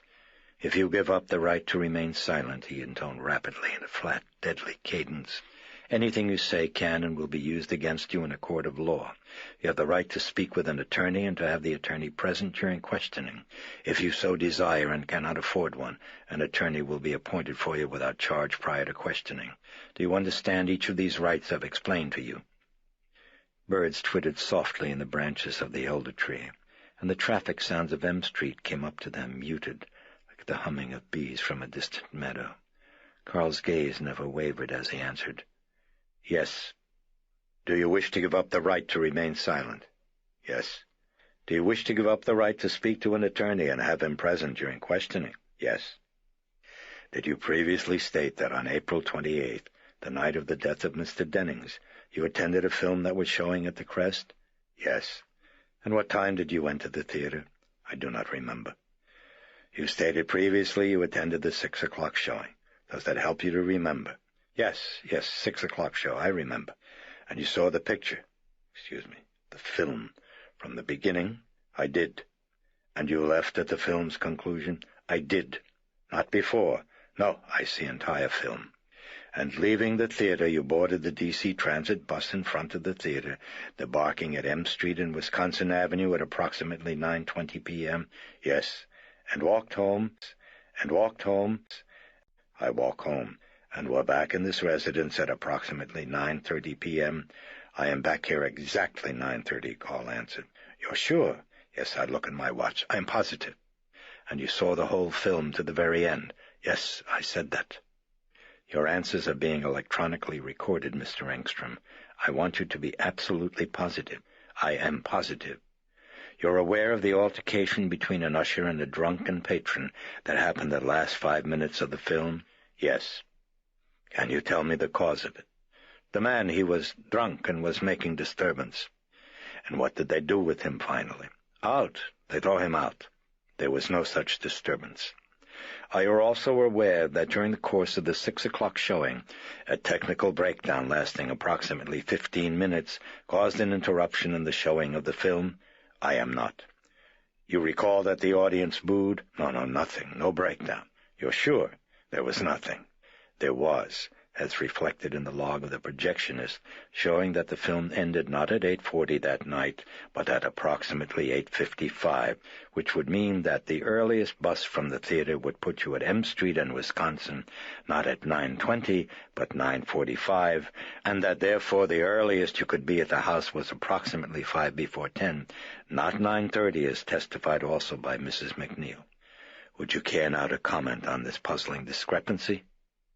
Not for a moment had Carl lost his poise, and he held it now as he answered, "No."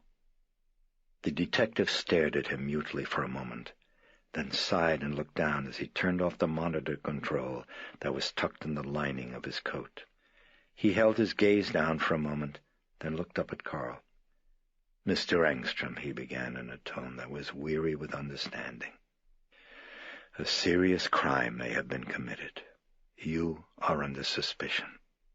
Mr. Dennings abused you, I have learned from other sources, and apparently you have lied about your whereabouts at the time of his demise. Now what happens? We're human. Why not? That a man who is married is sometimes someplace where he says that he is not. You will notice I arranged we are talking in private, away from the others, away from your wife. I'm not now recording. It's off. You can trust me. If it happens you were out with a woman not your wife on that night, you can tell me. I'll have it checked out. You'll be out of this trouble, and your wife, she won't know. Now then, tell me, where were you at the time Dennings died?"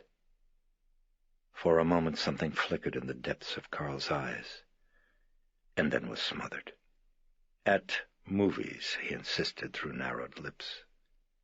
The detective eyed him steadily, silent and unmoving. No sound but his wheezing as the seconds ticked heavily, heavily. "You're going to arrest me?" Carl asked the silence at last, in a voice that subtly wavered. The detective made no answer, but continued to eye him unblinking. And when Carl seemed Again about to speak, the detective abruptly pushed away from the railing, moving toward the squad car with hands in his pockets. He walked unhurriedly, viewing his surroundings to the left and the right, like an interested visitor to the city. From the stoop, Carl watched, his features stolid and impassive, as Kinderman opened the door of the squad car, reached inside to a box of Kleenex fixed at the dashboard, extracted a tissue and blew his nose, while staring idly across the river, as if considering where to have lunch. Then he entered the car without glancing back. As the car pulled away and rounded the corner of 35th, Carl looked at the hand that was not on the doorknob, and saw it was trembling. When she heard the front door being closed, Chris was brooding at the bar in the study, pouring out a vodka over ice. Footsteps. Carl going up the stairs. She picked up her vodka and moved slowly back toward the kitchen, stirring her drink with an index finger, picking her way with absent eyes. Something was horribly wrong. Like light from a room leaking under the door, a glow of dread seeped into the darkened hall of her mind. What lay behind the door? What was it? Don't look. She entered the kitchen, sat at the table, and sipped at her drink. I believe he was killed by a powerful man. She dropped her glance to the book on witchcraft. Something. Footsteps. Sharon returning from Reagan's bedroom, entering, sitting at the table by the typewriter, cranking fresh stationery into the roller. Something. Pretty creepy, Sharon murmured, fingertips resting on the keyboard and eyes on her steno notes to the side. Uneasiness hung in the room. Chris sipped absently at her drink. Sharon probed at the silence in a strained, low voice. I got an awful lot of hippie joints down around him in Wisconsin. Potheads, occultists. Police call them hellhounds. She paused as if waiting for comment, her eyes still fixed upon the notes, then continued. God, I wonder if Burke might have... Oh, Christ, Shav, forget about it, will you? Chris erupted. Got all I can think about with rags. Do you mind? She had her eyes shut. She clenched the book. Sharon returned instantly to the keys of the typewriter, clicking off words at a furious tempo for a minute, then abruptly bolted up from her chair and out of the kitchen. I'm going for a walk, she said icily. Stay the hell away from M Street, Chris rumbled at her moodily, her gaze on the book over folded arms. I will. And Anne. Chris heard the front door being opened, then closed. She sighed, felt a pang of regret, but the flurry had siphoned off tension. Not all. Still the glow in the hall. Very faint. Shut it out. Chris took a deep breath and tried to focus on the book. She found her place, grew impatient, started hastily flipping through pages, skimming, searching for descriptions of Reagan's symptoms. Demonic possession, she read. Syndrome, case of an 8-year-old girl, abnormal, 4 strong men to restrain him from... Turning a page, Chris stared and froze. Sounds. Willie coming in with groceries. Willie? Willie? Chris asked tonelessly. Yes, madam, Willie answered, setting down her bags. Without looking up, Chris held up the book. Was it you put this book in the study, Willie? Willie glanced at the book and nodded, then turned around and began to slip items from the bags. Willie, where did you find it? Up in bedroom, Willie answered, putting bacon in the meat compartment of the refrigerator. Which bedroom, Willie? Miss Reagan. I find it on the bed when I am cleaning. When did you find it? Chris asked, her gaze still locked to the pages of the book. After all got to hospital, madam, when I vacuum in Reagan bedroom. You're sure? I am sure, madam. Yes, I am sure. Chris did not move, did not blink, did not breathe. as the headlong image of an open window in Regan's bedroom the night of Denning's accident rushed at her memory, talons extended like a bird of prey who knew her name. As she recognized a sight that was numbingly familiar, as she stared at the facing page of the book, a narrow strip had been surgically shaved from the length of its edge. Chris jerked her head up at the sounds of commotion in Regan's bedroom. Rappings rapid with a nightmarish resonance, massive like a sledgehammer pounding in a tomb. Regan screaming in anguish, in terror imploring. Carl bellowing angrily at Regan. Chris bolted from the kitchen. God almighty, what's happening? Frenzied, Chris raced for the stairs toward the bedroom. Heard a blow, someone reeling, someone crashing like a boulder to the floor, with her daughter crying, "No! Oh, no, don't! No, please!" And Carl bellowing, No, not Carl, someone else. A thundering bass that was threatening, raging. Chris plunged down the hall and burst into the bedroom. Gasped, stood rooted in paralyzing shock as the rappings boomed massively, shivering through walls, as Carl lay unconscious on the floor near the bureau, as Regan, her legs propped up and spread wide on a bed that was violently bouncing and shaking, clutched the bone-white crucifix in raw-knuckled hands, the bone-white crucifix poised at her vagina, the bone-white crucifix she stared at with terror, eyes bulging, a face that was bloodied from the nose, the nasogastric tubing ripped out. "Oh, please! Oh, no! Please!" she was shrieking as her hands brought the crucifix closer, as she seemed to be straining to push it away. "You'll do as I tell you, you filth! You'll do it!"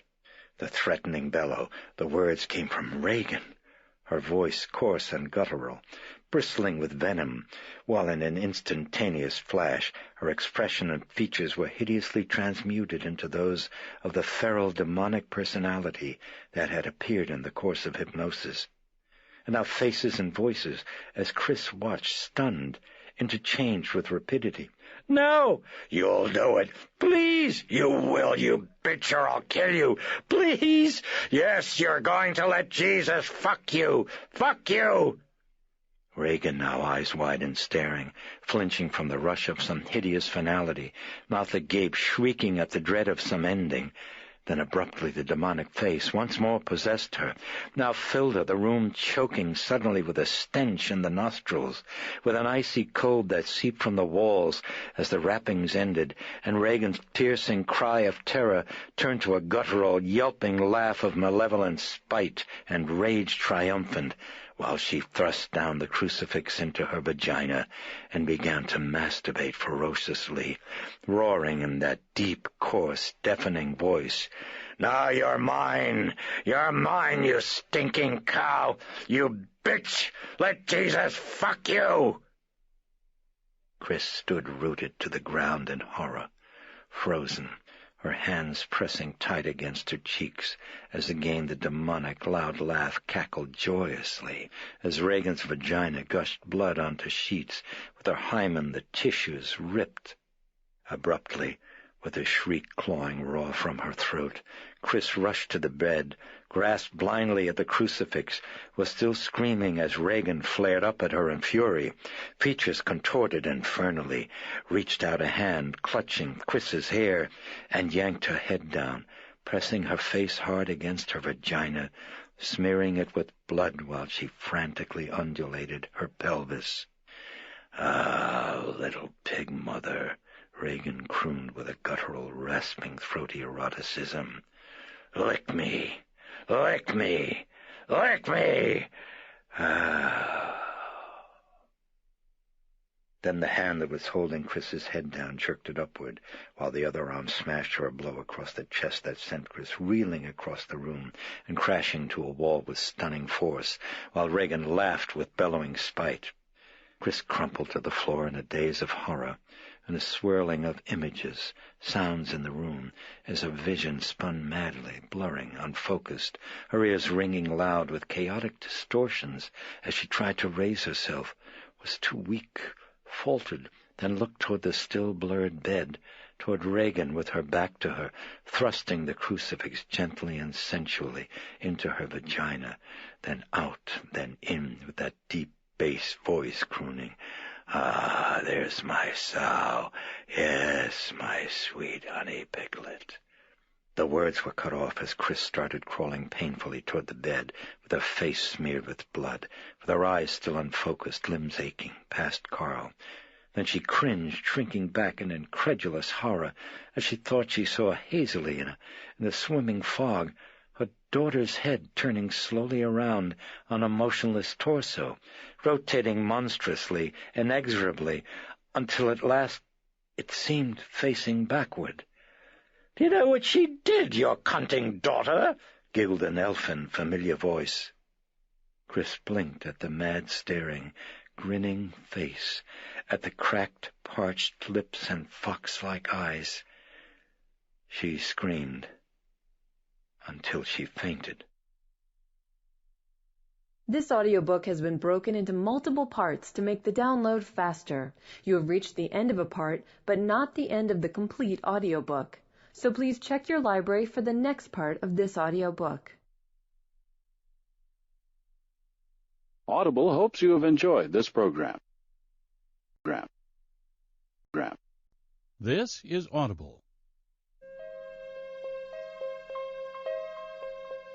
Dove Audio presents The Exorcist by William Peter Blatty.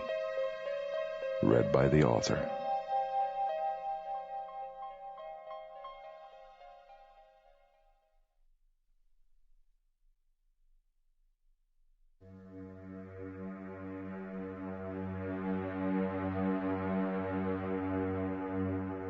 Part 3. The Abyss.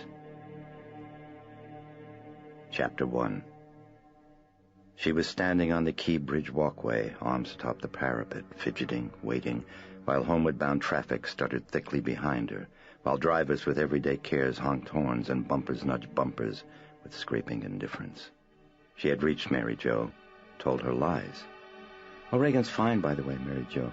By the way, I've been thinking of another little dinner party. What was the name of that Jesuit psychiatrist again? I thought maybe, I'd sort of include him." Laughter floating up from below her. A blue-jeaned young couple in a rented canoe. With a quick, nervous gesture, she flicked ash from a cigarette and glanced up the walkway of the bridge toward the district. Someone hurrying toward her, khaki pants and blue sweater. Not a priest, no, not him. She looked down at the river again, at her helplessness swirling in the wake of the bright red canoe. She could make out the name on its side. Caprice. Footsteps. The man in the sweater coming closer, slowing down as he reached her. Peripherally, she saw him rest a forearm on the top of the parapet, and quickly she averted her head toward Virginia. "Keep moving, creep," she rumbled at him huskily, flipping her cigarette into the river. "I swear to Christ I'll yell for a cop." "Miss McNeil?" "I'm Father Karras." She started, reddened, jerked swiftly around. Yes, the chipped, rugged face. "Oh, my God, Jesus." She was tugging at her sunglasses, flustered, and immediately pushing them back as the sad, dark eyes probed hers. "I should have told you that I wouldn't be in uniform. Sorry." His voice was cradling, stripping her of burden, as his powerful hands clasped gently together. They were large and yet sensitive, faint Michelangelos. Chris felt her gaze drawn somehow to them instantly. "I just thought it would be much less conspicuous," he continued. "You seem so concerned about keeping this quiet." "Guess I should have been concerned about not making such an ass of myself," she retorted, quickly fumbling through her purse. "I just thought you were human," he interjected with a smile. "Oh, I knew that when I saw you one day on the campus," she said as she searched now in the pockets of her suit. "That's why I called. You seemed human, Father." She looked up and saw him staring at her hands. "You got a cigarette, Father?" He reached into the pocket of his shirt. "Can you go a non-filter?" "Right now I'd smoke rope." He tapped out a Camel from the packet. "On my allowance," he said, "I frequently do." "Vow of Parvati," she murmured as she slipped out the cigarette, smiling tightly. "A vow of Parvati has uses," he commented, reaching in his pocket for matches. "Yeah? Like what?" "Makes rope taste better." Again a half-smile as he watched her hand holding the cigarette.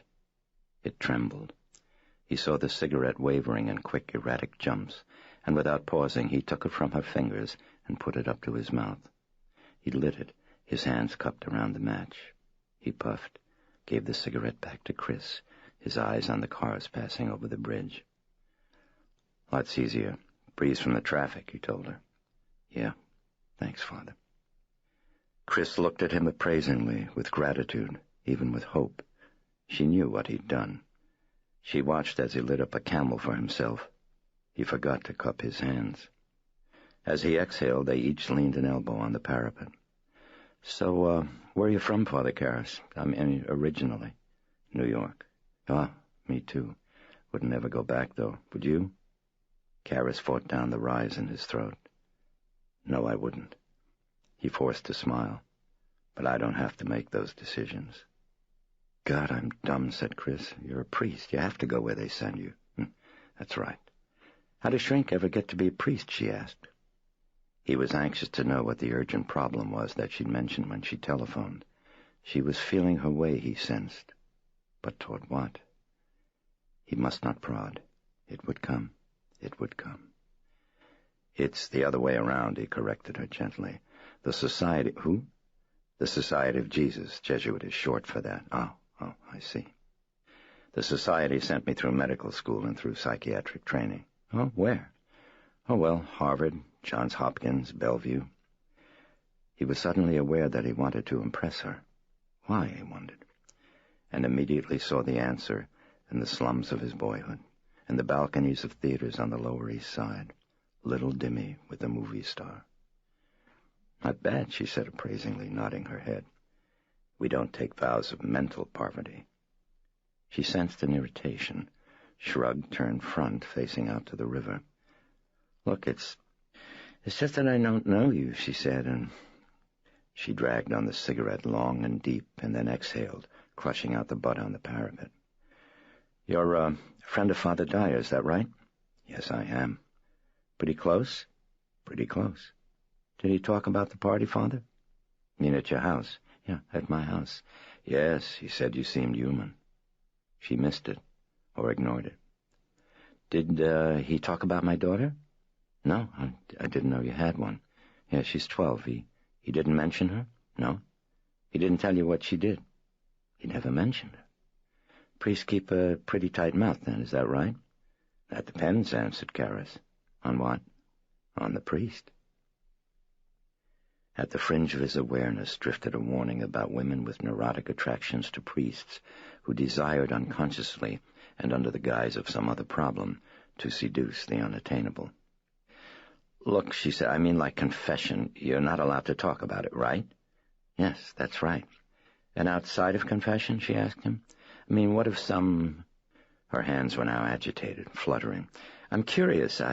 No, I really would like to know. I mean, what if a person, let's say, was a criminal, like maybe a murderer or something, you know? And if he came to you for help, would you have to turn him in?" Was she seeking instruction, he wondered? Was she clearing off doubts in the way of conversion? There were people, Karras knew, who approached salvation as if it were an unreliable bridge overhanging an abyss. "If he came to me for spiritual help, I'd say no," he replied. "Ah, you wouldn't?" No, I wouldn't. But I'd try to persuade him to turn himself in." "And, how do you go about getting an exorcism?" "I beg your pardon?" "If a person's possessed by some kind of demon, how do you go about getting an exorcism?" "Well, first you'd have to put him in a time machine and get him back to the 16th century. She was puzzled. "What do you mean by that? I don't get you." "Well, it just doesn't happen anymore, Miss McNeil." "Since when?" "Since we learned about mental illness, about paranoia, split personality, all those things that they taught me at Harvard." "You kidding?" Her voice wavered, helpless and confused, and Karras regretted his flipness. Where had it come from, he wondered. It had leaped to his tongue unbidden.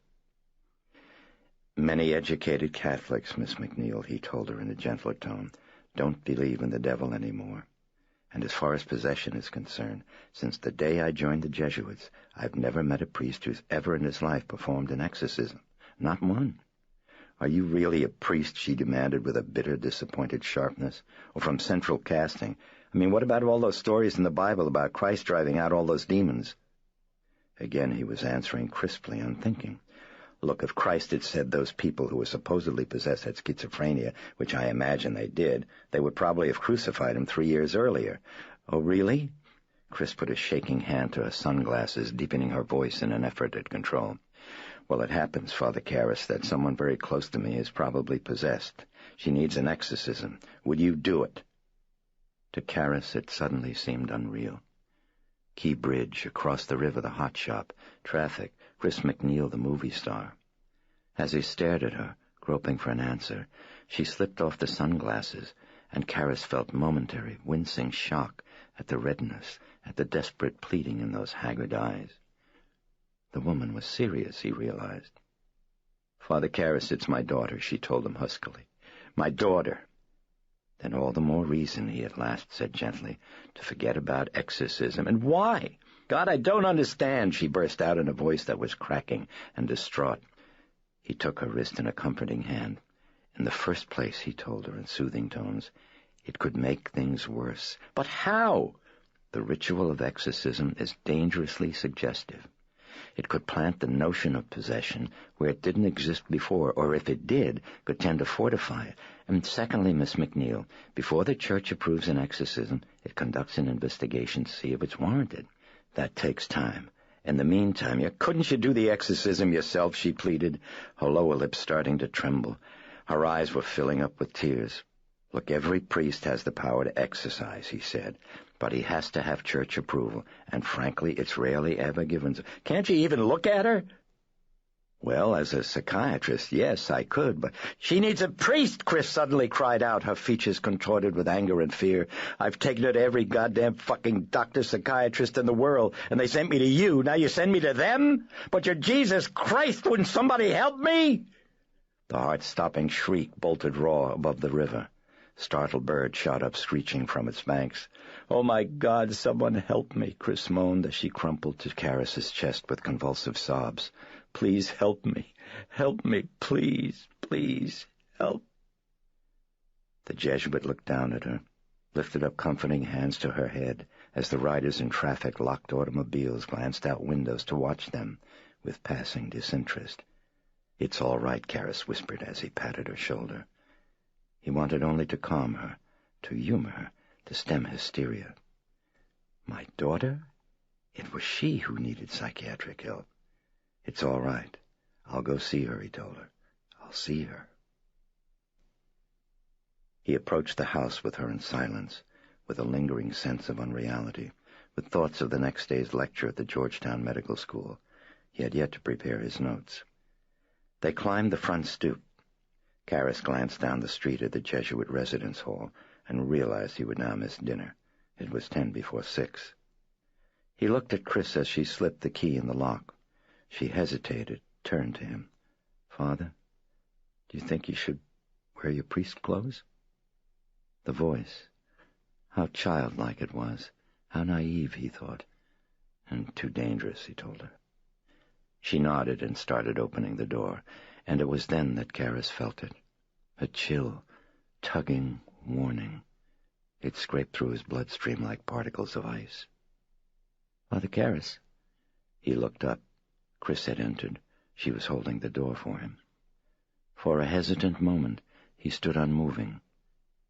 Then abruptly he went forward, stepping into the house with an odd sense of ending. Karras heard commotion. Upstairs, a deep, booming voice was thundering obscenities, threatening and anger and hate and frustration. Karras glanced at Chris. She was staring at him mutely. Then she moved on ahead. He followed her upstairs and along the hall to Reagan's bedroom, where Carl leaned against the wall just opposite the door, his head sagging low over folded arms. As the servant looked slowly up at Chris, Karras saw bafflement and fright in his eyes. The voice from the bedroom, this close, was so loud that it almost seemed amplified electronically. It wants no straps still, Carl told Chris in an odd, cracking voice. I'll be back in a second, Father, Chris told the priest dully. Karras watched her walk down the hall and into her own bedroom. Then he glanced at Carl.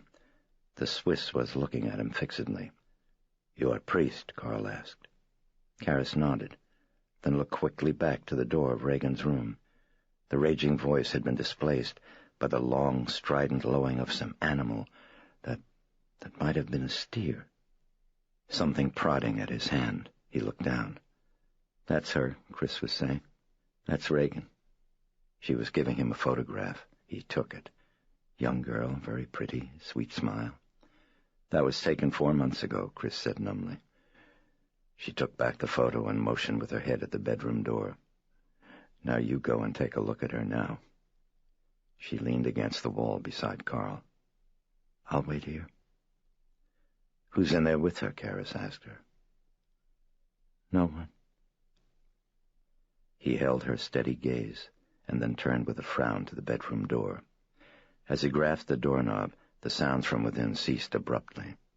In the ticking silence, Karis hesitated, then entered the room slowly, almost flinching backward at the pungent stench of moldering excrement that hit him in the face like a palpable blast.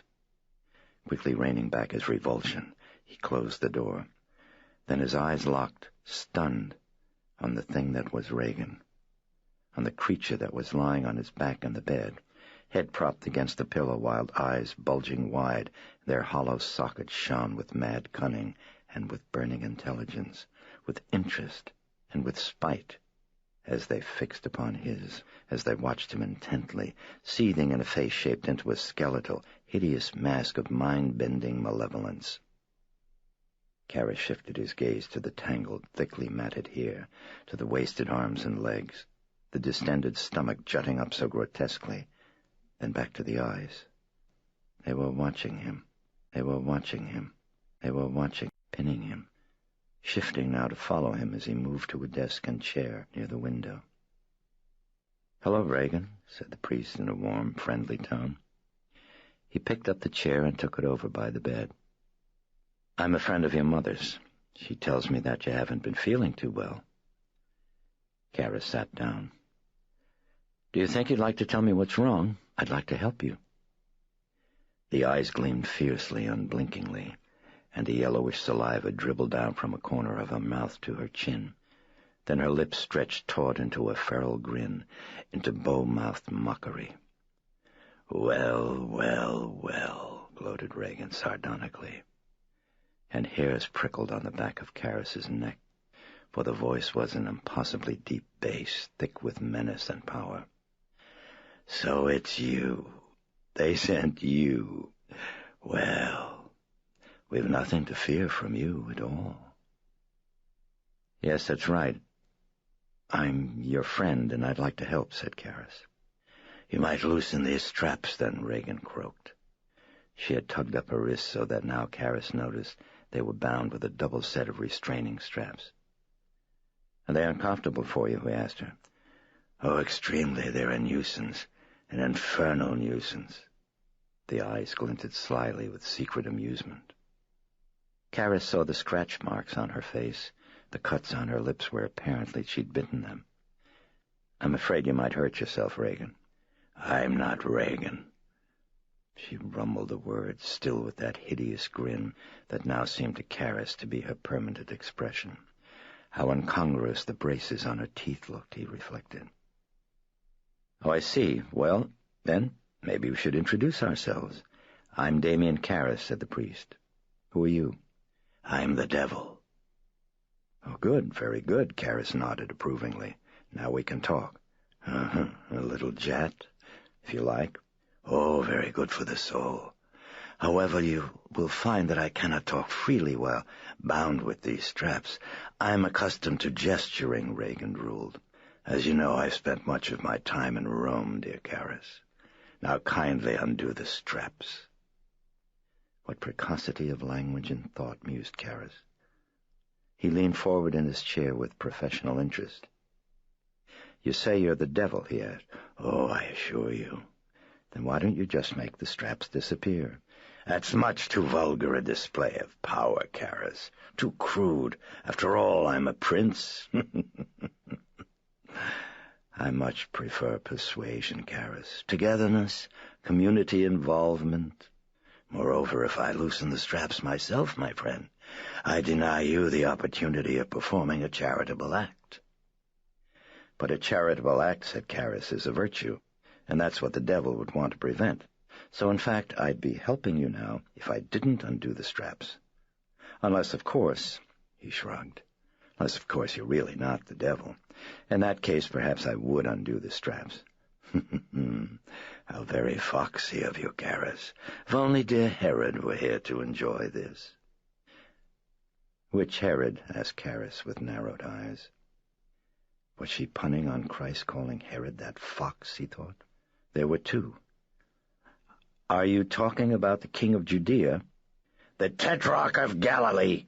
She blasted him with anger and scorching contempt. Then abruptly she was grinning again, cajoling in that sinister voice. You see how these damnable straps have upset me, Karras? Undo them, and I'll tell you the future. It's very tempting, my fort.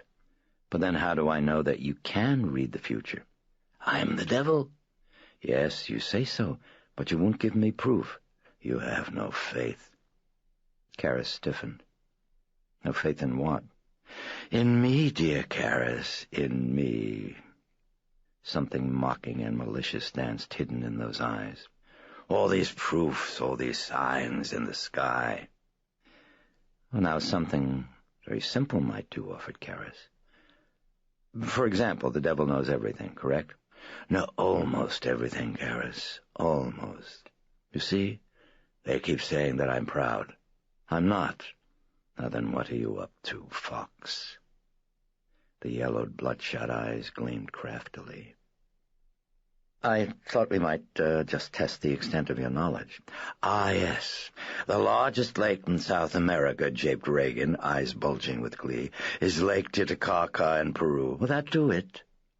No, I'll have to ask something only the devil would know. For example, where is Reagan, do you know? She is here. Where is here? In the pig. Well, let me see her. Why? Why? I'd prove that you're telling the truth. Do you want to fuck her, Karras? Loose the straps and I'll let you go at her. Let me see her. She's a poor conversationalist, my friend. I strongly advise you to stay with me. Well, it's obvious you don't know where she is, Karras shrugged, so apparently you are not the devil. I am! Reagan's bellow was accompanied by a sudden jerk forward, her face contorting with rage. Karras shivered as the massive, terrifying voice boomed, crackling off the walls. I am! Well, then let me see Reagan, said Karras. That would prove it. I will show you. I will read your mind, it seethed furiously. Think of a number between 1 and 10, Karras. No, that wouldn't prove a thing. I would have to see Reagan. Abruptly it chuckled, leaning back against the headboard. No, nothing would prove anything at all to you, Karras. How splendid indeed. In the meantime, we shall try to keep you properly beguiled. After all, now, we wouldn't wish to lose you. Who is we? Karras probed, with alert, quick interest. We are quite a little group in the Piglet, it said, nodding. Ah, yes, quite a stunning little multitude. Later I may see about discreet introductions. In the meantime, I'm suffering from a maddening itch that I cannot reach. Would you loosen one strap for a moment, Karras? No. Just tell me where it itches, and I'll scratch it. Ah, sly. Very sly. Show me Reagan, and perhaps I'll undo one strap, offered Karras. If... Abruptly he flinched in shock, as he found himself staring into eyes filled with terror, at a mouth gaping wide in a soundless shriek for help. But then quickly the Reagan identity vanished in a blurringly rapid remolding of features. "Would you take off these straps?" asked a wheedling voice in a clipped British accent. In a flash the demonic personality returned. "Could you help an old altar boy, father?" it croaked, and then threw back its head in laughter. Karras sat stunned, felt the glacial hands at the back of his neck again, more palpable now, more firm. The Reagan thing broke off its laughter and fixed him with taunting eyes. Incidentally, your mother is here with us, Karis. Do you wish to leave a message? I'll see that she gets it. Then Karis was suddenly dodging a projectile stream of vomit, leaping out of his chair. It caught a portion of his sweater in one of his hands. His face now colorless, the priest looked down at the bed. Reagan cackled with glee. His hand dripped vomit onto the rug. If that's true, the priest said numbly, then you must know my mother's first name. What is it? The Reagan thing hissed at him, mad eyes gleaming, head gently undulating like a cobra's. What is it? Reagan lowed like a steer in an angry bellow that pierced the shutters and shivered through the glass of the large bay window. The eyes rolled upward into their sockets. For a time Karis watched as the bellowing continued. Then he looked at his hand and walked out of the room. Chris pushed herself quickly away from the wall, glancing with distress at the Jesuit sweater. What happened, Father? Did she vomit? You got a towel? He asked her. Yeah, there's a bathroom right there, she said hurriedly, pointing at a hallway door. Carl, take a look at her, she instructed, and followed the priest to the bathroom. Oh, God, I'm so sorry, she exclaimed in agitation, whipping a towel off the bar. The Jesuit moved to the wash basin. Have you got her on tranquilizers? He asked. Chris turned on the water taps. Yeah, Father, Librium. Here, take off that sweater, and then you can wash. What dosage? He asked her, tugging at the sweater with his clean left hand. Here, I'll help you, she said. She pulled at the sweater from the bottom. Well, today she's had 400 milligrams, Father. 400? She had the sweater pulled up to his chest. Yeah, that's how we got her into those straps. Took all of us together to... You gave your daughter 400 milligrams at once? Come on, get your arms up, Father. He raised them, and she tugged delicately. She's so strong you can't believe it. She pulled back the shower curtain, tossing the sweater into the tub. I'll have Willie get it clean for you, Father. I'm sorry. Never mind, it doesn't matter. He unbuttoned the right sleeve of his starched white shirt and rolled it up, exposing a matting of fine brown hairs on a bulging, thickly muscled forearm. I'm sorry, Chris repeated quietly, slowly sitting down on the edge of the tub. Is she taking any nourishment at all? Asked Karis. He held his hand beneath the hot water tap to rinse away the vomit. Chris clutched and unclutched the towel. It was pink, the name Reagan embroidered in blue. No, Father, just sustagen when she's been sleeping. But she ripped out the tubing. Ripped it out. Today. Disturbed, Karis soaped and rinsed his hands, and after a pause said gravely, She ought to be in a hospital. I just can't do that, answered Chris. Why not? I just can't. I can't have anyone else involved. Chris dropped her head. Inhaled. Exhaled. She's done something, Father. I can't take the risk of someone else finding out. Not a doctor, not a nurse. She looked up. Not anyone. Frowning, he turned off the taps, remembering. What if a person, let's say, was a criminal? He lowered his head, staring down at the basin. Who's giving her the sustagen, the Librium, her medicines? We are. Her doctor showed us how. You need prescriptions. Well, you can do some of that, can't you, Father? Karis turned to her, hands upraised above the basin like a surgeon after wash-up. For a moment he met her haunted gaze, felt some terrible secret in them, some dread. He nodded at the towel in her hands. She stared blankly. Towel, please, he said softly.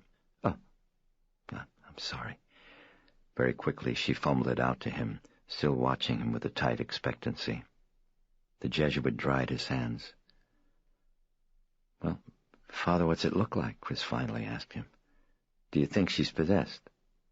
Do you? I don't know. I thought you were the expert. How much do you know about possession, Miss McNeil? I don't know, just a little bit that I've read. Some things that the doctors told me. What doctors? At Barringer Clinic. He folded the towel and carefully draped it over the bar. Are you Catholic? He asked her. No. Your daughter? No. Well, what religion? None, but Why did you come to me then? Who advised you to come to me? I came because I'm desperate. No one advised me. He stood with his back to her, fringes of the towel still lightly in his grip.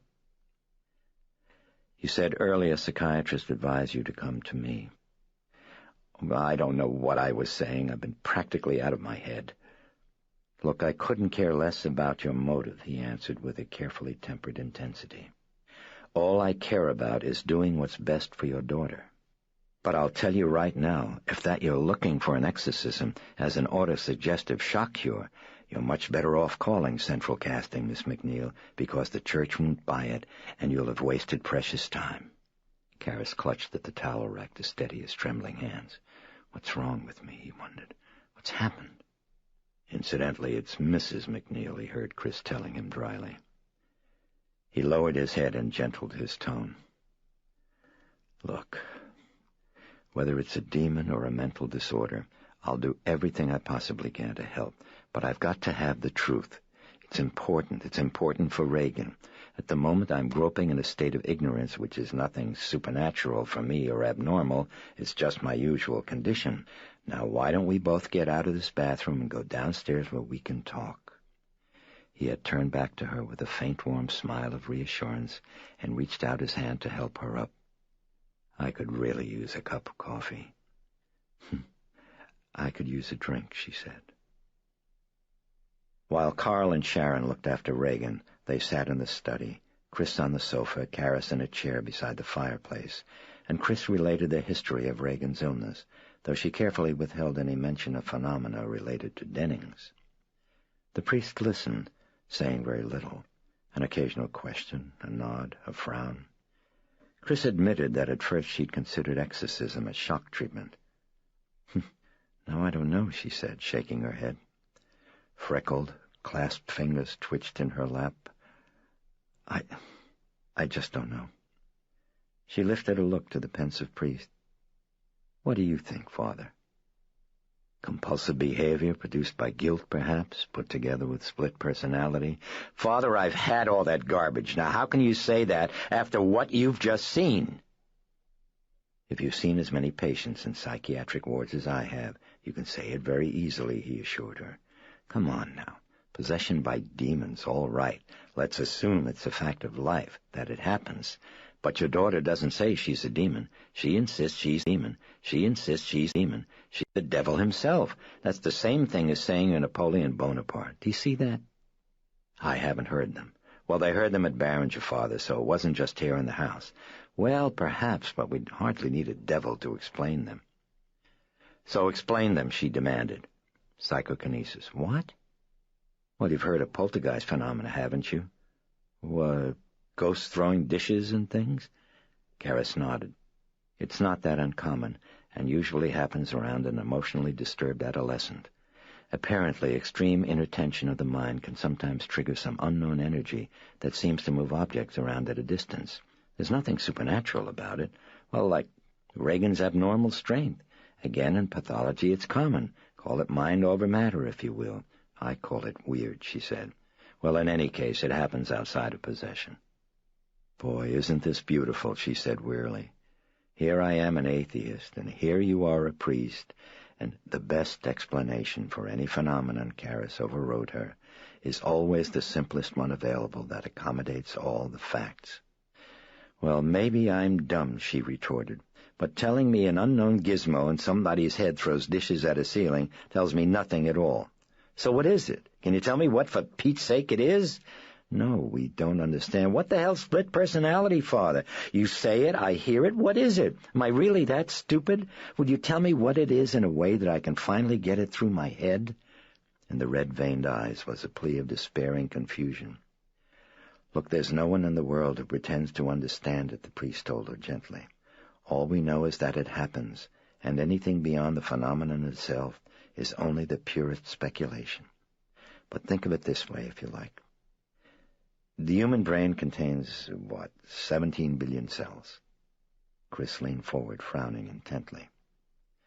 Now, looking at these brain cells, continued Karras, we see that they handle approximately 100 million messages per second. That's the number of sensations bombarding our body right now. They not only integrate all of these messages, but they do it efficiently. They do it without ever stumbling or getting in each other's way. Now, how could they do that without some form of communication? Well, it seems as if they couldn't. So apparently each of these cells has a consciousness maybe of its own. Now, imagine that the human body is a massive ocean liner, okay? And that all of your brain cells are the crew. Now, one of these cells is up on the bridge. He's the captain. But he never knows precisely what the rest of the crew below decks is doing. All he knows is that the ship keeps running smoothly, that the job's getting done. Now, the captain is you. It's your waking consciousness. And what happens in dual personality, maybe, is that one of those crew cells down below decks comes up on the bridge and takes over command. In other words, mutiny. Now, does that help you understand it? She was staring in unblinking incredulity. Father, that's so far out of sight that I think it's almost easier to believe in the devil. Well, look, I don't know about all these theories and stuff, she interrupted, but I'll tell you something, Father. You show me Reagan's identical twin. Same face, same voice, same smell, same everything down to the way she dots her eyes, and I'd still know in a second that it wasn't really her. I'd know it. I'd know it in my gut, and I'm telling you, I know that thing upstairs is not my daughter. She leaned back, drained. Now you tell me what to do, she challenged. You go ahead. You tell me that you know for a fact there's nothing wrong with my daughter except in her head, that you know for a fact that she doesn't need an exorcism, that you know it wouldn't do her any good. Go ahead. You tell me that. You tell me what to do. For long, troubled seconds, the priest was still. Then he answered softly. Well, there's little in this world that I know for a fact. He brooded, sunk back in his chair. Then he spoke again. Does Reagan have a low-pitched voice, he asked? I mean, normally. No. In fact, I'd say it's very light. Would you consider her precocious? No, not at all. Do you know her IQ? Well, about average. And her reading habits? Nancy drew in comic books, mostly. And her style of speech right now. How much different would you say it is from normal? Oh, God, completely. She never used half of those words. No, I don't mean the content of her speech. I mean the style. Style? The way she puts words together. Gee, I'm really not sure I know what you mean. Well, would you have any letters she's written, compositions? A recording of her voice would really be... Yeah, there's a tape of her talking to her father, she interrupted. She was making it sent to him as a letter, but she never got it finished. Do you want that? Yes, I do, but I'll also need her medical records, especially the file from Barringer. Look, Father, I've been that route, and yes, I know, but I have to see the records for myself. So you're still against an exorcism? I'm only against the chance of doing your daughter more harm than good. But you're talking now strictly as a psychiatrist, right, Father? No, I'm talking now also as a priest. If I go to the Chancery office or wherever it is I have to go to get their permission to perform an exorcism, the first thing I'd have to have is a pretty substantial indication that your daughter's condition isn't a purely psychiatric problem. After that, I'd need evidence the church would accept the science of possession. Well, like what? I don't know. I'd have to go look it up. Are you kidding? I thought you were supposed to be an expert. Look, you probably know more about demonic possession right now than most priests. In the meantime, when can you get me the Barringer records? Look, I'll charter a plane if I have to, Father. Okay, and the tape? Chris stood up. I'll go see if I can find it. Just one other thing, he added. She paused beside his chair. That book you mentioned with the section on possession, do you think you can remember now if Reagan ever read it prior to the onset of the illness? She concentrated, fingernails scraping at her teeth.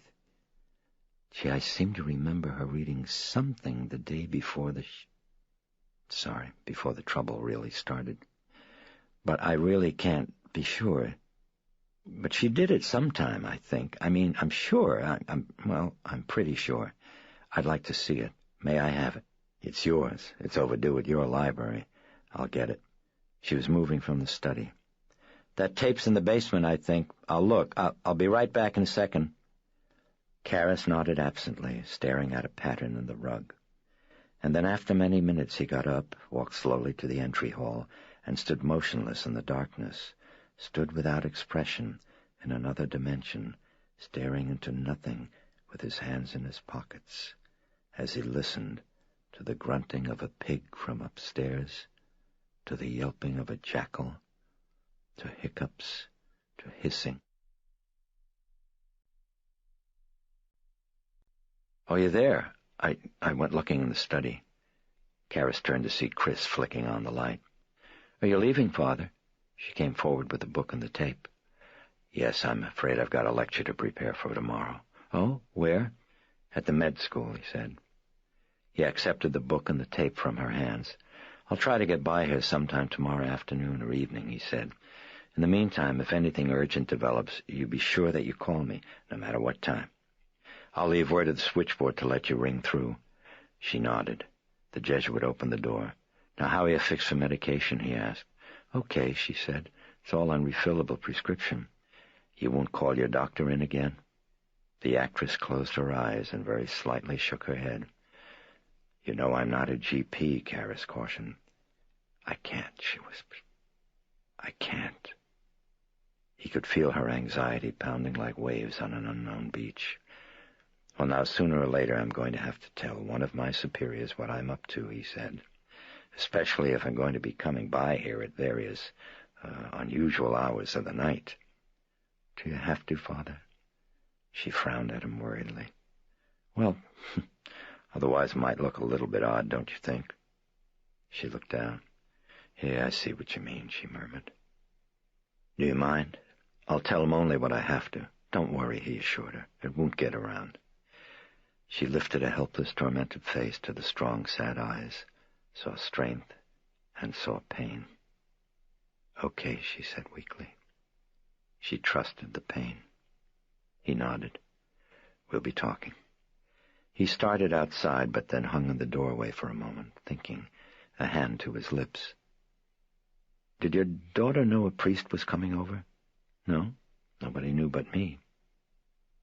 "Did you know that my mother had died just recently?" "Oh, yes, I did. I'm very sorry." "Is Reagan aware of that?" "Why? Is she aware of it?" No, not at all." He nodded.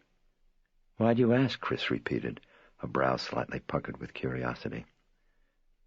"It's not important." He shrugged. "I just wondered." He examined her features with a faint look of worry. "Are you getting any sleep?" "Oh, a little." "Get pills, then. Are you taking any Librium?" "Uh-huh." "How much?" he asked. 10 milligrams, twice a day." "Try 20 twice a day.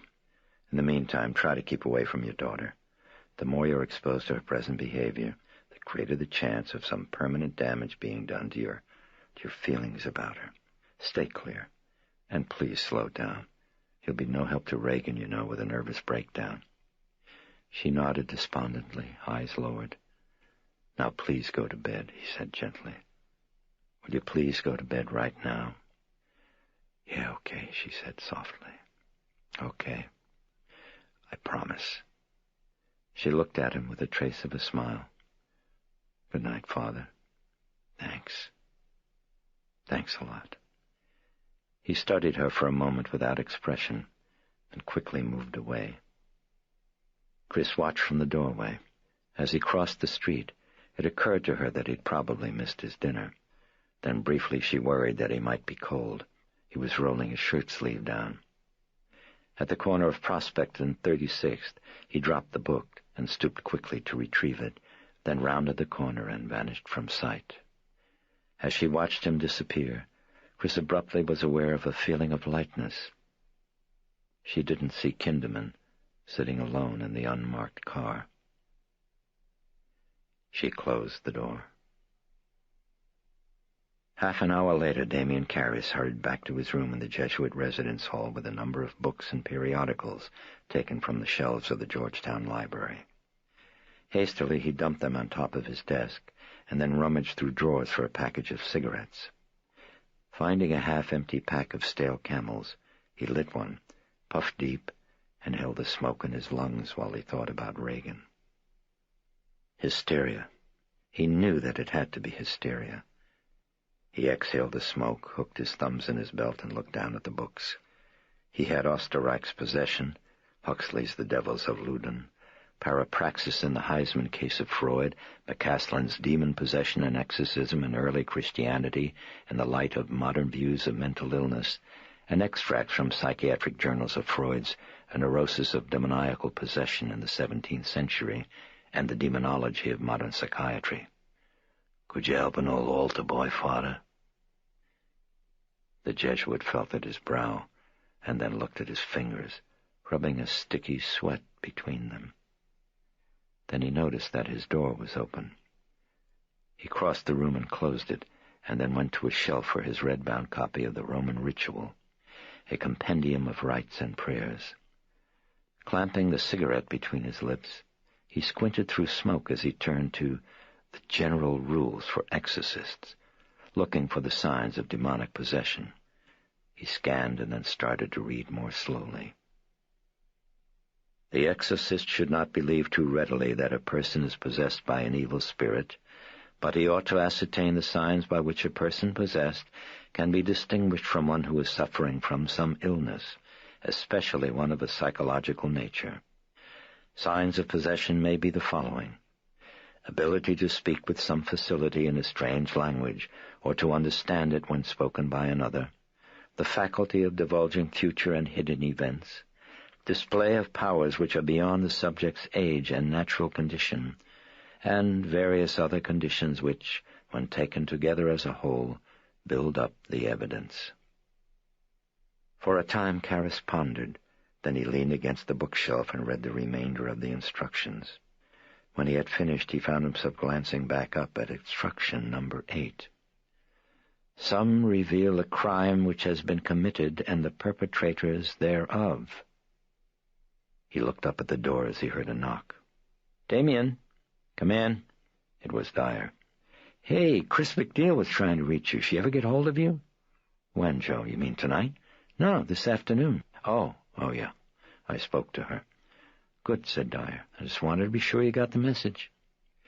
The diminutive priest was prowling the room now, picking at objects like an elf in a thrift shop. "What do you need, Joe?" Karras asked him. "You got any lemon drops?" "What?" "I've looked all through the hall for some lemon drops. Nobody's got any." "Boy, I really crave one," Dyer brooded, still prowling. "I once spent a year hearing children's confessions, and I wound up a lemon drop junkie. I got hooked.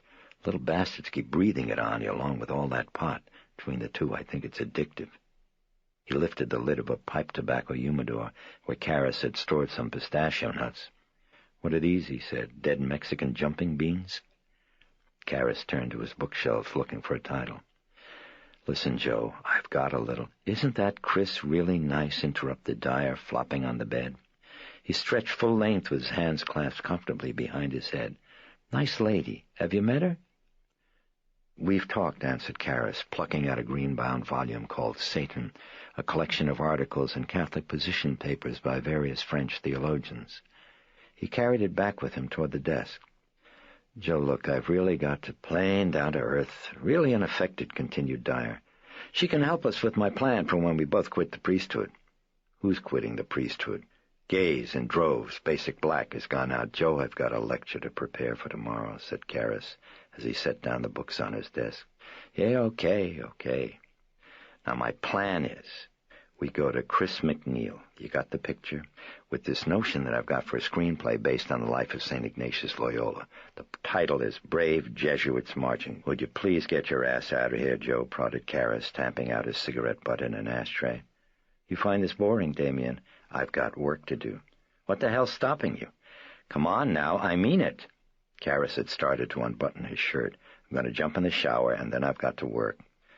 "I didn't see you at dinner, by the way," said Dyer, rising reluctantly from the bed. "Where'd you eat?" "I didn't." "That's foolish. Why diet when you only wear frocks?" Dyer had come to the desk and was sniffing at a cigarette. Stale. "Joe, is there a tape recorder here in the hall?" "There isn't even a lemon drop here in the hall. Use the language lab." Well, who's got a key to the lab? Father President? No, Father Janitor. You need it tonight, Damien? Yes, I do, said Karras, as he draped his shirt on the back of the desk chair. Where do I find him? You want me to get it for you? Oh, could you do that, Joe? I'm really in a bind. No sweat, great beatific Jesuit witch doctor. Coming. Dyer opened the door and walked out. Karras showered and then dressed in a T-shirt and trousers. Sitting down to his desk, he discovered a carton of Camel non-filters, and beside it a key that was labeled Language Lab and another tagged Refectory Refrigerator. Appended to the latter was a note. Better you than the rats. Karras smiled at the signature. The Lemon Drop Kid. He put the note aside, then unfastened his wristwatch and placed it in front of him on the desk. The time was 10:58 p.m. He began to read. Freud, McCaslin, Satan, Osterreich's exhaustive study, and at a little after 4 a.m. he had finished. He was rubbing at his face and at his eyes, which was smarting.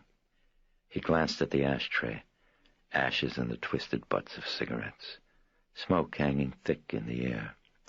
He stood up and walked wearily to a window, slid it open. He gulped at the coolness of the moist morning air and stood there thinking. Reagan had the physical syndrome of possession. That much he knew. About that he had no doubt. For in case after case, irrespective of geography or period of history, the symptoms of possession were substantially constant. Some Reagan had not evidenced as yet, such as stigmata, the desire for repugnant foods, the insensitivity to pain, the frequent loud and irrepressible hiccuping. But the others she had manifested clearly, the involuntary motor excitement, foul breath, furred tongue, the wasting away of the frame, the distended stomach, the irritations of the skin and mucous membrane, and most significantly present were the basic symptoms of the hard core of cases which Osterreich had characterized as genuine possession. The striking change in the voice and in the features, plus the manifestation of a new personality. Karras looked up and stared darkly down the street. Through the branches of trees he could see the house and the large bay window of Reagan's bedroom. When possession was voluntary, as with mediums, the new personality was often benign. Like Tia, brooded Karras. Tia. She was the spirit of a woman who possessed a man, a sculptor, briefly, an hour at a time, until a friend of the sculptor fell desperately in love with Tia, pleaded with the sculptor to permit her to permanently remain in possession of his body. But in Reagan, thought Karras, there's no Tia. The invading personality is vicious, malevolent, typical of cases of demonic possession, where the new personality sought the destruction of the body of its host, and frequently achieved it. Moodily the Jesuit walked back to his desk, where he picked up a package of cigarettes, lit one. So okay, he thought. She's got the syndrome of demonic possession. Now how do you cure it? He fanned out the match. Well, that depends, he thought, on what caused it. He sat on the edge of his desk and considered, remembered, the nuns at the convent of Lille, possessed in early 17th century France. They'd confessed to their exorcists that, while helpless in the state of possession, they had regularly attended satanic orgies, had regularly varied their erotic fare, Mondays and Tuesdays heterosexual copulation, Thursdays sodomy, fellatio, and cunnilingus with homosexual partners, Saturday bestiality with domestic animals and dragons. And dragons. Karras shook his head. As with Lille, he thought the causes of many possessions were a mixture of fraud and mythomania. Still others, however, seemed caused by mental illness, paranoia, schizophrenia, neurasthenia, psychasthenia, and this was the reason, he knew, that the Church had for years recommended that the exorcist work with a psychiatrist or a neurologist present. Yet not all possessions had causes so clear. Many had led Osterreich to characterize possession as a separate disorder all its own, to dismiss the explanatory split personality label of psychiatry as no more than an equally occult substitution for the concepts of demon and spirit of the dead. Karras rubbed a finger in the crease beside his nose. The indications from Barringer, Chris had told him, were that Reagan's disorder might be caused by suggestion, by something that was somehow related to hysteria. And Karras thought it likely. He believed the majority of the cases he had studied had been caused by precisely these two factors. Sure, he thought. For one thing, it mostly hits women. For another, all those outbreaks of possession epidemics. And then those exorcists. Those exorcists. Karras frowned. The exorcists themselves often became the victims of possession. He thought of Loudun, France, the Ursuline convent of nuns. Of 4 of the exorcists sent there to deal with an epidemic of possession, 3, Fathers Lucas, Lactance, and Tranquille, not only became possessed, but died soon after, apparently of shock. And the 4th, Père Serin, who was 33 years old at the time of his possession, became insane for the subsequent 25 years of his life. Karras nodded to himself. If Reagan's disorder was hysterical, if the onset of possession was the product of suggestion, then the source of the suggestion could only be the chapter in the book on witchcraft. The chapter on possession, he thought. Did she read it? He pored over its pages. Were there striking similarities between any of its details and Reagan's behavior? That might prove it, he thought. It might. He found some correlations. The case of an 8-year-old girl who was described in the chapter as bellowing like a bull in a thunderous, deep bass voice. That's Reagan's lowing like a steer, he thought. The case of Helene Smith, who'd been treated by the great psychologist Flournoy, his description of her changing her voice and her features with lightning rapidity into those of a variety of personalities. She did that with me, thought Karras. The personality who spoke with a British accent, quick change, instantaneous. And a case in South Africa, reported firsthand by the noted ethnologist his description of a woman who'd vanished from her dwelling one night, being found on the following morning tied to the top of a very tall tree by fine lianas, and then afterward gliding down the tree, head down, while hissing and rapidly flicking her tongue in and out like a snake. She then hung suspended for a time and proceeded to speak in a language that no one had ever heard. That's Reagan gliding like a snake, he thought, when she was following Sharon, the gibberish, an attempt at an unknown language. Then the case of Joseph and Thibaut Berner, aged 8 and 10, description of them lying on their backs and suddenly whirling like tops with the utmost rapidity. Sounds pretty close to her whirling like a dervish, he thought. There were other similarities, still other reasons for suspecting suggestion. Mention of abnormal strength, of obscenity of speech, and accounts of possession from the Gospels, which perhaps were the basis, thought Karras, of the curiously religious content of Reagan's ravings at Barringer Clinic. Moreover, in the chapter there was mention of the onset of possession in stages. The first, infestation, consists of an attack through the victim's surroundings, he recalled. Noises, odors, the displacement of objects, and the second, obsession, consists in a personal attack on the subject designed to instill terror through the kind of injury that one man might inflict on another through blows and kicks. The rappings, he thought, the flingings, the attacks by Captain Howdy. Maybe she read it. But Karras wasn't convinced. No, not at all. No, I'm not sure. And Chris, she had seemed so uncertain about it herself. He walked to the window again. What's the answer, he wondered. Genuine possession, a demon? He looked down and shook his head. No, No way, no way. Paranormal happenings, sure. Why not? Too many competent observers had reported them. Doctors, psychiatrists, men like you know. But the problem is, how do you interpret the phenomena? He thought back to Österreich, reference to a shaman of the Altai in Siberia, voluntarily possessed and examined in a clinic while performing an apparently paranormal action, levitation. Just prior, his pulse rate had spurted to 100, then afterward leaped to an amazing 200. Marked changes in temperature as well, and in respiration.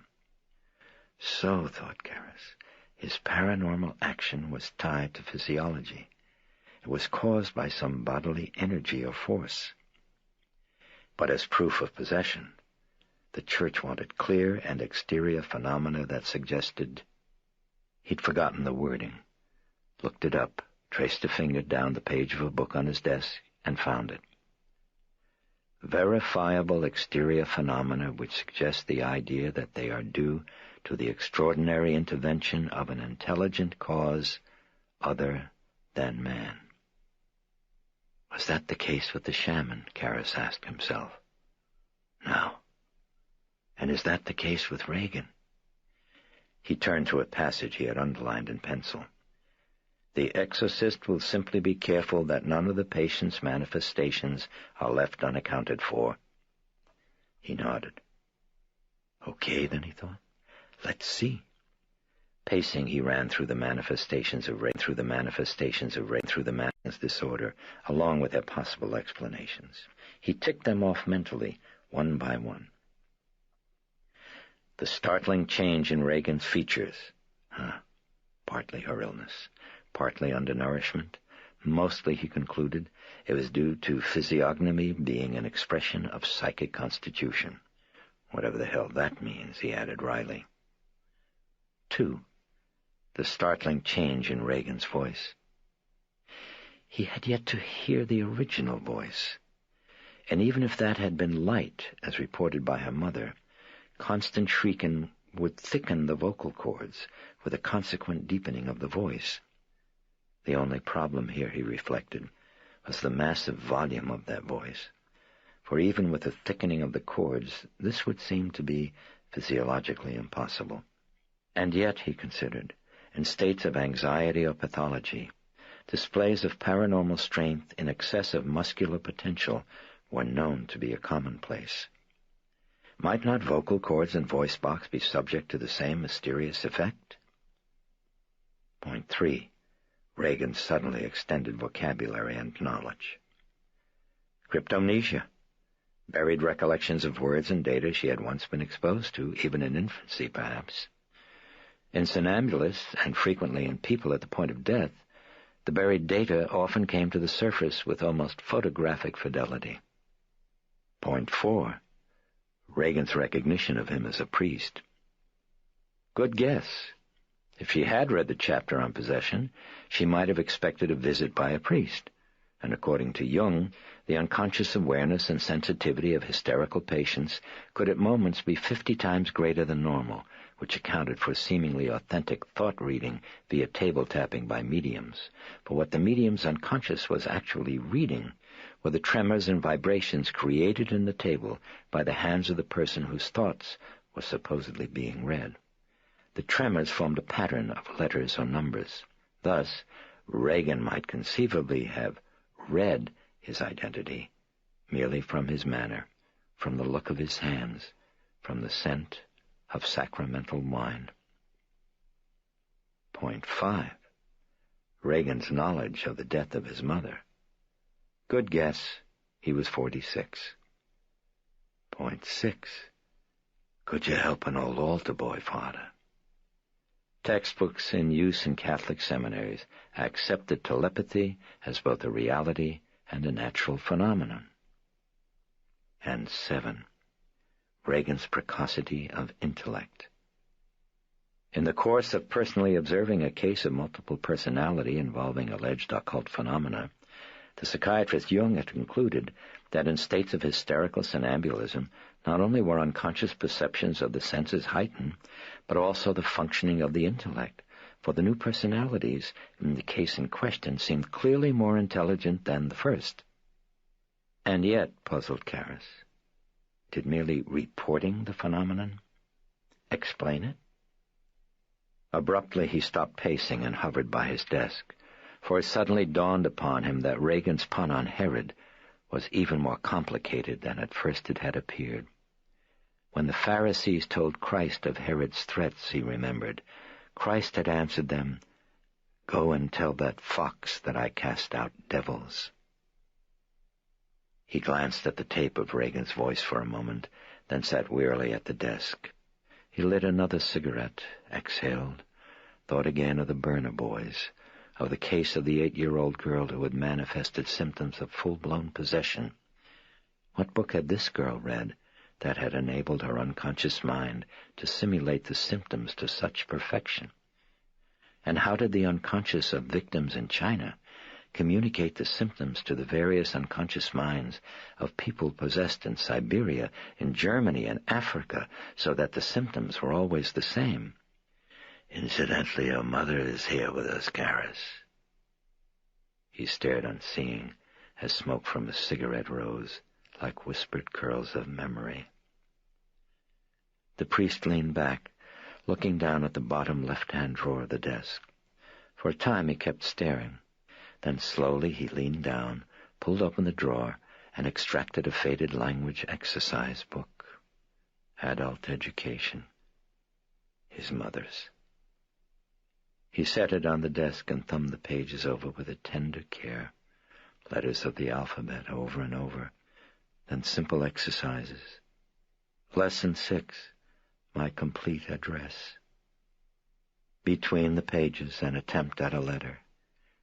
Dear Dimmy, I have been waiting. Then another beginning. Incomplete. He looked away. He saw her eyes at the window, waiting. Domine non sum dignus. The eyes became Reagan's, eyes shrieking, eyes waiting. Speak but the word. He glanced at the tape of Reagan's voice. He left the room, took the tape to the language lab, found a tape recorder, sat down. He threaded the tape to an empty reel, clamped on earphones, turned on the switch, then leaned forward and listened, exhausted, intense. For a time only tape hiss, squeaking of the mechanism. Suddenly a thumping sound of activation, noises. Hello?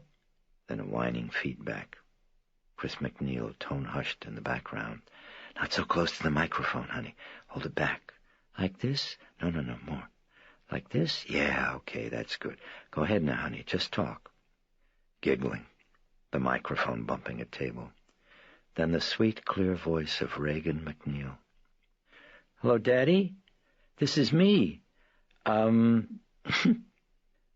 Giggling, then a whispered aside. I can't tell what to say. Oh, just tell him how you are, honey. Go on, tell him all about the things you've been doing. More giggling. Then, Daddy? Well, you see, I hope you can hear me okay, and, well, now, let's see. Well, now, let's see. Well, first we're... No, wait now. See, first we're in Washington, Daddy, you know? That's where the president lives, and this house. You know, Daddy, no, wait, no, Mom, I better start over. No? Okay. See, Daddy, there's... Karis heard the rest only dimly, from afar, through the roaring of blood in his ears, like the ocean as up through his chest and his face swelled an overwhelming intuition. That thing that I saw in that room wasn't Reagan. He returned to the Jesuit residence hall, found a cubicle, said Mass before the rush. As he lifted the host in consecration, it trembled in his fingers with a hope he dared not hope, that he fought with every particled fiber of his will. For this is my body, he whispered tremulously. No bread. This is nothing but bread. He dared not love again and lose. That loss was too great, that pain too keen. He bowed his head and swallowed the host like lost illusion. For a moment it stuck in the dryness of his throat. After Mass he skipped breakfast, made notes for his lecture, met his class at the Georgetown University Medical School, threaded hoarsely through the ill-prepared talk, and in considering the symptoms of manic mood disorders, Daddy, this is me. But who was me? Karras dismissed the class early and returned to his room, where immediately he hunched over his desk, palms of his hands pressed flat, and intently re-examined the Church's position on the paranormal signs of demonic possession. Was I being too hard-nosed, he wondered. He scrutinized the high points in Satan. Telepathy, natural phenomenon, movement of objects from a distance now suspect. From the body there may emanate some fluid. Our forefathers, science. Nowadays we must be more cautious, the paranormal evidence notwithstanding, however. He slowed the pace of his reading. All conversations, he read, held with the patient must be carefully analyzed, for if they present the same system of association of ideas and of logical-grammatical habits that he exhibits in his normal state, the possession must then be held suspect.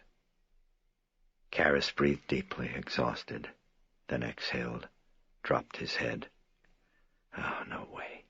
Doesn't cut it, he thought. He glanced to the plate on the facing page. A demon. His gaze flicked down idly to the caption. Pazuzu. Karras shut his eyes.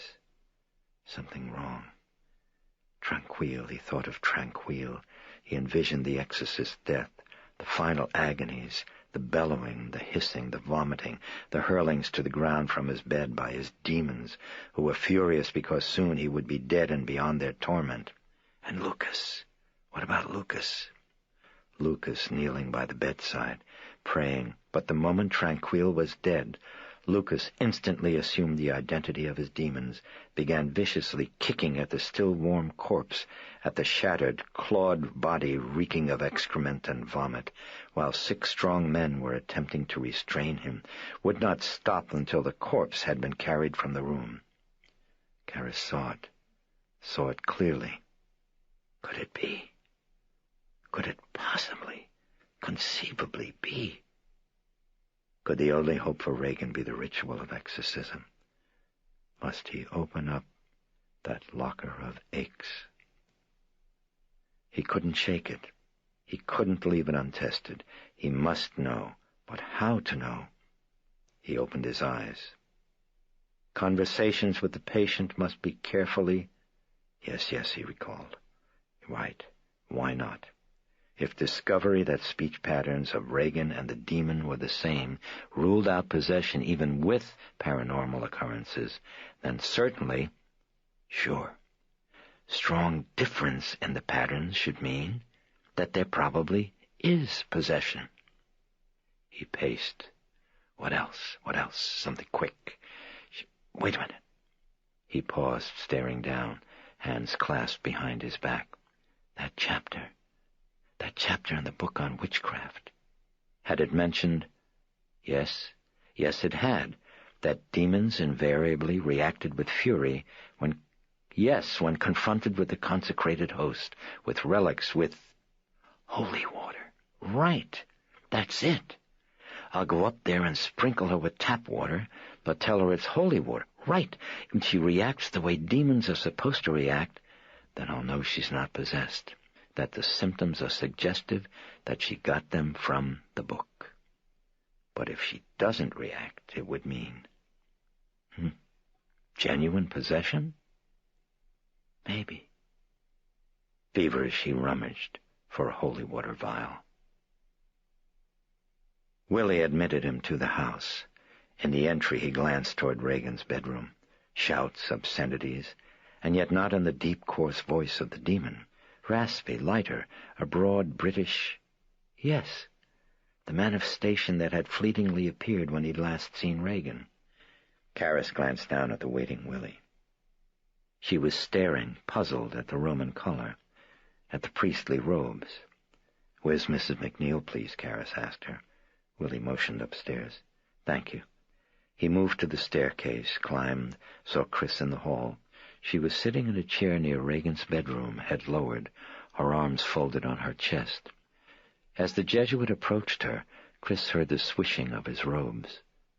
She glanced up and quickly stood. "Hello, Father." There were bluish sacs beneath her eyes. Karis frowned. "Did you sleep?" "Oh, a little." Karis was shaking his head in admonishment. "Well, I couldn't," Chris sighed at him, motioning ahead at Regan's door. "She's been doing that all night." "Any vomiting?" "No." Chris took hold of his sleeve as if to lead him away. "Come on, let's go downstairs where we can—" No, I'd like to see her. No, I gently interrupted. He resisted the tugging insistence of her lead. "Right now?" "Something's wrong," reflected Karis. Chris looked tense and afraid. "Why not now?" Chris glanced furtively at the door of Regan's bedroom. From within shrieked the hoarse, mad voice. "Damn Nazi! Nazi cunt!" Chris looked away, then reluctantly nodded. "Go ahead. Go on in. You've got a tape recorder?" Her eyes searched his with quick movements, little flicks. "Could you have it brought up to the room with a blank reel of tape, please?" She frowned with suspicion. "What for?" And then alarm. "Oh, you mean you want to... Yes, it's Father, I can't have you do that." "I need to make comparisons of patterns of speech," he cut in firmly. "Now, please, you're just going to have to trust me." They turned to the door as an excoriating stream of obscenities apparently drove Carl out of Regan's bedroom. His face ashen and grim, he was carrying soiled diapers and bedding. "Get him on, Carl?" Chris asked as the servant closed the bedroom door behind him. Carl glanced quickly at Karis, then at Chris. "They are on," he said tersely. Went quickly down the hallway toward the staircase. Chris watched him. She turned back to Karis. Okay, she said weakly. "I'll have it sent up." And abruptly she was walking down the hall. For a moment Karis watched her, puzzled. What was wrong? Then he noticed the sudden silence in the bedroom. It was brief, and now again the yelping of diabolic laughter. He moved forward, felt the water vial in his pocket. He opened the door and stepped into the bedroom. The stench was more powerful than the evening before. Karis closed the door, stared. That horror, that thing on the bed. As he approached it, it was watching with mocking eyes, full of cunning, full of hate, full of power. "Hello, Karis." The priest heard the sound of diuretic voiding into plastic pants. He spoke calmly from the foot of the bed. "Hello, devil. And how are you feeling?" "At the moment, very happy to see you. Glad." The tongue lolled out of the mouth, while the eyes appraised Karis with insolence. "Flying your colors, I see. Oh, very good." Another rumbling. "You don't mind a bit of stink, do you, Karis?" "No, not at all." "You're a liar." "Does that bother you?" "Mildly." "But the devil likes liars." "Only good ones, dear Karis. Only good ones. Moreover, who said I'm the devil?" "Oh, didn't you?" "Oh, I might have. I don't know. I'm not well." "You believe me?" "Well, of course." "Oh, my apologies." "Are you saying now that you aren't the devil?" "Just a poor struggling demon. A devil. A subtle distinction, but one not entirely lost upon our Father who is in hell. Incidentally, you won't mention my slip of the tongue to him, Karis, now, will you? When you see him?" "See him? Is he here?" asked the priest. "In the pig?" "Oh, no, not at all. Just a poor little family of wandering souls, my friend. You don't blame us for being here, do you?" After all, we have no place to go, no home. And how long are you planning to stay? The head jerked up from the pillow, contorted in rage as it roared, "Until the piglet dies!" And then as suddenly Reagan settled back into a thick-lipped, drooling grin. "Incidentally, what an excellent day for an exorcism, Karis." The book, thought Karis. She must have read that in the book. The sardonic eyes were staring piercingly. "Do begin it soon, very soon." Inconsistent, thought Karis. Something off here. "You would like that?" "Oh, intensely." "But wouldn't that drive you out of Reagan?" The demon put its head back, cackling maniacally, and then broke it off. "It would bring us together." "You and Reagan?" "You and us, my good friend," croaked the demon. "You and us." Karis stared. At the back of his neck he felt hands, icy cold, lightly touching, and then gone. Caused by fear, he concluded. Fear? Fear of what? "Yes, you'll join our little family, Karis. You see, the trouble with signs in the sky, my dear morsel, is that once having seen them, one has no excuse. Have you noticed how few miracles one hears about lately? Not our fault, Karis. Don't blame us. We try." Karis jerked his head at a loud, sudden banging. A bureau drawer had popped open, sliding out its entire length. He felt a quick rising thrill as he watched it abruptly bang shut. There it is, he thought. And then as suddenly the emotion dropped away, like a rotted chunk of bark from a tree. Psychokinesis. Karis heard chuckling. He glanced back to Reagan. "Oh, how pleasant it is to chat with you, Karis," said the demon, grinning. "I feel free, like a wanton. I spread my great wings. In fact, even my telling you this will serve only to increase your damnation, my doctor, my dear and inglorious physician." "You did that? You made the dresser drawer move just now?" The demon wasn't listening. It had glanced toward the door, toward the sound of someone rapidly approaching down the hall, and now its features turned to those of the other personality. "Damned butchering bastard!" shrieked in the hoarse British-accented voice. "Cunting Hun!" Through the door came Carl, moving swiftly with the tape recorder, setting it down by the bed, eyes averted, and then quickly retreating from the room. "Out, Himmler! Out of my sight! Go and visit your club-footed daughter. Bring us sauerkraut and heroin, Thorndyke." Carl was gone, and now abruptly the thing within Reagan was cordial again, watching Karis as the priest quickly set up the tape recorder, looking for an outlet, plugged it in, threaded the tape. "Oh, yes, hello. What's up?" it said happily. "Are we going to record something, Padre? Oh, have fun. Oh, I do love to play act, you know. Oh, immensely." "I'm Damien Karis," said the priest as he worked. "And who are you?" "Oh, are we asking for my credits now, ducks? Damn cheeky of you, wouldn't you say?" It giggled. "I was Puck in the junior class play." It glanced around. "Where's a drink, incidentally? I'm parched." The priest placed the microphone gently on the nightstand. "If you'll tell me your name, I'll try to find one." "Oh, yes, of course," it responded with a cackle of amusement. "And then drink it yourself, I suppose." As he pushed the record button, Karis answered, "Tell me your name." "Fucking plunderer," it rasped, and then promptly disappeared and was replaced by the demon. "And what are we doing now, Karis? Recording our little discussion?" Karis straightened, stared. Then he pulled up a chair beside the bed and sat down. "Do you mind?" he responded. "Oh, not at all," croaked the demon. "I've always rather liked infernal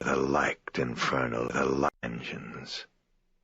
Abruptly, a strong new stench assailed Karis. It was an odor like sauerkraut, Karis. Have you noticed? "Does smell like sauerkraut," the Jesuit marveled. It seemed to be emanating from the bed, from Regan's body. Then it was gone, replaced by the putrid stench of before. Karras frowned. "I imagined it, didn't I?" Auto-suggestion? He thought of the holy water. Now? No, save it. Get more of the speech pattern. "To whom was I speaking before?" he asked. "Merely one of the family, Karras." "A demon?" "You give too much credit." "How so?" "The word demon means wise one, and he is stupid." The Jesuit grew taut. "In what language does demon mean wise one?" he asked. "On Greek." "You speak Greek?" "Oh, very fluently." One of the signs, Karras thought with excitement. Speaking in an unknown tongue. It was more than he'd hoped for. "Posednokas hoti presbyteros aimi?" he quickly inquired in classical Greek. "Oh, I am not in the mood, Karras." "Oh, then you can't." "I am not in the mood." Disappointment. Karras brooded. "You made the dresser drawer come sliding out?" he inquired. "Oh, most assuredly." "Very impressive," Karras nodded. "You're certainly a very, very powerful demon." "Oh, I am." "I was wondering if you'd do it again." "Yes, in time." "Do it now, please. I'd really like to see it." "In time." "Why not now?" "We must give you some reason for doubt. Some, just enough to assure the final outcome." It put back its head with a chuckle of malice. "How novel to attack through the truth. Oh, what joy." Icy hands lightly touching at his neck. Karras stared. Why the fear again? Fear? Was it fear? "No, not fear," said the demon. It was grinning. "That was me." Hands gone now. Karras frowned, felt new wonder, chipped it down. Telepathic, he thought. Or is she? Find out. Find out right now. "Can you tell me what I'm thinking right now?" "Your thoughts are too dull to entertain." "Oh, then you can't read my mind." "You may have it as you wish, as you wish." Try the holy water, now. Karras heard the squeaking of the tape recorder mechanism. No, he thought. Just keep digging. Get more of a sampling of the speech. "No, you're a fascinating person," said Karras. Regan sneered. "Oh, no, really," said Karras. "I'd like to know more about your background. You've never told me who you are, for example." "A devil," rumbled the demon. "Yes, I know, but—" "Which devil? What's your name?" "Ah, now, what's in a name, Karras? Never mind my name. Call me Howdy if you find it more comfortable." "Oh, yes, Captain Howdy," Karras nodded. "Regan's friend." "Yes, a very close friend." "Oh, really?" "Indeed." "But then why do you torment her?" "Because I am her friend. The piglet likes it." "She likes it?" "Oh, she adores it." "But why?" "Ask her." "Oh, I'd like to. Would you allow her to answer?" "No." "Well, then what would be the point in my asking?" "None." The demon's eyes glinted spite. "Who's the person I was speaking to earlier?" asked Karras. "Oh, you asked me that." "I know, but you never gave an answer." "Just another good friend of the sweet honey piglet, dear Karras." "May I speak to him?" "No. He is busy with your mother, Karras. Marvelous tongue, your mother."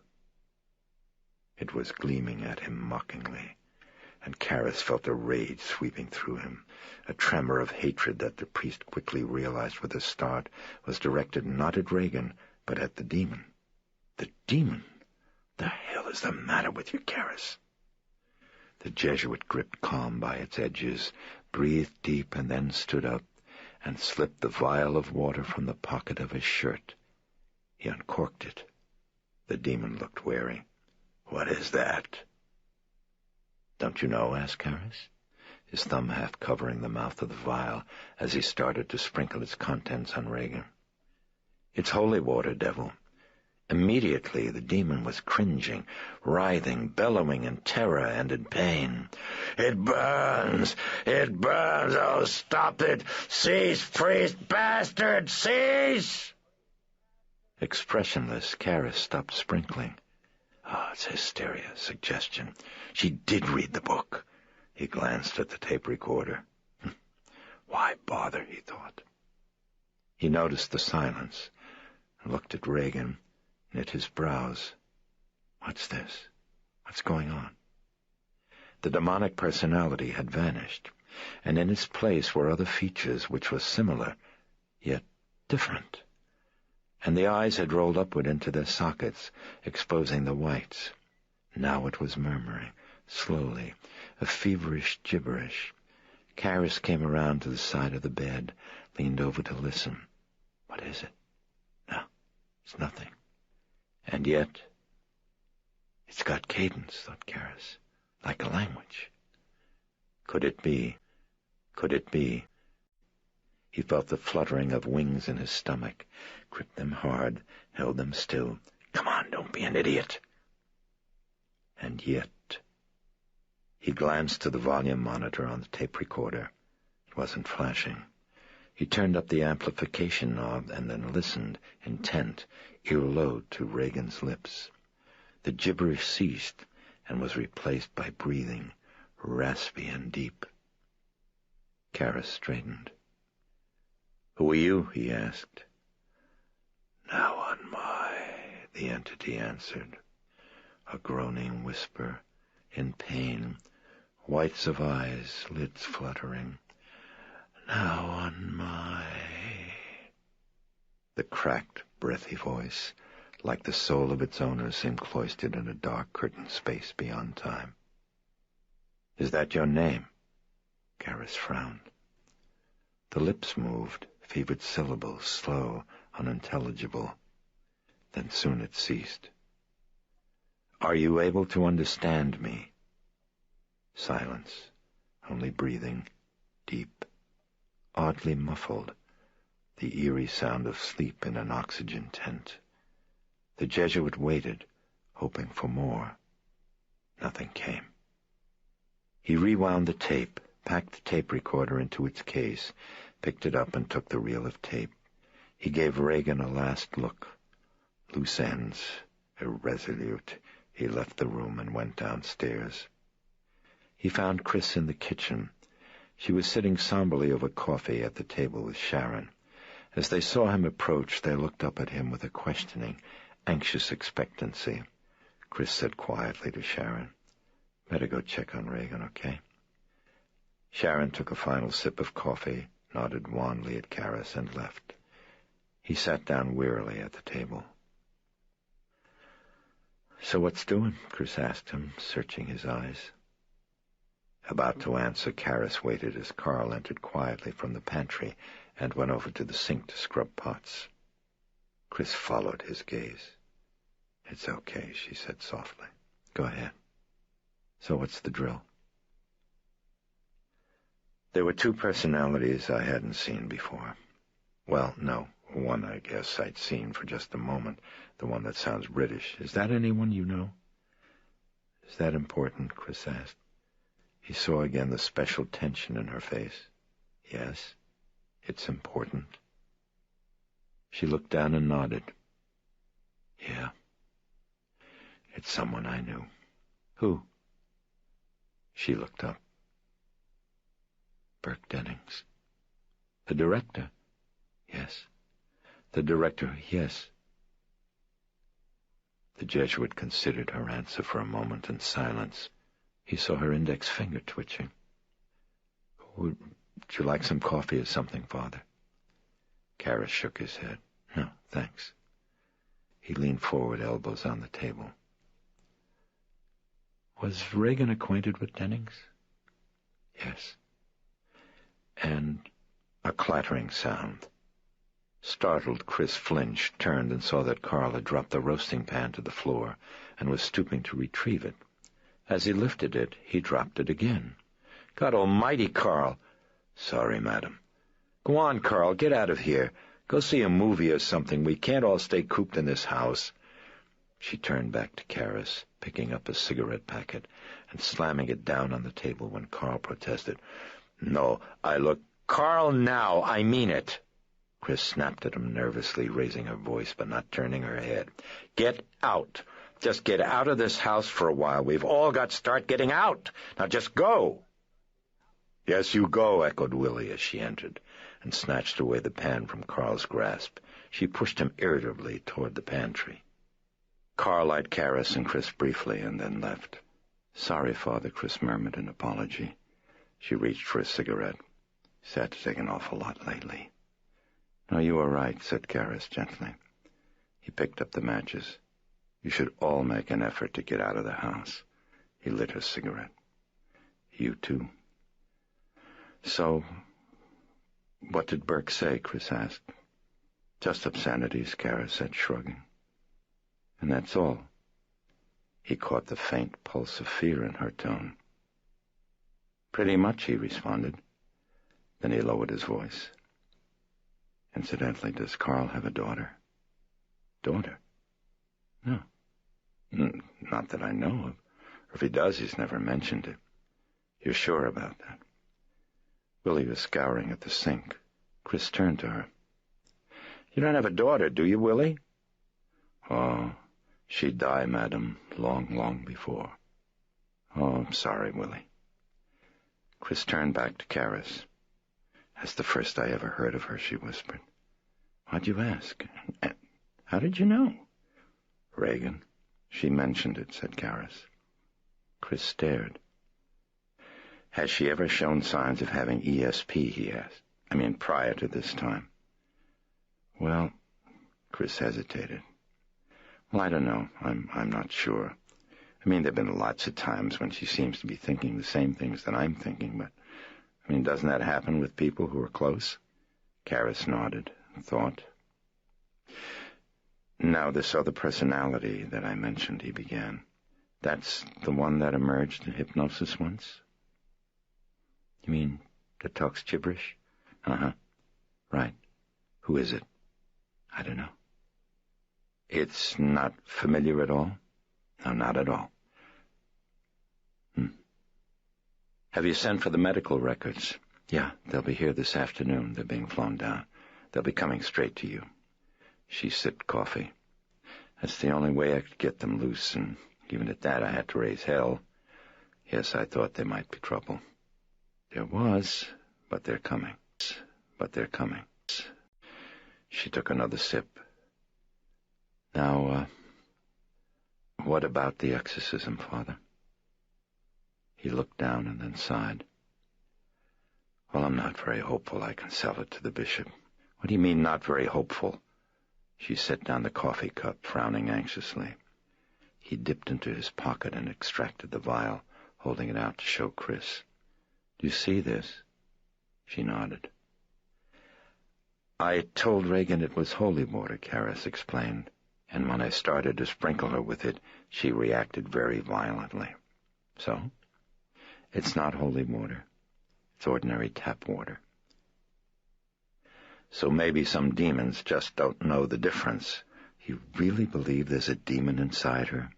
I believe that there's something inside of Reagan that's trying to kill her, Father Karis, and whether it knows piss from water doesn't seem to have very much to do with it at all, don't you think? I mean, sorry, but you asked my opinion. She tamped out her cigarette. What's the difference between holy water and tap water anyway? Holy water's blessed. Oh, mazel tov, Father, I'm happy for it. So what are you telling me, meantime? No exorcism? Look, I've only just begun to dig into this, Karis said. But the church has criteria that have to be met, and they have to be met for a very good reason. Keeping clear of the superstitious garbage that people keep pinning on her year after year. I give you levitating priests, for example, and statues of the Blessed Mother that supposedly cry on Good Fridays and feast days. Now, I think I can live without contributing to that. Would you like a little Librium, Father? I'm sorry, but you asked my opinion. I got it. He was reaching for his cigarettes. Hey, me too, Chris said huskily. He extended the pack, and she took one. He popped one in his mouth and lit both. They exhaled with audible sighs and slumped around the table. I'm sorry, he told her softly. Yeah, those non-filter cigarettes will kill you. He toyed with the cigarette packet, crinkling cellophane. Look, here are the signs that the church might accept. One is speaking in a language that the subject has never known before and never studied. I'm working on that one. With the tapes. We'll see.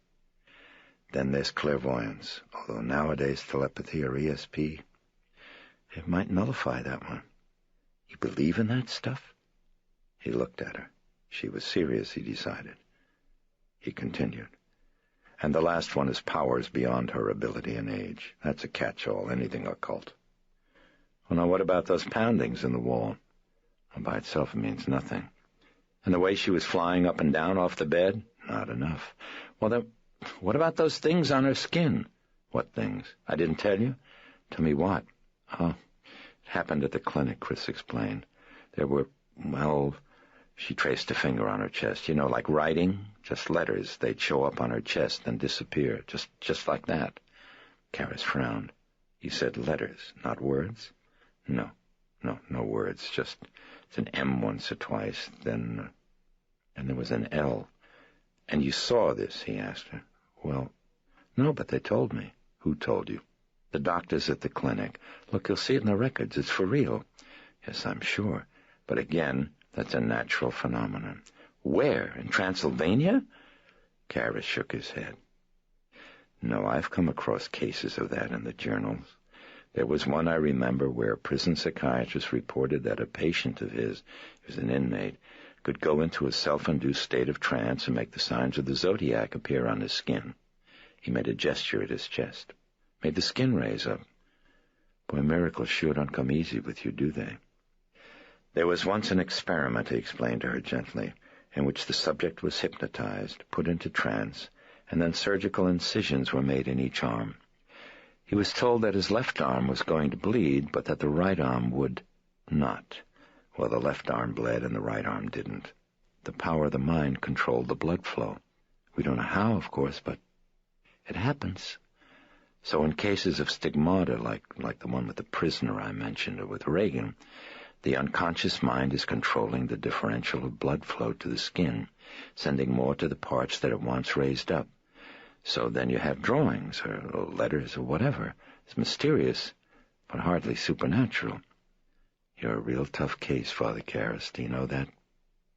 Karis touched the thumbnail to his teeth. Look, maybe this will help you to understand, he said finally. The church, not me, the church, once published a statement, a warning to exorcists. I read it last night. And what it said was that most of the people who are thought to be possessed, or whom others believe to be possessed, and now I'm quoting, are far more in need of a doctor than of an exorcist. Close quote. He looked up into Chris's eyes. Can you guess when that warning was issued? No. When? The year 1583. Chris stared in surprise. Thoughtful. Yeah, that sure was one hell of a year, she muttered. She heard the priest rising from his chair. Let me wait and check the records from the clinic, he was saying. Chris nodded. In the meantime, Karis continued, I'll edit the tapes and then take them to the Institute of Languages and Linguistics. It could be this gibberish is some kind of language. I doubt it. But maybe. And comparing the patterns of speech, well, then you'll know. If they're the same, you'll know for sure she's not possessed. And what then? The priest probed her eyes. They were turbulent. She worried that her daughter is not possessed? He thought of Dennings, and of something being wrong, very wrong. "I hate to ask," he said, "but could I borrow your car for a while?" She looked bleakly at the door. "You could borrow my life for a while," she murmured. "Just get it back by Thursday. You never know. I might need it." With an ache, Kara stared at the bowed, defenseless head. He yearned to take her hand and say that all would be well. But how? "Wait, I'll get you the keys," she said. He watched her drift away like a hopeless prayer. When she'd given him the keys, Karras walked back to his room at the residence hall. He left the tape recorder there and collected the tape of Reagan's voice. Then he went back across the street to Chris's parked car. Climbing in, he heard Carl calling out from the doorway of the house. "Father Karras!" Karras looked. Carl was rushing down the stoop, quickly throwing on a jacket. He was waving. "Father Karras! One moment!" Karras leaned over and cranked down the window on the passenger's side. Carl leaned his head in. "You are going which way, Father Karras?" "DuPont Circle." "Ah, yes, good. You could drop me, please, Father. You would mind?" "Glad to do it. Jump in." Carl nodded. "I appreciate it, Father." Karras started up the engine. "Do you good to get out, Carl?" "Yes, I go to see a film, a good film." Karras put the car in gear and pulled away. For a time they drove in silence. Karras was preoccupied, searching for answers. Possession, impossible, the holy water. Still. "Carl, you knew Mr. Dennings pretty well, wouldn't you say?" Carl stared through the windshield, then nodded stiffly. "Yes, I know him." When she appears to be Dennings, do you get the impression that she really is? Long pause, and then flat and expressionless. "Yes." Karras nodded, feeling haunted. There was no more conversation until they reached DuPont Circle, where they came to a traffic signal and stopped. "I get off here, Father Karras," Carl said, opening the door. "I can catch here the bus." He climbed out, then leaned his head in the window. "Father, thank you very much. I appreciate. Thank you." He stood back on the safety island and waited for the light to change. He smiled and waved as the priest drove away. Carl watched the car until at last it disappeared around the bend at the mouth of Massachusetts Avenue.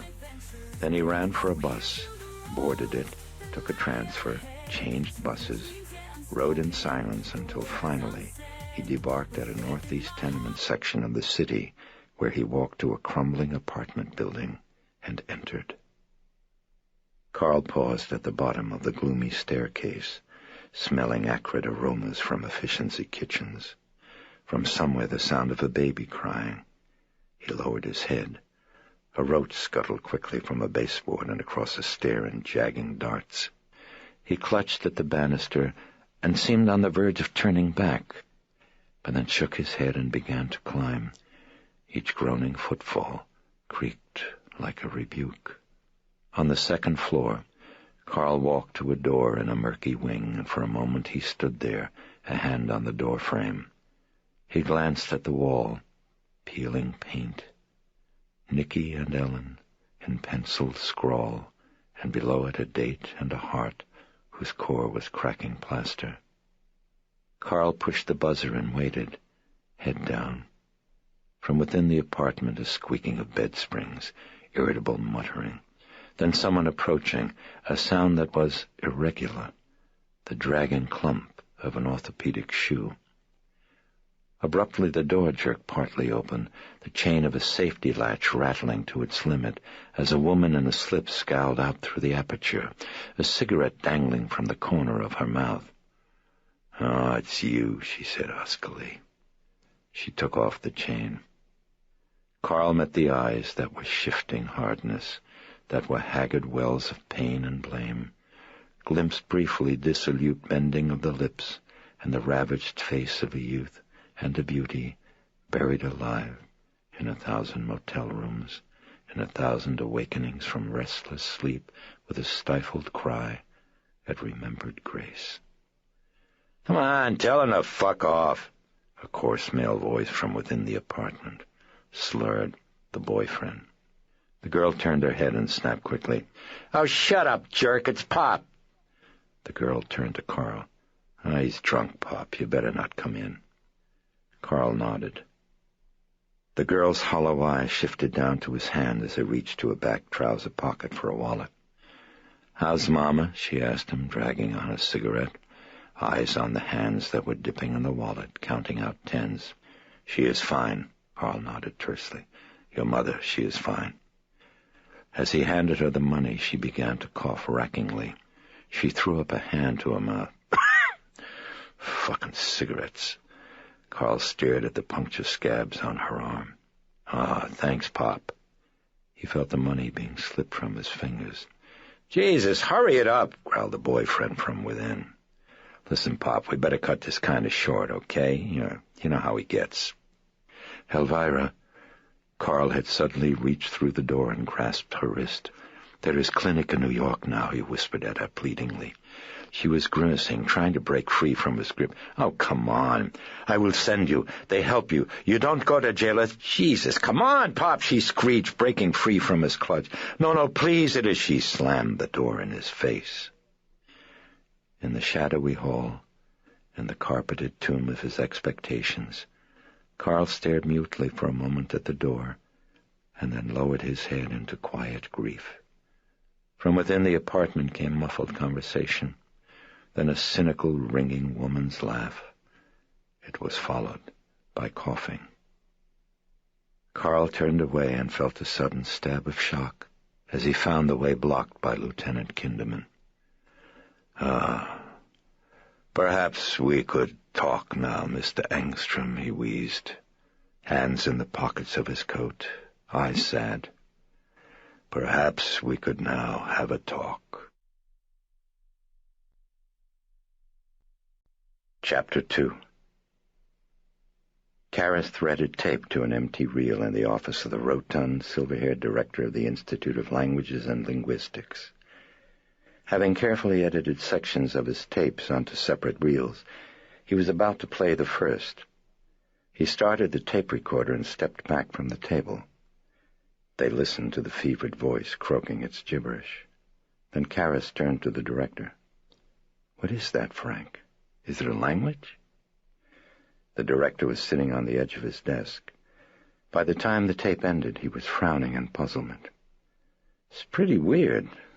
Where'd you get that?" Karras stopped the tape. "Oh, it's something that I've had for a number of years from when I worked on a case of dual personality. I'm doing a paper on it, Frank." "Oh, I see. Well, what about it?" The director pulled off his glasses and chewed at the tortoise frame. "No, it isn't any language that I've ever heard. However," he frowned and then looked up at Karras. "You want to play that again for me?" Karras quickly rewound the tape and played it over. "Now what do you think?" he asked. "Well, it does have the cadence of speech." Karras felt a quickening of hope, but he fought it down. "Yes, that's what I thought," he agreed. "But I certainly don't recognize it, Father. Is it ancient or modern, or do you know?" "No, I don't know." "Well, why not leave it with me, Father? I'll check it out with some of the boys." "Could you make up a copy of it, Frank? I'd like to keep the original myself." "Oh, yeah, sure. In the meantime, I've got something else. Have you got another minute or two?" "Yes, sure, of course. Go ahead. What's the problem?" "Well, what if I gave you fragments of ordinary speech by what are apparently two different people? Could you tell by semantic analysis whether just one person might have been capable of both modes of speech?" "Oh, I think so." "Well, how?" "Well, a type-token ratio, I suppose, is as good a way as any. In samples of 1,000 words or more, you could just check the frequency of occurrence of the various parts of speech." And you'd call that conclusive?" "Oh, yes. Well, pretty much. You see, that sort of test would discount any change in the basic vocabulary. It's not words, but expression of the words, the style. We call it index of diversity. Very baffling to the layman, which, of course, is what we want. The director nodded at the tapes in Karras's hands. You've got 2 different people on those, is that it? No. The voice and the words came out of the mouth of just one person, Frank. As I said, it was a case of dual personality. The words and the voices seem totally different to me, but both are from the mouth of just one person. Look, I need a big favor from you. You'd like me to test them out? Sure, I'll be glad to. I'll give it to one of the instructors. No, Frank, that's the really big part of the favor. I'd like you to do it yourself, and as fast as you can do it. It's terribly important. The director read the urgency in his eyes, and he nodded. Okay, I'll get on it.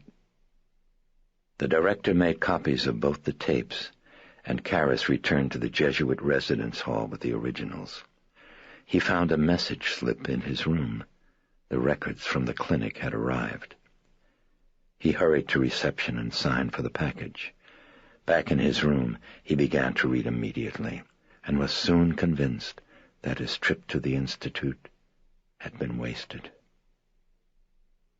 Indications of guilt obsession with ensuing hysterical somnambulistic. Room for doubt, he thought. Always room, interpretation. But Reagan's stigmata. Karras buried his weary face in his hands. The skin stigmata that Chris had described had indeed been reported in Reagan's file, but it had also been noted that Reagan had hyperreactive skin and could herself have produced the mysterious letters merely by tracing them on her flesh with a finger a short time prior to their appearance. Dermatographia. Yeah, she did it herself, brooded Karras. He was certain of that, for as soon as Reagan's hands had been immobilized by restraining straps, the records noted, the mysterious phenomena had ceased and were never repeated. Fraud. Conscious or unconscious, he thought. Still fraud. He lifted his head and eyed the phone. Frank. Call him off? Waste of time? He picked up the receiver. There was no answer, and he left word for Frank to call. Then, exhausted, he stood up and walked slowly to the bathroom. He splashed cold water on his face. Remembered. The ritual. The exorcist will simply be careful that none of the patient's manifestations are left out. He looked up at himself in the mirror. Had he missed something? What? The sauerkraut odor. He turned and slipped a towel off the rack and wiped his face. Autosuggestion, he remembered.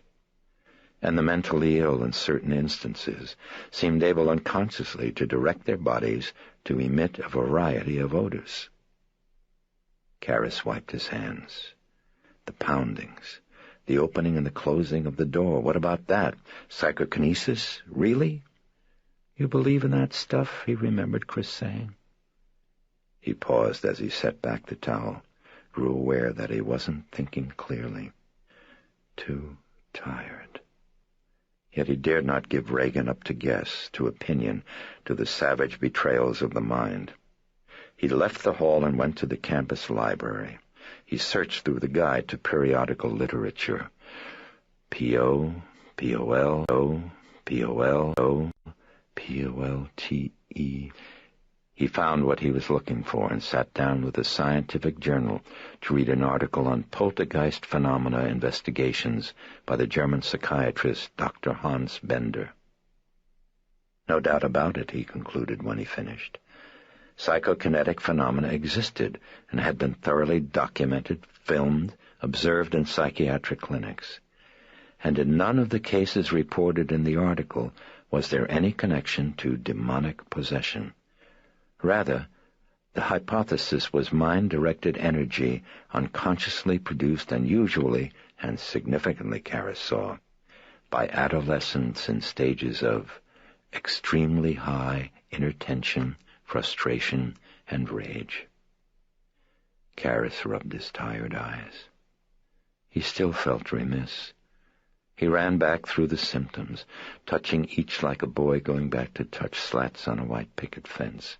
Which one had he missed, he wondered. Which? The answer, he concluded wearily, was none. He returned the journal to the desk. He walked back to the McNeil house. Willie admitted him and led him to the study. The door was closed. Willie knocked. "Father Karras," she announced. "Oh, come on in." Karras entered and closed the door behind him.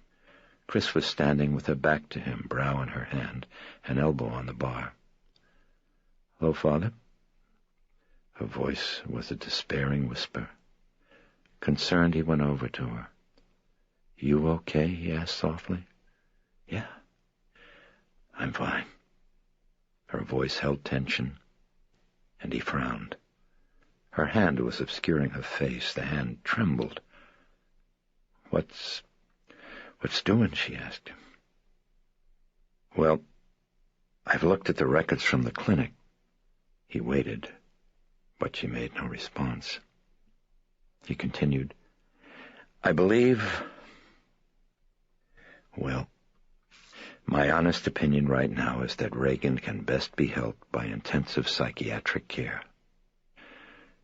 She shook her head very slowly back and forth. "Where's her father?" he asked her. "In Europe," she whispered. "Have you told him what's happening?"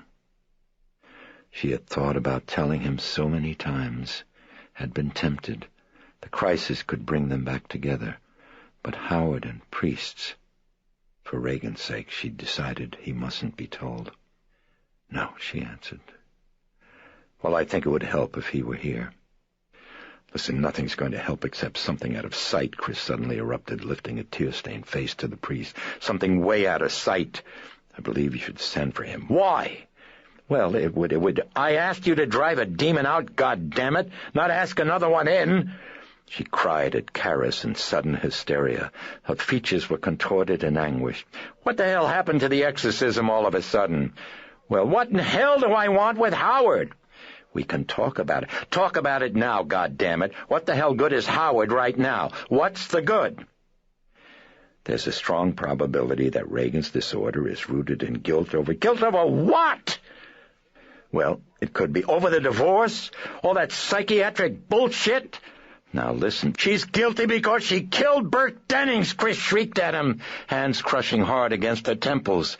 She killed him, and they're going to put her away. They're going to put her away. Oh, my God, oh, God. Karras caught her up as she crumpled, sobbing, and guided her toward the sofa. "It's all right," he kept telling her softly. "It's all right." "No, they'll put her away," she was sobbing. They'll put... Oh, God." "It's all right." He eased her down and stretched her out on the sofa. He sat down on the edge and took her hand in both of his, thought of Kinderman, of Dennings, her sobbing unreality. "All right," he said. "It's going to be all right. Take it easy. It's all right." Soon the crying subsided, and he helped her sit up. He brought her water and a box of tissues he'd found on a shelf behind the bar. Then he sat down beside her. "Oh, God, I'm glad," she said, sniffling and blowing her nose. "Just glad I got it out." Karras was in turmoil, his own shock of realization increasing the calmer she grew. Quiet sniffles now, intermittent catches in her throat. And now the weight was on his back again, heavy and oppressive. He inwardly stiffened. "Oh, no more. Say no more." "Do you want to tell me more?" he asked her gently. Chris nodded. She exhaled and wiped at an eye and spoke haltingly, in spasms, of Kinderman, of the book, of her certainty that Dennings had been up in Reagan's bedroom, of Reagan's great strength, of the Dennings personality that Chris thought she had seen with the head turned around and facing backward. She finished, and now she waited for Karras's reaction. For a time he didn't speak as he thought it all over, and then at last he said softly, You don't know that she did it. But the head turned around, said Chris. You'd hit your own head pretty hard against the wall, Karis answered. You were also in shock. You imagined it. She told me that she did it, Chris intoned without expression. There was a pause. Did she tell you how? Chris shook her head. He turned and looked at her. No, she said. No. Then it doesn't mean a thing, Karis told her. No, it wouldn't mean a thing unless she gave you details that no one else could conceivably know but the killer. Chris was shaking her head in doubt. I don't know, she answered. I don't know if I'm doing what's right. I think she did it and she could kill someone else. I don't know. Father, what should I do now? The weight was now set in concrete. In drying, it had shaped itself to his back. He rested an elbow on his knee and closed his eyes. Well, you've told someone now, he said quietly. You've done what you should. Now just forget it. Just put it away and leave it all up to me. He felt her gaze on him and looked at her. Are you feeling any better now? He asked her. She nodded. Would you do me a favor? He asked. What? Go out and see a movie. She wiped at an eye with the back of her hand and smiled. I hate him. Then go visit a friend. She put her hands in her lap and looked at him warmly. I got a friend right here, she said at last. He smiled. Get some rest, he advised her. I will. Karis had another thought. You think Dennings brought the book upstairs, or was it there? I think it was already there, Chris answered. Karis considered this, and then he stood up. Well, okay. You need the car? No, you keep it. All right, then. I'll be back to you later. Ciao, Father. Ciao. He walked out into the street, brimming turmoil, churning. Reagan, Dennings. Impossible. No. Yet there was Chris's near conviction, her reaction, her hysteria. And that's just what it is, he thought. Hysterical imagining. And yet he chased certainties like leaves in a knifing wind. As he passed by the long flight of steps near the house, he heard a sound from below by the river. He stopped and looked down toward the C&O Canal. A harmonica.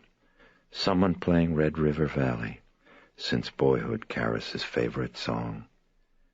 He listened until traffic noise drowned it out, until his drifting reminiscence was shattered by a world that was now and in torment, that was shrieking for help, dripping blood on exhaust fumes. He thrust his hands into his pockets, thought feverishly of Chris, of Reagan, of Lucas aiming kicks at Tranquille. He had to do something. What? Could he hope to outguess the clinicians at Barringer? Go to Central Casting, she said.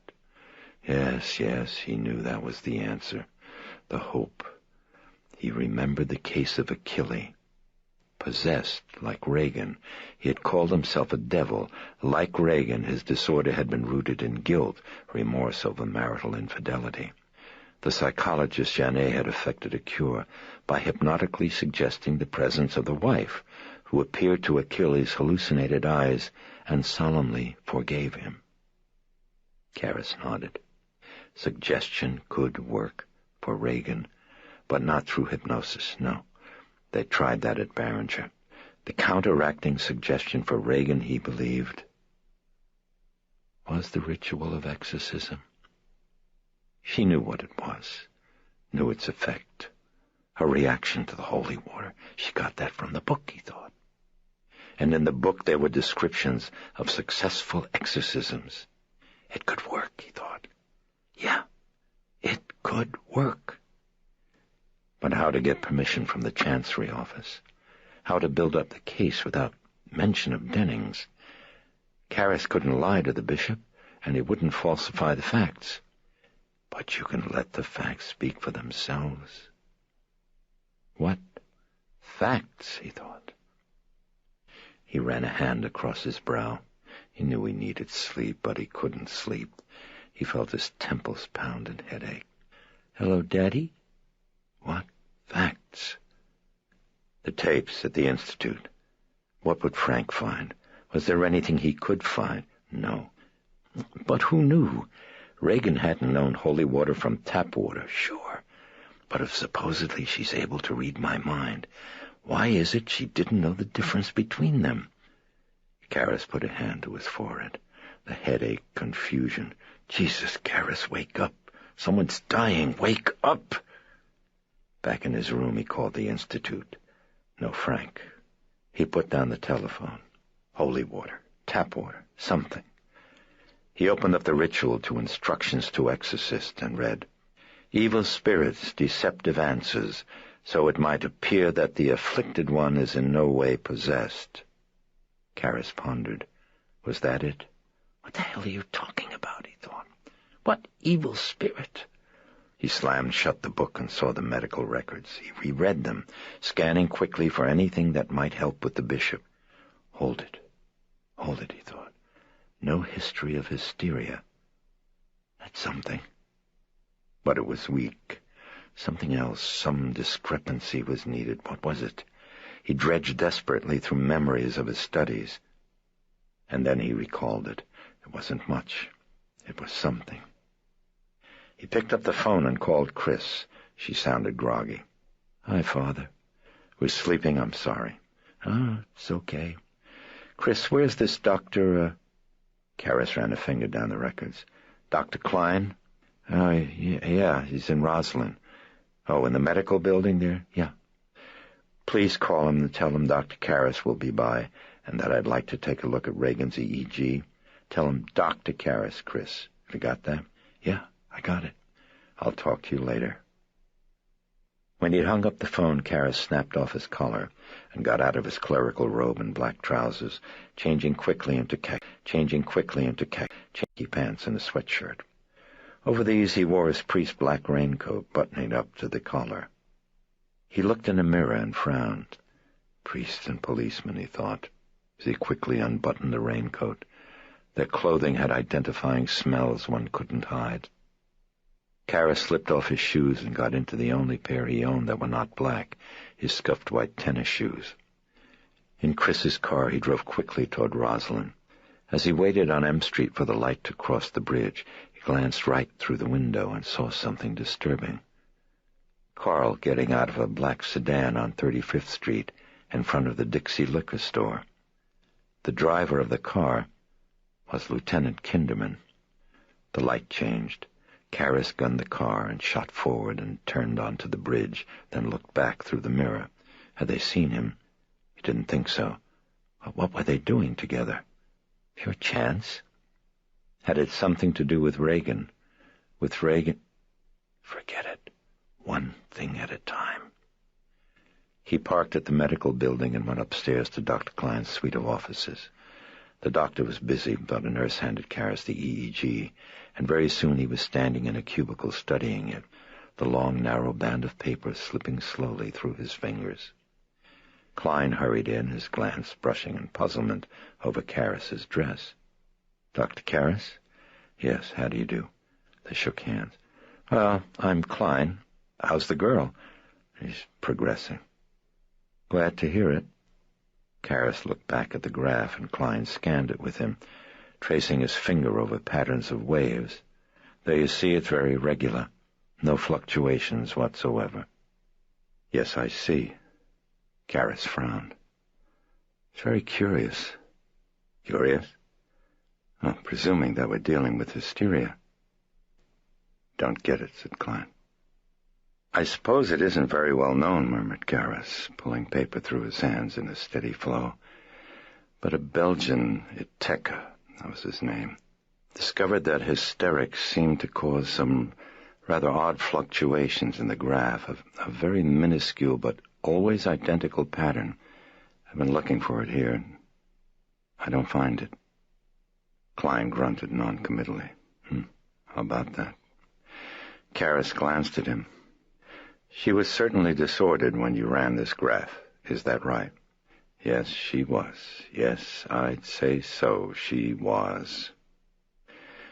"Well, then isn't it curious," said Karras, "that she tested so perfectly? Even subjects in a normal state of mind can influence their brain waves, at least within the normal range, and Reagan was disturbed at the time. It would seem there would be some fluctuations." "If Mrs. Simmons is getting impatient," a nurse interrupted, cracking open the door. "Yes, I'm coming," sighed Klein. As the nurse hurried off, he took a step toward the hallway, then turned with his hand on the door edge. "Speaking of hysteria," he commented dryly. "Sorry, got to run."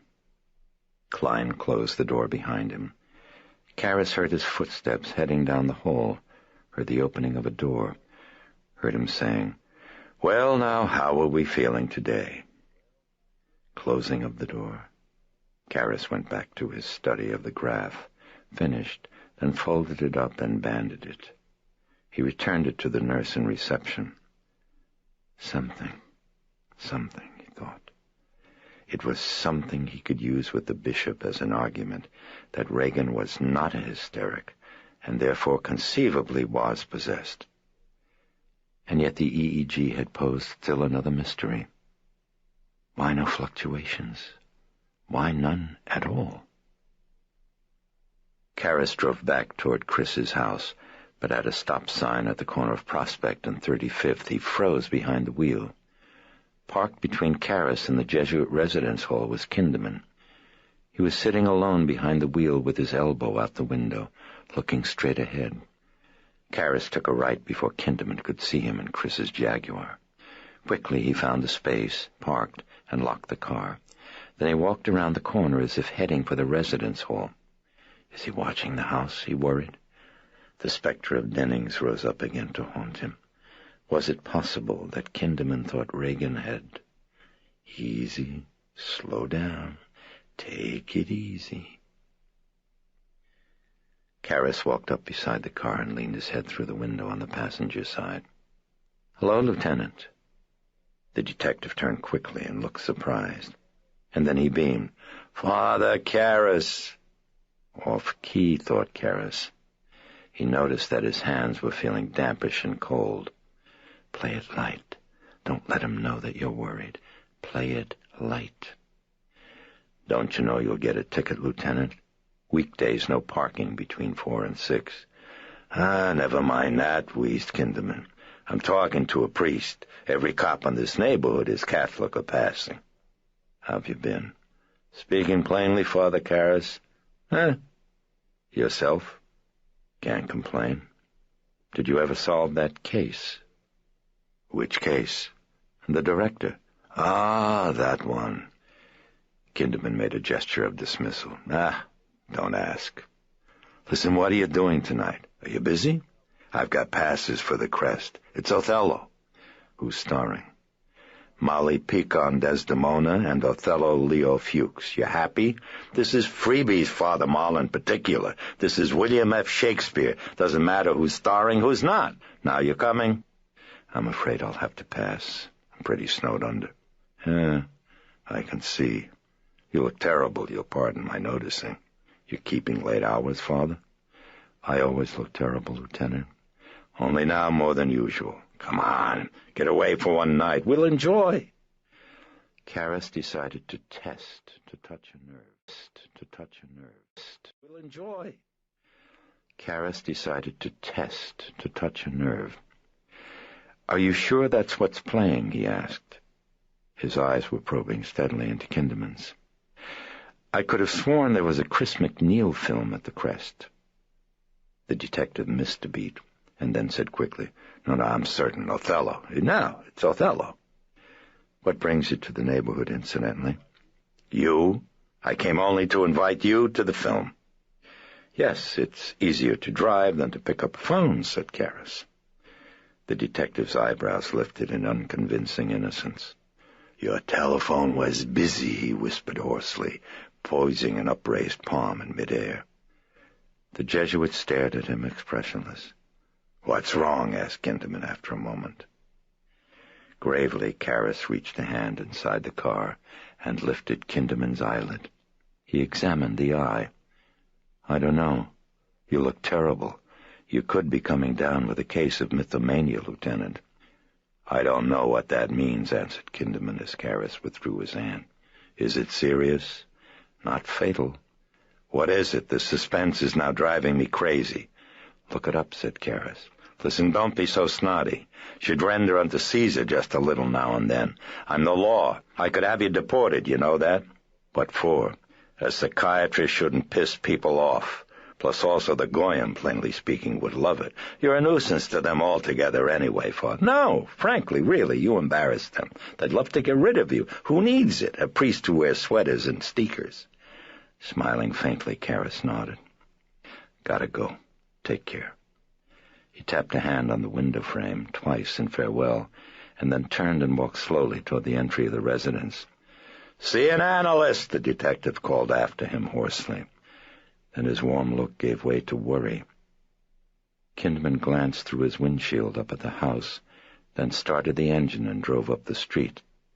Passing Karras, he honked his horn and waved. Karras waved back, watching Kinderman round the corner of 36th. Then he stood motionless for a while on the sidewalk, rubbing gently at his brow with a trembling hand. Could she really have done it?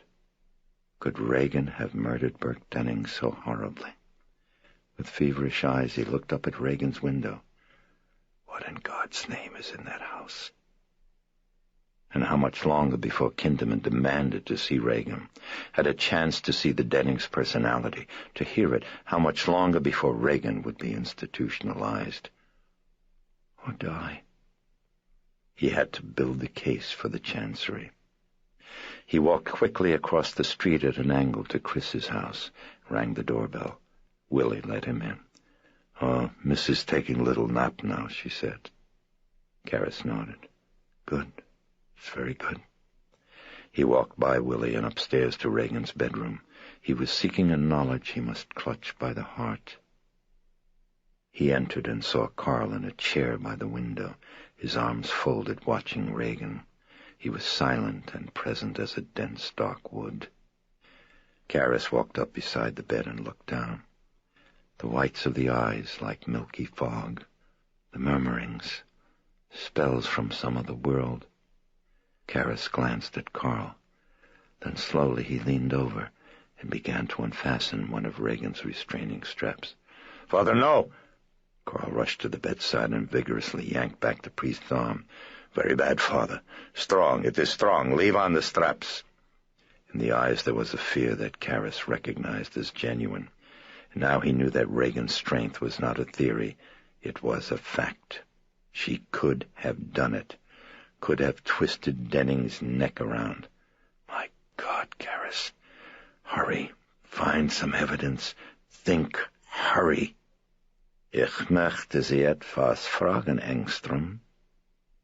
With a stab of discovery and hot-surging hope, Karras jerked around his head and looked down at the bed. The demon grinned mockingly at Carl. "Tanzt Ihr Tochter gern?" German.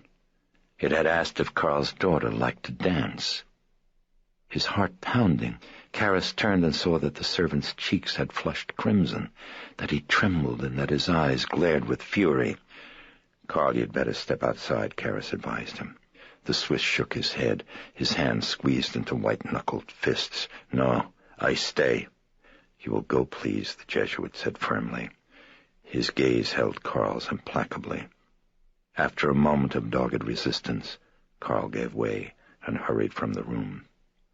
The laughter had stopped. Karras turned back. The demon was watching him. Pleased. "Oh, so you're back," it croaked. "I'm surprised. I would think that embarrassment over the holy water might have discouraged you from ever returning. But then I forgot that a priest has no shame." Karras breathed shallowly and forced himself to rein his expectations, to think clearly. He knew that the language test in possession required intelligent conversation as proof that whatever was said was not traceable to buried linguistic recollections. Easy. Slow down. Remember that girl? Girl you read about? He was thinking of the teenage servant, possessed and delirium. She'd babbled a language that finally was recognized to be Syriac. Karras forced himself to think of the excitement it had caused, of how finally it was learned that the girl had at one time been employed in a boarding house where one of the lodgers was a student of theology.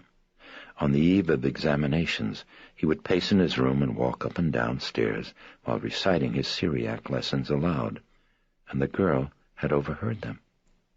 Take it easy. Don't get burned.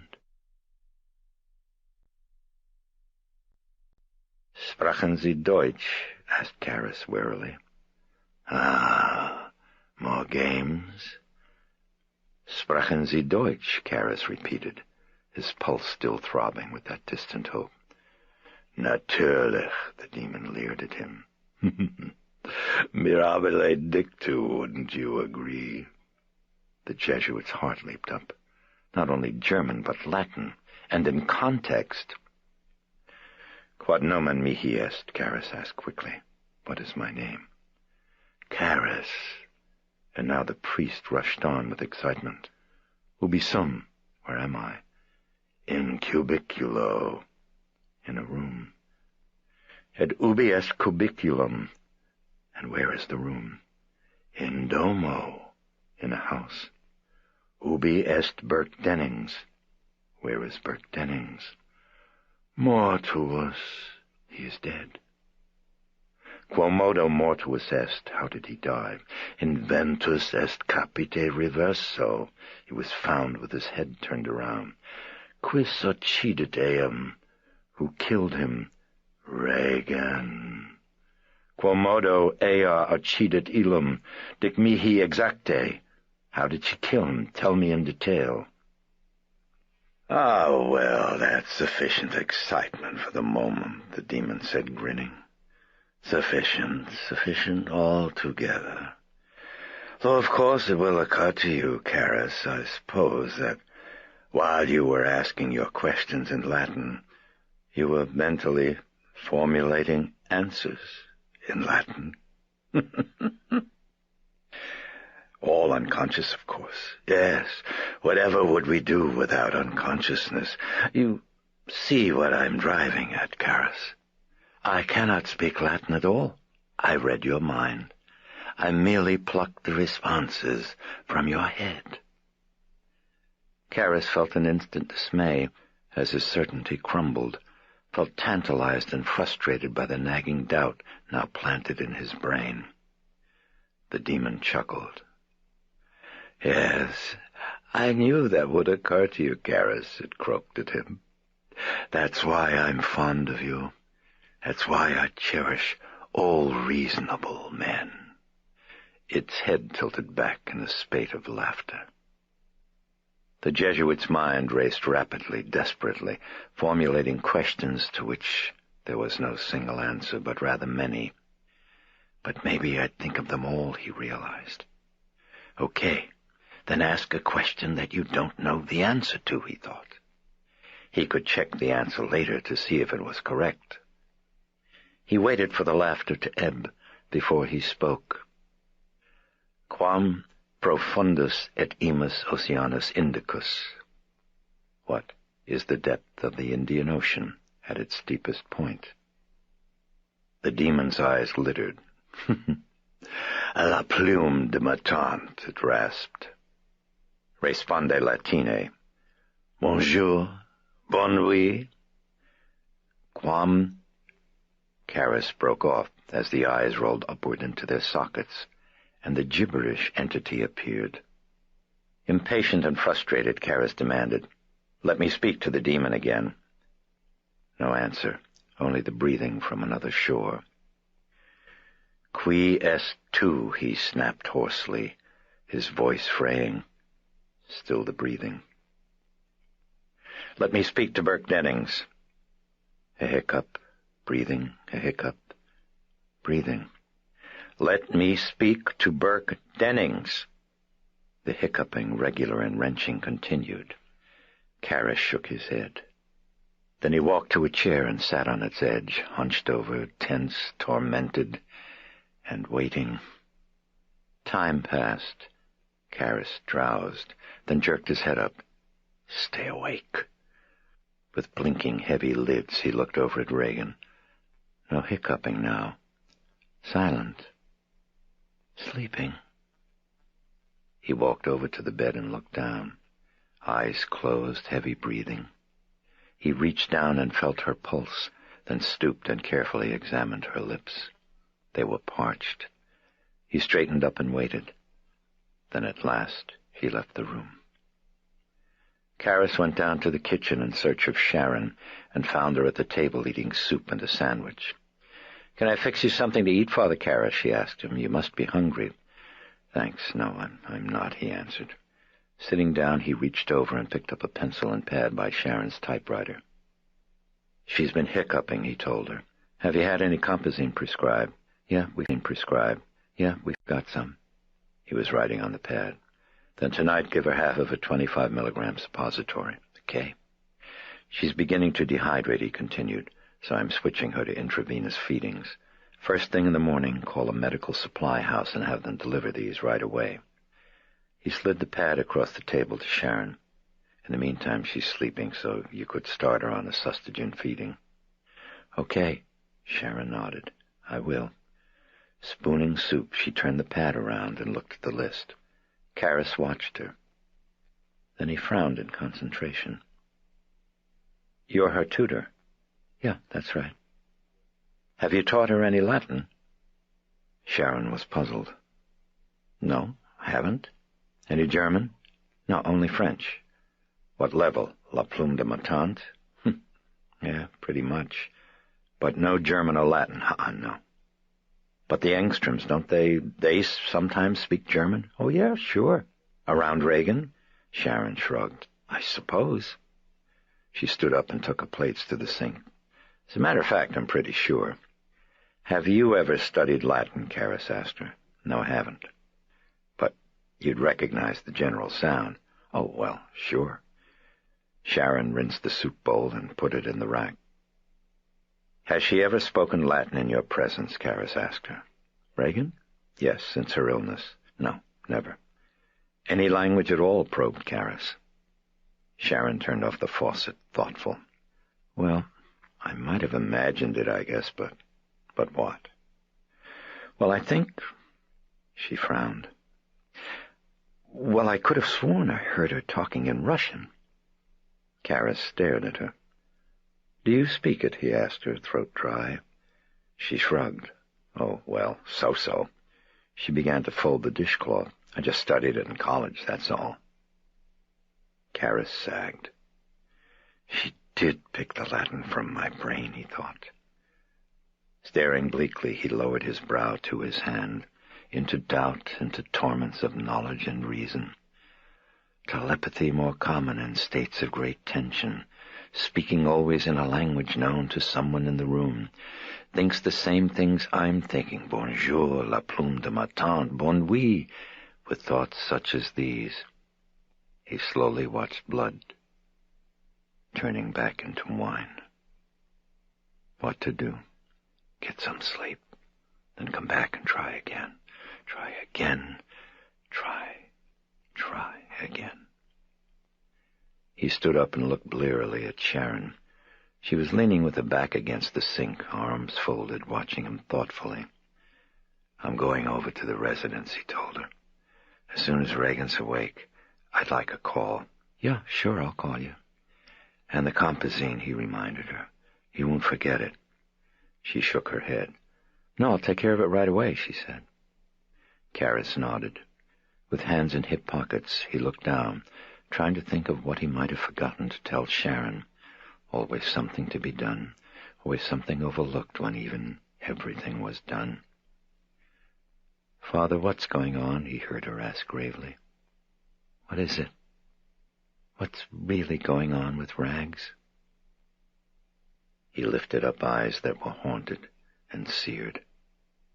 I really don't know, he said emptily. He turned and walked out of the kitchen. As he passed through the entry hall, Karras heard footsteps coming up rapidly behind him. Father Karras! He turned and saw Carl with his sweater. Very sorry, said the servant as he handed it over.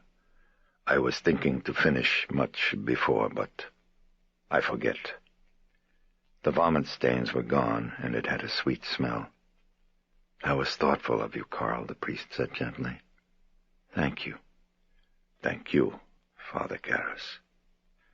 There was a tremor in his voice, and his eyes were full. Thank you for your helping Miss Reagan, Carl finished. Then he averted his head, self-conscious, and swiftly left the entry. Karras watched, remembering him in Kinderman's car. More mystery, confusion. Wearily he opened the door. It was night. Despairing, he stepped out of darkness into darkness. He crossed to the residence, groping toward sleep, but as he entered his room, he looked down and saw a message slip pink on the floor. He picked it up. From Frank. The tapes. A home number. Please call. He picked up the telephone and requested the number. Waited. His hand shook with desperate hope. Hello? A young boy had answered, a piping voice. May I speak to your father, please? Yeah, just a minute. Phone clattering, then quickly picked up. Still the boy. Who is this? Father Karras. Father Karras? His heart thumping, Karras spoke evenly. Karras. Father Karras. Down went the phone again. Karras pressed digging fingers against his brow. Phone noise. Father Karras? Oh, yeah. Hello, Frank. I've been trying to reach you. Oh, I'm sorry. I've been working on your tapes at the house. Are you finished, Frank? Oh, yes, I am. By the way, this is pretty weird stuff. I know. Karras tried to flatten the tension in his voice. What's the story, Frank? What have you found? Well, this type token ratio first, yeah? Well, I didn't have enough of a sampling to be absolutely accurate, you understand. But I'd say it's pretty close, or, at least as close as you can get with these things. Well, at any rate, the two different voices on the tapes, I'd say, are probably separate personalities. Probably? Well, I wouldn't want to swear to it in court. In fact, I'd have to say the variance is, well, really pretty minimal. Minimal, Karras repeated dully. Well, that's the ball game, he thought. And what about the gibberish, Frank? He asked without hope. Is it any kind of a language? Frank chuckled. What's funny? Asked the Jesuit moodily. Was this really some sneaky psychological testing, Father? I don't know what you mean, Frank. Well, I guess you got your tapes mixed around to something. It's Frank. Is it a language or not? Cut in Karras. Oh, I'd say it was a language, all right. Karras stiffened. Are you kidding me? No, I'm not kidding you. What's the language? Asked Karras, unbelieving. English. For a moment, Karras was mute, and when he spoke, there was an edge to his voice. Frank, we seem to have a very poor connection. Or would you like to let me in on the joke? Well, have you got your tape recorder there? Asked Frank. It was sitting on Karras's desk. Yes, I do.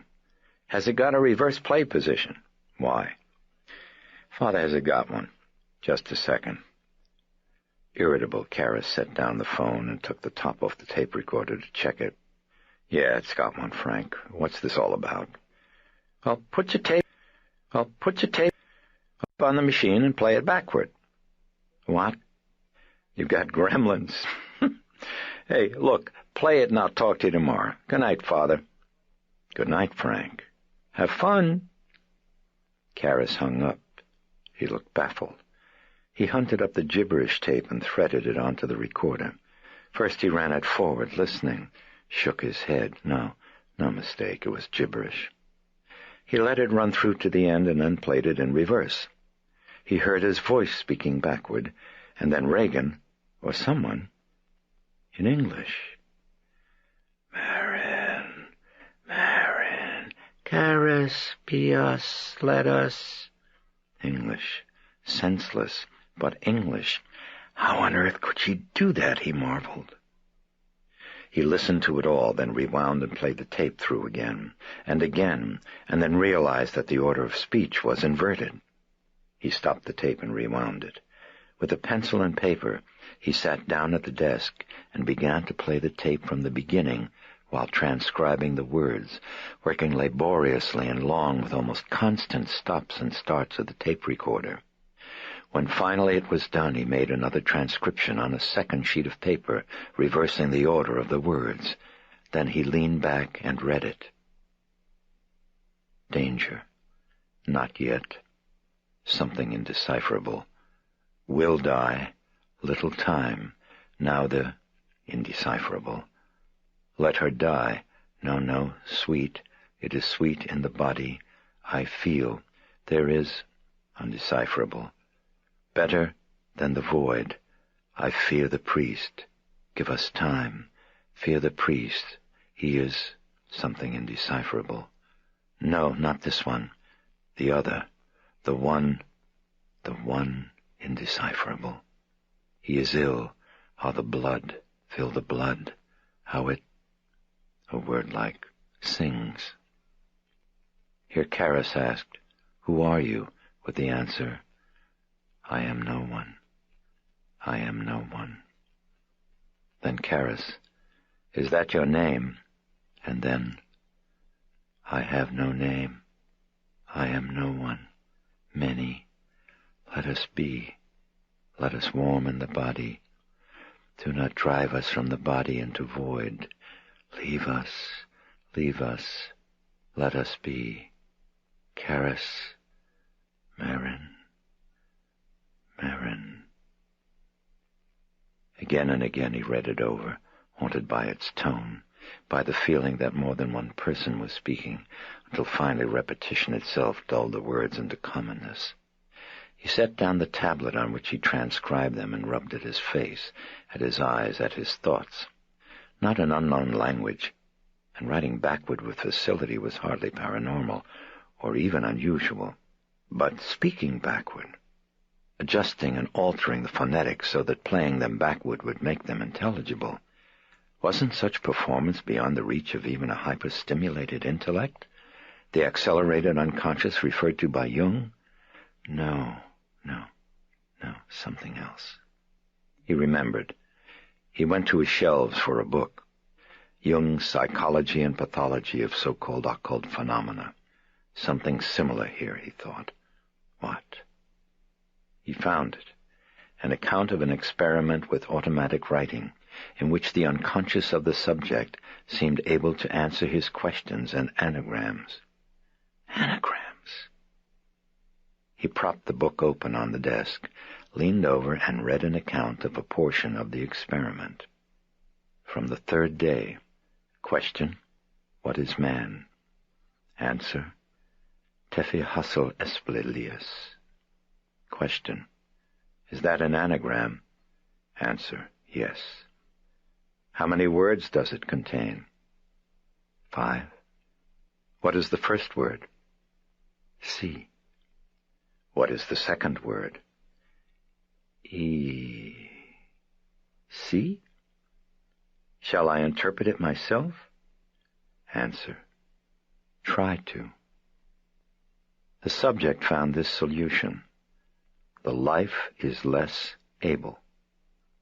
He was astonished at this intellectual pronouncement, which seemed to him to prove the existence of an intelligence independent of his own.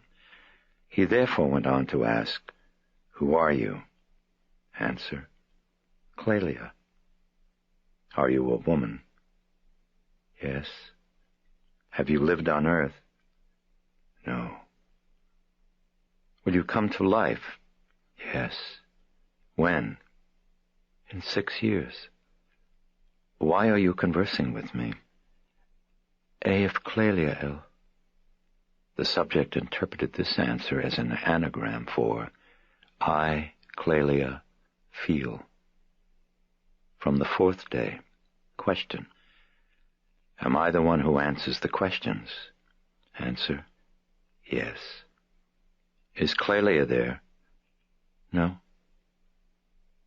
Who was there, then? Nobody. Does Clelia exist at all? No. Then with whom was I speaking yesterday? With nobody. Karras stopped reading. He shook his head. Here was no paranormal performance, only the limitless abilities of the mind. He reached for a cigarette, sat down, and lit it. I am no one. Many. It was eerie, all right. Where did it come from, he wondered, this content of her speech? With nobody. From the same place Clelia had come from? Emergent personalities? Marin. Ah, the blood. He is ill. Haunted, remembering the voices, he glanced at his copy of Satan and moodily leafed to the opening inscription. Let not the dragon be my leader. Karras exhaled smoke and closed his eyes. He coughed. His throat felt raw and inflamed. He crushed out the cigarette, eyes watering from smoke, exhausted. His bones felt like iron pipe. He got up and put out a do not disturb sign on the door. Then he flicked out the room light, shuttered his window blinds, kicked off his shoes, and collapsed on the bed. Fragments of thought. Reagan, Dennings, Kinderman. What to do? He must help. How? Try the bishop with what little he had? He didn't think so. He could never convincingly argue the case. He thought of undressing, getting under the bed covers. Oh, too tired. This burden. He wanted to be free. Let us be. Let me be. He responded to fragment. He drifted into motionless, dark granite sleep. The ringing of a telephone awakened him. Groggy, he fumbled toward the light switch. What time was it? A few minutes after 3. He reached blindly for the telephone and answered it. Sharon, would he come to the house right away? Yes, he would come. He hung up the telephone, feeling trapped again, smothered and enmeshed. He went into the bathroom and splashed cold water on his face, dried off, and then started from the room, but at the door he turned around and came back for his sweater. He pulled it over his head and then went out into the street. The air was thin and still in the darkness. Some cats at a garbage can scurried in fright as he crossed toward the house. Sharon met him at the door. She was wearing a sweater and was draped in a blanket.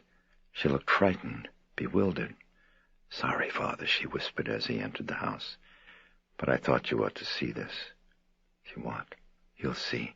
Let's be quiet now. I don't want to wake up Chris. She shouldn't see this. She beckoned. Karras followed her, tiptoeing quietly up the stairs to Reagan's bedroom. Entering, the Jesuit felt chilled to the bone. The room was icy. He frowned in bewilderment at Sharon, and she nodded at him solemnly. Yeah, the heat's on, she whispered. Then she turned and stared at Reagan, at the whites of her eyes glowing eerily in lamplight. She seemed to be in coma, heavy breathing, motionless. The nasogastric tube was in place, the sustagen seeping slowly into her body. Sharon moved quietly toward the bedside, and Karras followed, still staggered by the cold. When they stood by the bed, he saw beads of perspiration on Reagan's forehead, glanced down and saw her hands gripped firmly in the restraining straps. Sharon. She was bending, gently pulling the top of Reagan's pajamas wide apart, and an overwhelming pity hit Karras at the sight of the wasted chest, the protruding ribs where one might count the remaining weeks or days of her life. He felt Sharon's haunted eyes upon him. I don't know if it stopped, she whispered, but watch. Just keep watching her chest. She turned and looked down, and the Jesuit, puzzled, followed her gaze. Silence, the breathing, watching, the cold. Then the Jesuit's brows knitted tightly as he saw something happening to the skin. A faint redness, but in sharp definition, like handwriting. He peered down closer. "There, it's coming," whispered Sharon. Abruptly, the gooseflesh on Karis's arms was not from the icy cold in the room. It was from what he was seeing on Regan's chest. Was from the bas-relief script rising up in clear letters of blood-red skin. 2 words. "Help me." "That's her handwriting," whispered Sharon.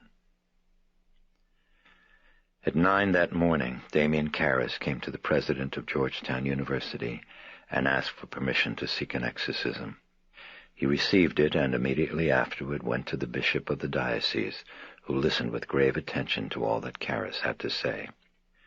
"You're convinced that it's genuine?" the bishop asked finally. "I've made a prudent judgment that it meets the conditions set forth in the ritual," answered Karis evasively. He still did not dare believe. Not his mind, but his heart had tugged him to this moment. Pity and the hope for a cure through suggestion. "You would want to do the exorcism yourself?" asked the bishop. Karis felt a moment of elation, saw the door swinging open to fields, to escape from the crushing weight of caring and that meeting each twilight with the ghost of his faith. Yes, of course," answered Karis. "Well, how's your health?" "It's all right." "Have you ever been involved with this sort of thing before?" "No, I haven't." Well, we'll see. It might be best to have a man with experience, There aren't too many, of course, but perhaps someone back from the foreign missions. Let me see who's around. In the meantime, I'll call you as soon as we know. When Karis had left him, the bishop called the president of Georgetown University, and they talked about him for the 2nd time that day. "Well, he does know the background," said the president at a point in their conversation. "I doubt there's any danger in just having him assist. There should be a psychiatrist present anyway. And what about the exorcist? Any ideas? I'm a blank." "Well, Blankus de Merrin's around." "Merrin? Had a notion he was over in Iraq. I think I read he was working on a dig around Nineveh." "Yes, that's right, down below Mosul. But he finished, and he came back about 3 or 4 months ago, Mike. He's at Woodstock." "Oh, is he teaching?" "No, he's working on another book." "Huh, God help us. Don't you think he's too old, though? How's his health?" "Well, it must be all right, or he wouldn't still be running around digging up tombs, don't you think?" "I suppose that's so." "Besides, he's had experience, Mike." "Oh, I didn't know that." "Well, I don't know. At least that's the word around." "Oh, when was that?" "Oh, maybe 10, 12 years ago, I think, in Africa. Supposedly the exorcism lasted for months. Heard it damn near killed him." "Well, in that case, I doubt that he'd want to do another one." "We do what we're told here, Mike. All the rebels are over with the seculars." "Thank you for reminding me." "Well, what do you think?" "Look, I'll leave it up to you and the provincial." Early that silently waiting evening, a young scholastic preparing for the priesthood wandered the grounds of Woodstock Seminary in Maryland. He was searching for a slender, gray-haired old Jesuit. He found him on a pathway strolling through a grove. He handed him a telegram. The old man thanked him, serene, eyes kindly, then turned and renewed his contemplation, continued his walk through a nature that he loved. Now and then he would pause to hear the song of a robin, to watch a bright butterfly hover on a branch. He did not open and read the telegram. He knew what it said. He had known. He had read it in the dust of the temples of Nineveh. He was ready. He continued his farewells. Part 4. And let my cry come unto thee. Chapter 1. In the breathing dark of his quiet office, Kinderman brooded above his desk. He adjusted the desk lamp beam a fraction. Below him were records, transcripts, exhibits, police files, crime lab reports, scribbled notes. In a pensive mood, he had carefully fashioned them into a collage in the shape of a rose, as if to belie the ugly conclusion to which they had led him, that he could not accept. Engström was innocent. At the time of Denning's death, he had been visiting his daughter, supplying her with money for the purchase of drugs. He had lied about his whereabouts that night in order to protect her and to shield her mother, who believed Elvira to be dead and past all harm and degradation. It was not from Carl that Kinderman had learned this. On the night of their encounter in Elvira's hallway, the servant remained obdurately silent. It was only when Kinderman apprised the daughter of her father's involvement in the Dennings case that Elvira volunteered the truth. There were witnesses to confirm it. Engström was innocent. Innocent and silent concerning events in Chris MacNeil's house. Kinderman frowned at the rose collage. Something was wrong with the composition. He shifted a petal point, the corner of the deposition, a trifle lower and to the right. Roses, Elvira. He had warned her grimly that failure to check herself into a clinic within 2 weeks would result in his dogging her trail with warrants until he had evidence to effect her arrest. Yet he did not really believe she would go. There were times when he stared at the lawn blinkingly, as he would the noonday sun, in the hope it would temporarily blind him, while some quarry made its escape. Engström was innocent. What remained? Kinderman, wheezing, shifted his weight. Then he closed his eyes and imagined he was soaking in a lapping hot bath. Mental closeout sale, he bannered at himself. Moving to new conclusions, positively everything must go. For a moment he waited, unconvinced. Then positively, he added sternly. He opened his eyes and examined afresh the bewildering data. Item: the death of Director Burke Dennings seemed somehow linked to the desecrations at Holy Trinity. Both involved witchcraft, and the unknown desecrator could easily be Dennings' murderer.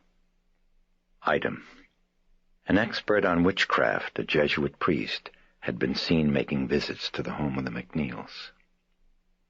Item: the typewritten sheet of paper containing the text of the blasphemous altar card discovered at Holy Trinity had been checked for latent fingerprints.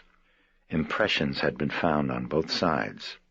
Some had been made by Damien Karras, but still another set had been found that, from their size, were judged to be those of a person with very small hands, quite possibly a child. Item: the typing on the altar card had been analyzed and compared with the typed impressions on the unfinished letter that Sharon Spencer had pulled from her typewriter, crumpled up, and tossed at a wastepaper basket, missing it, while Kinderman had been questioning Chris. He had picked it up and smuggled it out of the house. The typing on this letter and the typing on the altar card sheet had been done on the same machine. According to the report, however, the touch of the typists differed. The person who had typed the blasphemous text had a touch far heavier than Sharon Spencer's. Since the typing of the former, moreover, had not been hunt and peck, but rather skillfully accomplished, it suggested that the unknown typist of the altar card text was a person of extraordinary strength. Item: Burke Dennings, if his death was not an accident, had been killed by a person of extraordinary strength. Item: Engström was no longer a suspect. Item: a check of domestic airline reservations disclosed that Chris MacNeil had taken her daughter to Dayton, Ohio. Kinderman had known that the daughter was ill and was being taken to a clinic, but the clinic in Dayton would have to be Barringer. Kinderman had checked, and the clinic confirmed that the daughter had been in for observation. Though the clinic refused to state the nature of the illness, it was obviously a serious mental disorder. Item: serious mental disorders at times caused extraordinary strength. Kinderman sighed and closed his eyes. The same. He was back to the same conclusion. He shook his head. Then he opened his eyes and stared at the center of the paper rose. A faded old copy of a national news magazine. On the cover were Chris and Reagan. He studied the daughter. The sweet freckled face and the ribbon ponytails, the missing front tooth and the grin. He looked out a window into darkness. A drizzling rain had begun to fall. He went down to the garage, got into the unmarked black sedan, and then drove through rain-slick, shining streets to the Georgetown area, where he parked on the eastern side of Prospect Street, and sat for a quarter of an hour. Sat, staring at Reagan's window. Should he knock at the door and demand to see her? He lowered his head and rubbed at his brow. William F. Kinderman, he thought, you are sick. You are ill. Go home, take medicine, sleep. He looked up at the window again and ruefully shook his head. Here, to here, his haunted logic had led him. He shifted his gaze as a cab pulled up to the house. He started the engine and turned on the windshield wipers. From the cab stepped a tall old man, black raincoat and hat and a battered valise. He paid the driver, then turned and stood motionless, staring at the house. The cab pulled away and rounded the corner of 36th Street. Kinderman quickly pulled out to follow. As he turned the corner, he noticed that the tall old man hadn't moved, but was standing on the streetlight glow in mist, like a melancholy traveler frozen in time. The detective blinked his lights at the taxi. Inside the house at that moment, Karis and Carl pinned Reagan's arms, while Sharon injected her with Librium, bringing the total amount injected in the last 2 hours to 400 milligrams. The dosage, Karis knew, was staggering. But after a lull of many hours, the demonic personality had suddenly awakened in a fit of fury so frenzied that Reagan's debilitated system could not for very long endure it. Karis was exhausted. After his visit to the Chancery office that morning, he returned to the house to tell Chris what had happened. Then he set up an intravenous feeding for Reagan, went back to his room, and fell on his bed. After only an hour and a half of sleep, however, the telephone had wrenched him awake. Sharon. Reagan was still unconscious, and her pulse had been gradually slipping lower. Karis had then rushed to the house with his medical bag and pinched Reagan's Achilles tendon, looking for reaction to pain. There was none. He pressed down hard on one of her fingernails. Again, no reaction. Karis was worried. Though he knew that in hysteria and in states of trance there was sometimes an insensitivity to pain, he now feared coma, a state from which Reagan might slip easily into death. He checked her blood pressure, 90/60, then pulse rate, 60. He had waited in the room then and checked her again every 15 minutes for an hour and a half before he was satisfied that blood pressure and pulse rate had stabilized, meaning Reagan was not in shock, but in a state of stupor. Sharon was instructed to continue to check the pulse each hour. Then he'd return to his room and his sleep, but again the telephone woke him up. The Exorcist, the Chancery office told him, would be Lancaster Merrin. Karis would assist. The news had stunned him. Merrin, the philosopher-paleontologist, the soaring, staggering intellect. His books had stirred ferment in the church, for they interpreted his faith in the terms of science, in terms of a matter that was still evolving, destined to be spirit and joined to God. Karras telephoned Chris at once to convey the news, but found that she'd heard from the bishop directly. He had told her that Merrin would arrive the next day. "I told the bishop he could stay at the house," Chris said. "It'll just be a day or so, won't it?" Before answering, Karras paused. "I don't know." And then pausing again, he said, "You mustn't expect too much." "If it works, I mean," Chris had answered. Her tone had been subdued. I didn't mean to imply that it wouldn't," Karras reassured her. "I just meant that it might take time." "Well, how long?" "Well, it varies." Karras knew that an exorcism often took weeks, even months. Knew that frequently it failed altogether. He expected the latter.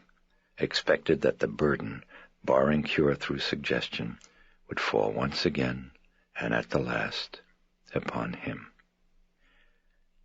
"It can take a few days or weeks," he then told her.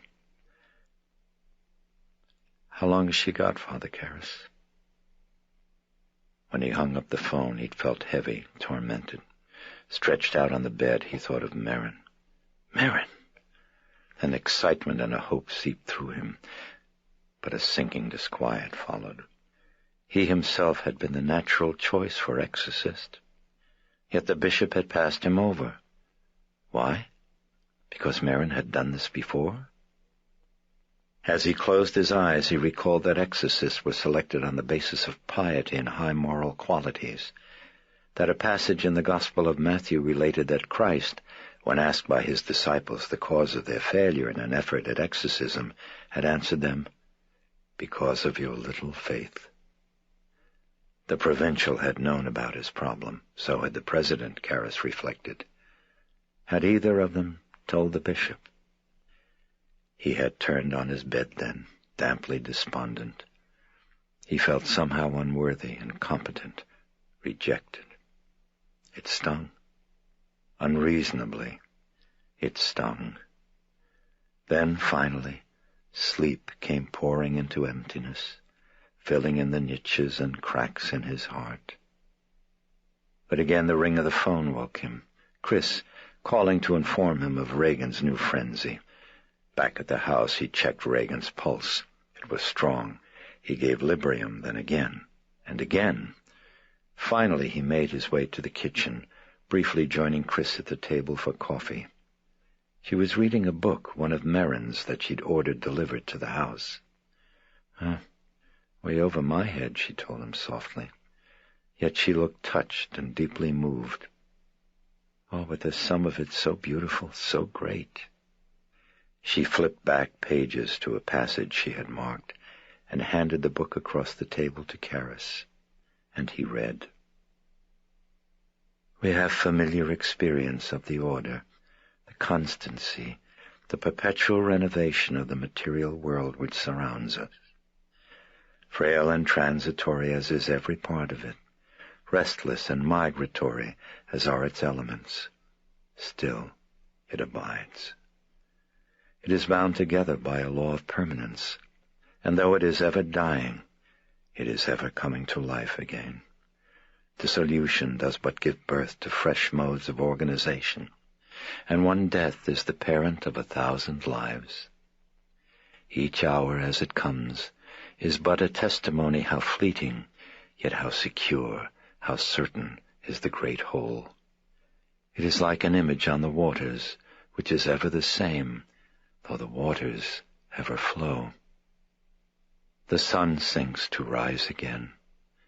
The day is swallowed up in the gloom of night, to be born out of it, as fresh as if it had never been quenched. Spring passes into summer, and though summer and autumn into winter, only the more surely, by its own ultimate return, to triumph over that grave towards which it resolutely hastened from its first hour. We mourn the blossoms of May because they are to wither, but we know that May is one day to have its revenge upon November, by the revolution of that solemn circle which never stops, which teaches us in our height of hope ever to be sober, and in our depth of desolation never to despair. "Yes, it's beautiful," Kara said softly. His eyes were still on the page. The raging of the demon from upstairs grew louder. "Bastard! Scum! Pious hypocrite!" "She used to put a rose on my plate. In the morning. Before I'd go to work. Karras looked up with a question in his eyes. "Reagan," Chris told him. She looked down. "Yeah, that's right. I forget. You've never met her." Chris blew her nose and dabbed at her eyes. "You, want some brandy in that coffee, Father Karras?" she asked. "Oh, thanks. I don't think so." "Coffee's flat," she whispered tremulously. "I think I'll get some brandy. Excuse me." She quickly left the kitchen. Karras sat alone and sipped bleakly at his coffee. He felt warm in the sweater that he wore beneath his cassock, felt weak in his failure to have given Chris comfort. Then a memory of childhood shimmered up sadly, a memory of Ginger, his mongrel dog, growing skeletal and dazed in a box in the apartment, Ginger shivering with fever and vomiting, while Karras covered her with towels, tried to make her drink warm milk, until a neighbor came by and saw it was distemper, shook his head and said, "Your dog needed shots right away." Then dismissed from school one afternoon, out to the street in columns of twos to the corner, his mother there to meet him unexpectedly, looking sad, and then taking his hand to press a shiny $50 piece into it. Oh, elation, so much money. And then his mother's voice, soft and tender. "Gingy die." He looked down at the steaming bitter blackness in his cup and felt his hands empty of comfort or of cure. "Pious bastard!" The demon, still raging. "Your dog needed shots right away." Quickly he returned to Reagan's bedroom, where he held her while Sharon administered the Librium injection that now brought the total dosage up to 500 milligrams. Sharon was swabbing the needle puncture while Karras watched Reagan, puzzled. The frenzy's obscenity seemed to be directed at no one in the room, but rather at someone unseen or not present. He dismissed the thought. "I'll be back," he told Sharon. Concerned about Chris, he went down to the kitchen, where again he found her sitting alone at the table. She was pouring brandy into her coffee. "Sure you wouldn't like some, Father?" she asked him. Shaking his head, Karras came over to the table and sat down wearily. He stared at the floor, heard porcelain clicks of a spoon stirring coffee.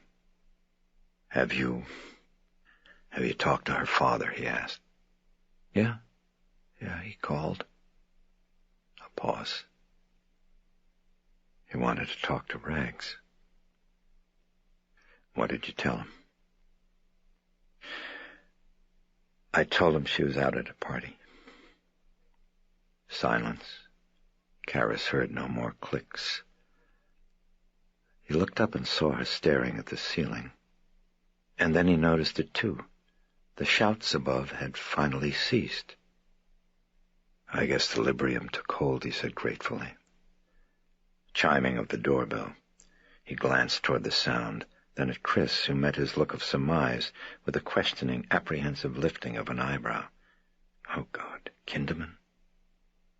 Seconds, ticking. They waited. Willie was resting. Sharon and Carl were still upstairs, no one coming to answer.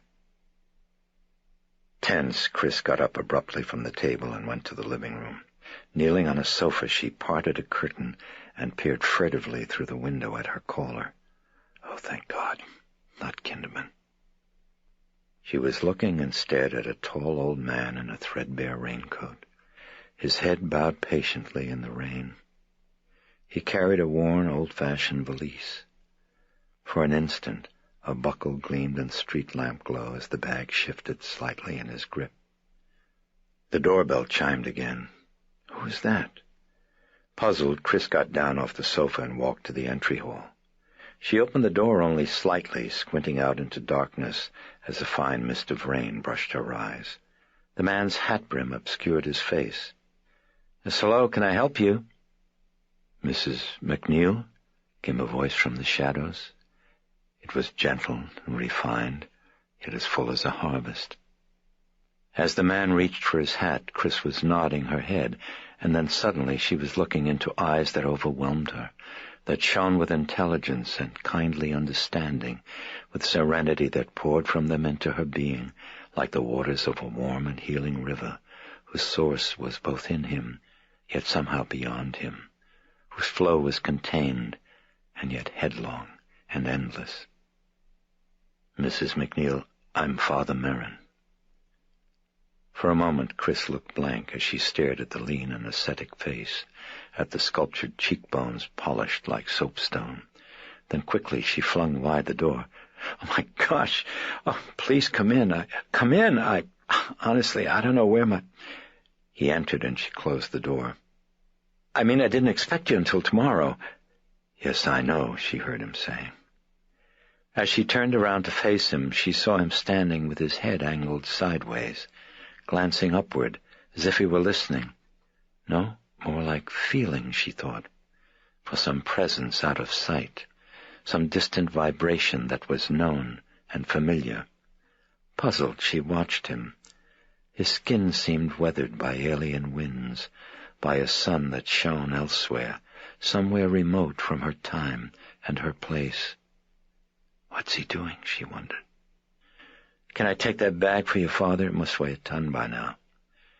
"It's all right," he said softly, still feeling, still probing. "It's like part of my arm, very old, very battered."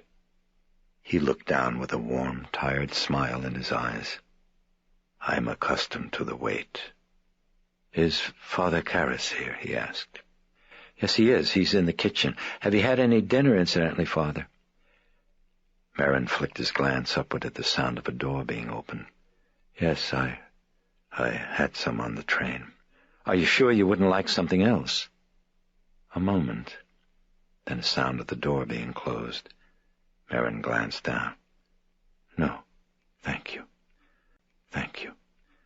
Thank you." "Gee, all of this rain," Chris protested, still flustered. If I'd known you were coming, I could have met you at the station." "It's all right." "Did you have to wait long for a cab?" "A few minutes." "I'd take that, Father." Carl. He descended the stairs very quickly and now slipped the bag from the priest's easy grip and took it off down the hall. "We put a bed in the study for your father." Chris was fidgeting. It's really very comfortable, and I thought you'd like the privacy. Come on, I'll show you where it is." She'd started moving, then stopped. "Oh, would you like to say hello to Father Karras?" "I should like to see your daughter first," said Merrin. Chris looked puzzled. "Right now, you mean, Father?" He glanced upward again with that distant attentiveness. "Yes, now. I think now. Gee, I'm sure she's asleep." "I think not." Well, if suddenly Chris flinched at a sound from above, at the voice of the demon, booming and yet muffled, croaking like amplified premature burial. "Merrin!" Then the massive and shiveringly hollow jolt of a single blow against the bedroom door. "Oh, God Almighty," Chris breathed as she clutched a pale hand against her chest. Stunned, she looked at Merrin. The priest hadn't moved. He was still staring upward, intense and yet serene, and in his eyes there was not even a hint of surprise. It was more, Chris thought, like recognition. Another blow shook the walls. "Merrin!" The Jesuit moved slowly forward, oblivious of Chris, who was gaping in wonder, of Carl stepping lithe and incredulous from the study, of Karras emerging bewildered from the kitchen while the nightmarish poundings and croakings continued. Merrin went calmly up the staircase, slender hand like alabaster sliding upward on the banister. Karras came up beside Chris, and together they watched from below as Merrin entered Regan's bedroom and closed the door behind him. For a time there was silence. Then abruptly the demon laughed hideously, and Merrin came out. He closed the door and started down the hall. Behind him the bedroom door opened again, and Sharon poked her head out, staring after him, an odd expression on her face. The Jesuit descended the staircase rapidly and put out his hand to the waiting Karras. "Father Karras." "Hello, Father." Merrin had clasped the other priest's hands in both of his. He was squeezing it, searching Karras's face with a look of gravity and concern, while upstairs the laughter turned to vicious obscenities directed at Merrin. "You look terribly tired," he said. "Are you tired?" "Not at all. Why do you ask?" "Do you have your raincoat with you?" Karras shook his head and said, "No." "Then here, take mine," said the gray-haired Jesuit, unbuttoning his coat. "I should like you to go to the residence, Damien, and gather up a cassock for myself, 2 surplices, a purple stole, some holy water, and 2 copies of the Roman ritual." He handed the raincoat to the puzzled Karras. "I believe we should begin." Karras frowned. "You mean now? Right away?" "Yes, I think so." "Don't you want to hear the background of the case first, Father?" "Why?" Merrin's brows were knitted in earnestness. Karras realized that he had no answer.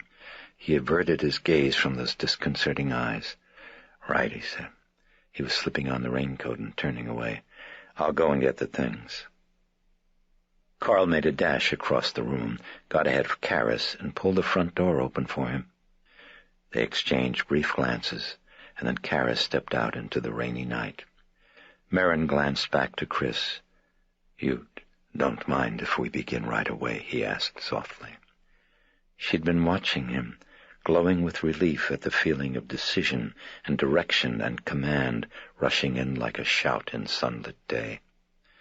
"No, I'm glad," she said gratefully. "You must be tired, though, Father." Merrin saw her anxious gaze flick upward toward the raging of the demon. "Would you like a cup of coffee?" she was asking. It's fresh." Insistent, faintly pleading. It's hot. Wouldn't you like some, Father?" He saw the hands lightly clasping and unclasping, the deep caverns of her eyes. Yes, I would," he said warmly. "Thank you." Something heavy had been gently brushed aside, told to wait. "If you're sure it's no trouble." She led him to the kitchen, and soon he was leaning against the stove with a mug of black coffee in his hand. "You want some brandy in that, Father?" Chris held up the bottle. Merrin bent his head and looked down into the mug without expression.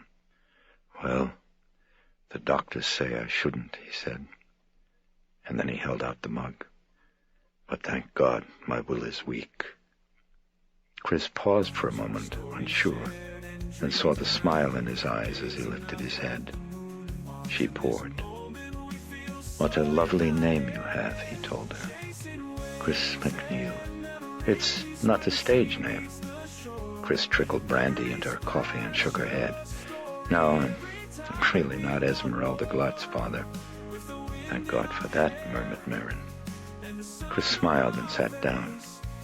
"And what's Lancaster, Father? It's so unusual. Were you named after someone?" "A cargo ship," he murmured as he stared absently and put the mug to his lips. He sipped. "Or a bridge." I suppose it was a bridge." He looked rueful. "Now, Damien," he went on. "How I wish I had a name like Damien. So lovely." "Yeah, where does that come from, Father, that name?" "Damien?" Merrin looked down at his cup. "It was the name of a priest who devoted his life to taking care of the lepers on the island of Molokai. He finally caught the disease himself." Merrin paused. Lovely name, he said again. Lovely name. Chris unwound, felt easier, and for minutes she and Merrin spoke of homely things, little things. Finally Sharon appeared in the kitchen, and only then did Merrin move to leave. It was as if he had been waiting for her arrival, for immediately he carried his mug to the sink, rinsed it out, and placed it carefully in the dish rack. That was good. Just what I wanted, he said. Chris got up and said, I'll take you to your room. He thanked her and followed her to the door of the study. If there's anything you need, Father, she said, let me know. Merrin put his hand on her shoulder and squeezed it reassuringly. Chris felt the power and warmth flowing into her. Peace. She felt peace, and an odd sense of safety, she wondered. You're very kind. Merrin's eyes smiled. Thank you. He removed his hand and watched her walk away. As soon as she was gone, a tightening pain seemed to clutch at Merrin's face. He entered the study and closed the door, and from a pocket of his trousers he slipped out a tin marked Bayer aspirin, opened it, extracted a nitroglycerin pill, and placed it carefully under his tongue. Chris entered the kitchen. Pausing by the door, she looked at Sharon, who was standing by the stove, the palm of her hand against the percolator as she waited for the coffee to reheat. Chris went over to her, concerned. Hey, honey, she said softly. Why don't you get a little rest? No response. Sharon seemed lost in thought. Then she turned and stared blankly at Chris. What? I'm sorry. You said something? Chris studied the tightness in her face and the distant look. What happened up there, Sharon? She asked her. Happened where, Chris? When Father Merrin walked in upstairs. Oh. Yeah. Sharon frowned. She shifted her faraway gaze to a point in space between doubt and remembrance. Yeah, it was funny. Funny? Strange. They only... Sharon paused. Well, they only just stared at each other for a while, and then Reagan... that thing, it said... Said what, Sharon? It said, this time, you're going to lose. Chris stared at her, waiting. And then? Well, that was it, Sharon answered. Father Merrin turned around and walked out of the room. And how did he look? Chris asked her. Funny. Oh, Christ, Sharon, think of some other word, snapped Chris. Was about to say something else when she noticed that Sharon had angled her head up to the side, abstracted as if she were listening. Chris glanced upward and heard it too. The silence. The sudden cessation of the raging of the demon. Yet something more. Something. And growing. The women flicked sidelong glances at one another. You feel it too, asked Sharon quietly. Chris nodded. The house. Something. In the house. A tension. A gradual thickening of the air. A pulsing like energy slowly building up. The lilting of the door chime sounded unreal. Sharon turned away. I'll get it. She walked to the entry hall and opened the door. It was Karras. He was carrying a cardboard laundry box. Oh, thank you, Sharon. Father Merrin's in the study, Sharon told him. Karras moved quickly to the study, tapped lightly and cursorily at the door, and then entered with the box. I'm sorry, Father, you were saying I had a little... Karras stopped short. Merrin, in trousers and T-shirt, kneeled in prayer beside the rented bed, his forehead bent low to his tight-clasped hands. Karras stood rooted for a moment, as if he had casually rounded a corner, and suddenly encountered his boyhood self with an altar boy's cassock draped over an arm, hurrying by without a glance of recognition. Karras shifted his eyes to the open laundry box, to speckles of rain on starch. Then slowly, with his gaze still averted, he moved to the sofa and soundlessly laid out the contents of the box. When he finished, he took off the raincoat and draped it carefully over a chair. As he glanced back toward Marin, he saw the priest blessing himself, and he hastily looked away, reaching down for the larger of the white cotton surplices. He began to put it on over his cassock. He heard Marin rising, and then, "Thank you, Damien." Karras turned to face him, tugging down the surplice while Marin came over in front of the sofa, his eyes brushing tenderly over its contents. Karras reached for a sweater. "I thought you might wear this under your cassock, Father," he told Marin as he handed it over. "Room gets pretty cold at times." Marin touched the sweater lightly with his hands. "That was thoughtful of you, Damien." Karras picked up Marin's cassock from the sofa and watched him pull the sweater down over his head, and only now and very suddenly, while watching this homely, prosaic action, did Karras feel the staggering impact of the man, of the moment, of a stillness in the house crushing down on him, choking off breath. He snapped back to awareness with the feeling of the cassock being tugged from his hands. "Marin," he was slipping it on. "You're familiar with the rules concerning exorcism, Damien?" "Yes, I am," answered Karras. Marin began buttoning up the cassock. "Especially important is the warning to avoid conversations with the demon."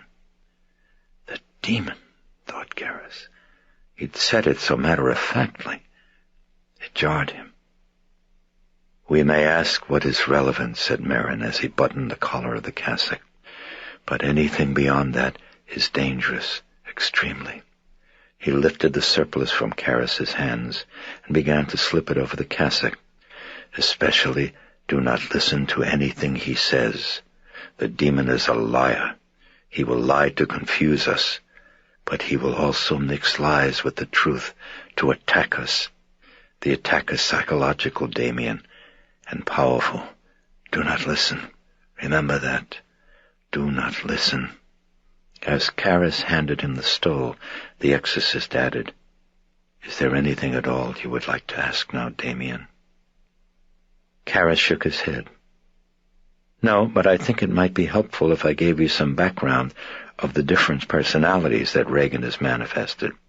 So far there seem to be 3.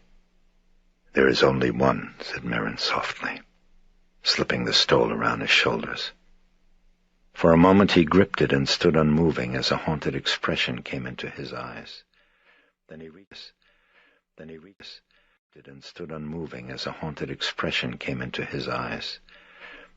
for the copies of the Roman ritual and gave one to Karras.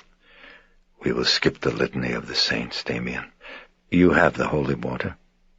Karras slipped the slender, cork-tipped vial from his pocket. Marin took it, then nodded serenely toward the door. "If you will lead, please, Damien." Upstairs by the door to Regan's bedroom, Sharon and Chris stood tense and waiting. They were bundled in heavy sweaters and jackets. At the sound of a door coming open, they turned and looked below, and saw Karras and Marin come down the hall to the stairs in solemn procession. Tall, how tall they were, thought Chris, and Karras, the dark of that rock-chipped face above the innocent altar boy white of the surplice. Watching them steadily ascending the staircase, Chris felt deeply and strangely moved. She could feel her heart begin to beat faster. At the door of the room, the Jesuit stopped. Karras frowned at the sweater and jacket Chris wore. "You're coming in?" "Well, I really thought I should." "Oh, please don't," he urged. "Don't. You'd be making a great mistake." Chris turned questioningly to Marin. "Father Karras knows what's best," said the exorcist quietly. Chris looked to Karras again, and then dropped her head. "Okay," she said despondently. She leaned against the wall. "I'll wait out here." "What is your daughter's middle name?" asked Marin. "Teresa." "What a lovely name." Marin held her gaze for a moment, reassuring. Then he looked at the door, and again Chris felt it, that tension, that thickening of coiled darkness. Inside, in the bedroom, beyond that door. Karras felt it too, she noticed, and Sharon. Marin nodded. "All right," he said softly. Karis opened the door and almost reeled back from the blast of stench and icy cold. In a corner of the room, Carl sat huddled in a chair. He was dressed in a faded olive-green hunting jacket and turned expectantly to Karis. The Jesuit quickly flicked his glance to the demon in the bed. Its gleaming eyes stared beyond him to the hall. They were fixed on Merrin.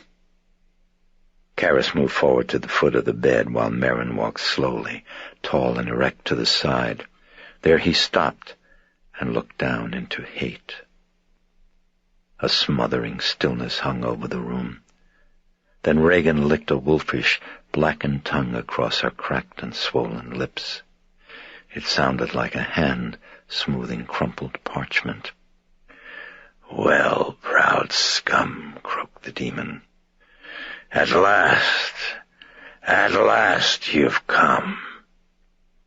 The old priest lifted his hand, traced the sign of the cross above the bed, and then repeated the gesture toward all in the room. Turning back, he plucked the cap from the vial of holy water.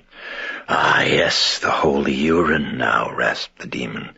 "The semen of the saints." Merrin lifted up the vial, and the face of the demon grew livid, contorted. "Oh, will you bastard!" it seethed at him. "Will you?" Merrin started sprinkling.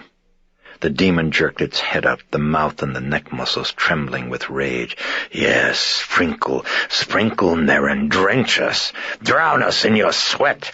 Your sweat is sanctified, Saint Merrin.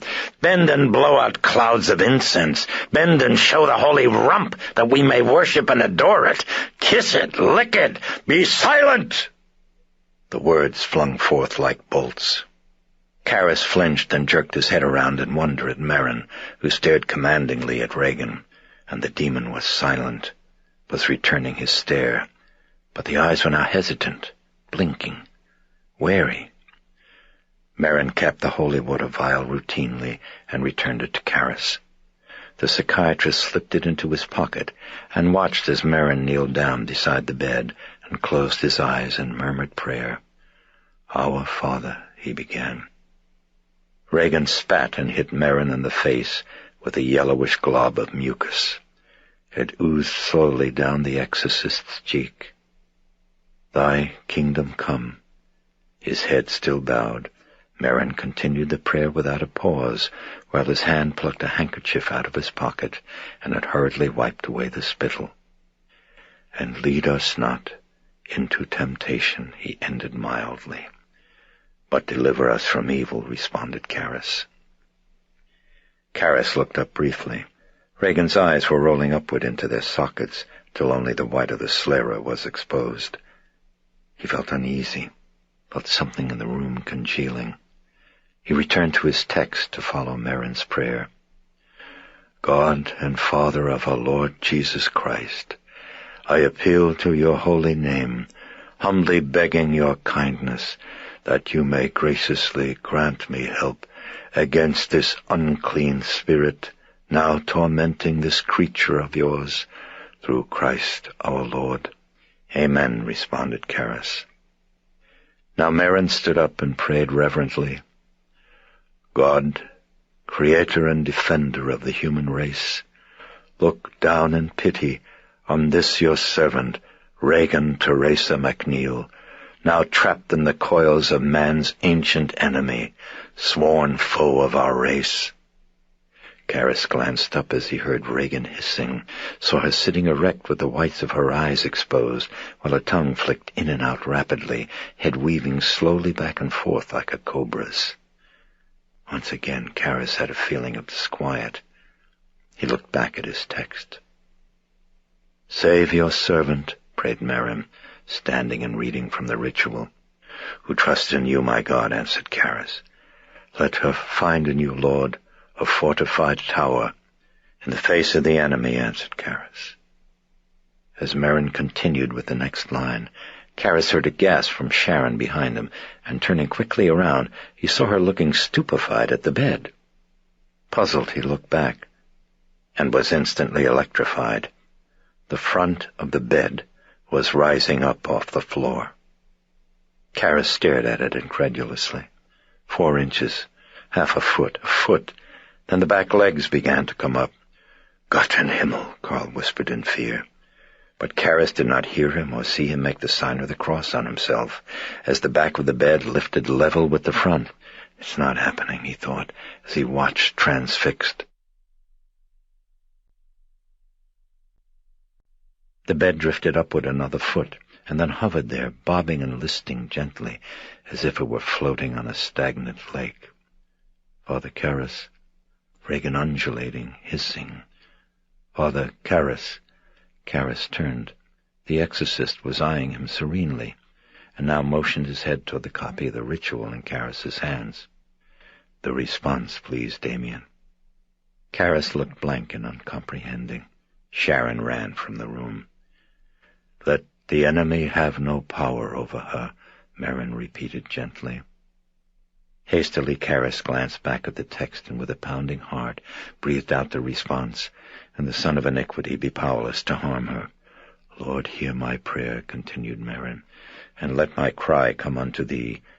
The Lord be with you, and with your spirit." Merrin embarked upon a lengthy prayer, and Karras again returned his gaze to the bed, to his hopes of his God and the supernatural hovering low in the empty air. An elation thrilled up through his being. "It's there. There it is. It's right in front of me. There." He looked suddenly around at the sound of the door opening. Sharon rushed in with Chris, who stopped unbelieving, and gasped, "Jesus Christ! Almighty Father, everlasting God." The exorcist reached up his hand in a workaday manner and traced the sign of the cross unhurriedly 3 times on Regan's brow, while continuing to read from the text of the ritual. "Who sent your only begotten Son into the world to crush that roaring lion." The hissing ceased, and from the taut stretched O of Regan's mouth came the nerve-shredding lowing of a steer. "Snatch from ruination and from the clutches of the noonday devil this human being made in your image." The lowing grew louder, tearing at flesh and shivering through bone. "God and Lord of all creation," Merrin routinely reached up his hand and pressed a portion of the stole to Regan's neck while continuing to pray. "By whose might Satan was made to fall from heaven like lightning, strike terror into the beast now laying waste your vineyard." The bellowing ceased, a ringing silence. Then a thick and putrid greenish vomit began to pump from Regan's mouth in slow and regular spurts that oozed like lava over her lip and flowed in waves onto Merrin's hand. But he did not move it. "Let your mighty hand cast out this cruel demon from Regan Teresa McNeil." Karras was dimly aware of a door being opened, of Chris bolting from the room. "Drive out this persecutor of the innocent." The bed began to rock lazily, then to pitch, and then suddenly was violently dipping and yawing, and with the vomit still pumping from Regan's mouth, Merrin calmly made adjustments and kept the stole firmly to her neck. "Fill your servants with courage to manfully oppose that reprobate dragon, lest he despise those who put their trust in you." Abruptly the movement subsided, and as Karras watched, mesmerized, the bed drifted feather-like slowly to the floor and settled on a rug with a cushioned thud. "Lord, grant that this—" Numb, Karras shifted his gaze. Merrin's hand. He couldn't see it. It was buried under mounded, steaming vomit. "Damien?" Karras glanced up. "Lord, hear my prayer," said the exorcist gently. Slowly Karras turned to the bed. "And let my cry come unto thee." Merrin lifted off the stole, took a slight step backward, and jolted the room with the lash of his voice as he commanded, "I cast you out, unclean spirit, along with every satanic power of the enemy, every spectre from hell, every savage companion." Merrin's hand at his side dripped vomit to the rug. "It is Christ who commands you, who once stilled the wind and the sea and the storm." Regan stopped vomiting. sat silent, unmoving. The whites of her eyes gleamed balefully at Merrin.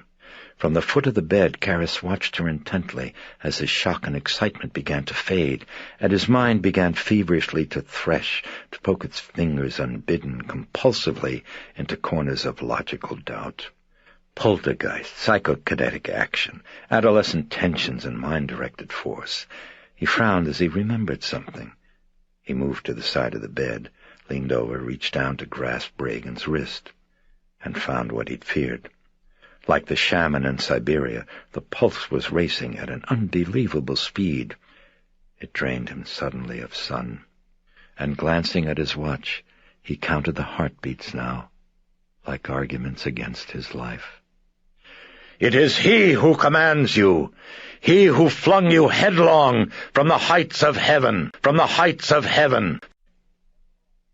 Merrin's powerful adjuration pounded off the rim of Karis's consciousness in resonant, inexorable blows as the pulse came faster now, and faster. Karis looked at Reagan, still silent, unmoving. Into icy air, thin mists of vapor wafted up from the vomit like a reeking offering. Karis felt uneasy. Then the hair on his arms began prickling up. With nightmare slowness, a fraction at a time, Reagan's head was turning, swiveling like a mannequin, creaking with the sound of some rusted mechanism, until the dread and glaring whites of those ghastly eyes were fixed on his. "And therefore tremble in fear now, Satan." The head turned slowly back toward Merrin. "You corrupter of justice, you begetter of death, you betrayer of the nations, you robber of life." Karis glanced warily around as the lights in the room began flickering and dimming, and then faded to an eerie, pulsing amber. He shivered. It was colder. The room was getting much colder. "You prince of murderers! You inventor of every obscenity! You enemy of the human race!" A muffled pounding jolted the room, and then another, then steadily shuddering through walls, through the floor, through the ceiling, splintering, throbbing at a ponderous rate like the beating of a heart that was massive and diseased. "Depart, you monster! Your place is in solitude. Your abode is in a nest of vipers. Get down and crawl with them. It is God himself who commands you. The blood of Christ commands you." The poundings grew louder, began to come ominously, faster and faster. "I adjure you, ancient serpent," and faster. "By the judge of the living and the dead, by your Creator, by the Creator of all the universe." Sharon cried out, pressing fists against her ears, as the poundings grew deafening and now suddenly accelerated and leaped to a terrifying tempo. Reagan's pulse was astonishing. It hammered at a speed too rapid to gauge. Across the bed, Merrin reached out calmly, and with the end of his thumb traced the sign of the cross on Reagan's vomit-covered chest. The words of his prayer were swallowed in the poundings. Karis felt the pulse rate suddenly drop, and as Merrin prayed and traced the sign of the cross on Reagan's brow, the nightmarish poundings abruptly ceased. "O God of heaven and earth, God of the angels and archangels," Karis could now hear Merrin praying as the pulse kept dropping. "Prideful bastard, Merrin! Scum! You will lose! She will die! The pig will die!" The flickering haze grew gradually brighter. The demonic entity had returned, and raged hatefully at Merrin. "Profligate peacock! Ancient heretic! I adjure you, turn and look on me! Now look on me, you scum!" The demon jerked forward and spat in Merrin's face, and then croaked at him. "Thus does your master cure the blind." "God and Lord of all creation," prayed Merrin, reaching placidly for his handkerchief and wiping away the spittle. Now, follow his teaching, Merrin. Do it! Hypocrite!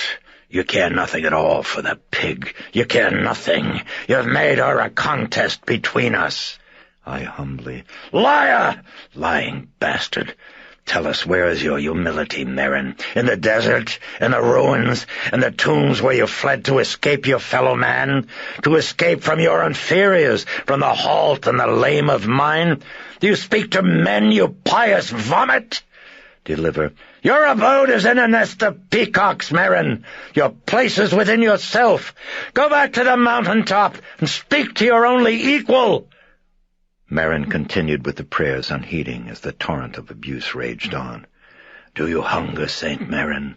Here I give you nectar and ambrosia. I give you the food of your God, croaked the demon. It excreted diuretically, mocking. For this is my body. Now consecrate that, Saint Merrin. Repelled, Karras focused his attention on the text as Merrin read a passage from St. Luke.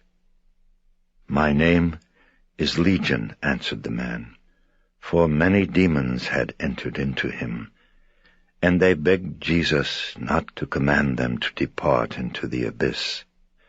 Now a herd of swine was there, feeding on the mountainside, and the demons kept entreating Jesus to let them enter into them, and he gave them leave.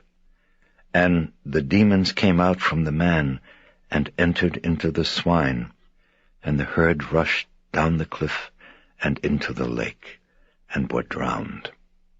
Willie, I bring you good news, croaked the demon. Karras glanced up and saw Willie near the door, stopping short with an armload of towels and sheets. Oh, I bring you tidings of redemption, it gloated. Elvira's alive! She lives! Willie stared in shock. And now Carl turned and shouted at her, No, Willie, no! She's a drug addict, Willie! Hopeless drug addict! Willie, do not listen, cried Carl. Shall I tell you where she lives, Willie? Do not listen! Do not listen! Carl was rushing Willie out of the room. Go and visit her on Mother's Day, Willie! Surprise her! Abruptly the demon broke off and fixed its eyes on Karras. He had again checked the pulse and found it strong, which meant it was safe to give Regan more Librium. Now he moved to Sharon to instruct her to prepare another injection. Do you want her? Leered the demon. She's yours, Karras. Oh, yes, the stable whore is yours. You may ride her as you wish. Why should he wish? Why should he wish? He fantasizes nightly concerning you, Karras. Sharon crimsoned and kept her eyes averted as Karras gave instructions for the Librium. And a Compazine suppository in case there's more vomiting, he added. Sharon nodded at the floor and started stiffly away. As she walked by the bed with her head still lowered, Regan croaked at her, Slut! Then jerked up and hit her face with a bolt of vomit, and while Sharon stood paralyzed and dripping, the Dennings personality appeared, rasping, Bloody stable whore! Cunt! Sharon bolted from the room. The Dennings personality now grimaced with distaste, glanced around and asked, Will someone crack a window open, please? It bloody stinks in this room. No, then amended. No, for heaven's sakes don't. Someone else might be bloody well dead. And then it cackled, winked monstrously at Karras, and vanished. Now the demon returned, and Merrin continued the adjurations, the applications of the stole and the constant tracings of the sign of the cross, but it lashed him again obscenely. Too long, worried Karras. This fit was continuing, far too long. Ah, now the sow mother comes, the mother of the piglet, mocked the demon. Karras turned and saw Chris coming toward him with a swab and disposable syringe. She kept her head down as the demon hurled abuse, and Karras went to her, frowning. Sharon's changing her clothes, Chris explains, and Karras cut her short with, all right, and they approached the bed. Ah, yes, come see your handiwork, sow mother. Come! Chris tried desperately not to listen, not to look, while Karras pinned Regan's unresisting arms. See the puke, see the murderous bitch, the demon raged. Are you pleased? It is you who have done it. Oh, yes, you with your career before anything, your career before your husband, before her. Karras glanced around. Chris was standing paralyzed. Go ahead, he ordered. Don't listen. Go ahead. Go to priests, will you? Priests will not help. Chris's hand began to shake. "She is mad! She is mad! The piglet is mad! You've driven her to madness and to murder!" "I can't." Face contorted, Chris was staring at the quivering syringe. She shook her head. "I can't do it." Karis plucked it from her fingers. "All right, swab it. Swab the arm over here," he told her firmly. "You put her in her coffin, you bitch!" "Don't listen," cautioned Karis again, and now the demon jerked its head around, its eyes bulging fury. "And you, Karis." Chris swabbed Reagan's arm. "Now get out," Karis ordered her, flicking the needle into wasted flesh. Chris fled. "Yes, we know of your kindness to mothers, dear Karis," croaked the demon. The Jesuit blenched and for a moment did not move. Then slowly he drew the needle out and looked into eyes that had rolled upward into their sockets. Out of Reagan's mouth came a slow, lilting singing, almost chanting, in a sweet, clear voice, like a choir boy's. "Tantum ergo sacramentum veneremur cernui." It was a hymn sung at Catholic benediction. Karis stood bloodlessly as it continued. Weird and chilling, the singing was a vacuum into which Karis felt the horror of the evening rushing with a terrible clarity. He looked up and saw Merrin with a towel in his hands. With weary, tender movements, he wiped away the vomit from Reagan's face and neck. That singing, whose voice, wondered Karis? And then fragments. Denning's, the window. Haunted, he saw Sharon come back in and take the towel from Merrin. "I'll finish that, Father," she told him. "I'm okay now. I'd like to change her and get her cleaned up before I give her the compazine, okay? Could you both wait outside for a while?" The two priests stepped into the warmth and the dimness of the hall and leaned wearily against the wall. Karis listened to the eerie, muffled singing from within. After some moments, he spoke softly to Merrin. You said earlier there was only one entity." "Yes." The hushed tones, the lowered heads, were confessional. "All the others are but forms of attack," continued Merrin. "There is one, only one. It is a demon." There was a silence. Then Merrin stated simply, "I know you doubt this, Damien, but you see, this demon I have met once before, and he is powerful. Oh, powerful." A silence. Karis spoke again. "We say the demon cannot touch the victim's will." "Yes, that is so. That is so. There is no sin." "Then what would be the purpose of possession?" Karis said, frowning. "What's the point?" "Who can know?" answered Merrin. "Who can really hope to know?" He thought for a moment, and then probingly continued. "Yet I think the demon's target is not the possessed. It is us, the observers, every person in this house. And I think the point is to make us despair, to reject our own humanity, Damien, to see ourselves as ultimately bestial, as ultimately vile and putrescent, without dignity, ugly, unworthy. And there lies the heart of it, perhaps, in unworthiness. For I think belief in God is not a matter of reason at all. No. I think finally it is a matter of love, of accepting the possibility that God could love us. Again Merrin paused. He continued more slowly and with a hush of introspection. He knows. The demon knows where to strike. Merrin was nodding. Long ago, I despaired of ever loving my neighbor. Certain people repelled me. How could I love them, I thought. It tormented me, Damien. It led me to despair of myself, and from that, very soon, to despair of my God. My faith was shattered. Karras looked up at Merrin with interest. "And what happened?" he asked. "Ah, well. At last I realized that God would never ask of me that which I know to be psychologically impossible. That the love which he asked was in my will, and not meant to be felt as emotion at all. No, not at all. He was asking that I act with love, that I do unto others, and that I should do it unto those who repelled me, I believe, was a greater act of love than any other." Merrin shook his head. "I know that all of this must seem very obvious, Damien. I know. But at the time, I could not see it. Strange blindness.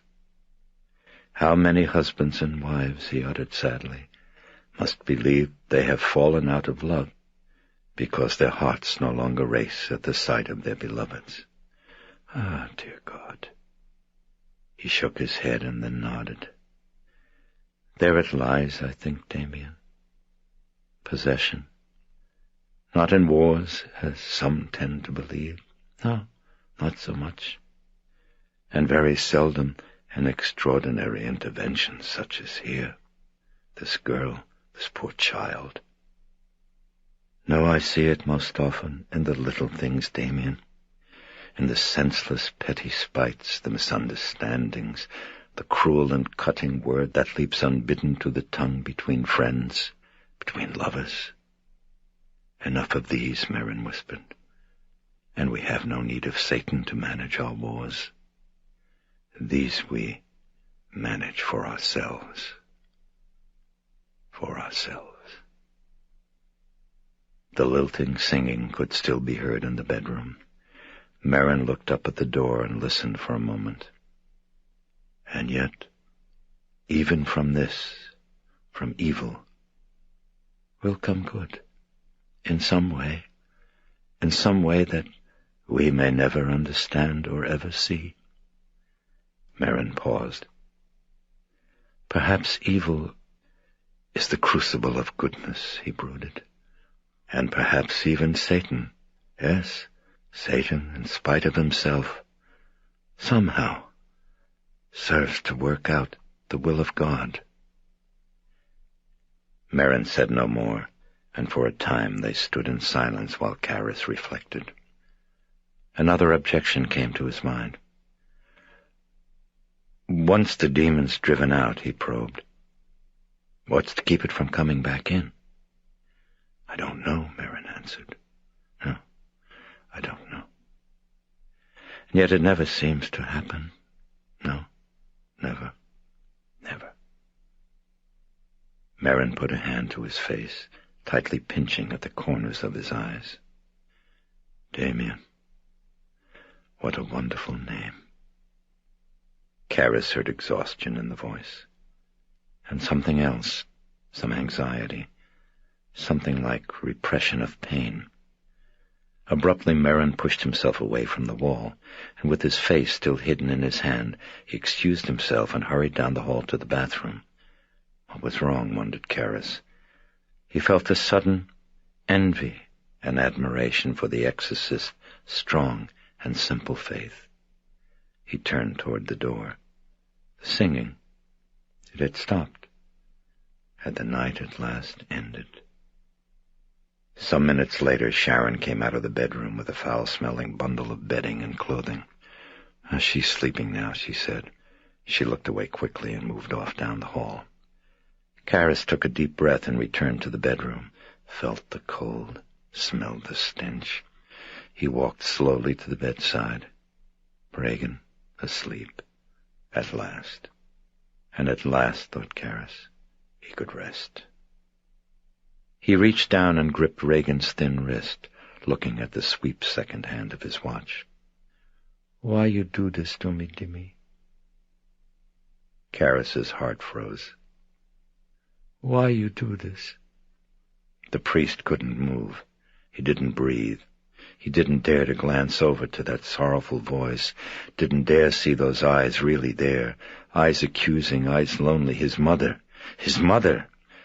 "You leave me to be priest to me. Send me institution." "Don't look.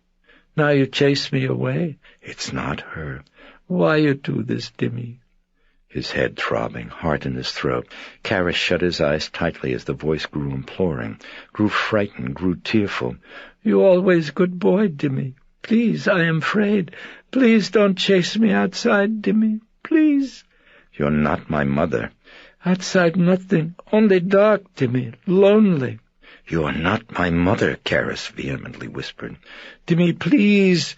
"Oh, for heaven's sake, Karis!" Dennings. "Look, it simply isn't fair to drive us out of here, really. I mean, speaking for myself, it's only justice I should be here. Little bitch. She took my body, and I think it only right that I ought to be allowed to stay in hers, don't you think? Oh, for Christ's sake, Karis, look at me now, would you? Look at me now, would you? Look, come along. It isn't very often I get out to speak my piece. Just turn around now." Karis opened up his eyes and saw the Dennings personality. "Ah, there, that's better. Look, she killed me. Not our innkeeper, Karis. She! Oh, you? Yes, indeed." It was nodding affirmation. "She. I was minding my business at the bar, you see, and I thought I heard her moaning upstairs. Well, now I had to see what ailed her after all, so I went up and... Don't you know she bloody took me by the throat, the little cunt?" The voice was whiny now and pathetic. "Christ, I've never in my life seen such strength. Began to scream that I was diddling her mother or something, or that I caused the divorce, some such craziness. It was mad. It wasn't clear, but I tell you, love, she pushed me out the bloody fucking window." Voice cracking and high-pitched now. "She killed me. She fucking killed me. Now you think it's bloody fair to throw me out? Come along now, Karis Hanson. You think it really fair? I mean, do you?" Karis swallowed. "Yes or no?" it prodded. "Is it fair?" "How was the head turned around?" asked Karis. Dennings shifted his gaze around evasively. "Oh, well, that was an accident. Freaky thing. I hit the steps, you know. It was freaky." Karis pondered a dryness in his throat. Then he picked up Reagan's wrist again and glanced at his watch in a move of dismissal. "Dimmy, please, please don't make me be alone." His mother back. "If instead of be priest you was doctor, I live in nice house, Dimmy, not with the cockroach that all by myself in that apartment." He was straining to block it all out, but the voice began to weep again. "Dimmy, please." "Won't you face the truth, stinking scum?" It was the demon back. "You believe what Merrin tells you." It seethed. "You believed him to be holy and good. Well, he is not. He is proud and unworthy. I will prove it to you, Karis. I will prove it by killing the piglet." Karis opened up his eyes, but he still dared not look. "Yes, she will die, and Merrin's God will not save her, Karis. You will not save her. She will die from Merrin's pride and your incompetence. Bungler, you should not have given her the Librium." Karis turned now and looked at the eyes. They were shining with triumph and piercing spite. "Feel her pulse?" The demon grinned. "Go ahead, Karis. Feel it." Reagan's wrist was still gripped in his hand, and now he frowned worriedly. The pulse beat was rapid and... "Feeble?"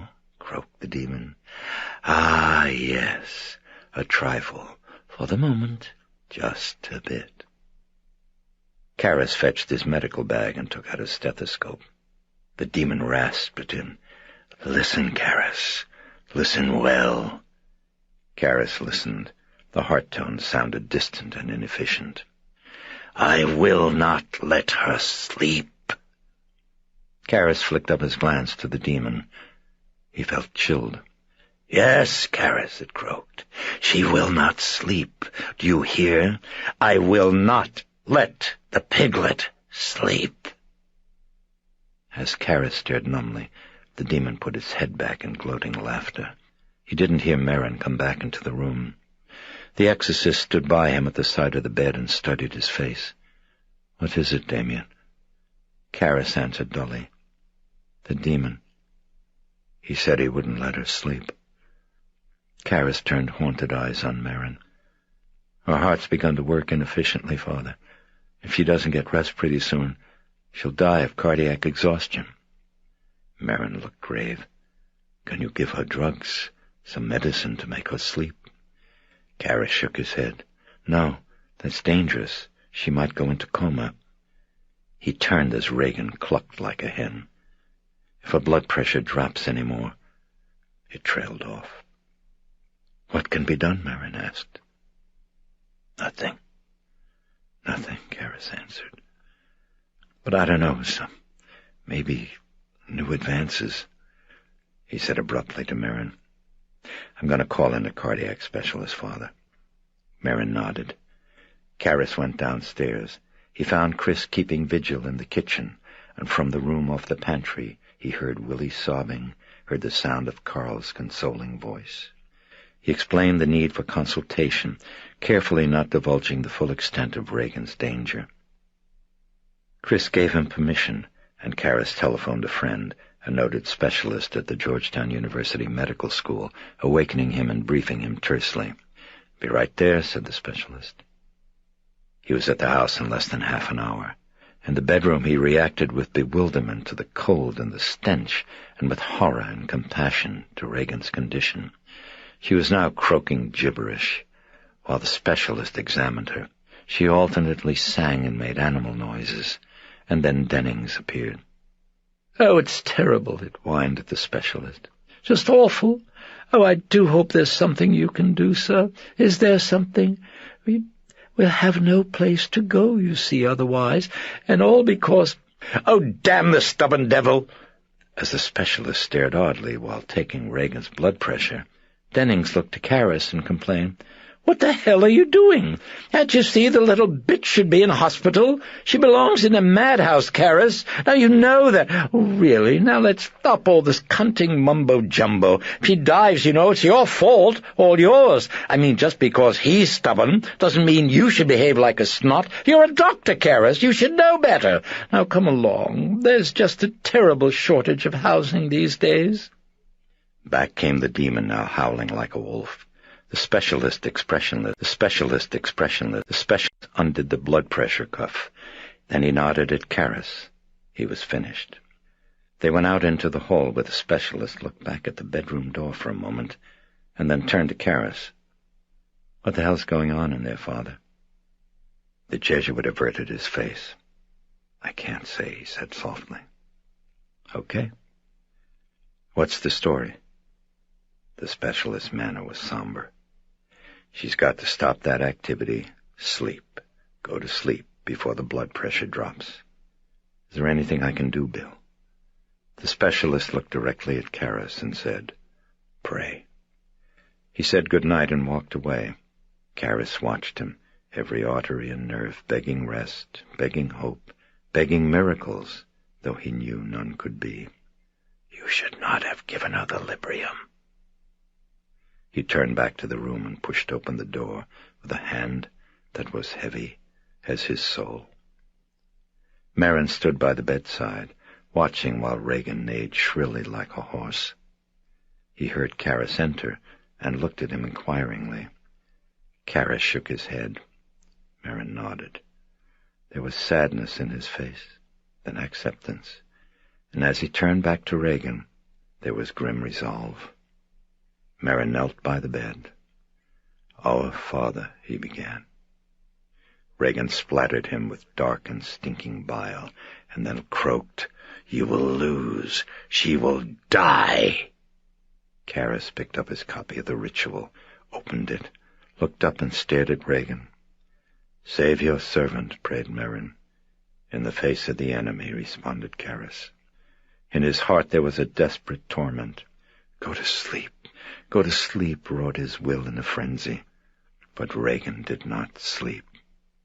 Not by dawn, not by noon, not by nightfall, not by Sunday, when the pulse rate was 140, and ever threadier, while the fits continued unremittingly, while Caris and Merrin kept repeating the ritual, never sleeping, Caris feverishly groping for remedies, a restraining sheet to hold Regan's movements to a minimum, keeping everyone out of the bedroom for a time to see if lack of provocation might terminate the fits.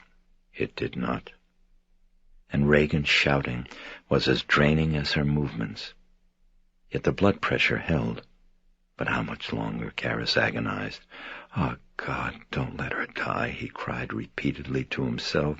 "Don't let her die. Let her sleep. Let her sleep." Never was he conscious that his thoughts were prayers, only that the prayers were never answered. At 7 o'clock that Sunday evening, Caris sat mutely next to Merrin in the bedroom, exhausted and racked by the demonic attacks, his lack of faith, his incompetence, his flight from his mother in search of status. And Regan, his fault. "You should not have given her the Librium." The priest had just finished the cycle of the ritual. They were resting, listening to Regan singing Panis Angelicus. They rarely left the room, Caris once to change clothes and to shower, but in the cold it was easier to stay wakeful, in the stench that since morning had altered in character to the gorge-raising odor of decayed, rotted flesh. Staring feverishly at Regan with red-veined eyes, Caris thought he heard a sound. Something creaked. And again, as he blinked, and then he realized it was coming from his own crusted eyelids. He turned toward Merrin. Through the hours, the exorcist had said very little, now and then a homely story of his boyhood, reminiscences, little things, a story about a duck he owned named Clancy. Caris worried about him, the lack of sleep, the demon's attacks, at his age. Merrin closed his eyes and let his chin rest on his chest. Caris glanced around at Regan, and then wearily stood up and moved over to the bed. He checked her pulse, and then began to take a blood pressure reading. As he wrapped the black sphygmomanometer cloth around the arm, he blinked repeatedly to clear the blurring of his vision. "Today, Mother Day, Dimmy." For a moment he couldn't move, felt his heart wrenched from his chest. Then he looked into those eyes that seemed not Regan's anymore, but eyes sadly rebuking, his mother's. "I not good to you? Why you leave me to die all alone, Dimmy? Why?" "Damien!" Merrin clutching tightly at his arm. "Please go and rest for a little now, Damien." "Dimmy, please." Sharon came in to change the bedding. "Go rest for a little, Damien," urged Merrin. With a lump rising dry to his throat, Caris turned and left the bedroom, stood weak in the hall. Then he walked down the stairs and stood indecisively. Coffee? He craved it, but a shower even more, a change of clothing, a shave. He left the house and crossed the street to the Jesuit residence hall, entered, groped to his room, and when he looked at his bed, forget the shower, sleep, just half an hour. As he reached for the telephone to tell reception to awaken him, it rang. "Yeah, hello," he answered hoarsely. "Someone waiting here to see you, Father Caris. Mr. Kinderman?" For a moment Caris held his breath, and then weakly he answered, "Please tell him I'll be out in just a minute." As he hung up the telephone, Caris saw the carton of Camels on his desk. A note from Dyer was attached. He read blearily, "A key to the Playboy Club has been found on the chapel kneeler in front of the votive lights. Is it yours, Damien? You can claim it at reception." Without expression, Caris set down the note, dressed in fresh clothing, and walked out of the room. He forgot to take the cigarettes. In reception, he saw Kinderman at the telephone switchboard counter, delicately rearranging the composition of a vase full of flowers. As he turned and saw Karras, he was holding the stem of a pink camellia. "Ah, Father Karras," glowed Kinderman, his expression changing quickly to concern at the exhaustion in the Jesuit's face. He quickly replaced the camellia and came forward to meet Karras. "You look awful. What's the matter? That's what comes of all this schlepping around the track. Give it up, Father. Listen, come on." He gripped Karras by the elbow and propelled him toward the street. "You've got a minute?" he asked as they passed through the entry doors. "Barely," murmured Karras. "What is it?" "A little talk. I need advice. Nothing more. Just advice." "What about?" "In just a minute," waved Kinderman in dismissal. "Now we'll walk, we'll take the air, we'll enjoy." He linked his arm through the Jesuits and guided him diagonally across Prospect Street. "Ah, now look at that. Beautiful. Gorgeous." He was pointing to the sun sinking low on the Potomac, and in the stillness rang the laughter and the talking all together of Georgetown undergraduates in front of a drinking hall near the corner of 36th Street. One punched under the heart on the arm, and the two began wrestling amicably. "Ah, college, breathed Kinderman ruefully, nodding as he stared. I never went, but I wish. He saw that Karras was watching the sunset. "I mean, seriously, you look bad," he repeated. "What's the matter? You've been sick?" When would Kinderman come to the point, Karras wondered. "No, just busy." "Slow it down, then," wheezed Kinderman. "Slow? You know better. You saw the Bolshoi ballet incidentally at the Watergate?" No, me neither, but I wish they're so graceful. They're so cute." They had come to the car barn wall. Resting a forearm, Karras faced Kinderman, who had clasped his hands atop the wall and was staring pensively across the river. "Oh, what's on your mind, Lieutenant?" "Ah, well, Father," sighed Kinderman, "I'm afraid I've got a problem." Karras flicked a brief glance up at Reagan's shuttered window. "Professional problem?" "Well, partly. Only partly." "What is it?" "Well, mostly it's—" Hesitant, Kinderman squinted. "Well, mostly it's ethical, you could say, Father Karras. A question of—" The detective turned around and leaned his back against the wall. He frowned at the sidewalk. Then he shrugged. "There's just no one I could talk to about it. Not my captain in particular, you see. No, I just couldn't. I couldn't tell him. So I thought—" His face lit with sudden animation. "I had an aunt. You should hear this. It's funny. She was terrified for years of my uncle. She never dared to say a word to him. She wouldn't dare to raise her voice. Never. So whenever she got mad at him for something, for whatever, right away she'd run quick to the closet in her bedroom and then stand there in the dark. You won't believe this. In the dark, by herself and the moths and the clothes hanging up. She would curse. She would curse at my uncle for maybe 20 minutes. Tell exactly what she thought of him. Really. I mean, yelling. She'd come out, she'd feel better, she'd go kiss him on the cheek. Now what is that, Father Karras? That's good therapy or not?" "It's very good," said Karras, smiling bleakly. "And I'm your closet now? Is that what you're saying?" "In a way." Kinderman looked down again. "In a way. But more serious." Kinderman paused. "And the closet must speak." "You got a cigarette?" asked Karras with shaking hands. The detective looked up at him blankly incredulous. "A condition like mine and I would smoke?" "No, you wouldn't," murmured Karras, clasping hands atop the wall and staring at them. "Stop shaking," he thought. "Some doctor. God forbid I should be sick in some jungle, and instead of Albert Schweitzer there was with me only you. You cure warts still with frogs, Dr. Karras?" "It's toads," Karras answered, subdued. "You're not laughing today," worried Kinderman. "Something's wrong?" Mutely, Karras shook his head. "Then go ahead," he said softly. The detective sighed and faced out to the river. "Well, I was saying—" He scratched his brow with his thumbnail. "I was saying— Well, let's say I'm working on a case, Father Karras. It's a homicide. Dennings? No, purely hypothetical. No, you wouldn't be familiar with it. Nothing. Not at all. Karras nodded. Like a ritual witchcraft murder this looks, the detective continued broodingly. He was frowning, picking words slowly. And let us say in this house, this hypothetical house, there are living 5 people, and that one must be the killer. With his hands, he made flat, chopping motions of emphasis. Now I know this for a fact. Then he paused, slowly exhaling breath. But then the problem.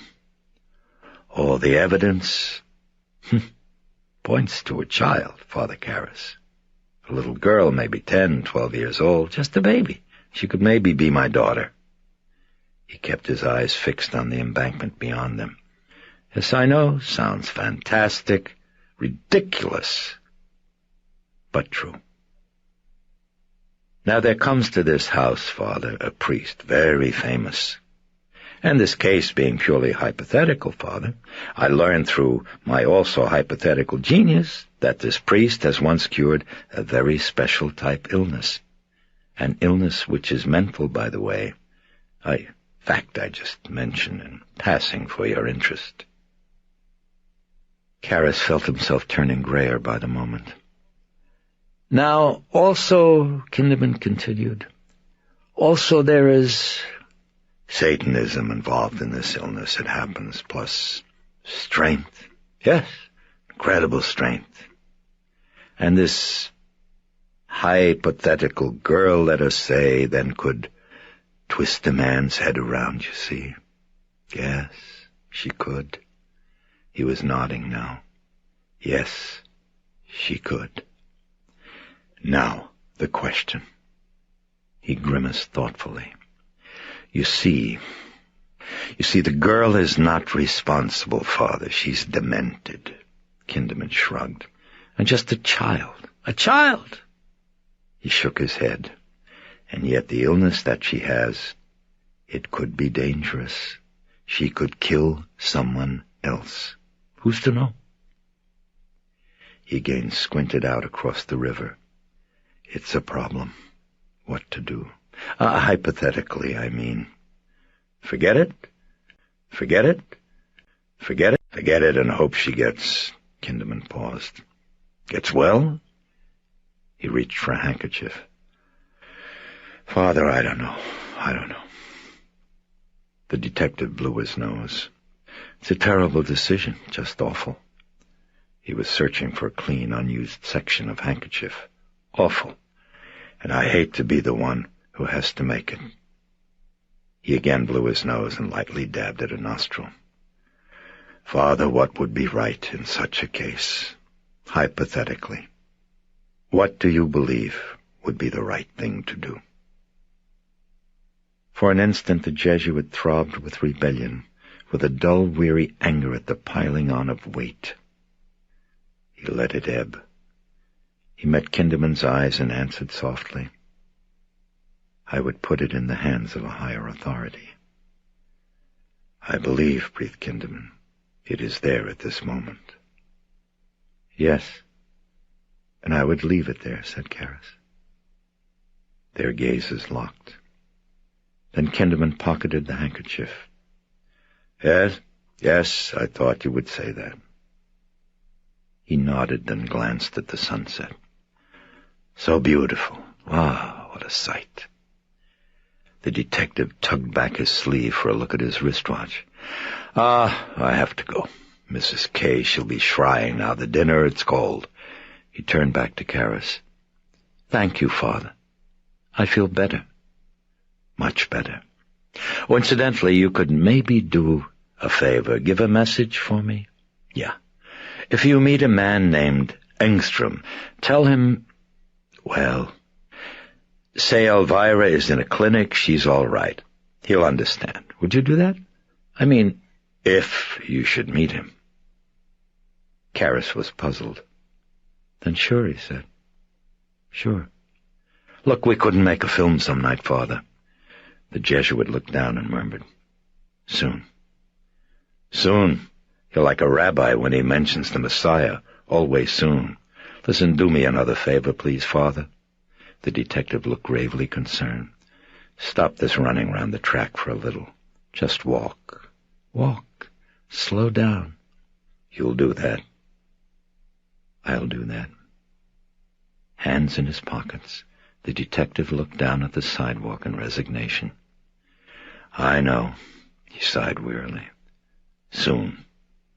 Always soon. As he started away, his head still lowered, he reached up a hand to the Jesuit's shoulder and squeezed. Father Marlon Brando, Elia Kazan sends regards. For a time, Karis watched him as he listed down the street, watched with wonder and with fondness, and surprise at the heart's labyrinthine turnings. He looked up at the clouds washed in pink above the river, then beyond to the west, where they drifted at the edge of the world, glowing faintly like a promise remembered. He put the side of his fist against his lips and looked down against the sadness as it welled from his throat toward the corners of his eyes. He waited, dared not risk another glance at the sunset. He looked up at Reagan's window, then went back to the house. Sharon let him in and said nothing had changed. She had a bundle of foul-smelling laundry in her hands. She excused herself. I've got to get this downstairs to the washer.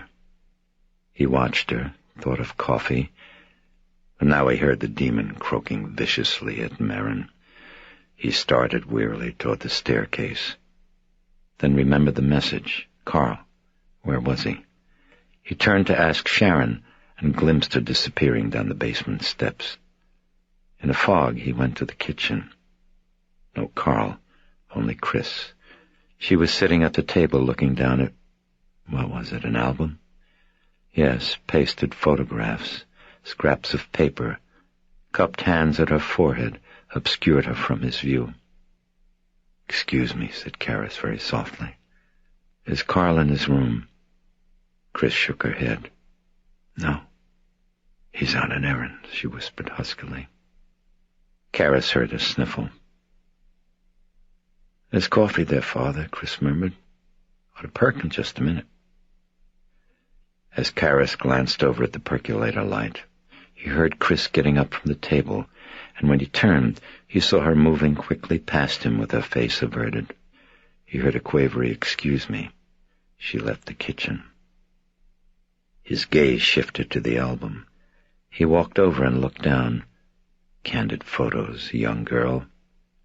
With a pang, Karis realized he was looking at Reagan.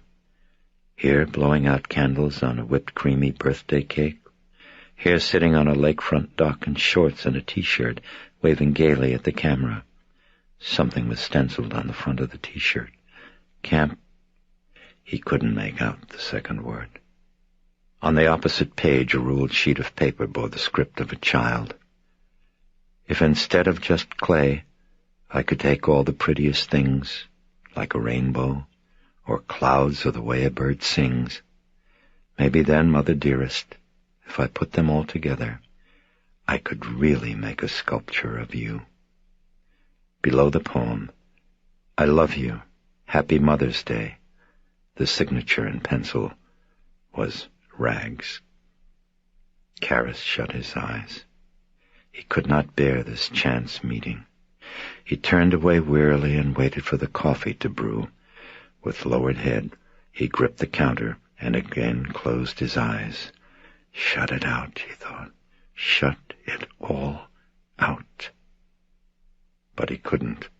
And as he listened to the thump of the percolating coffee, his hands began to tremble, and compassion swelled suddenly and blindly into rage at disease and at pain, at the suffering of children and the frailty of the body, at the monstrous and outrageous corruption of death. The rage then drained to sorrow and helpless frustration. He couldn't wait for coffee. He had to go. He had to do something, help someone, try. He left the kitchen. As he passed by the living room, he looked in. Chris was on the sofa, sobbing convulsively, and Sharon was comforting her. He looked away and walked up the stairs, heard the demon roaring frenziedly at Merrin. "Would have lost! You would have lost, and you know it! You scum, Merrin! Bastard! Come back!" Karis blocked it out. He realized as he entered the bedroom that he had forgotten to wear a sweater. He looked at Regan. The head was turned away from him, sideways, as the demon continued to rage. He went slowly to his chair and picked up a blanket, and picked up a blanket, and picked up a blanket, and only then, in his exhaustion, did he notice Merrin's absence. On the way back to Regan to take a blood pressure reading, he nearly stumbled over him. Limp and disjointed, Merrin lay sprawled face down on the floor beside the bed. Shocked, Karis knelt, turned him over, saw the bluish coloration of his face. He felt for his pulse, and a wrenching, stabbing instant of anguish, Karis realized that Merrin was dead. "You saintly flatulence! Die, will you? Die! Karis, heal him!" raged the demon. "Bring him back and let us finish." Heart failure, coronary artery. "Oh, God," Karis groaned in a whisper. "God, no!" He shut his eyes and shook his head in disbelief, in despair, and then abruptly, with a surge of grief, he dug his thumb with savage force into Merrin's pale wrist, as if to squeeze from its sinews the lost beat of life. Karis sagged and took a deep breath. Then he saw the tiny pills scattered loose on the floor. He picked one up, and with aching recognition, saw that Merrin had known. Nitroglycerin. He'd known. His eyes red and brimming, Karis looked down at Merrin's face. "Go and rest for a little now, Damien. Even worms will not eat your corruption." Karis heard the words of the demon and began to tremble with murderous fury. "Don't listen to him. Don't listen." A vein stood out angrily on Karis's forehead, throbbing darkly. As he picked up Merrin's hands and started tenderly to place them in the form of a cross, a glob of putrid spittle hit the dead man's eyes. "The last rites," mocked the demon. Then it put back its head and laughed wildly. Karis stared numbly at the spittle, eyes bulging. He didn't move. He couldn't hear above the roaring of his blood. And then slowly, in quivering, side-angling jerks, he looked up with a face that was a purpling snarl, an electrifying spasm of hatred and rage. "You son of a bitch," Karis seethed in a whisper that hissed into air like molten steel. "You bastard!" Though he did not move, he seemed to be uncoiling, the sinews of his neck pulling taut like cables. The demon stopped laughing and eyed him with malevolence. "You were losing," said Karis. "You're a loser. You've always been a loser." Regan splattered him with vomit. He ignored it. "Yes, you're very good with children," he said, trembling. "Little girls. Well, come on. Let's see you try something bigger. Come on." He had his hands out like great fleshy hooks, beckoning slowly. Come on, loser. Try me. Leave the girl and take me. Take me. Come into me." It was barely a minute later when Chris and Sharon heard the sounds from above. They were in the study, and, dry-eyed, Chris sat in front of the bar, while Sharon, behind it, was mixing them a drink. As she set the vodka and tonic on the bar, both the women glanced up at the ceiling. Stumblings, sharp bumps against furniture, walls. Then the voice of, what, the demon? Yeah, the demon. Obscenities, but another voice, alternating. Karis? Yes, Karis, yet stronger, deeper. "No, I won't let you hurt them. You're not going to hurt them. You're coming with me." Chris knocked her drink over as she flinched at a violent splintering, at the breaking of glass, and in an instant she and Sharon were racing from the study, up the stairs to the door of Regan's bedroom, bursting in. They saw the shutters of the window on the floor ripped off their hinges, and the glass had been totally shattered. Alarmed, they rushed forward toward the window, and as they did, Chris saw Merrin on the floor by the bed. She stood rooted in shock. Then she suddenly ran to him, knelt and gasped, "Oh, my God! Oh, my God! Sharon, come here!" Sharon screamed from the window, and as Chris looked up bloodlessly, gaping, she ran again toward the door. "Sharon, what is it?" "Father Karras! Father Karras!" She bolted from the room in hysteria. Chris got up and ran trembling to the window. She looked below and felt her heart dropping out of her body. At the bottom of the steps on busy M Street, Karras lay crumpled amid a gathering crowd. She stared horrified, paralyzed, tried to move. "Mother?" A small, wan voice calling tearfully behind her. Chris gulped. She didn't dare to believe it. "What's happening, Mother? Oh, please, please come here. Mother, please, I'm afraid." Chris turned quickly and saw the tears of confusion, the pleading, and suddenly she was racing to the bed, weeping, "Rags, oh, my baby, oh, Rags!" Downstairs, Sharon lunged from the house and ran frantically to the Jesuit residence hall. She asked urgently for Dyer. He came quickly to reception. She told him. Dyer turned pale.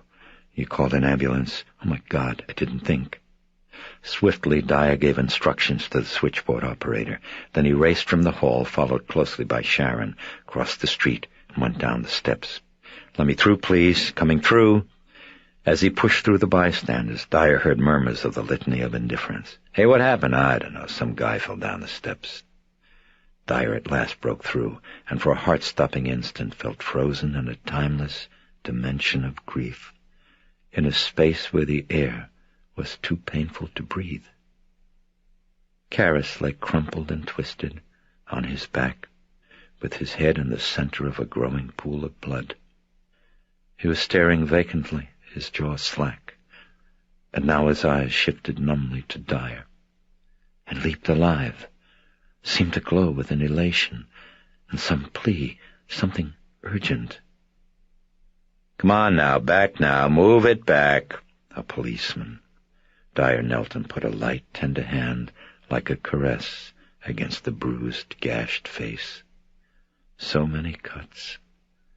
A bloody ribbon trickled down from the mouth. "Damien?" Dyer paused to still the quaver in his throat, and in the eyes saw that faint, eager shine, the warm plea. He leaned closer. "Can you talk?"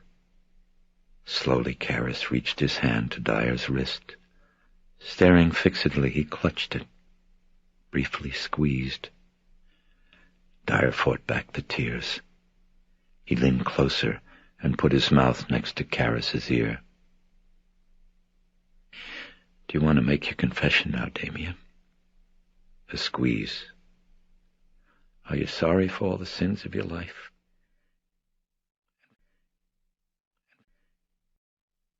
"Are you sorry for all the sins of your life?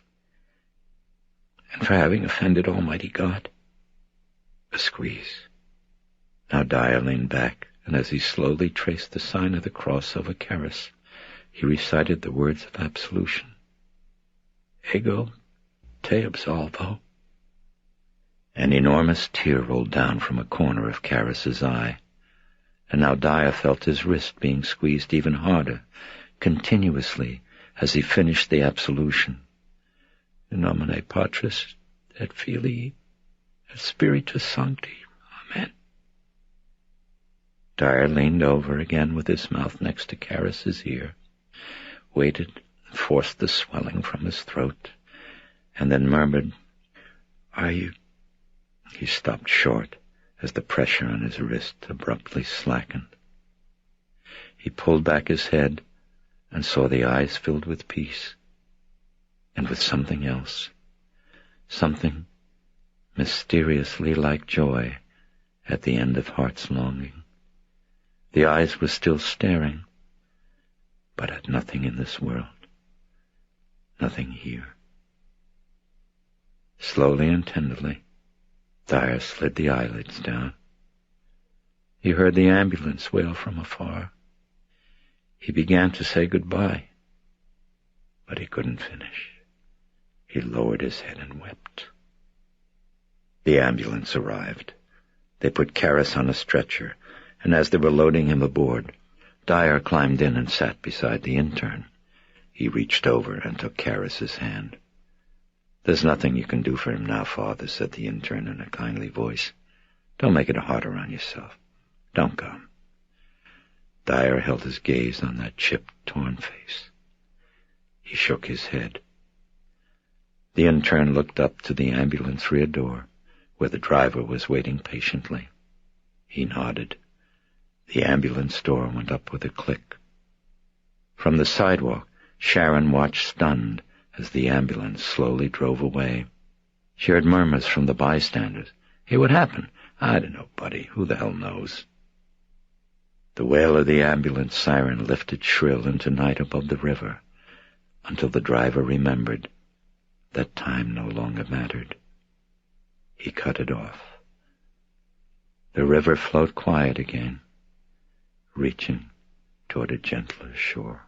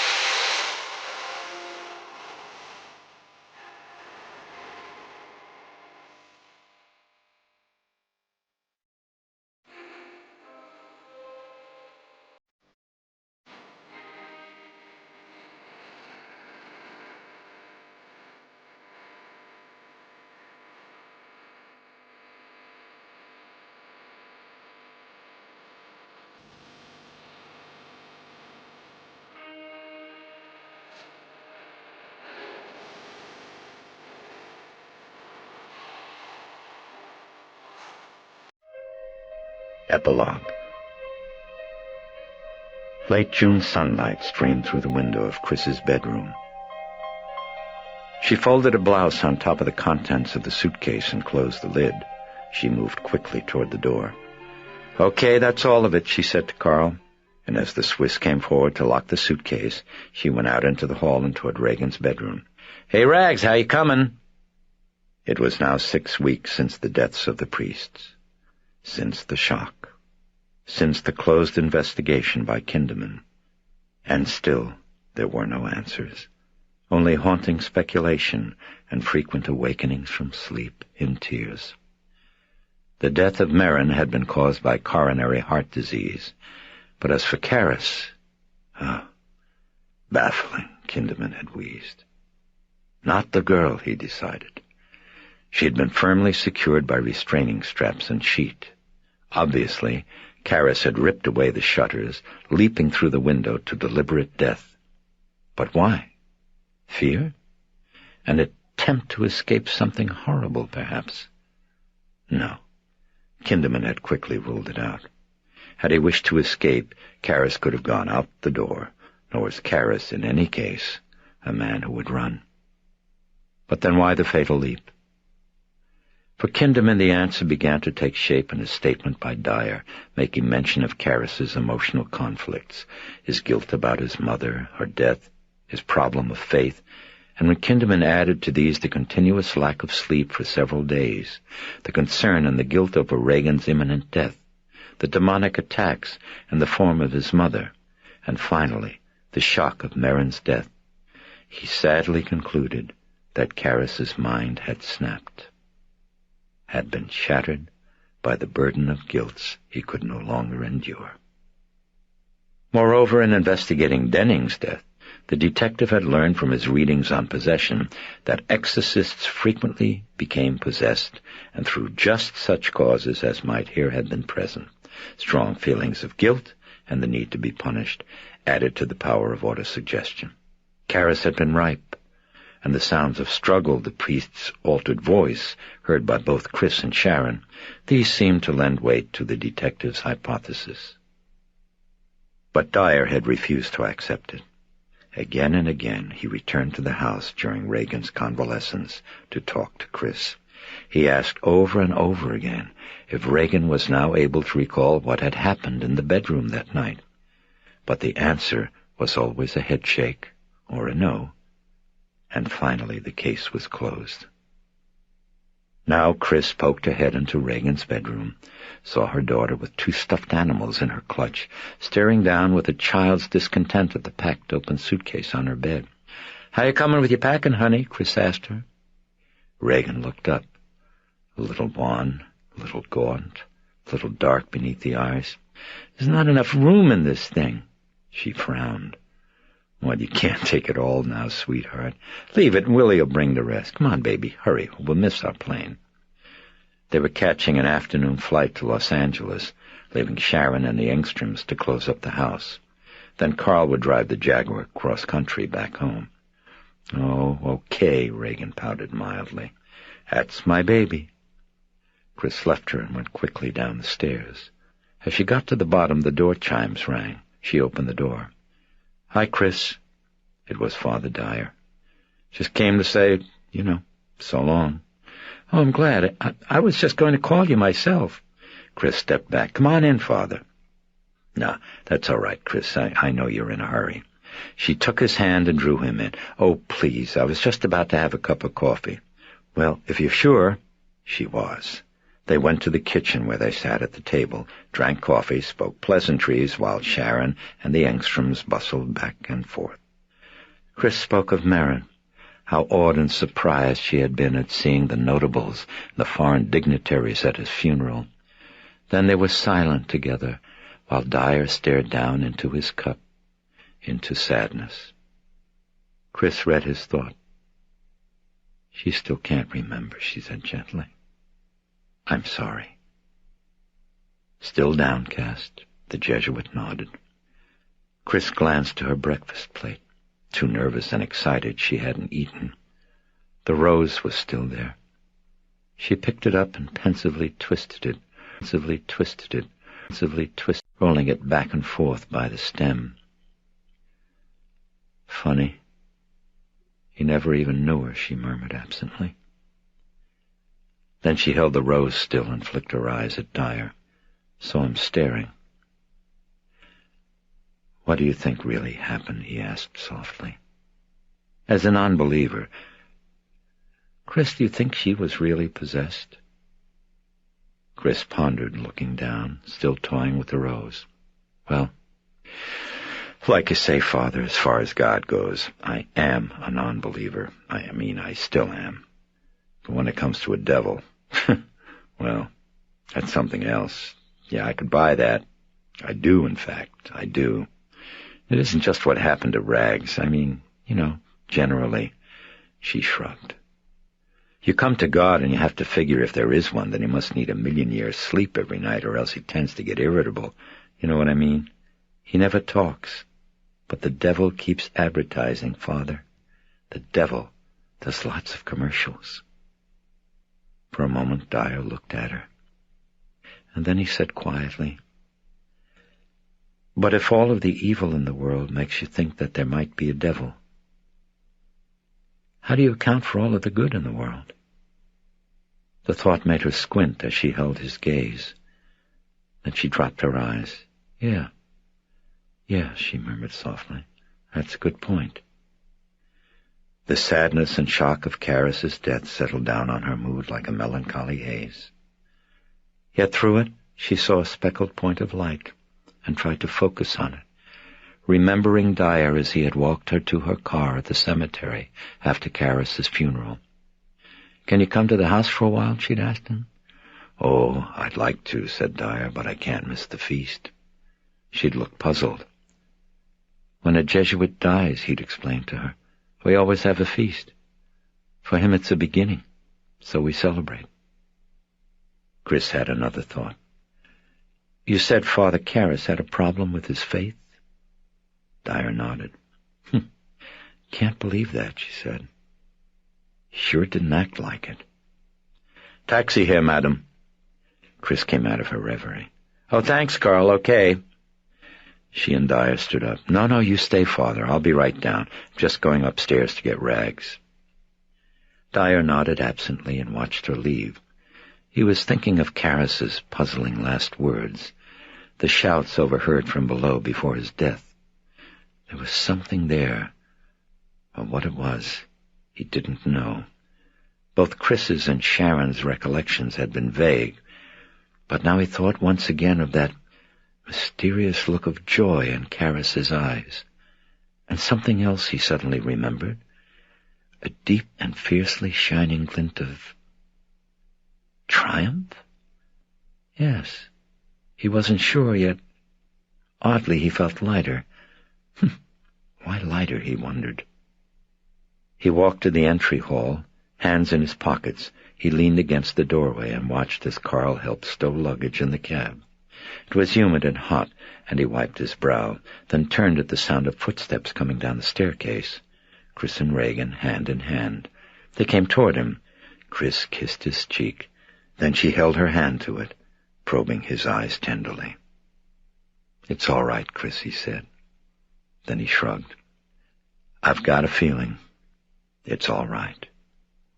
She nodded. "I'll call you from L.A., Father. You take care." Dyer glanced down at Regan. She was frowning at him, as at a sudden remembrance of forgotten concern.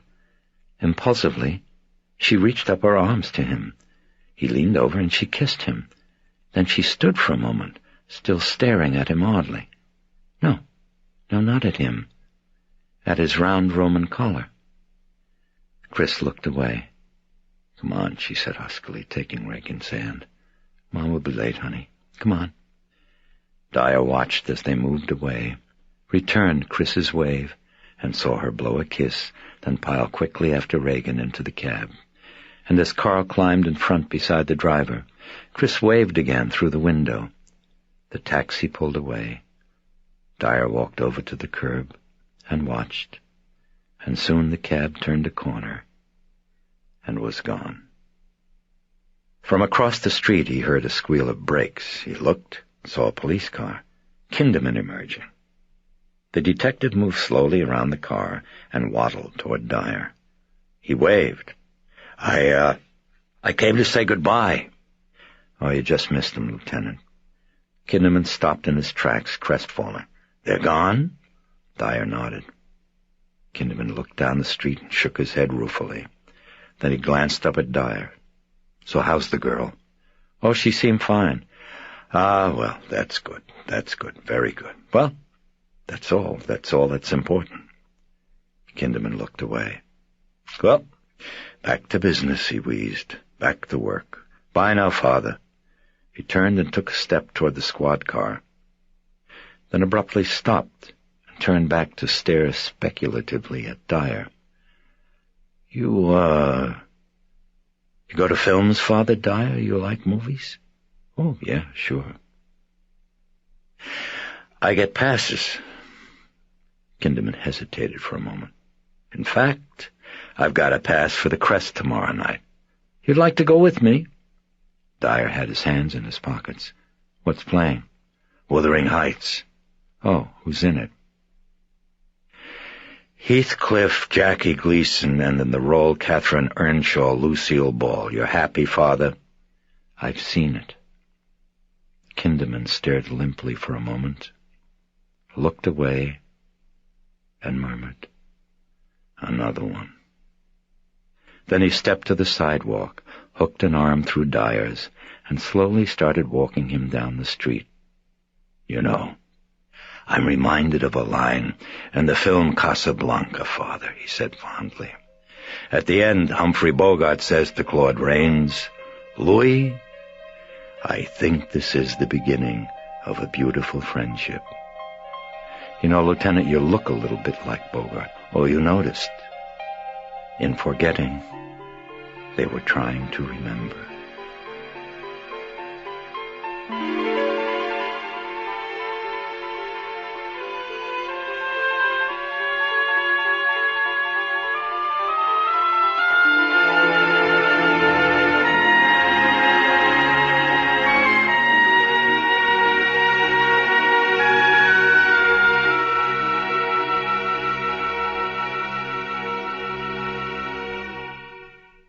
Copyright 1999, New Star Media, Inc.